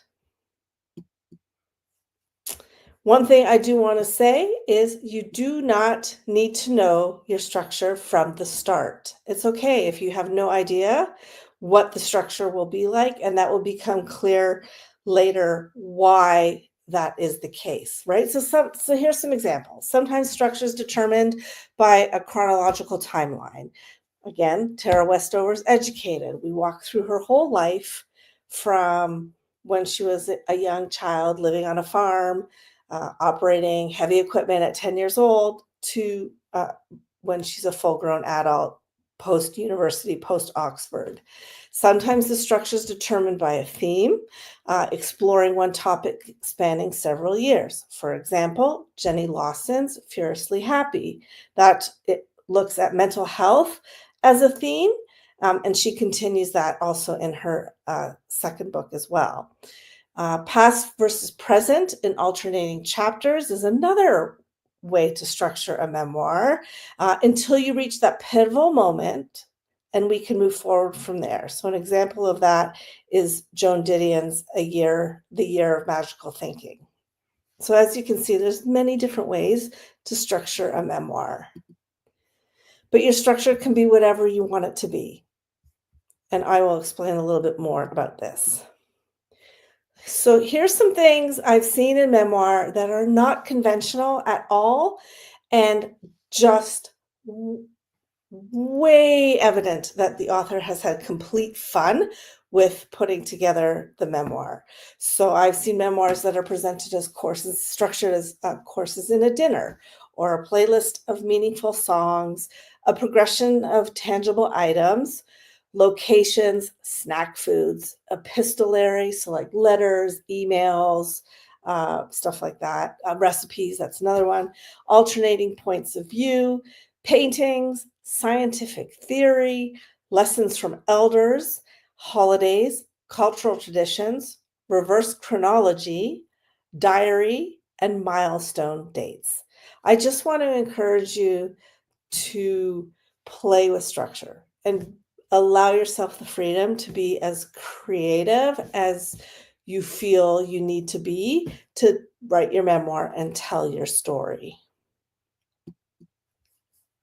Now, most novels have a 3-act structure, and guess what? That applies to memoir as well. But I wanted to break it down what every act looks like or should look like if you want to write the 3-act structure for your memoir. So act number 1, we have the most important parts of the setup, the before, and the problem. The setup is the who, the why, and the where. So you're introducing the characters. So that's you, your family, the people who are important to the story, the main characters, just like in a novel. And it gives us the setting and tells us why you are writing this memoir and also explains to us what's at stake. The before section of Act 1 is who you are in this memoir before the inciting incident, which gives you the problem. So how you initially deal with the inciting incident, how it challenges you, and what conflict it presents. So in Act 1, we need a picture of where you are at the start of this memoir and what your big problem or issue is going to be. A lot of this can be sort of talked about in a prologue or an introduction if that's how you decide to go. If you're going chronologically, all this is going to fall into Act 1. So give the readers a picture of who you are in this memoir before the big change or the big event happened that's pushed you into the next stage of your life. Okay. Act 2 is the during, the obstacles, and the climax. So the during is this is who you are as you grapple with this problem. What are you going through? Things you do that work, things that you do that don't work, what sets you back, what helps you move forward. It's all the complexities of your journey in this part of Act 2. And the obstacles is what helps transform you. The wins or the deep losses that bring on even deeper introspection and help you move forward. The aha moments. Confrontations also belong in the obstacles section of the memoir. Confrontations within yourself and with others. And at the end of Act 2, we want to see the climax. It could be the letdown, the heartbreak, the epiphany, the aha moment, and then maybe even it's the point where you discover that what you want isn't what you actually need, just like in the novels. And Act 3 is made up of the after, the resolution, and the hope. The after is, this is who you are after your transformation. The resolution is the solution that you figured out to the problem that was raised in Act 1. And the resolution should also be realization, like, oh, this is how I'm different. This is what I learned. This is how I've changed. This is how I'm better. It's also an opportunity to look at what didn't work and have some insight into the people who are part of your memoir who maybe aren't the best characters and aren't presented in the best light. And then you finish up with the hope, because that's why we read memoir. We want to know, first of all, we're curious. That's what makes us open up the pages of a memoir first. But we also want to know that there's hope at the end of the tunnel, especially when we're talking about memoirs about food disorders or grief or other kinds of loss. We want to know that there is hope and light at the end of the table and at the end of the tunnel, pardon me. And we want to see how your perception has changed. That's what the reader is looking for at the end of a memoir. Now let's talk briefly about what to put in the pages. Apart from your stories that you want to outline and put into the memoir, these are stories, we're looking for stories about motivation, about perseverance, about heartache. We want stories that make readers cry and laugh and cheer. Emotion is huge in memoir. That's what connects people to the stories. When you're writing memoir, you want to write your stories that people will read and see reflections of themselves.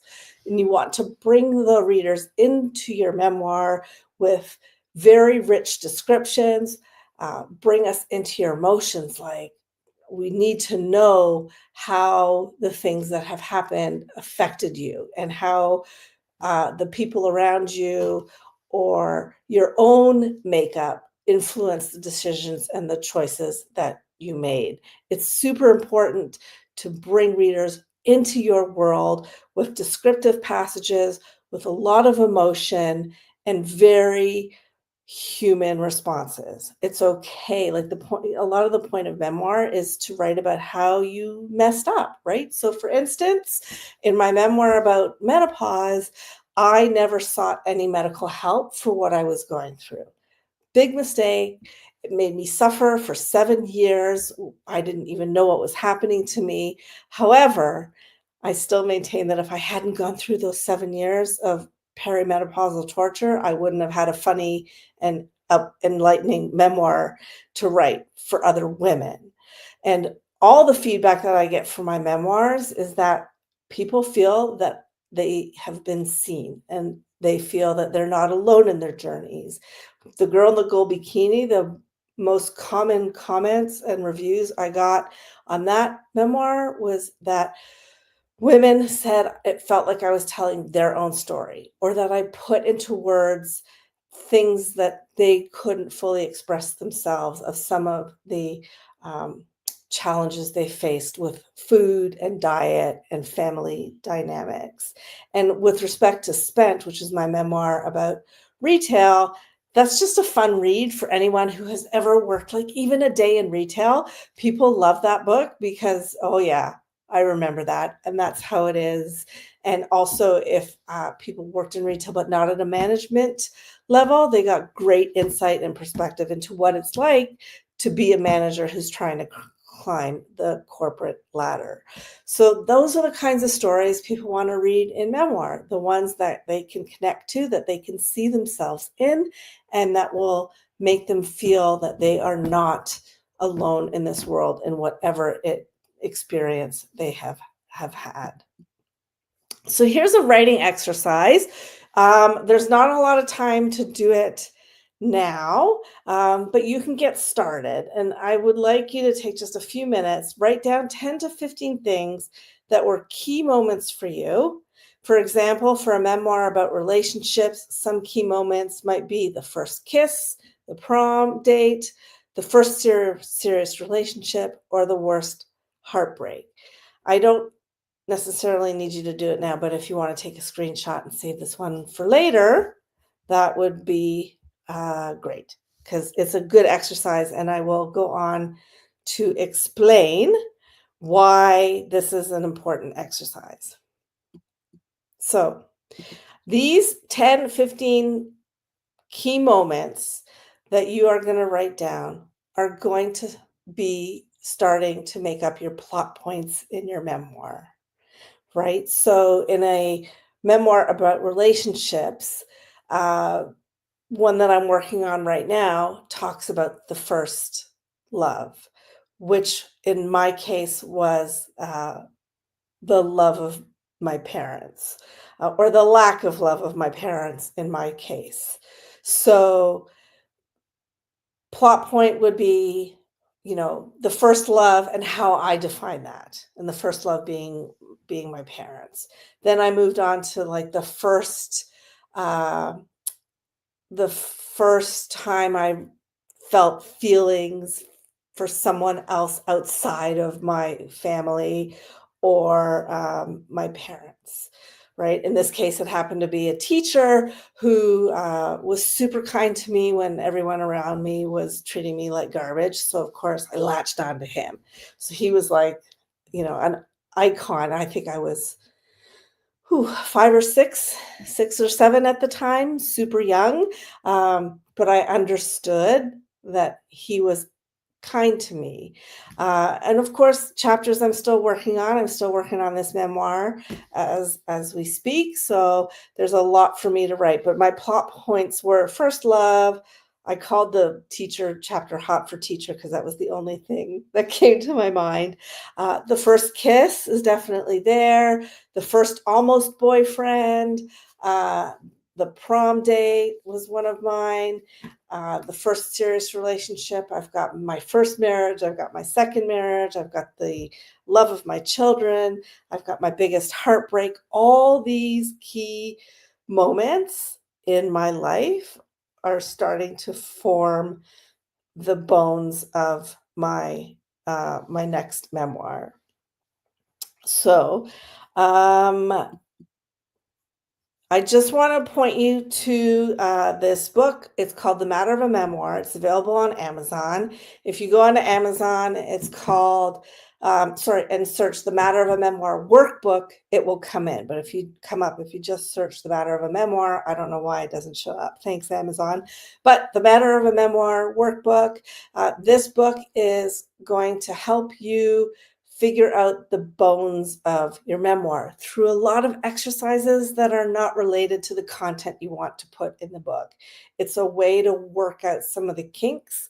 It's a way to learn how to bring emotion into the pages. It's a way to help you channel memories and how to access those memories as accurately as possible, because let's face it, memoir is not easy because memory fades, and we may have changed the narrative in our heads over time, and by the time we come to write the story, it may not be the same as it actually happened. But you don't need to worry about that. That's for another subject on memoir, in another workshop that I do, talking about what to do when your memory is a little bit fuzzy and who you can talk to. But I'll just tell you a couple things really quick. If you are a little fuzzy on your memory and you feel comfortable talking to other people who had a hand in whatever this episode is, by all means, talk to them, ask them questions. But just remember, everybody has their own memory of how something happened, or where or when or who was there. So you'll get different versions from different people, which is absolutely fascinating and interesting to me. If you want to find me, I have this slide. You can scan the QR code that will take you right to my website where you can see all my books, including the Matter of a Memoir workbook. And I also have a Substack. It's a weekly newsletter, totally free, that goes out every Sunday morning. So you can sit back and have a coffee and read about the chaos and noise in my head and in my life. So that's danagoldstein.substack.com and my website, danagoldstein.ca. But again, if you scan the QR code, that will take you right to my website. So I don't know if there's any questions. I'm going to pause. All right. So like, I think looking and listening to your presentation, I feel like I would be a little more encouraged if I wanted to go work on writing a memoir. I think the challenge that I see with a lot of writers is they don't know how to express their experiences or their traumas as like real stories without either getting pulled into it or doing it in a way that feels accurate. And I can tell just from your presentation, like it is so encouraging. Yeah. So what I tend to tell people is, treat it like a shitty first draft. Like, don't, like, honestly, even if your memoir never sees the light of day, it's so healing to examine the stories in your life that had an impact on you. And even if you, like, there's a lot of merit in not even worrying about structure or anything, but just writing random stories. That totally makes sense. And I know I could even tell, like, Courtney was like, I've never been interested in writing a memoir until listening to you speak about the importance of it, Dana. This is awesome. Thank you. Oh, you're welcome, Courtney. Yeah. I love writing memoir. And I do it because it's super important to me for my readers to know that, like, hey, this kind of stuff isn't just exclusive to you. It's my way of saying everybody has crap, right? Everybody has baggage. Everybody's got trauma, and I'm just going to write about it and not even think twice, right? So the difference is, like, I write these things and then I do hit publish. Yeah, and if anybody here in the chat, if you have any questions about writing a memoir or about like how would you translate like a real life experience into a story, now is the time to ask. And I can tell, Dana, like how experienced you are in this subject. I'm curious, what has been the most difficult part of writing a memoir for you? So the most difficult, actually, it was my first memoir was the most difficult. Oh, really? Yes, because there was a lot of family stuff in there, especially with my mom and my dad. And Okay. I did not tell them that I was writing a memoir. Oh, that must be hard, actually, writing about real life people and then the way they might feel. Okay. Right. Yeah. So it was, I wrote it without telling them and didn't deal with how I was going to tell them that I was writing this memoir. And it's interesting. So as a side note, like, you never know. People always ask me in my workshops, like, what if you put out your memoir and then somebody calls you and is like really pissed off about something you wrote about them? And I always say this: the people who were absolute garbage to you and who you wrote about in your memoir in an unfavorable light will never be the ones who reach out, because they don't recognize themselves in that. They'll be like, no, yeah, I see that all the time, actually, especially in ghostwriting work I've done, where people end up becoming characters or caricatures of themselves. And they're like, that's not me. And I think it's because people want to see parts of themselves as the hero, right? We're the heroes of our own lives, but we don't always want to see ourselves cast in negative lights. Right. And to tell a good story, like I know I'm not a memoir writer, but I know from character development that you still have to have highs and lows regardless to tell a full character journey. Right. Yeah. Mhm. So nobody ever comes after you Mhm. in the memoir, but an interesting twist. So when my first memoir was published and I had to tell my parents, I sent them, my parents were divorced. Okay. So I sent them each a copy, and my mother read it and completely went into that headspace. Like, this is not me you're talking about at all. Even though it was like, yeah, it was about, a lot of it was about my mom. And did not acknowledge anything, which is okay because I wrote it for my healing, not for hers. But then when my dad read it, he called me and was very apologetic. It was complete shock to me. Like he called and said, "I'm really sorry what you had to go through, and that I had a role in all of that." And I was like blown away, right? So Wow. you get those kind of reactions That's too. interesting. So you get kind of like Yeah. a catharsis Yeah. from somebody. That's interesting. Yeah. Wow. Yeah. So it totally changed the relationship between me and my dad for the better, because like that's all I wanted. Just like say, yeah, I apologize and I messed up. So yeah, but it's I always say, like, when you're writing memoir, just write and don't worry about all that other stuff. Like, don't worry about how this is going to fit into a bigger picture of a book, or how people are going to react to it, or am I writing the right kind of stuff? Like, just yeah. Yeah. And I think I definitely can see, and I've seen that a lot before, and this actually resonates even with Soul's comment. Soul said, I've wanted to write a memoir, but I know if my family would find it, I would get so much crap. Yeah. And I I think have that happens to a lot of people. I Oh think yeah, there's I have a very good friend who she grew up in one of those like fundamentalist cult type families. And she did not like, she wrote her memoir, but she did not have it published until after both her parents had passed on. Really? So, yeah. And she has 10 siblings, I believe. No, sorry, 8 siblings, and only one of them actually has contact with her now.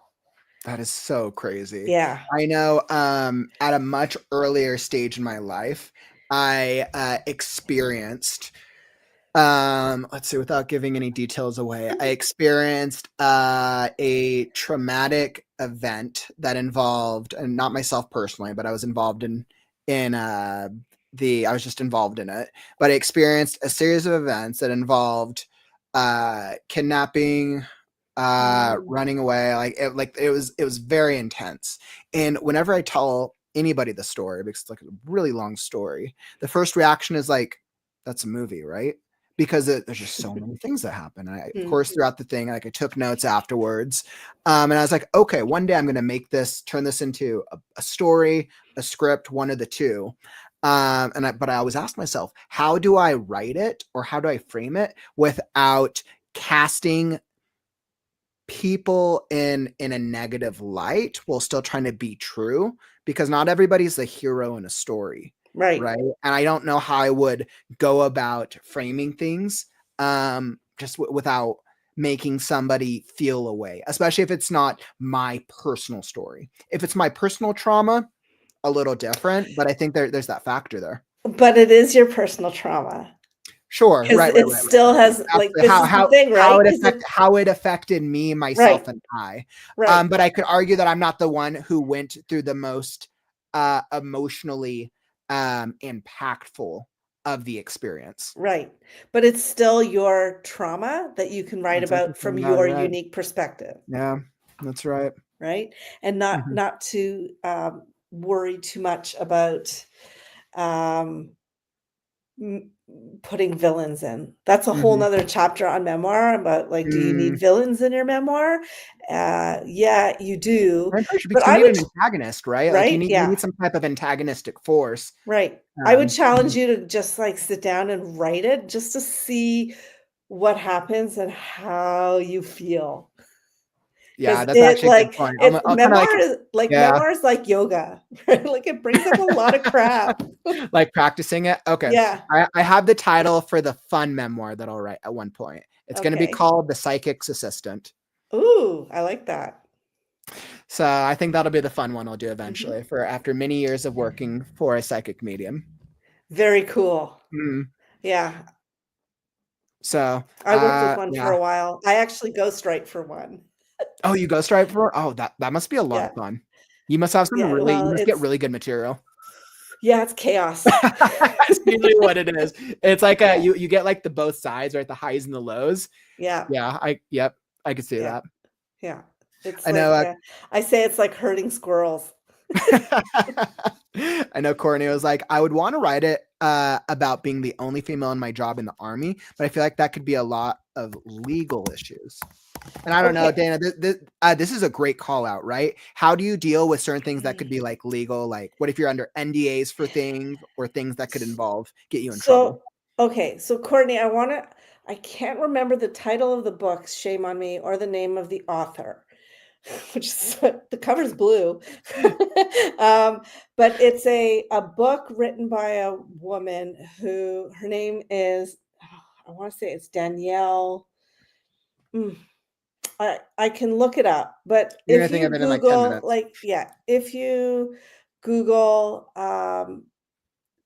cult family and army, her book might come up. Actually, let me do it right now since we have time.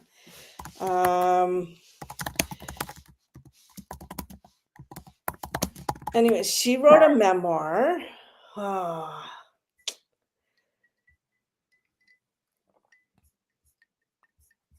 Yeah, it's not coming up. It'll come to me probably later. But anyways, she wrote a memoir about growing up in a cult and then getting out of that cult and then Mhm. falling right into another cult, which was the US Army.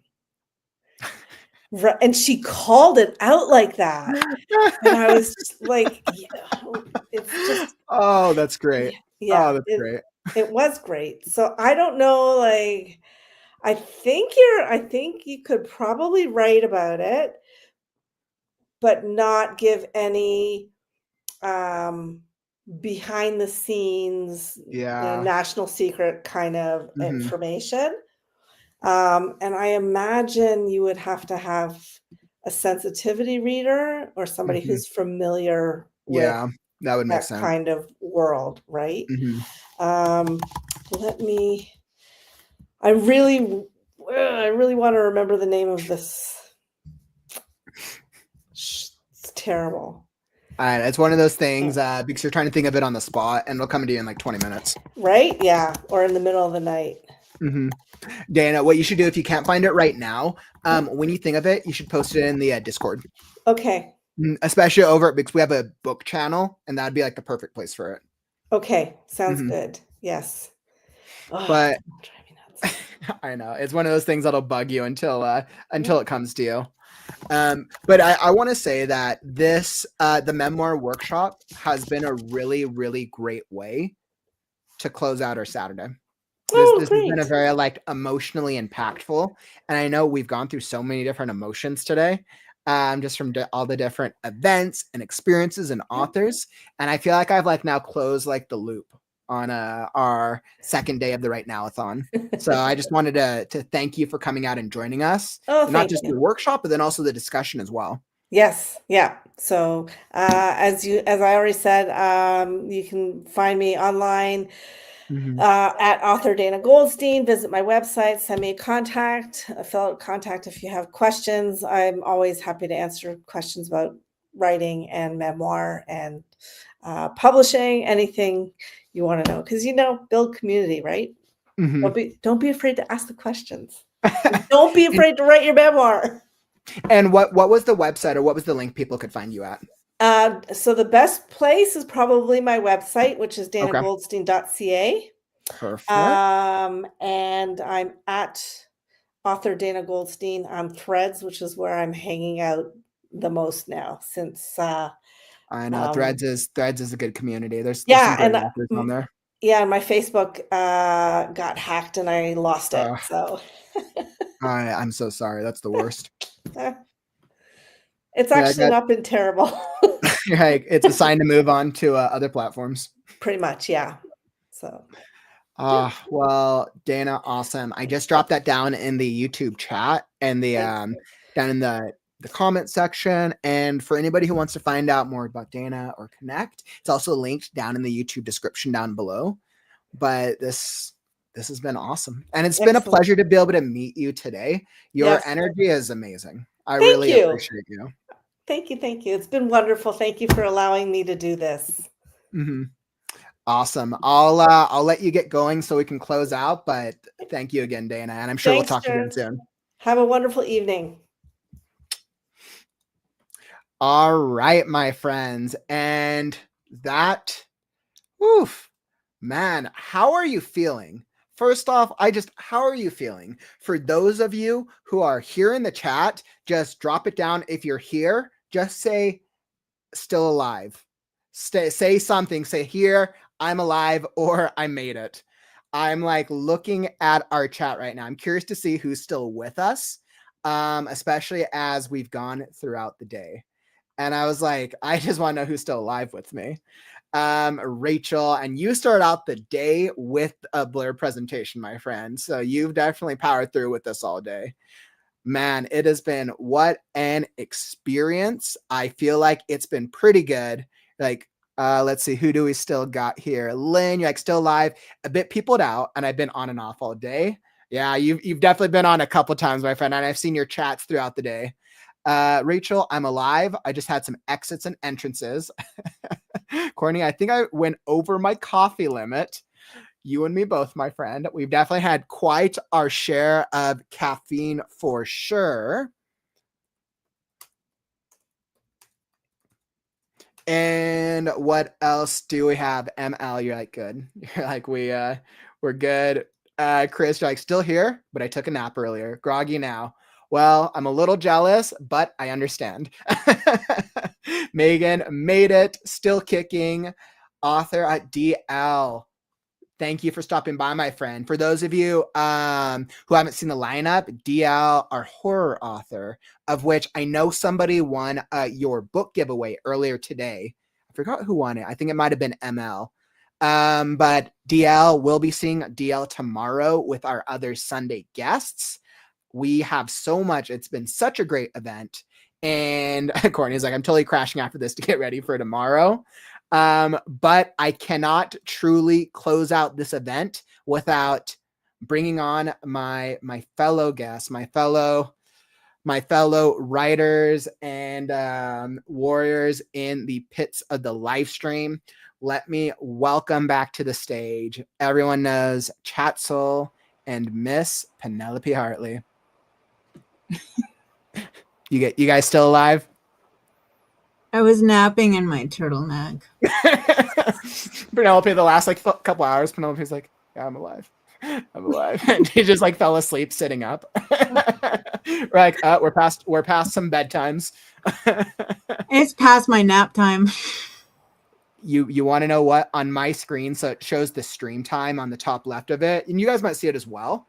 We just crossed the 10-hour mark.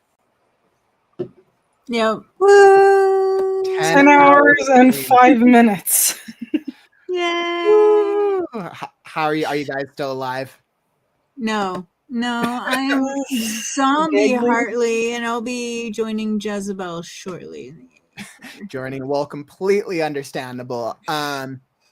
What with like a real quick thought, how did you guys feel today went? Oh, it was great. I feel like I learned so much. I know energy wise I'm like done, but like I don't even know like what I've experienced today. I just feel like I've learned like 1,000 things, and we've done giveaways, we've done presentations, discussions, workshops, just have all this information and networking in my brain. I know, like I want to act on so many things and I'm stuck in this chair for the next day. I know we're gonna have to absorb for a few days, and we're gonna have to recover and absorb. I'm gonna have to wake my bum up for a few days. Oh, you guys get to recover? That's nice. Because Monday my kid goes back to school, I believe. Oh man, and Monday Kaufman's moving, so no rest for the wicked. Man, so yeah, you got that going on. Woo! Well, it has been an absolute pleasure. Everybody who's joined us today, thanks for joining us for the WriteNow-A-Thon day 2 of 3. It has been phenomenal. And for those of you who maybe you joined in late or you missed out, we got more tomorrow. We're kicking off day 3 with even more craziness and shenanigans, right? As we're seeing the next major events, you're going to get to see both Chetzel and Penelope's really cool presentations tomorrow, because I know you guys have some special things lined up. We have some more discussions on social media, author branding, and the great AI debate. So tomorrow is going to be testy. We're going to be doing our writing game, which is offering a cash prize. So like the writing game's going to be up for a cash prize tomorrow. And we will also be doing our big event, as I am joined by the founder of the AuthorTube Writing Conference, SD Houston, and we are going to be having quite a conversation, my friends. So, and then many of our other events in between. So make sure to come back and join us. We'll be back tomorrow, not too bright and early, at a kind of a reasonable time, depending on what time zone you're in. I'll be launching. We got another fun video tomorrow, and much, much more. So thank you all for joining us today. It has been phenomenal. Please, guys, help me give a round of applause to Chatzel and Penelope. These two have powered through it, and they don't stream as much as I do. This has been incredible. You guys deserve it.